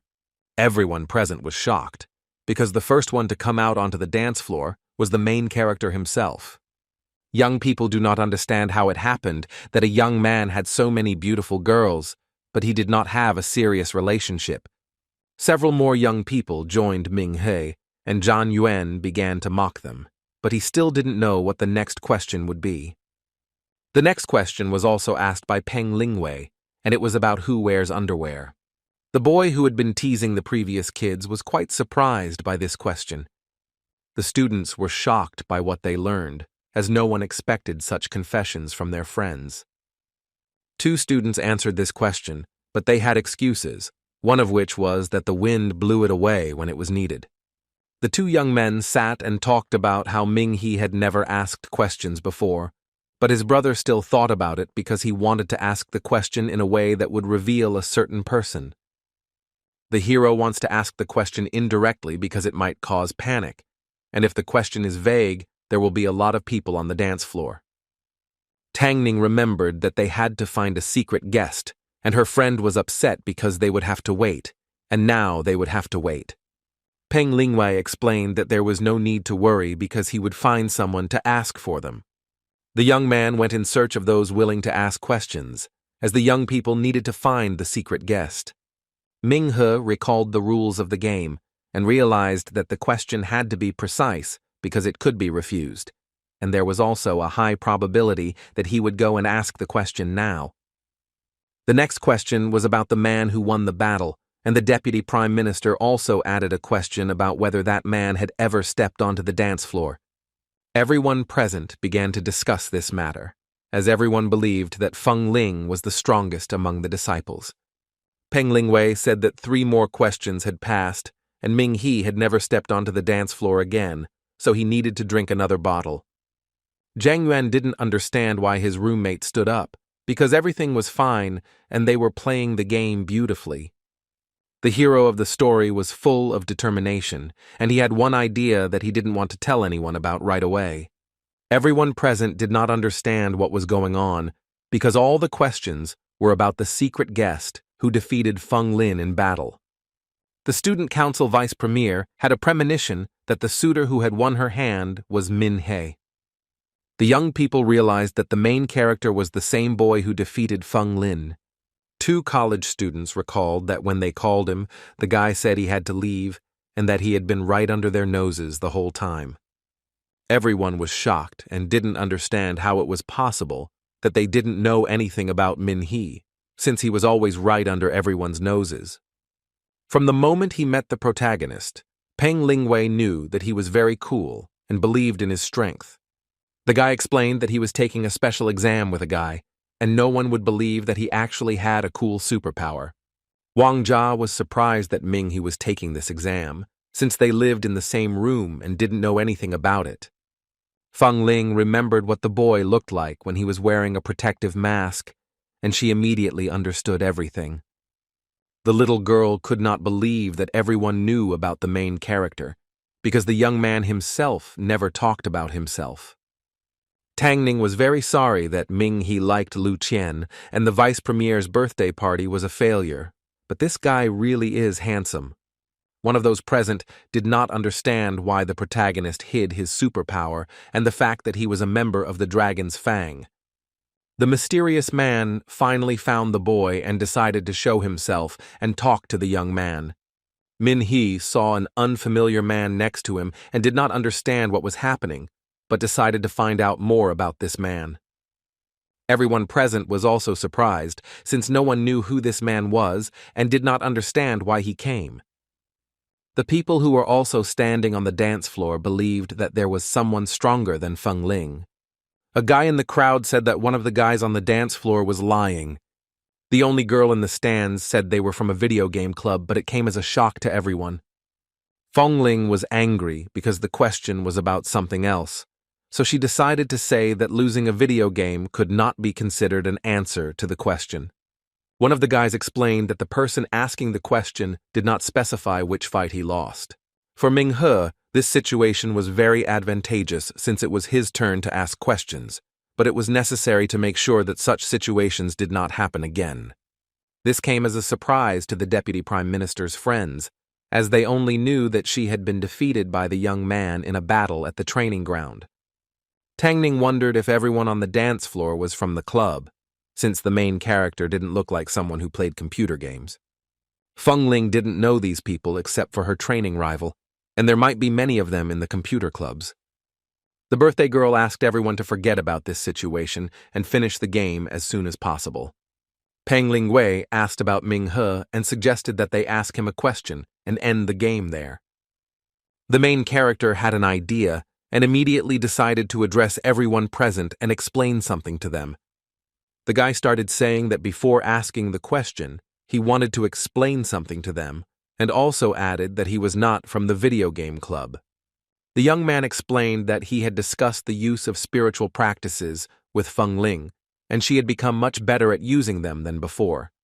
Everyone present thought that the student had just admitted that he had won the battle for the post of Deputy Prime Minister.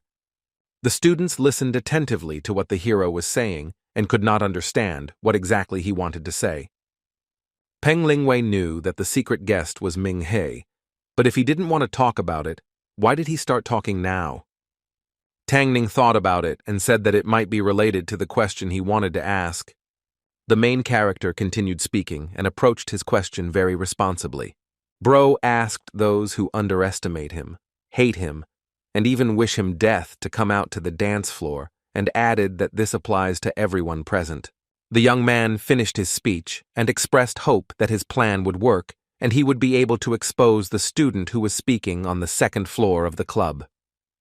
Min-hee had another idea regarding the students in the student council, since it was necessary to know everything about them. The main character left the dance floor and headed to the table where he was sitting with his friends. A brave man approached Feng Ling and asked her to help him decide which of the 9 members would take to the dance floor since she was the vice premier of the student council.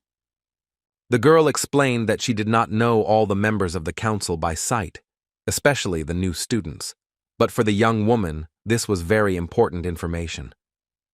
Tang Ning asked permission to take a look, as she had a very good memory for faces, and decided to help the man. The girl looked very carefully at the photographs that the student showed and learned some information about them. Ming-hee was very worried and hoped that the young woman would respond to his request and be able to learn more about the council members. The student council president looked at the computer club members and explained that none of the 9 were at the bar. The hero of the story was very surprised because he did not understand what was happening, and everyone thought that he would be attending a party at the bar. The boy asked the girl again about the company, and the woman again explained that they had not been there since the birthday party began. Min-hee was very angry because he couldn't solve the mystery of the man he saw on the second floor of the club. Peng Lingwei said that it was already late and the game was over, and everyone present began to go home. Everyone began to go home, and the hero of the story did not understand how he could have made such a mistake in choosing the question. The mysterious man was happy because he managed to find a young man who was collaborating with the Dragon Fang organization. Ming, who was shocked that he had managed to reveal himself, but he still couldn't figure out the secret person. The main character understood that this situation could affect him and his family, and he was very afraid of it. The guy started drinking heavily and didn't understand how this could happen because he was sure that he could find this person. Feng Ling walked up to the guy who didn't understand what was happening to him because everything was fine and, in her opinion, everything ended wonderfully. The main character did not understand how this man managed to leave unnoticed because he calculated everything correctly. The deputy prime minister approached the student and apologized for causing him trouble today, but explained that he had not been able to solve the problem himself. Peng Lingwei said goodbye to the students and arranged to meet again. The young man had never seen his friend in such a state and decided to cheer him up a little by going up to him and saying that he didn't know he could drink a lot. The guy explained that after learning this information, he called his friends from the special forces for a break because they, namely, are like a bottomless barrel. Jan Yuan asked about the special admissions, and his friend explained that these were students who entered through a special examination, and there were 5 more people who entered in the same way. Peng Lingwei explained that there was also a special group at the party who sat not far from their table. Min-hee forgot about those students, and his friend explained that they were talking about how brave the hero of the story was during the exam. The student remembered a special exam and made a guess that needed to be tested. The brave man thought that his path with the mysterious man might have crossed somewhere, but with this approach, the man might not have appeared. The man realized that his question was asked incorrectly and did not intend to kill until his identity was confirmed. Ming had thought of one more thing. Even if he knew him before, he would not have the desire to kill him, so the question did not work. The hero decided to ask Peng Lingwei about which of the 9 participants took part in the special selection. His friend looked closely at the photograph and pointed to a specific person who had been with them at the exam.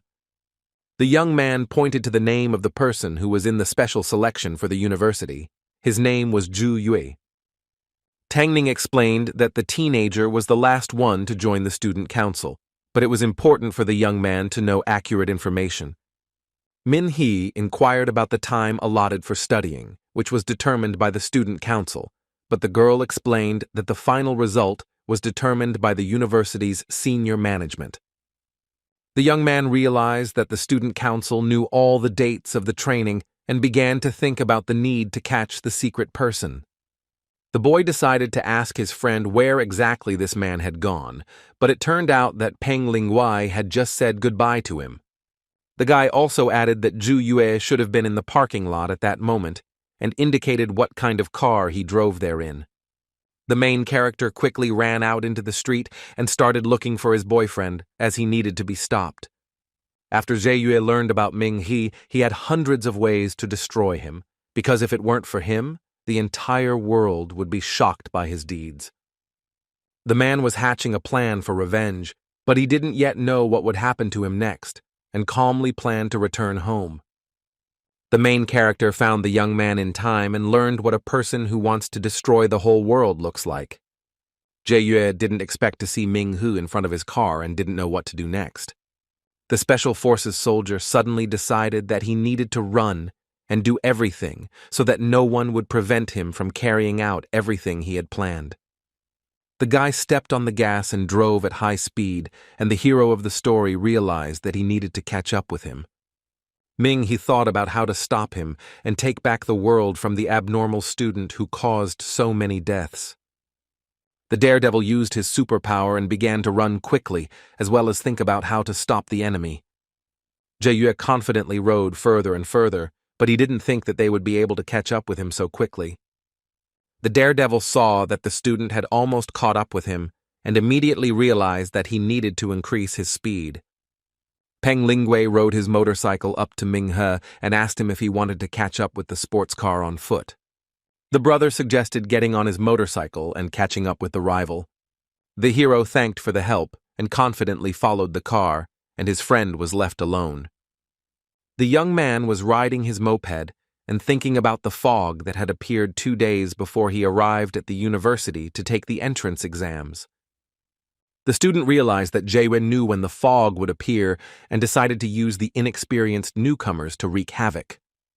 Ming He understood why the examiner had made his life difficult during the exam, and it was not in vain.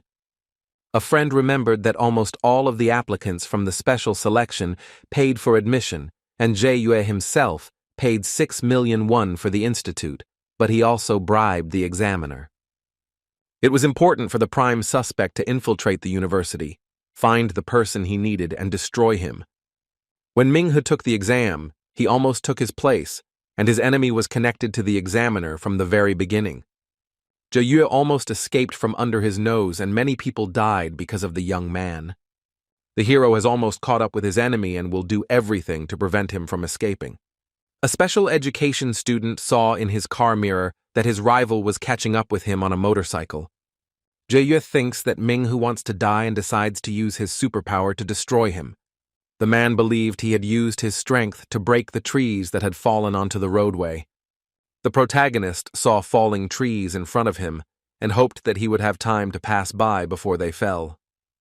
The brave man did everything possible to break through and remain unharmed, continuing to pursue the enemy.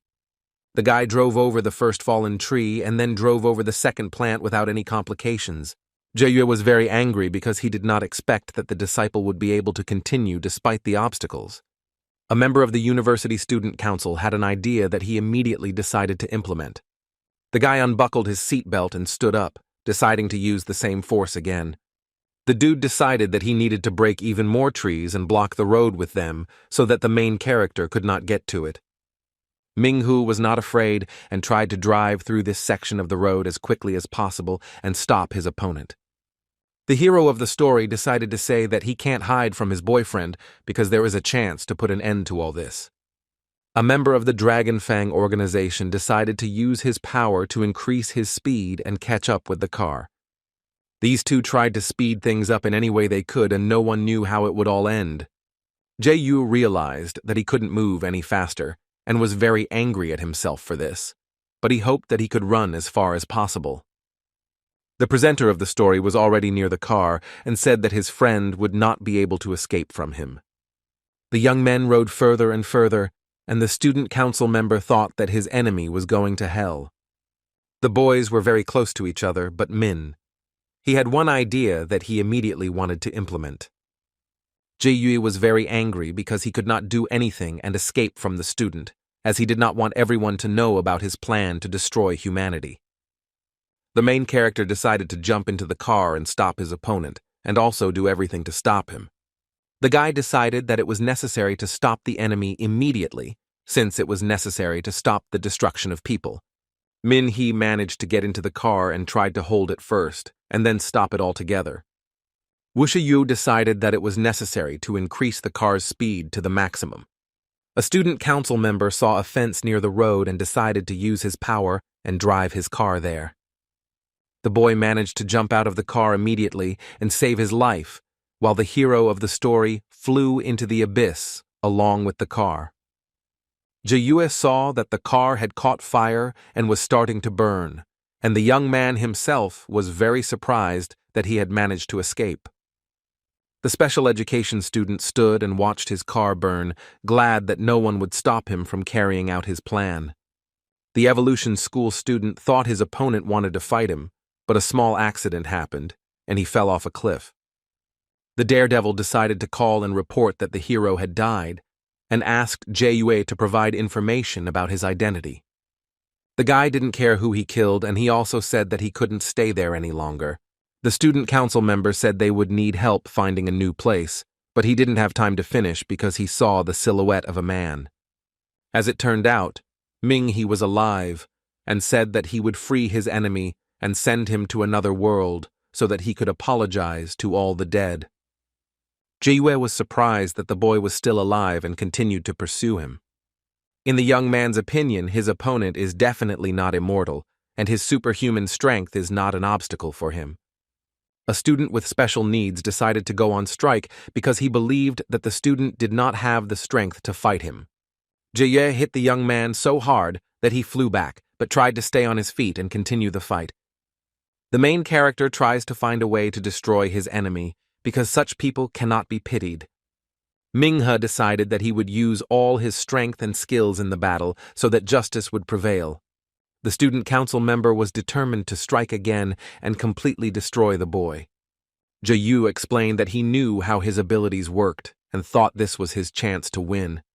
A special education student said he had nothing to learn because he believed his opponent would fight him alone. The brave man believed that the hero dreamed of defeating him, but decided to show his true strength. The mysterious man decided to show what Superman really looks like and use the same power that can destroy trees. Ming-he decided to use the ice crystal to destroy the man who had killed so many people. Jae-yue used his strength to the fullest because he needed to destroy the enemy. The daredevil directed all his strength at the main character and thought that this would help him escape responsibility. With the help of an ice crystal, the student decided to destroy his rival and find justice. Ming-he decided that he first needed to stop everything flying towards him, and then the enemy itself. Each of the young men turned their strength against each other, because each believed that he had to put an end to this battle. Jae-yue was very surprised when he saw his opponent using ice because he didn't know he had such power. The main character decided to gather all his strength into a fist, deliver a winning blow, and destroy the enemy. Ming-he delivered such a blow that the ice cream ended up in his path, sending his enemy flying to the side. The student council member saw that his feet were starting to become covered in ice, which surprised him even more. The hero struck, and his enemy was covered in ice, and the teenager himself could not move. Ming-he tries to take off the rest of his shirt, turns to Jae-yue, and tells him that he is not that cool and has no right to control other people's lives. The bro also decided to ask what he called himself, since the student himself believed that he had no right to call himself a Superman. The boy approached his interlocutor and decided to deliver the final blow and show who was boss here. The leader of history struck back and declared that Jae-yue, namely, was just trash that no one needed. Ming-he explained that if he didn't like being an ordinary person, he could destroy himself and no longer interfere with their peaceful life. The Dragon's Fang organization gathered at the Nandu Superhuman Academy Memorial Hall. Commander Lu Lin was talking with Instructor Lu and didn't understand why the hero had gathered them together.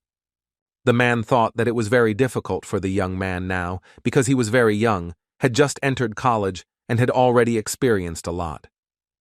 The girl supported his words, and together they decided to cheer up the guy because he had been experiencing a lot of stress lately.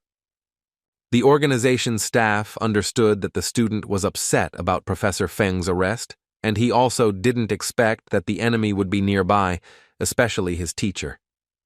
The instructor and commander were surprised by Ming-he's appearance and did not understand what had happened to him. The man saluted and did not understand why his brother had gathered them, since the professor was behind bars. The hero reported that he had caught the criminal as he had promised and was glad that he had succeeded. The organization's staff were surprised when they heard that the boy had caught the henchman and did not understand how he had managed to do it. Instructor Lo was the first to run up to the criminal and could not believe that he was really an alcoholic. Jae-yue asked them to hurry up as he didn't want to stay with Ming-he, thinking he was abnormal.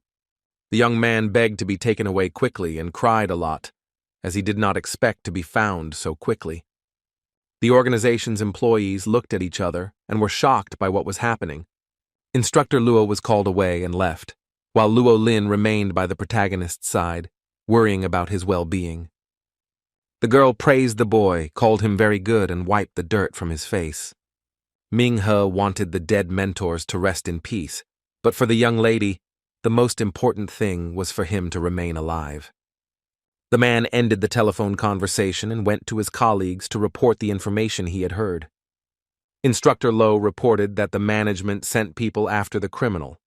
The employee of the organization was surprised by what he learned from the management and could not believe that this guy could be so strong. The man immediately saluted and said that he wanted to thank him on behalf of the entire organization, but the boy was embarrassed. Law enforcement officers arrived at the academy and took the criminal away, and the main character had to go to the hospital. Ming-he got into the car and Lu Lin walked up to him and explained that he could be treated in the hospital. The hero went to the hospital, and the commander remained on the university grounds and decided to return to the memorial museum. The sorceress turned to the fallen mentors and said that they could be proud of them because they sacrificed their lives for the sake of other people. Juqi was right because they were weak and could not save the world, but they could use their lives to pave the way for the next generation. The young woman explained that they live in a dark time when it is difficult to find light, but they continue to move forward for us. Commander Lu Lin saluted and said that their deaths were not in vain and that he was very sorry about what happened. Min He came to the evolution school for class and walked down the corridor to the next class. Feng Nianrong ran up to the young man and asked if he had also chosen teacher Tang Han's class and was very happy that they would be studying together. The main character was also surprised by this coincidence because not all teachers communicated so interestingly in class. The girl enthusiastically said that she attended many classes, but only Professor Feng and teacher Tang Han presented the material in an interesting way. The young lady had no choice between teachers, but the professor went abroad and the choice was obvious. The young man was very upset as soon as he remembered his husband, and it was unpleasant for him to remember these events. Min He explained that he is a good teacher and can teach a lot because he knows a lot of interesting things. Feng Nianrong explained that she didn't know what topic the teacher would assign to her students this semester, but it would probably be something important. Teacher Tang Han's first step was to apologize to his students for his research interfering with their studies. Everyone present watched the man closely and decided that perhaps this was his approach to teaching. One of the students present expected the same approach to teaching, and his opening remarks were quite unusual. The teacher began to talk about the topic of the lesson and explained that people do not live in a specific time, but even facts should be questioned. The man gave the example of great scientists who searched for the truth for a very long time and worked hard on their research. The students agreed with the teacher's words and added that all scientists question even the most logical factors. Teacher Tang Han said that they thought that the Creator had always looked down on them. But why then did he give everyone free rein? The man continued to talk about philosophy and asked why the Creator allowed us to learn how to use tools and make fire. The teacher explained that step by step, people came to the creation of a great civilization. Humans, namely the only species with sufficient intelligence to create a civilization, and this can be called either a coincidence or evolution. The man explained that if the Creator turned away from people, he would create new life, and they would also learn to use instincts and make fire. According to the teacher, no one knows what is happening to their world, and he gave his students time to reflect on this question. All the students in the class thought about their teacher's story because what was happening in the world was somehow connected to the story they were told. The man continued to talk about the world they lived in and the era they lived in. He thought about the teacher's words and thought that for a very long time, people thought that they were the only ones who could, and began to think that it was necessary. Tang Han explained that man had never questioned why there was such a big difference between himself and other creatures of nature, and why man was given the right to rule the world and dominate others. The man explained that at the moment several species have achieved enlightenment, just like humans, and asked if they should stop considering themselves a superior race. According to some reports, scientists from different countries are currently studying this phenomenon, and what they are experiencing is similar to what their civilization experienced. Teacher Tang Han explained that at this point, The beings had already reached the tribe stage, and this happened in just 10 years. The man asked how many years it would take a human to do this, and one could imagine how far these creatures could go in 30 years. There are many questions about these creatures, as no one knows how long it will take them to become smarter than humans. According to people's calculations, the creatures will need only 70 years, and people will become animals, food, or material for them. The students were shocked by what they heard, but one of the guys decided to ask if his words were supported by anything, and he was also interested in whether he was conducting accurate research. The young man decided to compare these words with how doctors warn about a fatal disease even before it is known for sure. Tang Han explained that he had no evidence, and the entire format of the lessons was a simple discussion, and the students might think that it was empty talk. The man also added that he is the same as the students, he just observes what he sees. One of the guys decided to ask whether these creatures would destroy people, because it was very important for every person to know this. The teacher explained that this was why he had started his lesson, and that he hoped with all his heart that this would not happen. But the only thing that can save people is that they will always be one step ahead of other creatures. The man hopes that they will have enough time to learn more about these creatures, and that is all they can hope for. Feng Nianyong decided to clarify the topic of the semester, the study of new civilizations and whether they will become more advanced than humans. The man confirmed the girl's words and added that they would study the necessary materials and then bring them to the audience for comparison. Students wondered whether they would have to leave campus for these purposes. Tang Han explained that they would often have to leave campus and take risks for the sake of science, and that the hunting associations would help them with this. The only thing the man regrets is that so little time is devoted to this topic. The budget is very small, and it is difficult to attract the attention of the authorities. One of the guys decided that this was a very important topic and they could make some kind of discovery. Another boy cited Professor Wu Lun as an example, and the students will also try to make some discovery. The man was surprised by the students' words, but he understood that each of them would be able to discover something new for themselves. The students realized that they could unlock some secrets and help humanity because they went to university to learn how to do it right. The teacher was delighted with the students' choice and announced that the academy would finance them, and the student council would also support them and make sure that everything went smoothly. Min Hai decided to take a walk after class to get some fresh air and think about what happened recently. The protagonist immediately understood what was happening and knew that his friend Xiao Hua would appear. The girl didn't like that the teacher had a theory that other creatures could develop on par with people.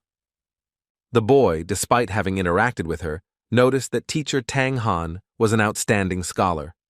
The man believes that the topic proposed by the man is not as simple as it seems at first glance, but he wants to learn more information from him.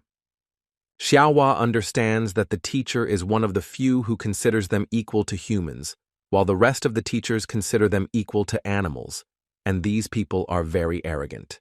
Minhu decided to ask whether people would really catch up in development after 70 years, but in her opinion they really did develop more slowly. The young witch believes that in just 200 years, humans have created many types of weapons, and if their improvement is taken into account, then man may be right in saying that God has already turned away. The main character became upset and explained that if all creatures were like him and the girl, they would communicate and love each other. The girl did not like the young man's words, and she did not understand what kind of love he was talking about. Xiaohua decided to scare her assistant a little and use her superpower, but everything ended well. The guy still didn't fully understand why it was necessary to immediately destroy people or creatures. The girl decided to explain using the example of a virus in the system, which may be just a line of code, but the antivirus will still destroy it. The young man did not like the way the young girl evaded the question, and she stated that there was no evidence that people were like viruses. The leader of history did not understand why his teacher still could not abandon his theory. The little girl asked the young man to remember the theory of evolution because it contained much evidence that humans descended from monkeys. The young lady could not understand why people, because dolphins are also intelligent, and why they did not become people of the ocean. Xiaohua explained that dolphins were as smart as monkeys, but he decided to ask why the teacher made such a decision, or maybe it was because they had learned to do things with their hands. Minghu finds this theory absurd, just like the theory that a meteorite never falls in the same place twice. The sorceress explained that there are many things in the world that cannot be proven by facts, but such things give rise to new ideas. The daredevil was surprised by the girl's words that if you pay attention to all factors, then you can say one thing with certainty. Xiaohua said that humans should become the Earth's immune system because dinosaurs existed before humans. Min Hae walked into his room after his walk and was very surprised to see that his sister had packed her things. The brave man decided to ask why she had packed her things, but Qin Yu did not immediately say anything about her thoughts about work. The girl began to wonder why her brother always needed to go somewhere, because she thought he needed to study and practice. The hero explained that it was necessary for his research, which he had to do every semester, and he had chosen an interesting topic, so he needed to collect samples. The young woman asked him to be careful, and also reminded him that if he felt danger, it was better to run away than to find out later what was happening. Qin Yu explained that by joining the organization, Tan Wen would be able to study something interesting, but she would have to sit and review papers all day. Min Hee tried to encourage his sister. After all, she was just an intern, but in the future, she could be trusted with more interesting work. The doll decided to go and open the door, as her colleagues might come and go with them for a walk. The young woman was very happy when she opened the door, because she found not only a new job, but also new friends. Qin Yu's colleagues were surprised to see the young man and thought that they were dating and living together, but the young woman explained that he was her brother, who was still studying. The staff began to say that the leader of the story was very handsome, and if they knew him, they would come to see him more often. Min Hee greeted his sister's colleagues, was very embarrassed by their words, and didn't know how to react to such attention. One of the girls decided to invite the young man for a walk to sit and chat. Qin Yu was very angry with his colleagues and said that he was busy and his other colleagues were waiting for him. The young woman said that she was leaving, and also added that she had packed his things and asked him not to forget to call. The main character was happy for his sister because she became popular and made friends so easily. The boy realized that it was time for him to go, so he took his bag and went about his business. The buses were parked on the university grounds and students used them to transport samples. Min Hee was excited about the new journey and expected new adventures, something interesting and unusual. Lu Qian stood near the buses and talked to a young man who also went to school with them. The young lady did not want to talk to him, and, seeing that the main character was leaving, decided to approach him and talk a little. The school beauty decided to call Min Hee and ask how he was doing and if he would go with them. The young man wondered where his friends were gathered, but his classmates said that they were going to fight in the ruins right on the front line. Lu Qian was surprised that the boy also had things and asked if he wanted to work on the project too, and she found out that they could meet there as well. The young lady was glad that they were going in the same direction, but their classmate haughtily declared that first years were only good for cleaning and walking around ruins. The confident young man said that those students who were lucky enough to be in the front rows possessed a unique power. The young man didn't like the fact that while he was speaking, his classmates were quietly talking among themselves. Fang Kai was very angry at Ming Hu and didn't understand why he couldn't be better than his former classmate. Lu Qian asked the protagonist to be careful, as she was very worried about whether he would be okay.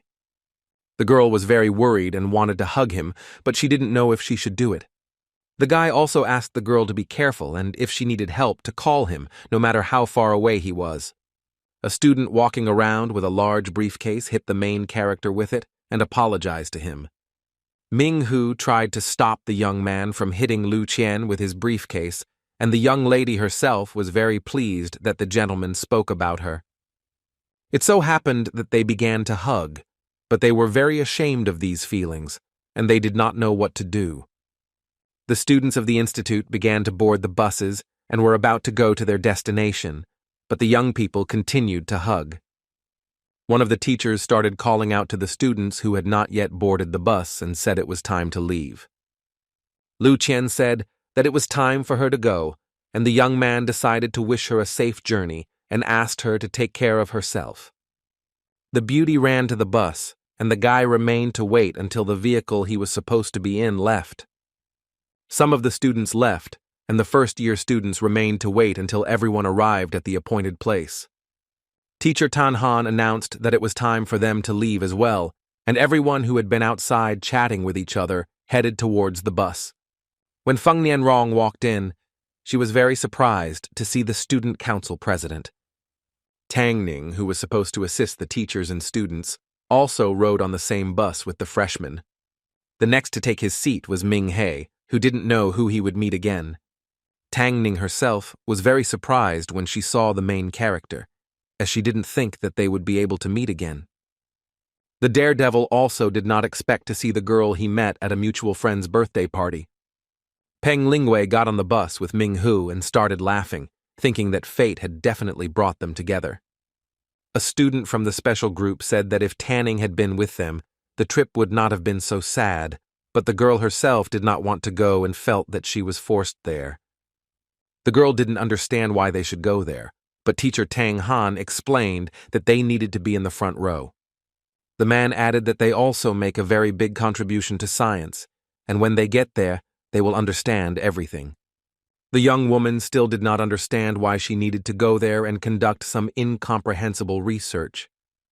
The young people went on a trip and started talking about the fact that the chairman of the student council would go with them. One of the guys explained that everyone who joined the student council was very strong, and he kept quiet about the strength that this fragile girl possessed. The boy explained that the other high school students traveling with them were also among the strongest. The freshmen began to talk about each senior, and the first one was Lu Feng, who, thanks to his keen eyesight, was an experienced sniper. This student was also known for using modified weapons and thus became one of the strongest, and no one wanted to unite him. Everyone present was surprised, as no one expected to see such capable people as this gentleman. The next person the freshmen learned about was Zhang Wenwen, because despite her cute appearance, if she was serious about her job, the entire squad would not be able to compare to her.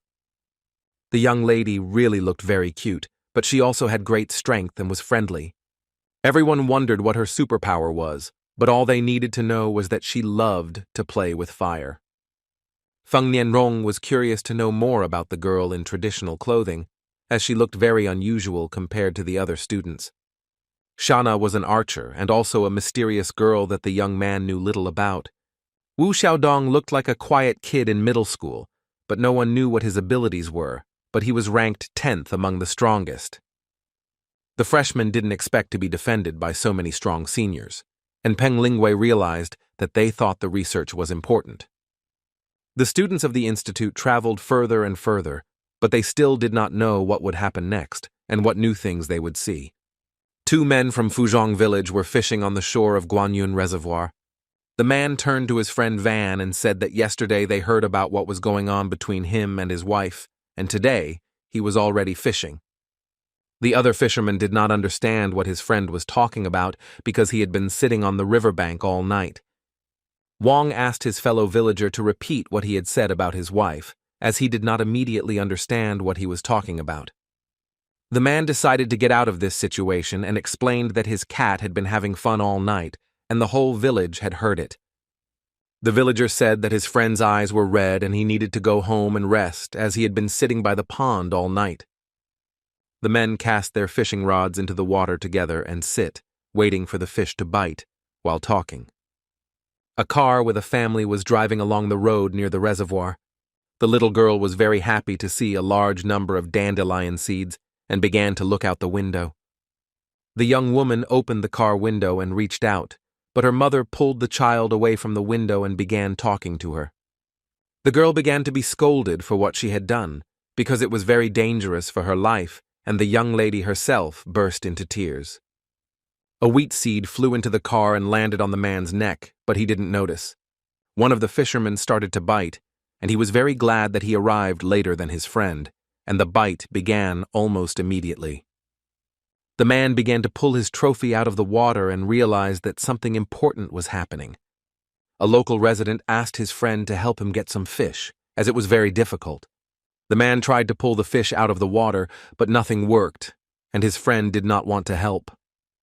After some time, he was able to catch his trophy and was very surprised that the fish turned out to be really big. The local was so stunned by the catch that he could barely stand, and the fish flew towards the mountain. When the prey fell to the ground, the man was very scared and did not understand what was wrong with it, since it was not clear what exactly was in its mouth. The fisherman was very scared and did not know what to do because there was something strange and scary about the fish.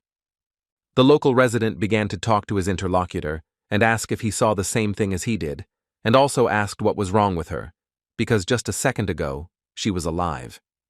The man continued talking to Libra, but he could not see what state he was in, and decided to also ask if he was thinking about his wife. When he realized that his friend was not responding, he decided that he needed to take a look at his fellow villager. The local resident was very scared when she saw the condition of the fisherman, because when he first arrived, everything was fine with him. Wong looked very thin and old, as if he had aged at some point, but the man said that was not the case. The local resident immediately started running as soon as he saw his friend and also thought about looking for help. The students continued on their way to their destination, and along the way, one of them approached teacher Tang Han. Feng Nian Rong asked her husband about the samples they would be collecting, as he had not told her about it. The teacher explained that this was a very famous plant, samples of which needed to be taken and studied. Tang Han said that a hunter recently sent him an interesting specimen, and he did some research. The man said that after completing the research, he discovered that the plants were aggressive. Feng Nianrong asked if all plants were inherently aggressive, since many trees grew into the sky and did not pay attention to other, smaller plants. The girl explained that the big tree blocks the sun from the smaller tree with its crown, and the small tree rots, and the big one accepts it. The teacher agreed with the young lady's words because aggression between plants is a common thing, but this plant was not fighting for the sun or the soil. Tang Han said that this plant attacks animals like a predatory plant and destroys them. The man added that the plant does not hunt flies, butterflies, or moths, but large animals and even people. The bus driver saw something unusual and was very scared, but did not understand what to do and began to stop the vehicle. The students also did not understand what was happening and thought that the monsters were attacking again. The driver explained that a wild deer suddenly ran out onto the road, but the man was very scared. Tang Ning turned to Xiana and asked her to go and check if everything was okay, while the others stayed on the bus. But according to the staff member, there was no need to go anywhere. Lu Feng explained that they were near ruins where monsters might live, and it was better to be safe than sorry. A high school student got off the bus and went to inspect the place where the accident almost happened. The girl was surprised that the deer was nowhere to be found, since he could not have died, but he was not nearby either. The young woman understands that the animal will not survive long, because it could have been injured and the wound needs to be treated. Shana returned to the bus and reported that it was an ordinary deer and there was no danger in continuing the journey. Tang Ning asked what happened to the animal's body, but was told that it remained alive and ran into the forest. The doll decided to ask if everything was okay with the car, to which the man replied that nothing was damaged and it was safe to drive. The students were told that there were a lot of deer in the mountains, and that this happened often, and that they could continue moving forward. Young people set off on a journey, anticipating new adventures and learning a lot of new things. The students at the institute had no idea what could have happened in this place where an accident almost happened. The bus carrying the students arrived in the city of Fuzhong, where they noticed the police and did not understand what was happening. The students did not understand what was happening or why the police were there, and they watched them closely. Some of the guys thought it might have been murder because there were a lot of police, but no one figured it out until the very end. The bus set off to meet new adventures and new achievements that await young people.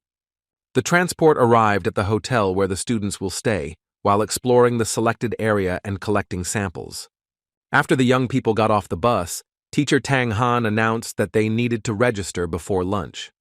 During lunch, the man began handing out assignments and said that the Hunting Association had provided him with information. The teacher said that the necessary samples were available in several cities near this hotel, and they would also start with the city they were in. Tang Han explained that all the participants are divided into 5 groups, and each of them will look for their own role model, adding that each group will be led by a high school student.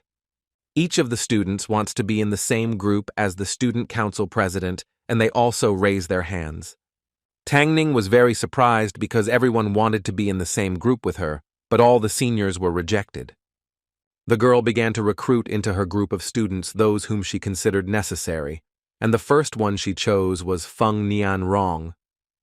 Next was Lin Hui, and she was also very happy to be in this group with the student council president. Another participant was Hu Guangyi, who was also very surprised by the girl's choice. The last person the young lady chose was the central character, and some of the students were very surprised by this choice. Tang Han explained that when they entered the city, it looked like a murder, and that the team led by Tang Ning was handling the case, and warned that if it was an ordinary murder, then it was a matter for the police, but if not, then they needed to deal with it. The student council president said she would only look after the new students, while the man said the freshmen should figure it out themselves. The remaining seniors decided that they also needed to gather their groups and continue moving forward. The teacher pointed to the signal sheets and handed one out to the group for use in an emergency. The man asked if everyone had divided into groups and said that each group had its own task. The student group from Tangning is in charge of the area around the city, and Xia Na is in charge of the area around the sawmill. Tangning explained that if there were no questions, then it was necessary to move forward and investigate the matter. The police officers did not understand how this could have happened, because there were many unclear traces and, most importantly, they could not understand who exactly could have done this. Police officer Zheng Wei was unable to determine whether the crime was committed by a human or an animal, and said it was necessary to wait for the Hunters Association. The police understood that they were far from the city, and the hunting society might not send anyone, but the students of the institute approached them. One of the men turned to the young people and began to listen carefully to what Feng Nian Rong was telling them. The sorceress explained that they were students at an academy in a southern city and had come to conduct their own investigation, and asked what had happened to them. The police realized that the young people could help them understand what had happened and decided to let them assist in the investigation. One of the men said that there was a dead body in the room, and if they were brave enough to go in and look, they could. The students were shocked by what they heard from the police and did not know what to do. At some point, Feng Nianrong looked at the president to see what to do. Tang Ning explained that the decision should be made by the first years since it was their investigation, and she was only there to protect them. Min Hai decided that he needed to go and see what the police found, because his friend was right, and it was their investigation. Zheng Wei decided to take them to the corpse, and explained that they needed to determine whether the crime was committed by a human or an animal. Feng Nianrong also decided to go with them, as she was very eager to find out more information about this crime. The young men entered the room and saw that the body of the murdered man was covered, and a man was standing next to him. The older man wondered if they were from the Hunters Association, but the police explained that they were from the academy and were conducting some kind of investigation. The rest of the spectators who were with the man were against the students investigating the case, and it was important for them to wait for the hunters to unite. The older man explained that they didn't want to burden the police, but the matter was serious, and there was no room for error, and it really was worth waiting for the people from the association. The policeman explained that they had notified the association, but if there was no evidence, it could be an accident, and they would not send people away. Police tried to persuade the man to give the students a chance, but he didn't want inexperienced young people to take on the case. The old man explained that Wang Jun was a very important person for their city, so he could not be deceived. Zheng Wei informed the crowd that they would contact the hunting association again and then share all the information they had received. A law enforcement officer explained to the students that people want to see experienced hunters, so they asked not to be offended. Minghe decided to ask the hunters what rank the old man would like to see, because then they too would be able to find out everything they needed. The man explained that they needed a person of at least moonlight rank. The protagonist decided to get his badge, which was given to him by the Hunters Association, and asked if such a title would suit him. None of Minhe's classmates knew that he was a member of the Hunters Association and had the corresponding title. The older man was very surprised to see the young man's badge, as no one expected to see a member of the hunting society. Everyone present was shocked to see the royal crest and were surprised that the student turned out to be a royal-ranking hunter. The young men explained that there had been a moonlight hunter in town, but he had left and was never seen again. The police apologized to the main character, as they also could not believe that he was a hunter. The police are ready to cooperate with the students and also believe that local residents will also be able to provide assistance. Minhe decided to hide his badge and asked to examine the body first. All those present agreed to show the deceased and also asked if they were really ready to see him. The locals began to turn a blind eye to their children, and Feng Nianrong was very surprised by what she saw. The boy saw this for the first time, as he did not understand what could have caused such a reaction and become the cause of death. Zheng Wei said they checked the death information and found something very unusual. The internal organs were dry. The man explained that he felt as if he had been lying in the sun for months, as there was no water or blood in his body. The police officer explained that, according to witness Wang Zheng, he was talking to his friend Wang Jun, and after a few minutes he became like this. Another important point is that there was a surveillance camera which recorded that the victim was fishing and was full of strength and energy. Zheng Wei said the camera did not record any animals, so they immediately rejected the idea. The man turned to Ming. He had asked if he had seen any traces of a beast that could suck all of a person's strength and energy. The protagonist thought that the beast might have the ability to camouflage itself and thus not be caught on camera, so the police did not find it. A local resident suggested that it might have been a mutant black mountain bat, but there was no evidence to support this. According to locals, mutants are sucking the life out of people, and they also want to send a group of hunters there to destroy them. A local resident said that the bat is very large, and flapping its wings, it can cover the entire city, and its bite will leave nothing of a person. Everyone present is very afraid of this mutant who lives on the Black Mountain, and because of this, people no longer live there. The policeman realized that the locals could only hinder the main character from investigating this case. Police have asked people not to interfere with the investigation and to report any leads.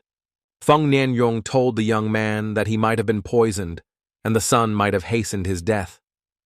In Minghe's opinion, if he was attacked at night, he might not survive until the morning, let alone communicate with anyone.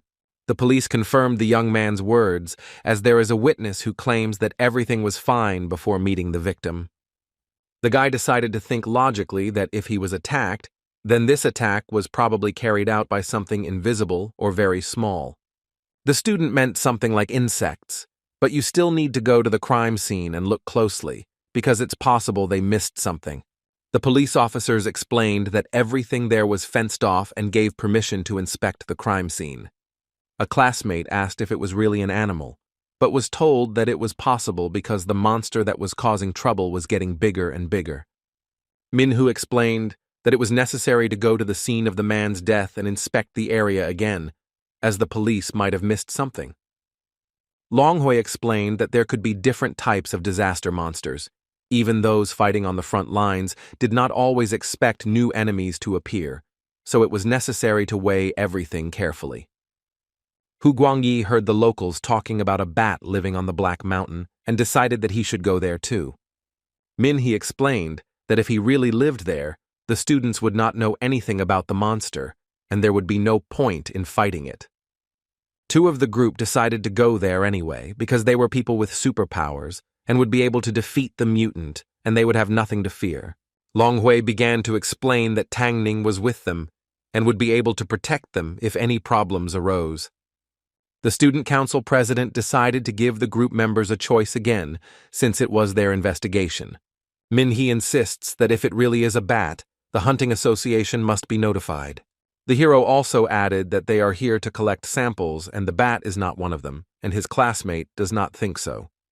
Hu Guangyi believes that evil must be fought, but according to his classmates, the protagonist only thinks about his own interests. Feng Nianrong asked her not to shout and began to explain that they needed to conduct an investigation first. The rest of the group agreed to investigate and arrived at the crime scene, Guanyun Reservoir. The policeman explained to his colleague that he had hunters with him who had come to help them with the investigation. The man showed the place where the deceased was found and also expressed hope for help and a speedy resolution of the case. Hu Guangyi saw that he had stepped on a dead fish and was very scared, as he found it very unpleasant to look at. The policeman explained that fishermen often sit in this place and immediately prepare their catch. The student felt uncomfortable being there because he didn't like the smell of dead fish. Zheng Wei showed the place where the dead man sat and his body dried up in a few minutes, and the protagonist decided to ask if the water had been checked. The policeman explained that they had not checked because they did not have the necessary materials, and the brother asked how long the fish had been there, since the scales were still on it. As it turned out, no one paid attention to the dead fish, and Long Hui thought that her classmate was asking stupid questions because it was necessary to examine the crime scene. Everyone present had one question. There was no fire nearby, and the fish still had scales, so why was it in such a state? Zheng Wei asked the protagonist if this fish could be related to the victim, but the gentleman himself was not sure. The old man remembered that the witness said that he was frightened by some fish that he did not understand. Min-hee was surprised by this information, as he didn't understand how it could scare him. The policeman was also surprised by this, as he thought that the witness was very scared and therefore spoke unintelligibly. But at that moment, there was no point in questioning him. The hero decided to ask about the hidden camera and asked permission to look at it, but the man himself did not immediately think about it. The police officer will talk to his colleagues, and they will prepare the camera recording while the young man looks around. The student decided to climb the mountain, closer to the road, and examine the plants growing near the pond. The boy began to carefully examine each plant, because he remembered what the teacher had said in class. Tang Ning approached the boy and asked what interesting things he could find in this wild grass, but he listened attentively to Tang Han's story about the disaster plants. The protagonist explained that the teacher had brought them here to collect samples, but no one knew if they would be able to find anything similar.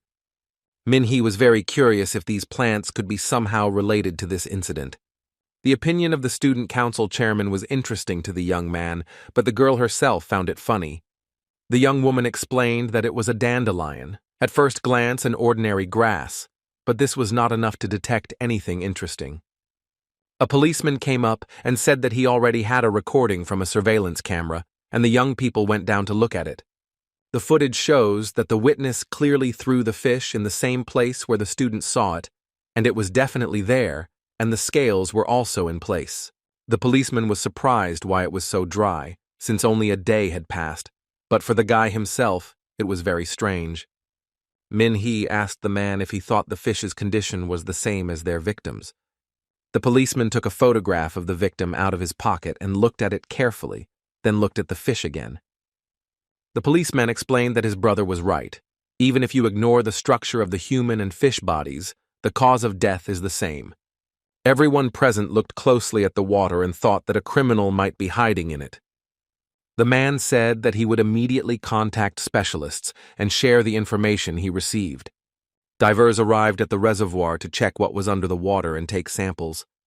The workers sat in an inflatable tray and swam to the middle of the pond, preparing to dive. Divers are descending underwater one after another to test the version put forward by the university students. The policeman and Min.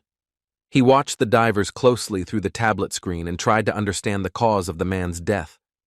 The hero wasn't sure that the cause of death was water, but first he needed to check the samples. The gentleman asked Zheng Wei to give the divers the task of collecting samples of underwater plants for him. The man agreed and passed on this information to the people underwater, and the student himself was able to obtain samples. Long Hui didn't understand why the police were wiretapping their classmates' phone calls, but Hu Guanyi believed that Ming He was using their teacher's name. The guy decided that he didn't care, and they could conduct their own investigation, but the girl didn't know where to start. The young man decided that they could go into the mountains or forest and find traces of the beast, and his young girl agreed to his proposal. The students began to conduct their own investigation, but they did not expect to be stopped by the student council president. Tang Ning explained that she would not be able to protect them if they were separated, so all four of them needed to work in one place. Young people think that they are just wasting a lot of time and do not understand why they should listen to Min Hai. The hero of the story heard his classmates say that he is not a leader and do not want to listen to him. The brave man asked Tang Ning not to detain the other students and warned them that the police wanted them to explore the local forest and mountains. The student council president was very surprised, and she also understood that if something happened, she wouldn't be able to protect everyone. Minghu had no intention of leaving the city, and it would be better if his friend went with them, and he could take care of himself. After all, everyone knew that he was strong.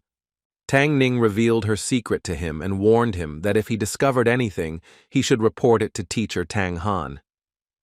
The protagonist remained at the reservoir and continued to watch the divers, and Feng Nianrong stayed with him. The underwater workers continued to inspect the area and swam into the center of the underwater structures. The girl was cleaning the passage with her hands, and in one place she saw something strange that surprised her very much. The divers saw many animal bones in the thickets of underwater plants and were very scared.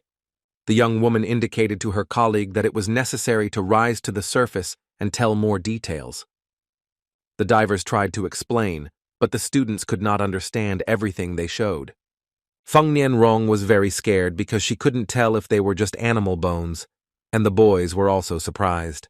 Representatives of the diving community explained that only pits of several species of animals were found there, but no human remains. Zheng Wei recalled a time when local residents complained about the disappearance of their animals. The employee was very scared and, once on dry land, could not calm down, and also stated that she would not work anymore. The policeman was very surprised by this decision, since the case was unsolved and he did not understand what to do next. Another diver reported that he had managed to collect several bones and immediately handed them over to the hunting society workers. Minghu was very grateful to the man who was able to collect not only bones, but also underwater plants. The diver explained that they were also ordinary people, but he expressed his opinion, and according to his feelings, there really was something in the water. The guy explained that it could be a terrible predator and that everything else depends only on the police and superhumans.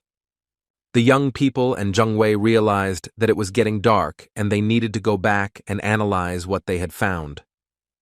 Minghu decided to ask the man if he would mind if their teacher Tang Han conducted experiments with these samples.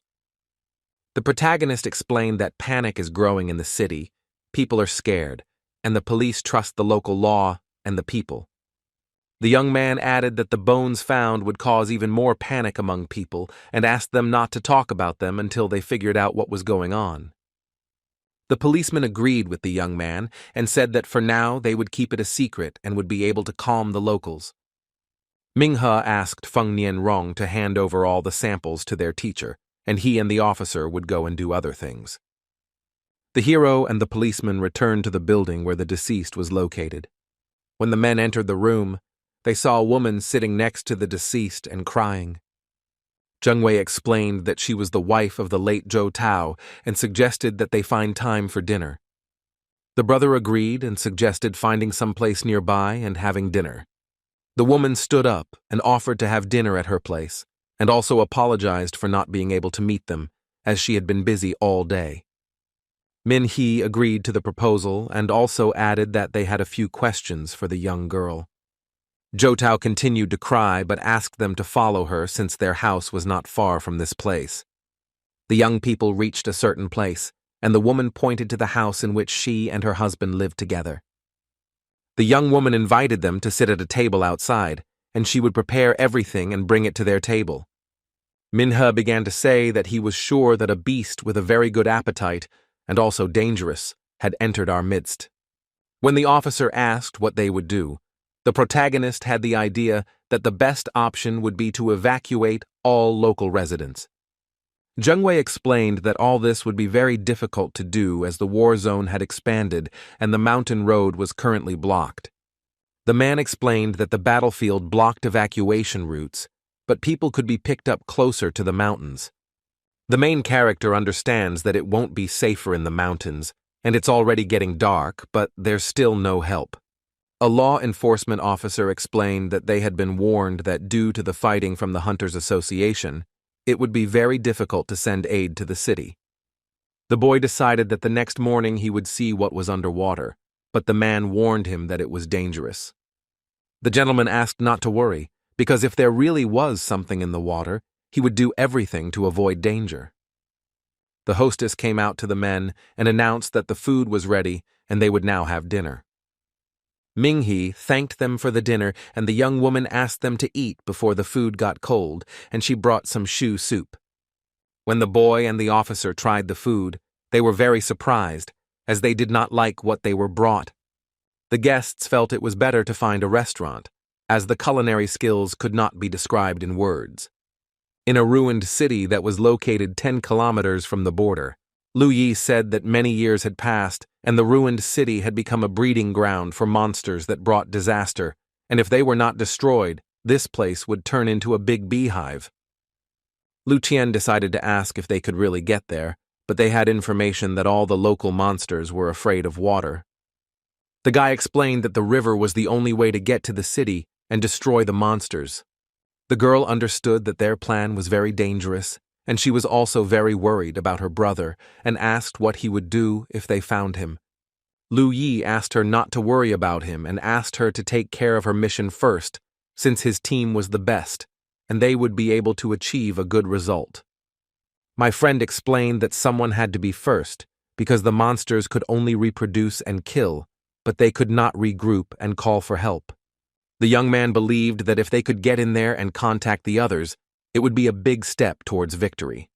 Lu Wai explained that if they failed to destroy the lair, not only would the southern city suffer, but thousands of people would also die. Lu Qian could go with her brother, and they would have a better chance of winning, but her rank would not be enough. The man explained that even the weakest members of his team had higher ranks than her, and when he achieved his goal, he would let her know. The brother tries to calm his sister down because her mission is to stay here and fulfill her duty. The girl remembered that he promised to come back on her 20th birthday and celebrate this day together. Lu Yi asked her not to worry because he would never miss her birthday. A group of people went off to carry out their mission, and the young girl's friends came up to her and began to support her. The youth were surprised when they saw the Warhawks Special Forces unit. Even from here, it was clear that each of them was very strong. One of the girls was sure that the team would bring victory, and if they died, they would be called heroes. Feng Kai said that brother Lu Qian was the strongest, and the weakest in this team was the Heavenly Flame rank. The guy was surprised because he couldn't believe that the girl's brother had the title of White Swan. Lu Yi and his team have ranks such as Starlight, Crowned, Moonlight, Heavenly Flame, White Swan, and Galactic. The next morning, the leader of history woke up in a hotel in Fuzhong and was pleased with the sleep he had received. Minhee left the room and was about to go have breakfast, but at some point, his attention was drawn to the light from the teacher's room. The young man decided to ask if the man was sleeping and knocked on the door of his room, but since it was open, the boy entered. The student saw the teacher studying the samples provided by him and Feng Nianrong. The young man wondered if the man had really been studying these samples all night, because the room was in disarray, and there was a lot of work to be done. Tang Han decided to devote the time he couldn't sleep on this bed to conducting research. The man explained that the grass and dandelions he had brought were very interesting, and that these plants could be seen with one's own eyes. Minhai doesn't know much about plants, so he decides to bring something suspicious to the teacher, and he's also worried that he might have missed something. The young man was interested in learning more about the bones, as he planned to return and get more. Tang Han explained that no more bone samples were required and asked if there were any results from the sample analysis. The man was sure that the main character had listened well to the lectures on the theory of animal evolution and catastrophes. The student said that he had encountered monstrous disasters and that they were developing rapidly. Minghe decided to tell about his encounter with the demonic lady of the laser moon, as well as how he managed to destroy her. Tang Han decided to write down everything the student told him, because every piece of information he received about animals was important to him. The brave man told how he met the monster again in the form of an instructor, and how the mutant became stronger and repeated all of the instructor's fighting techniques. The teacher explained that the creature had been of great importance to his research, and that he was very sorry that the beast had died. The guy decided to ask again about the animal remains found in the pond because he was curious if they had found anything.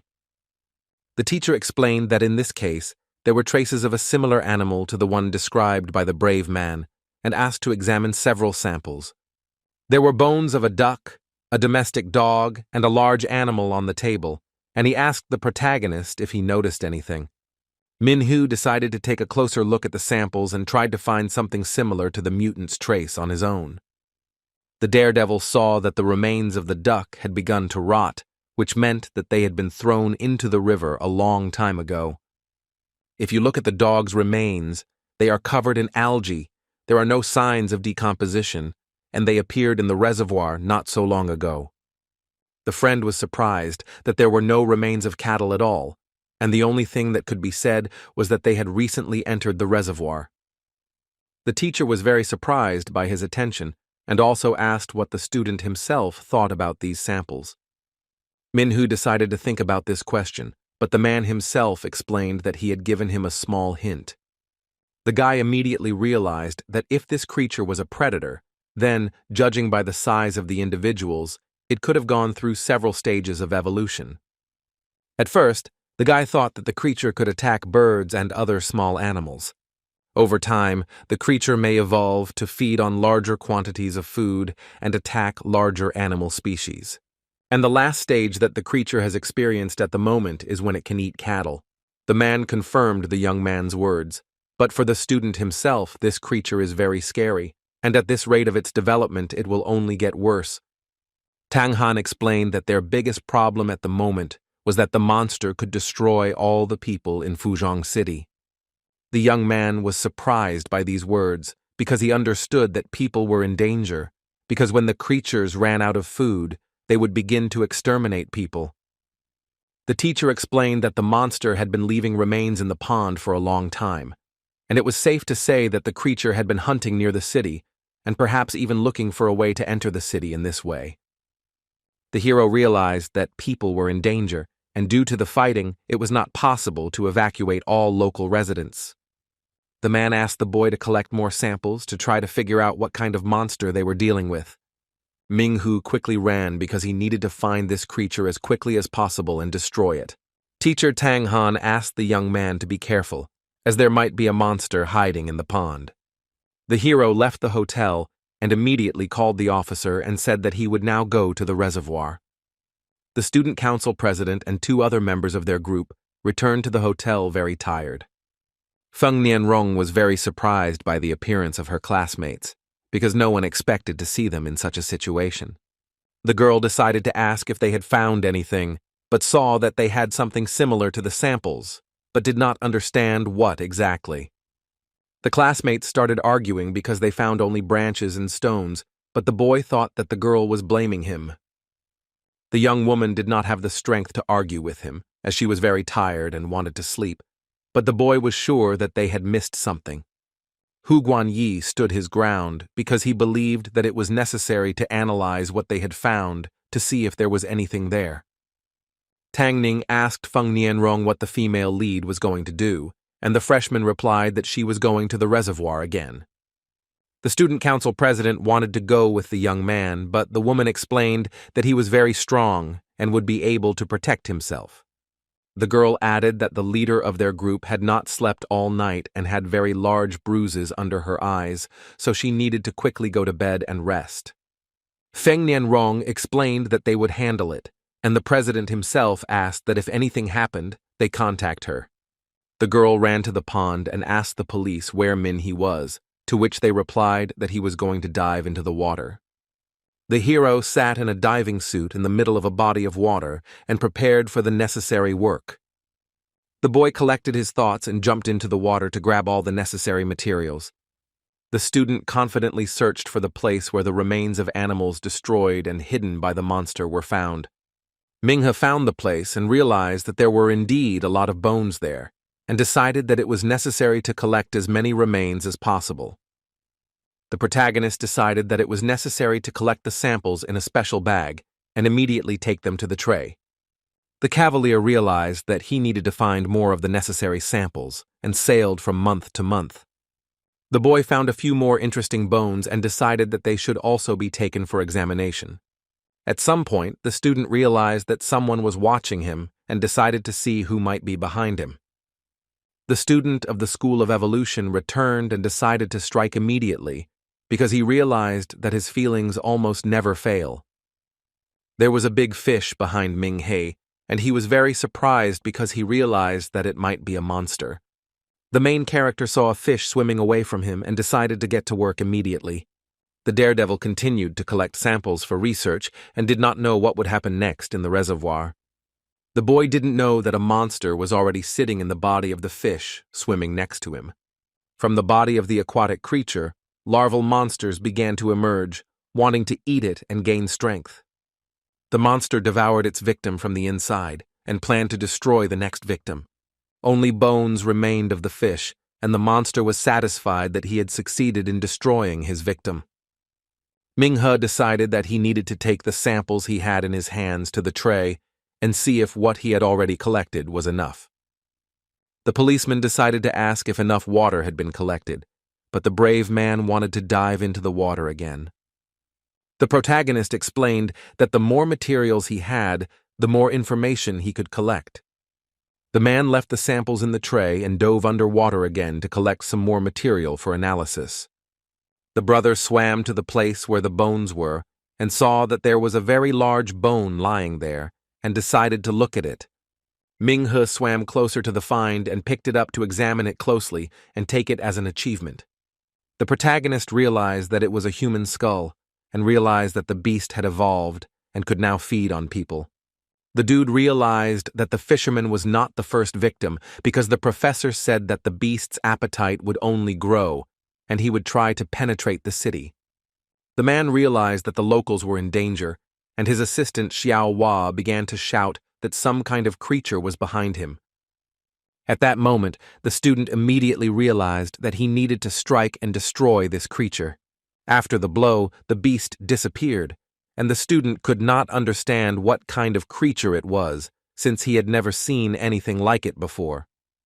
Minhee decided to ask the girl what kind of creature it was, but she warned him not to relax, since the beast was still alive.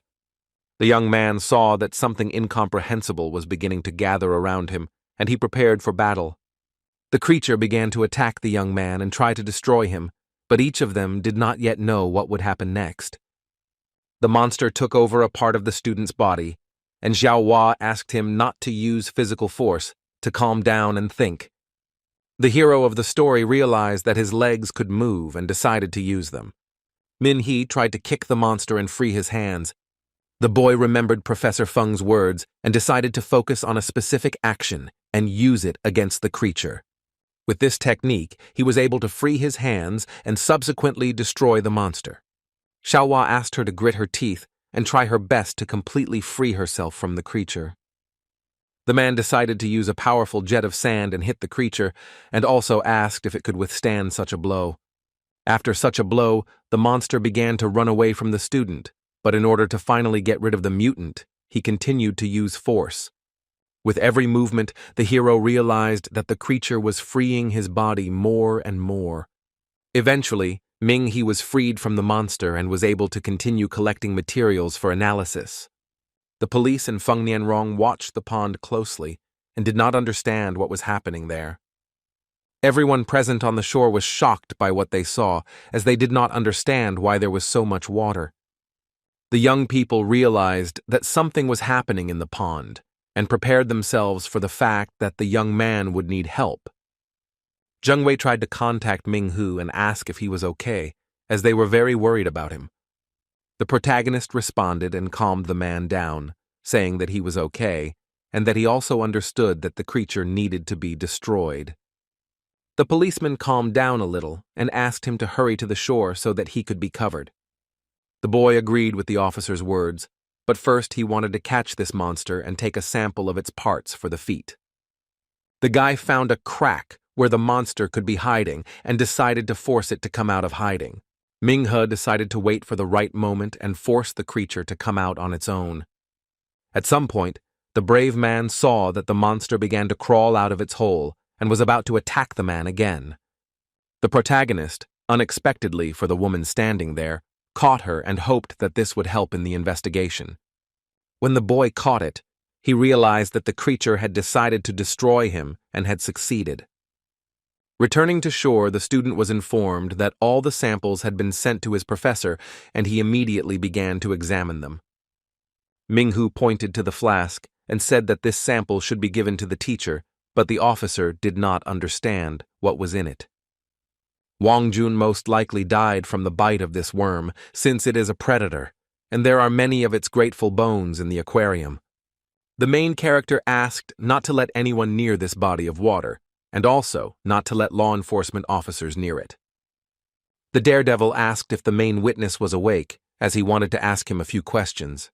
Jung Wei explained that at this time the witness was no longer asleep, and he could call him when he returned to the police station. The hero returned to the hotel and immediately handed the sample over to the professor, explaining that, in his opinion, this species could not live without water. Min-hee also said that when he returned to the hotel, he noticed that the worm seemed to be drying out, and when he added water, it started moving again. Tanhan was able to find answers to many questions, and the boy wondered if he needed the bones for research. The man explained that all these samples were very useful, but it would take time to complete the research, and the young man did not need to wait and could go about his business. The boy thought that he could go and gather more information, and he also thought that he might be able to catch all these worms. The teacher explained that he would let me know when the results were ready, and the student went about his business. Another group of students arrived at Shangxi Sawmill, which was located outside of Fuzhong City. The young men walked around the sawmill area looking for something interesting, but didn't know where to start. Liang Dong began to explain that the sawmill was 10 miles away from the city, and the villagers said that the worker Jiang Nu had not returned home for several days. Zhang Li didn't understand why they were here, since his family had told him to drink, and the sawmill was the perfect place to get drunk alone. Another student explained that if he was just lying drunk on the grounds, then they were wasting their time, especially since there was no proper road to the sawmill. High school student Xia Na heard something strange and asked the other students to be quiet. The woman pointed to a place where there might be something unknown that needed to be checked. The first-year students were very surprised and did not understand what they needed to do to find out what was going on there. Xia Na went to check the area because she knew she was responsible for these newcomers and decided to play it safe. The young woman hid behind a tree and began to observe what was happening. The girl saw a wild deer and, realizing that there was nothing to be afraid of, decided to calm the students down. Liang Dong decided to ask what exactly the high school girl had seen, but she made it clear that there was no threat to life and that it was just a wild deer wandering around the area. The gentleman explained that he was very frightened and that the sawmill area was a very unpleasant place for him. The young people decided to go and check the premises and find out if there was an animal sleeping inside. The beast remained to observe the students' actions and, taking advantage of the opportunity, attacked them. The students of the academy did not yet know what a deer looked like because they had not examined it, but the most interesting thing was yet to come. Liang Dong noticed that one of the mechanisms was turned on and realized that the man could not sleep with the saw running. The freshman decided to look for where Jiang Nu's office was and see if he might be there. Xia Na felt that the room smelled strongly of alcohol, which surprised her greatly.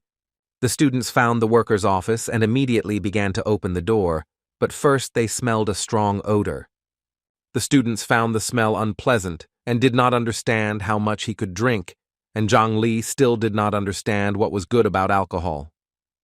The young people saw a sleeping man lying on the sofa, but they still did not understand what actually happened to the employee.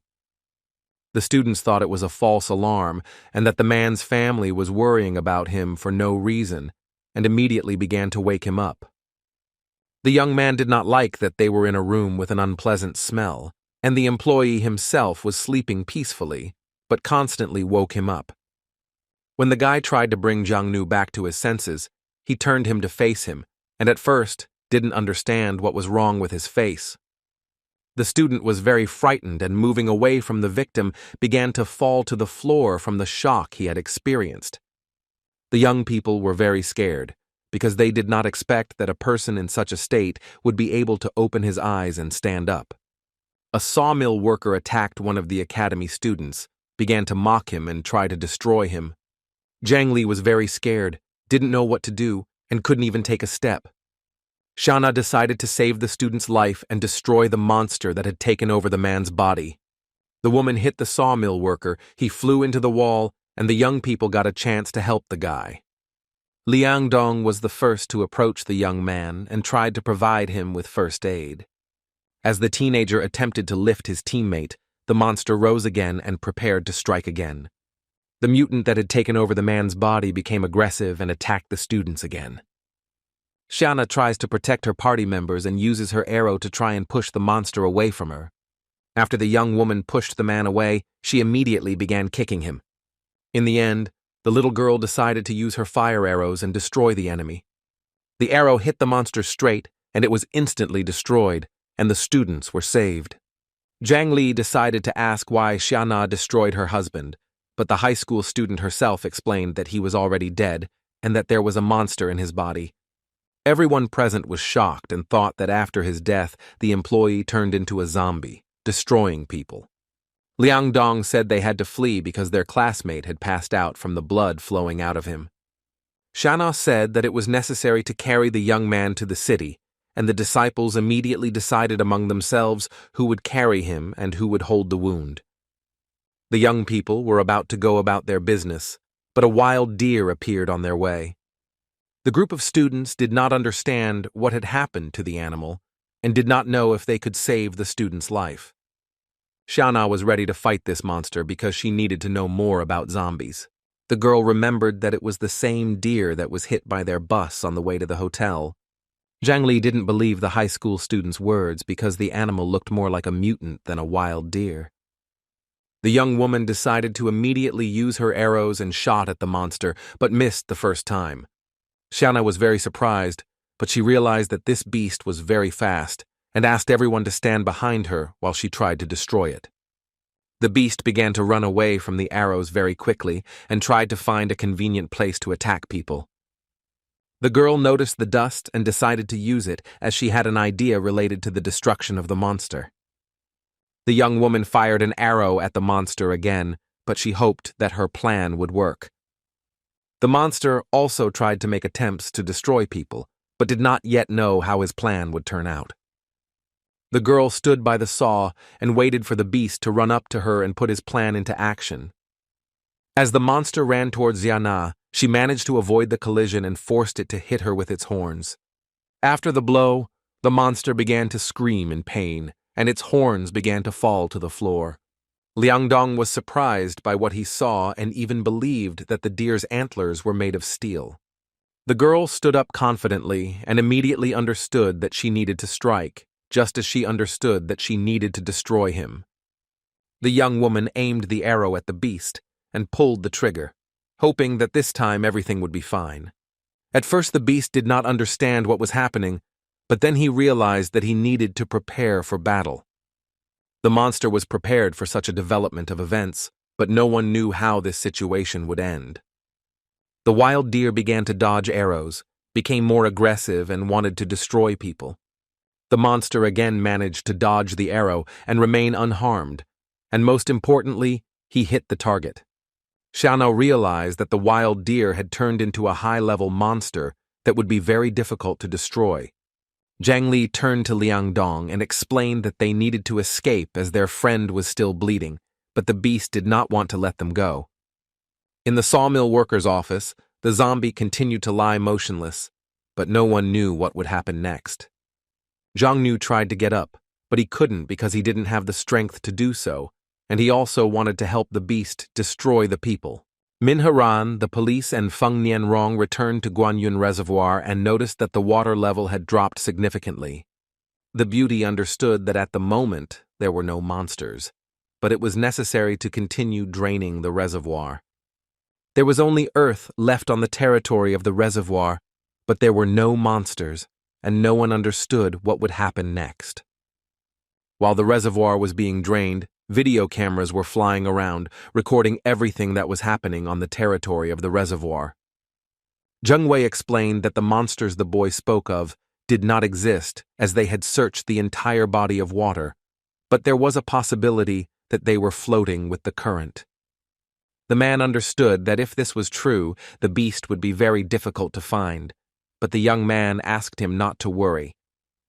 The presenter of the story explained that when the reservoir dries up, the monsters will have nowhere to go, and for the local residents, life will become calmer for a while. The officer and several local residents saw on video that there were many bones in the reservoir, and the residents realized where their livestock had gone. The local resident was surprised that for a long time no one knew what would happen in their city, especially with the animals. But in the end, everything fell into place. Police knew they would have to remove the bones if puddles appeared, but first, they needed to find someone to monitor the area. The student council president and 2 other students came to the reservoir and said they heard some guy find something in the reservoir. Tang Ning wondered if the bones were related to what the boy had found in the water, but he confirmed her words. One of the townspeople said that it was already late. Everyone was tired and hungry, and then invited them to the ancestral hall because the elder had prepared dinner. Min He asked the girl if they had eaten anything, but she replied that the professor had asked her to explore the area at night. Tang Ning explained that because of these two, they had lost a lot of time, but he could rely on her and go and rest, and the dude agreed with her, and they went to rest. The young men and the officer sat down at the table and began to have dinner, and the main character decided to ask the witness whether he was resting or not. Ming He decided that it was necessary to talk to the witness and ask some questions, and Zheng Wei offered his help, but the gentleman refused. The main witness in the case of the murder of a fisherman began to make his way into the house where the deceased's wife lived. The man started knocking on the door and asking if anyone was home because he really wanted to talk to the young girl. The deceased's wife responded that she was at home taking a bath but did not understand what was happening. The witness explained that everything was fine, he just decided to visit the girl and find out if she was okay. Wang Jin explained that her husband had abandoned them, and he was worried that the young woman would be left alone and would have a hard time, and he wanted to help her. The young woman asked her husband to wait until she finished her business and came out to him. Zhou Tao came out of the bathroom and decided to ask what was the matter and why he came so late. The man explained that he wanted to offer his help again because the woman was left alone. After dinner, the protagonist went in search of the main witness Wang Zhang and met a local resident. The boy was very surprised when he saw that he was near a restaurant where a law enforcement officer was with him. Min He decided to ask the older man who owned the restaurant they were talking near. The man explained that the owner of the restaurant is Mrs. Tao, and he also realized that she loves to cook, which is why she opened this establishment, and the locals are delighted with this lady's culinary skills. The brother was very surprised by these words because he ate her food with the officer, but he did not like it. The elderly man said that the deceased never appreciated his wife because he went fishing every day and the woman worked very hard. A local resident said that the girl had not opened a restaurant for a long time, but as soon as she did, the food became terrible and customers started fighting. The main character decided to ask when this happened, and also asked if the owner opens the restaurant every day. The man said that it all started 10 days ago and the establishment worked every day, even during the New Year holidays. Min He asked his grandfather to tell him what else was strange about this city, but it turned out that a lot of strange things had been happening there recently. The first person the old man spoke of was a one-eyed man who lived in the forest and never picked ripe fruit.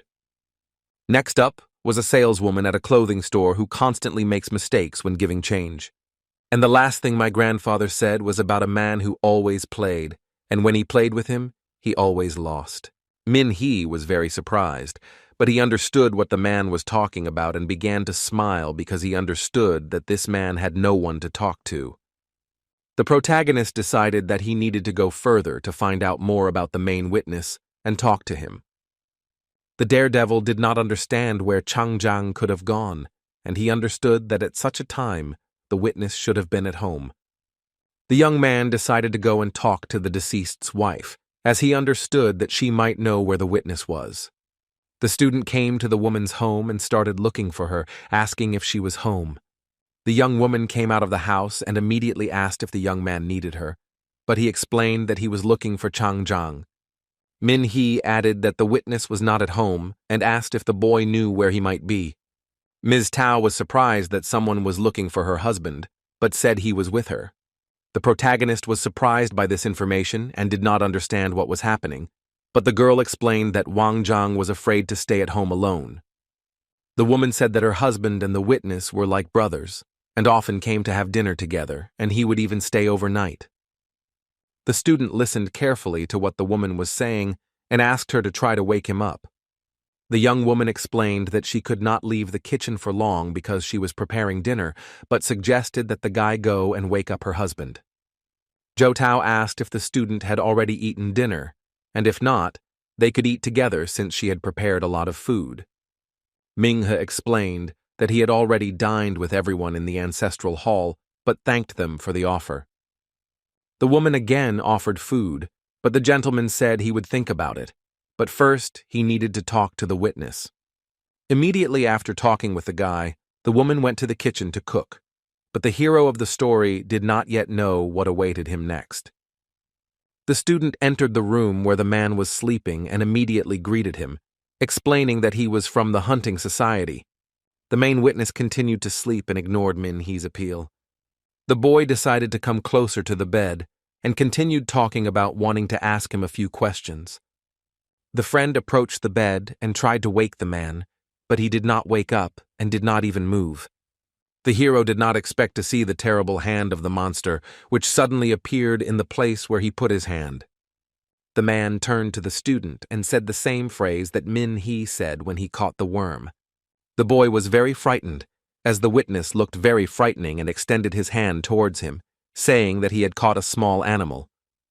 The protagonist understood that Chang-jang was already dead, but he did not understand what had come over him, because he looked the same as the first victim of the monster's murder. The mutant in the water possessed the man and explained that they had already talked near the reservoir. The student could not believe that this was the same monster that hid in the water, destroyed many animals and got to people. The monster didn't like the way Ming-hee called him, and he started to get out of bed to destroy the young man. The mutant decided to explain to the young man that they, namely the higher beings, consider people to be animals who can do nothing. The owner of the house entered the room and suggested that they first have dinner and then fight among themselves. The main character did not understand what was happening and who these creatures thought they were, because one of them looked like a real person.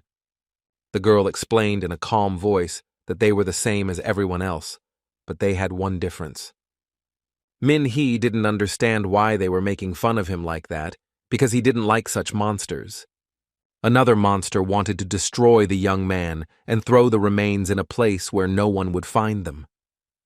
Zhou Tao asked him not to worry so much, because the boy would be the next victim, but first he needed to ask a few questions.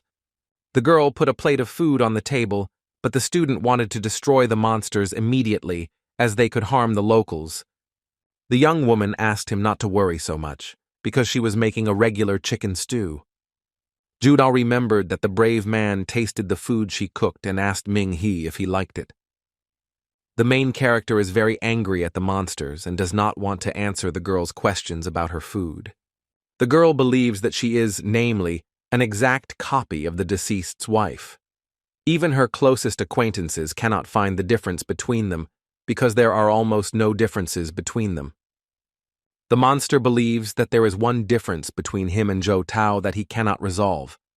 The mutant decided to ask the young man if he liked the food he had prepared, since it was the only one for the two of them.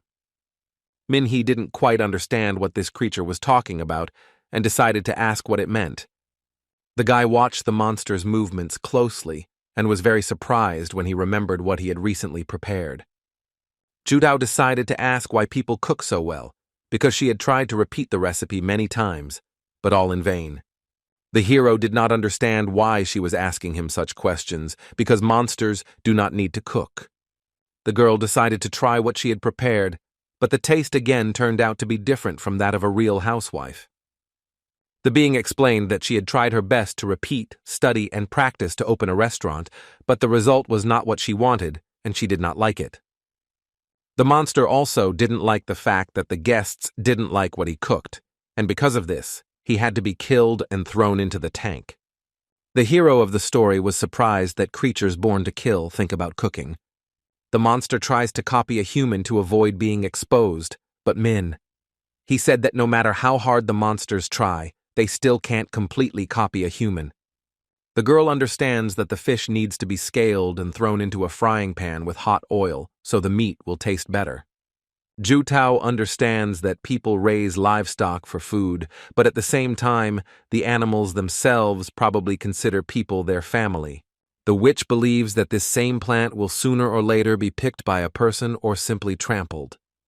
The creature believes that it cannot cook like a human because it is kinder than him, and also believes that we should play with animals and plants, not kill them. The plot leader believes that what the creature is saying is just nonsense, since its traces were found on the bones found in the tank. Even though only rotten bones remained of the victims, the young man understands that they were very scared. Min-hee tries to explain that people are not perfect, but there is something good and something bad in them, and the monster, although it looks like a human, remains a parasite. The boy can easily say that the creatures only notice something bad, and their nature is not dependent on the environment like humans, so it can easily be said that they are pure evil. The monster with Chang Zhang's face already had a plan to destroy the protagonist. The beast became increasingly ferocious and radiated aggression towards Ming-hee, but no one knew how this battle would end. Zhu Tao wondered if it would be a tasty dish to cook the young man's meat, because she knew that people had a dish in which fish were cooked alive. The man attacked the boy first, hoping that he could destroy him. Using its tentacle, the monster launched a strike that he was able to dodge and continue the fight. Chang Zhang took his tentacles and left a mark on the wall from the impact, while the protagonist remained unharmed. The man realized that his gentleman was very smart and decided to use a backup option. The creature decided to use a few more pairs of tentacles and asked how the student would continue to dodge the blows. Ming-hee was surprised by this turn of events, but he knew that he could use his crystal and destroy two monsters at once. The protagonist decided to immediately absorb the power of the crystal and use several types of techniques. Zhou Tao watched the young man closely and immediately prepared to attack him again.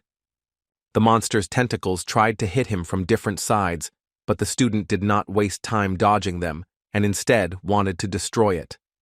The lady immediately understood what the young man was going to do and decided to warn him that Ming-hee's power was very dangerous. The leader of history decided to immediately use the purple spirit technique and then rain down a hail of fists on the monsters to completely destroy them. The creature did not understand what was happening and continued to stand in one place and watch what was happening. The other monster began to receive multiple blows, causing it to be unable to stand on its feet. The mutant was shocked by the number of blows, but could do nothing as a wave of multiple blows fell on him as well. The protagonist was able to freeze the creatures, but he did not know if he could completely destroy them, because they were much stronger than him. Ming-he completed his technique, but he didn't expect to hear Xiao Hua asking him to run as if the monsters were still alive. The boy decided to listen to his mentor and started running, because he understood that he would not be able to cope with them. The lady reported that his attack using ice crystal and spiritual power was so powerful that it could destroy king-ranked creatures. The boy was surprised that the monsters had such ranks, but Xiaohua explained that a woman might be stronger.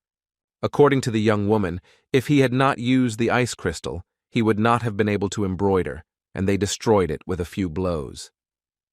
The hero decided to find out what kind of creatures these are, how they turn into people, and why it is impossible to distinguish them. The girl did not know what kind of species it was, but she understood that all intelligent beings know how to develop and can adapt to the environment. Xiaohua explained that they were similar to humans and were also subject to natural selection, but the difference was that they did not need millennia, but only a few months or even less. Minghe didn't understand how the monsters became so strong and very smart, and how they evolved so quickly. The girl explained that the creatures appeared quite recently, and were the product of a stupid mind, but they were only evolving. Otherwise, there would be no more people in the world. Xiaohua asked the young man to think about how he would get out of this situation, since the monsters were only motionless for a short time.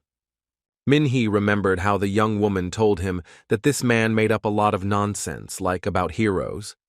The boy realized that he couldn't cope on his own, so he had to call for help, because high school students could help. The lady supported his idea and added that Tannen would be able to handle the female monster. Teacher Tang Han finally finished with the samples the student gave him and realized what was going on. The man decided to hide the flask with the worm because it tried to harm the teacher again. The professor realized that he needed to put it on the nightstand and close it, as he thought it would be safer that way. Tang Han decided to immediately call Minghe and ask where he was. The gentleman warned that he was running through the field near Wang Jun and Chang Zhang's house, and it would be better not to return there again. The teacher explained that he had completed the research and reported that there was a high probability of infection among the fishermen and that they were believed to be living in the city reservoir. The man said that worms are parasitic in nature and go through 5 stages, namely dormancy, parasitism, trochocytosis, phagocytosis, and assimilation. The hero thanked him for the timely warning, but it would have been better to know this information 30 minutes ago. The teacher asked why the boy was breathing so heavily, but he thought that the student was expressing surprise at the information he had heard. Minghe explained that he tried to run away from Wang Jun's house as far as possible, and also asked to report this to the Hunters Association since they were infected with this parasite. The guy said that Zhou Tao was most likely at least of royal rank and was very dangerous. Tang Han agreed with the boy's words and reported the information he had discovered to the Hunting Association. At some point, the man realized that the student had gone silent and tried to contact him. Minhee tries to convince the professor to report the situation to the Hunters Association, but he does not understand the connection between them. Tang Han looked at his phone and saw that there was no connection, but he didn't know why he couldn't talk on the phone. The young man also saw that there was no connection and realized that it was not just a coincidence, but Xiaohua explained that the parasite had manifested itself. According to the girl, the creature somehow managed to destroy the communication towers so that the boy could not warn the rest of the people. The protagonist remembered that the locals said that there was one communication tower in their city, and it was located near the sawmill, but his friends were there. Liang Dong thought that the zombie's weak point was its head, and Xiana thought about his words. The young people saw another infected monster in front of them, but did not understand what he would do next. The mutant saw an axe in front of him and decided that it could be used, and began to pull the blade out of the ground. The zombie also noticed the student standing in front of him, but not moving. Xiana warned the newcomers not to go to the monster and to stay in their places. Zhang Li was very scared and started to cry, and Liang Ni did not understand what kind of monster was standing in front of them. A few minutes ago, the young people were fighting a zombie that looked like a sawmill worker. At some point, a wild deer decided to attack the students and destroy them, but the high school girl had a plan to destroy the monster. Xiana forced the beast to stick its horns into the dust and immediately warned the freshmen that at least the monster would not be able to move for a while. The wounded guy saw a mutant approaching them and trying to destroy them. The rest of the students stood with their backs to the infected man and did not see what was happening behind them. The wounded student could not utter a word, but he knew he had to save his classmates. The student decided that he needed to push Liang Dunai away with his whole body and hit the monster with his hands. Everyone present was shocked that their friend could still move, and another guy decided to ask if it was true that mutants' weak points were their heads. At the zombie's feet lay the wounded Huang Fan, and the monster itself was carefully watching the other students. The infected decided that it was necessary to destroy the wounded boy and enjoy what he had done. The monster immediately attacked the young man and tried to bite his throat and drink his blood. Liang Dong began to scream at what he saw and also wanted to help save the student's life. Xiana stopped the guy because she knew that he could also die along with Huang Fan, and she didn't want that. The girl explained that their friend could no longer be saved because little could help him, and they themselves also needed to be saved. The high school girl started saying that they needed to run because they could all die. The young people started running and thought they had time to escape, but they were unable to leave the premises. The students realized that a wild deer had managed to escape from under the rubble and was trying to destroy it. Xiana stopped, took out an arrow, and warned the evolution school students not to stop and keep running. A high school student shot an arrow at a wild deer, hoping it would kill the animal. The animal did not understand what was happening, because the arrow began to turn and fall on him. With the help of this arrow, the young people were able to escape and run out of the sawmill area. The freshmen didn't understand what happened and why the monsters appeared, and Zhang Li started crying and saying that she was new. As another monster approached the students with an axe in hand, Xia Na realized that she had used up all her arrows on the zombie deer. The zombie man slowly moves towards the young men, dragging an axe behind him to destroy them. The high school girl realized that this guy was not as fast as a deer and hoped that she could kill him without arrows. The monster came very close to the young people and began to attack Xiana with an axe in his hands. The friend tries to dodge every blow, but she doesn't yet know what will happen next. The shockwave from the monster's attack sent the young girl flying backwards, and Xiana herself barely managed to stay on her feet. Liang Dong was very worried about the student, but the lady herself explained that the zombie, although not fast, was very strong, and they would not be able to cope with it, since they had run out of arrows. The young woman said that the deer would soon catch up with them, and that the corpse of a sawmill worker was wandering nearby. The high school student looked at the alien and realized that they needed to run, since there was no connection, and they could not call for help. Liang Dong saw that the girl was injured and suggested that they distract the monster so that they could escape to the city, but the high school girl refused the idea. The boy opened his briefcase and explained that he was very smart and would be able to distract the zombies, especially since they had little time to talk. A friend took out his instrument and said he would show how cool he played it. The student launched his weapon towards the monster and thus tried to distract it. After Liang Dong fired his weapon, he immediately saw that the beast was not paying attention to what he was doing. The object immediately hit the monster, which flew away, and the boomerang returned to its owner. The student grabbed his instrument and realized that it was not as weak as it might seem at first glance.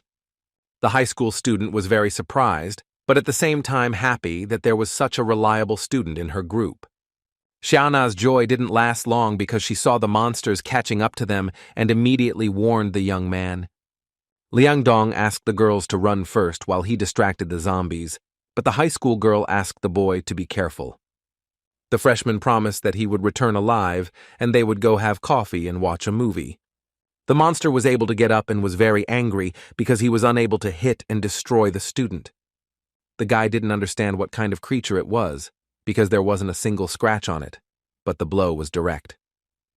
The mutant prepared for another blow, and Liang Dong launched his boomerang again and waited for the result. The object was flying straight towards the infected man, but he was determined to catch it and use it. The zombie managed to catch the boomerang and tried to get to his feet, wanting to destroy another student. The student was even more surprised and thought that it was unfair, since each of his blows was very strong. Liang Dong decided that it was necessary to escape and left his boomerang in that place and also used other items to escape. The infected man became very angry when he saw his victim start to run away, but decided to stop her. While the boy was fighting the mutant, the zombie deer managed to free himself from the arrow and tried to stop his opponent. Liang Dong ran confidently, but at some point he saw that there was an abyss in front of him. The man decided to use special tools for climbers and thus save himself and catch up with the rest of the group. The gentleman runs confidently and, seeing the abyss, immediately decided to jump and also took his instrument out of his briefcase. The student immediately threw the rope onto the nearest branch and continued flying over the abyss.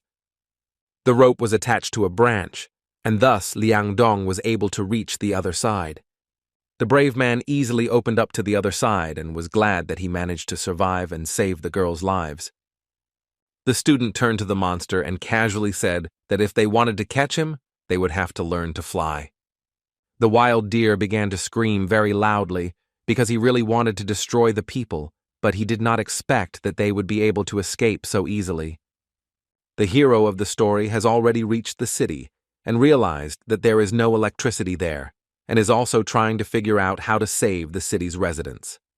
An elderly man was walking through the city at night, but did not immediately notice that someone was running towards him.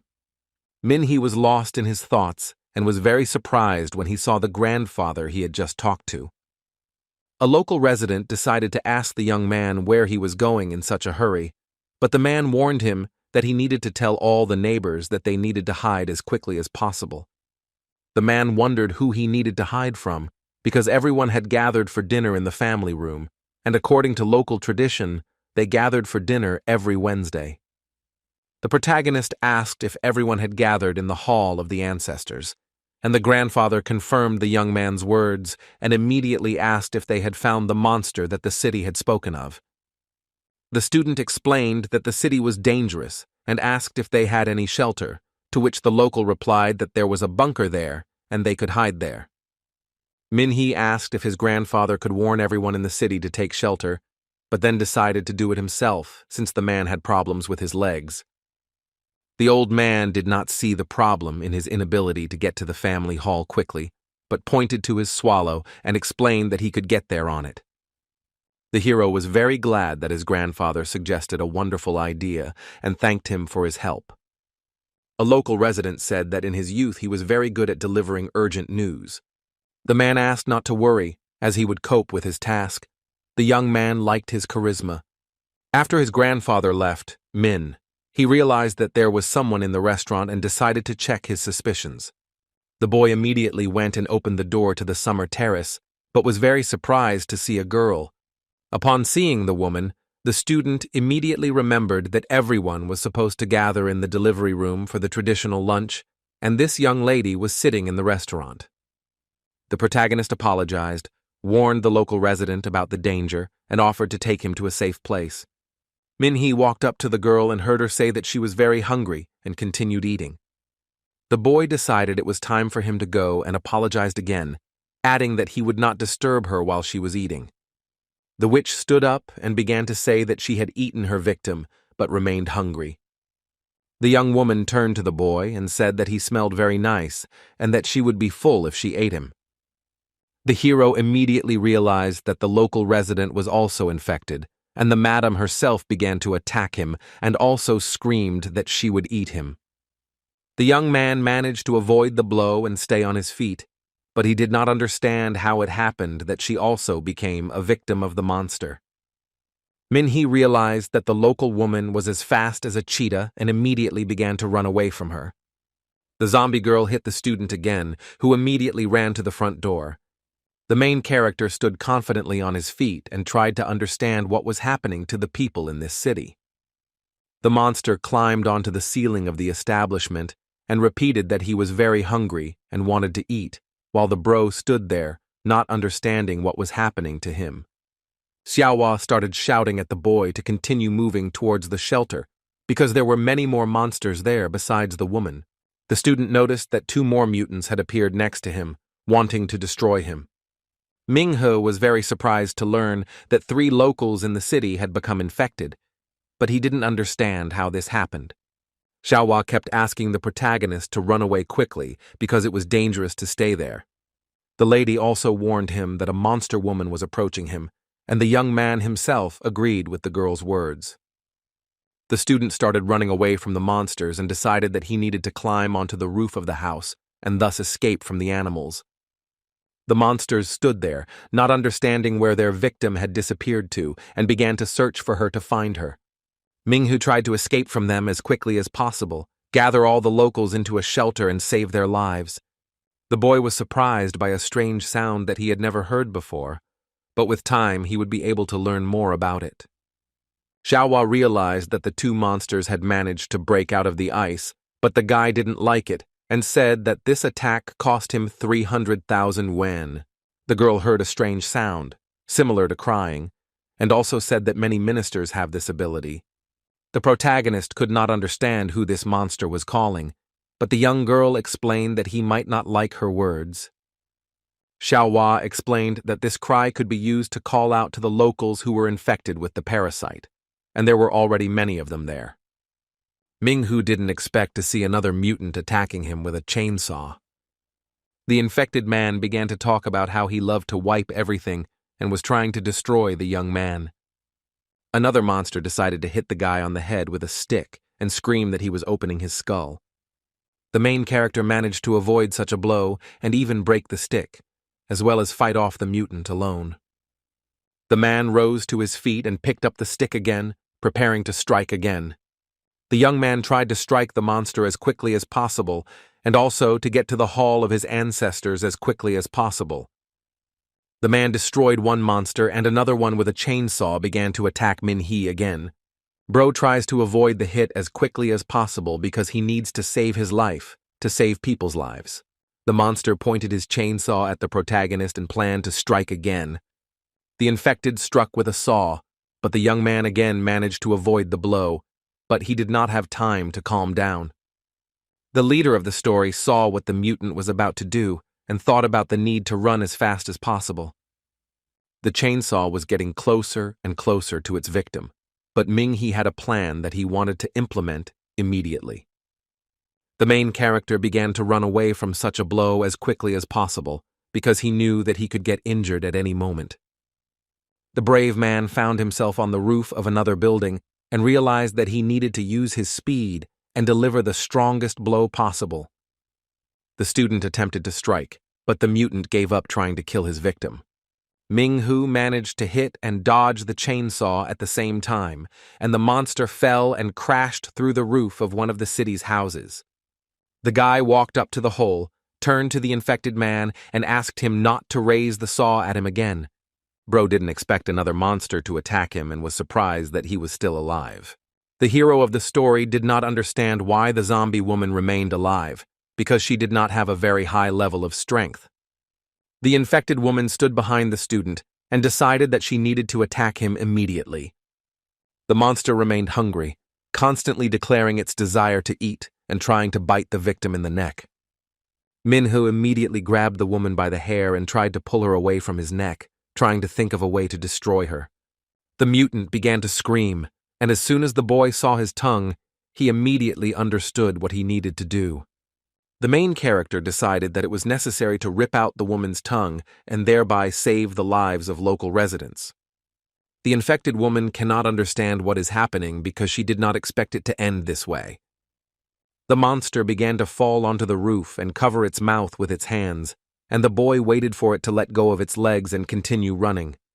When the mutant fell, he decided to see what was happening to him, and when he returned, he was very surprised. The boy realized that the infected woman had died, but the only thing he couldn't understand was how it could have happened that this particular attack had killed her. The guy understood that it was just a language, but at some point he had the idea that the language was responsible for the life of monsters. Xiaohua started yelling at the protagonist because he didn't have time to stand and think about mutants. He had to run away. The student immediately started running because the girl was telling the truth, and it was necessary to save not only himself, but also to warn others about the danger. Local residents and academy students began to gather to go down to the shelter together. All those present began to enter the shelter. but not everyone understood what was happening and began to ask questions to the oldest of those present. The old man explained that monsters had appeared in their city, and they needed to hide to save their lives. A local resident said that she heard someone screaming and was very scared, and also asked to close the gates of the bomb shelter as monsters could get inside. Everyone present supported the girl, but the grandfather explained that not all the residents had entered the middle of the shelter and they needed to start a little earlier. People continued to enter the bomb shelter, and teacher Tang Han watched carefully to see if the hero of the story had returned to them. The man called Min Hee and asked him to hurry up and go to the shelter, but the young man immediately reported that the situation was more complicated than they thought. The guy immediately explained that more than 2 people were infected, since several local residents attacked him on the way to the shelter. The student also added that everything was fine with them before, but suddenly they changed a lot. The teacher thought there must be some pattern here, and explained that in order to gain control over the body, the monsters need to capture all the internal organs. The hero decided to ask what they would do with the residents gathered here, since they could also be infected. Ming-Hu explained that the monsters imitate human speech and behavior, and they need to be examined carefully, as without this, it will be difficult to determine who exactly is infected. The main character's new acquaintance began to say that everyone who enters the shelter is healthy, and there are no monsters among them. The young man asked why the man was so sure of this, and he explained that all monsters can easily give themselves away, which is why they do not appear in crowded places. Grandpa explained that many people had recently died in their town, so the residents decided to have a big dinner over 3 evenings. The man explained that this was an ancient tradition because, according to his grandfather, the dead return home within the first 3 nights after death. The old man said that everyone should act as if nothing had happened, and so they go to the birthing room and have a feast so that the soul of the deceased can rest. Tang Han explained that the man meant that the infected people did not know about the tradition, and therefore did not come to the delivery room. Grandpa said that he warned about the danger, but no one believed him, and then he decided that sometimes he would stay up all night to see everything that was happening in the city. Teacher Tang Han asked the protagonist if all these monsters behaved the same way, but the young man explained that this was not entirely true. Ming-He said that Zhou Tao and Chang were very smart, while the rest of the monsters were much weaker and stupid. The professor, after listening to the young man's story, realized that he was right in his research and added that parasites can be divided into first and second generations. The man explained that Zhou Tao and Chang Zhang could be classified as first generation because they were strong, and their intelligence allowed them to imitate humans almost perfectly. The protagonist remembered that the infected woman was in the maternity ward, and she also invited him and Zheng Wei to dinner at her home. The teacher said that the first generation is developing very quickly and can become part of society, and the second generation, namely these, are most likely zombies who have not finished evolving. The man added that if the data he collected were analyzed, it would be possible to detect at least 3 first-generation parasites and at least 30 second-generation parasites. Ming, who was very surprised, but Tang Han said that they would talk about it later, and added that at the moment they knew that there was no second generation among these people. This man knew that these people needed to be protected, so he ordered the bunker to be closed and security taken care of, and that was all they could do. The teacher said that the second generation was wandering all over the city, and they were also very hungry and would eat anyone who got in their way. Feng Nianrong said that they knew that there were no second-generation parasites among them, but that didn't mean that there weren't any first-generation parasites either. The girl remembered that there should be 3 first-generation parasites. The first, namely Zhou Tao, the second, namely Chang Zhang, but they don't know who the third is. According to the young girl, the third parasite may be among the people who came to save her from the monsters. The second generation infected were already approaching the shelter and were planning to destroy all people. Fang Nianrong was shocked to see the zombies, but she didn't know what to do because she knew that there was another monster among them. Tang Han took the girl to the orphanage and explained that they had no choice and immediately began to close the door to the orphanage. The monsters tried to get into the shelter, but they didn't know yet that they wouldn't be able to reach the middle of the bunker. One of the monsters almost reached the shelter, but it so happened that the door closed before he entered the building. Everyone present was very scared, as they did not expect that the zombies would still try to get to them. The locals began to wonder what it was, as they were very scared and feared that there might be another parasite among them. The old man realized that these monsters were hiding in their city and had no idea that they were among the locals. Minghu realized that they had dealt with the external danger and were able to avoid further casualties. The main character was curious about what he would do inside the shelter and with the third parasite of the first generation. The locals were very scared and did not know what to do next, because zombies were walking along the streets of the city and they could not get out of their shelters. A loudspeaker warning of danger and the need to take shelter immediately was broadcast throughout the city of Fuzhong. The fourth group freshmen began to put into practice what was happening in the city, and the insightful Lu Feng explained that a level 7 disaster had occurred in the city. The students don't know what to do, because in order to help the residents, they need superhumans who are much stronger than them. Lu Feng explained that they needed to meet up with other groups and then evacuate and ask for help, and the other guy said that Tang Han and Ming He's group was still in the city. The high school student realized that the alarm was supposed to warn them, not force them into a dangerous place. The first graders were surprised by what they learned, because they didn't even know that there were people in the city infected with parasites. Perhaps the monsters walking around the city also heard the warning signal for the rest of the students, and they didn't like the sound and became aggressive. Zhou Tao and Chang Zheng returned to the city, wanting to destroy everyone and take over the entire city. The monsters decided to first destroy all the loudspeakers so that the remaining students could not help the residents. Chang Zheng was very glad that there was finally silence, because he thought his head would explode from all the noise. Zhou Tao said that most of the residents were hiding underground, and the man was glad that people could die of hunger. The woman understands that it is dangerous for people to remain even underground, and she holds herself very confidently. The man thought that the young woman was familiar with the situation, but he forgot that they had another friend who was hiding among the people. The monster remembered that there were 3 of them from the very beginning, and that they came to this dirty place together. The man remembered that when they first appeared on this earth, they were very afraid of even the common cockroach. These days, monsters have many relatives, and Changjiang added that people have always talked about families as if it makes them superior beings.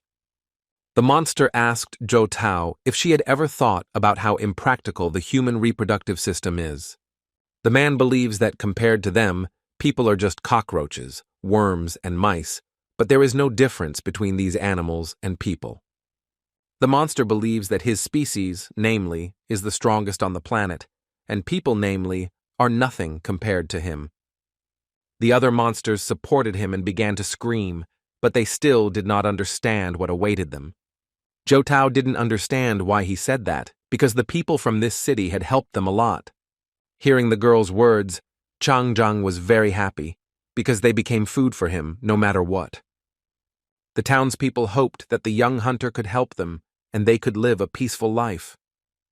Minghu and the professor sat and thought about how they could save the lives of the locals, since they didn't know how to destroy the monsters. Tang Han handed the young man a photograph of dandelion seeds that the student had collected on the banks of the reservoir while searching for specimens. The hero did not understand how these seeds could be connected with the parasites that infected the city's inhabitants. The teacher explained that these were not dandelions, but well-camouflaged parasites that imitate the dandelion's method of reproduction, which disperses its seeds in the wind. The professor explained that parasite spores also enter the animals' bodies, making the parasites stronger. Minghe asked if these disputes could have led to Wang's death, since the man often went fishing in the reservoir. Tang Han explained that the young man's assumptions could be true, and also added that the fisherman's body contained first-generation parasites that could have entered his wife's body. The professor explained that the parasite had replaced Zhou Tao, and her husband Wang was just a puppet. The fisherman went to the reservoir every night to dispose of the bodies killed by his wife. The young man added to his teacher's words by saying that Wang had fed her 2 comrades, Zhou Tao, with the leftover food that he had thrown away. The professor pointed to the parasite the young man had found, then added that one of them belonged to these guys. The student was surprised when he saw the worm because he immediately realized that it was a first-generation parasite. Tang Han immediately explained that this was only a small part, and the rest should be in Chang Zhang's body. The friend carefully examined the test tube with the parasite and said that he did not like the infected person at all. The professor said he came up with code names for each parasite. For example, for the woman it was the dandelion parasite, the queen, and for the man who lived in water, it was the tyrant. The man immediately remembered that he had told the students that he had come here to collect samples because the hunters had brought back a very strange specimen. The teacher said that this sample belonged to the 3rd parasite, which he called the ghost, who first entered the city and was the pioneer. According to Tang Han, the ghost learned more about this city and realized that it was possible to send the queen and the tyrant there. Ming He decided to ask if his teacher really believed that there was a first-generation parasite among the locals. The townspeople talked calmly among themselves and did not suspect that a ghostly parasite could be hiding among them. The professor confirmed the young man's words and explained that he was the first to evolve, perfectly copies the habits of people and knows local traditions. The hero understood that they had very little information and could not imagine how they would be able to find the parasite in such a crowd. Tang Han asked if the young man had noticed anything special about the mutants when he had fought them. The guy thought about this question very carefully, but then remembered that for monsters, the most important organ is the tongue. The man thought about Ming, his words, and an idea immediately came to his mind that he could use right now. The teacher said he had one effective solution, but the young man would have to risk his life.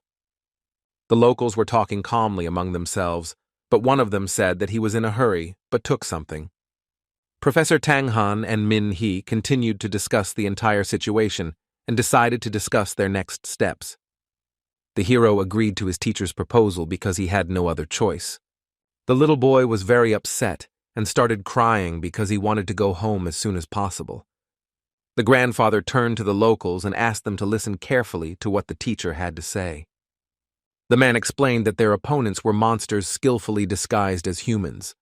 Tang Han reported that, according to his investigation, the monster could have been among those present and taken the form of a person they knew. People started to panic because they didn't expect to be able to hide from the monsters and at the same time have another one among them who didn't show who he really was. The professor asked the locals to calm down and explained that they had a plan that they were going to implement. The man began to tell everything in turn, and the first thing he said was that a medicine had been invented that coated the tongue. The teacher took out of his pocket the special medicine he had spoken of and asked everyone present to hold it under their tongues for 3 minutes, and in this way he would determine where the monster was. Local residents were given 1 tablet each, and after some time everyone was tested. Everyone present began to take the medicine, but they were warned that it would have to be kept under the tongue at the same time. After everyone was given the medicine, Tang Han explained that everyone could put it under their tongue and hold it for 3 minutes. The professor stressed that until everyone has been tested, there is no need to immediately publish their results. Students and teachers, as well as local residents, also put medicine in their mouths to keep everything okay. People were very afraid to put something in their mouths that they did not understand, but they had no choice because each of them wanted to survive. Tang Han announced that the time was up, but once again emphasized that they should not open their mouths until they were given permission. Another point was that no one except the professor and the student was supposed to see their language. The man explained that everyone would take turns approaching their hunter, Min He, and showing their results. The policeman explained again that they needed to come up one by one and show the results. Feng Nianrong also stood up and made sure that everyone present was following the inspection rules. The first to approach the main character was a girl who was very worried, but still approached the young man. The boy turned to the girl and asked her to open her mouth and show the result. The woman showed her result, and the student said that everything was fine and thanked her for her cooperation. Having checked, the hero called the next person and began to wait for someone to approach him. Feng Nianrong explained that after the test, they had to cross over to the other side, and the girl who passed the test was glad that she was not a monster. Many people approached Min He, but he told everyone that everything was great and thanked them for their cooperation. The student told the professor that they had already checked half of the city's residents, but found no one. The last person to be checked was a man who was very nervous and often turned around to look at other residents of the city. The student asked him to come to him and not to worry as it was just a small test. The young man wanted the man to open his mouth and show his result, and after the test, thank him for his cooperation.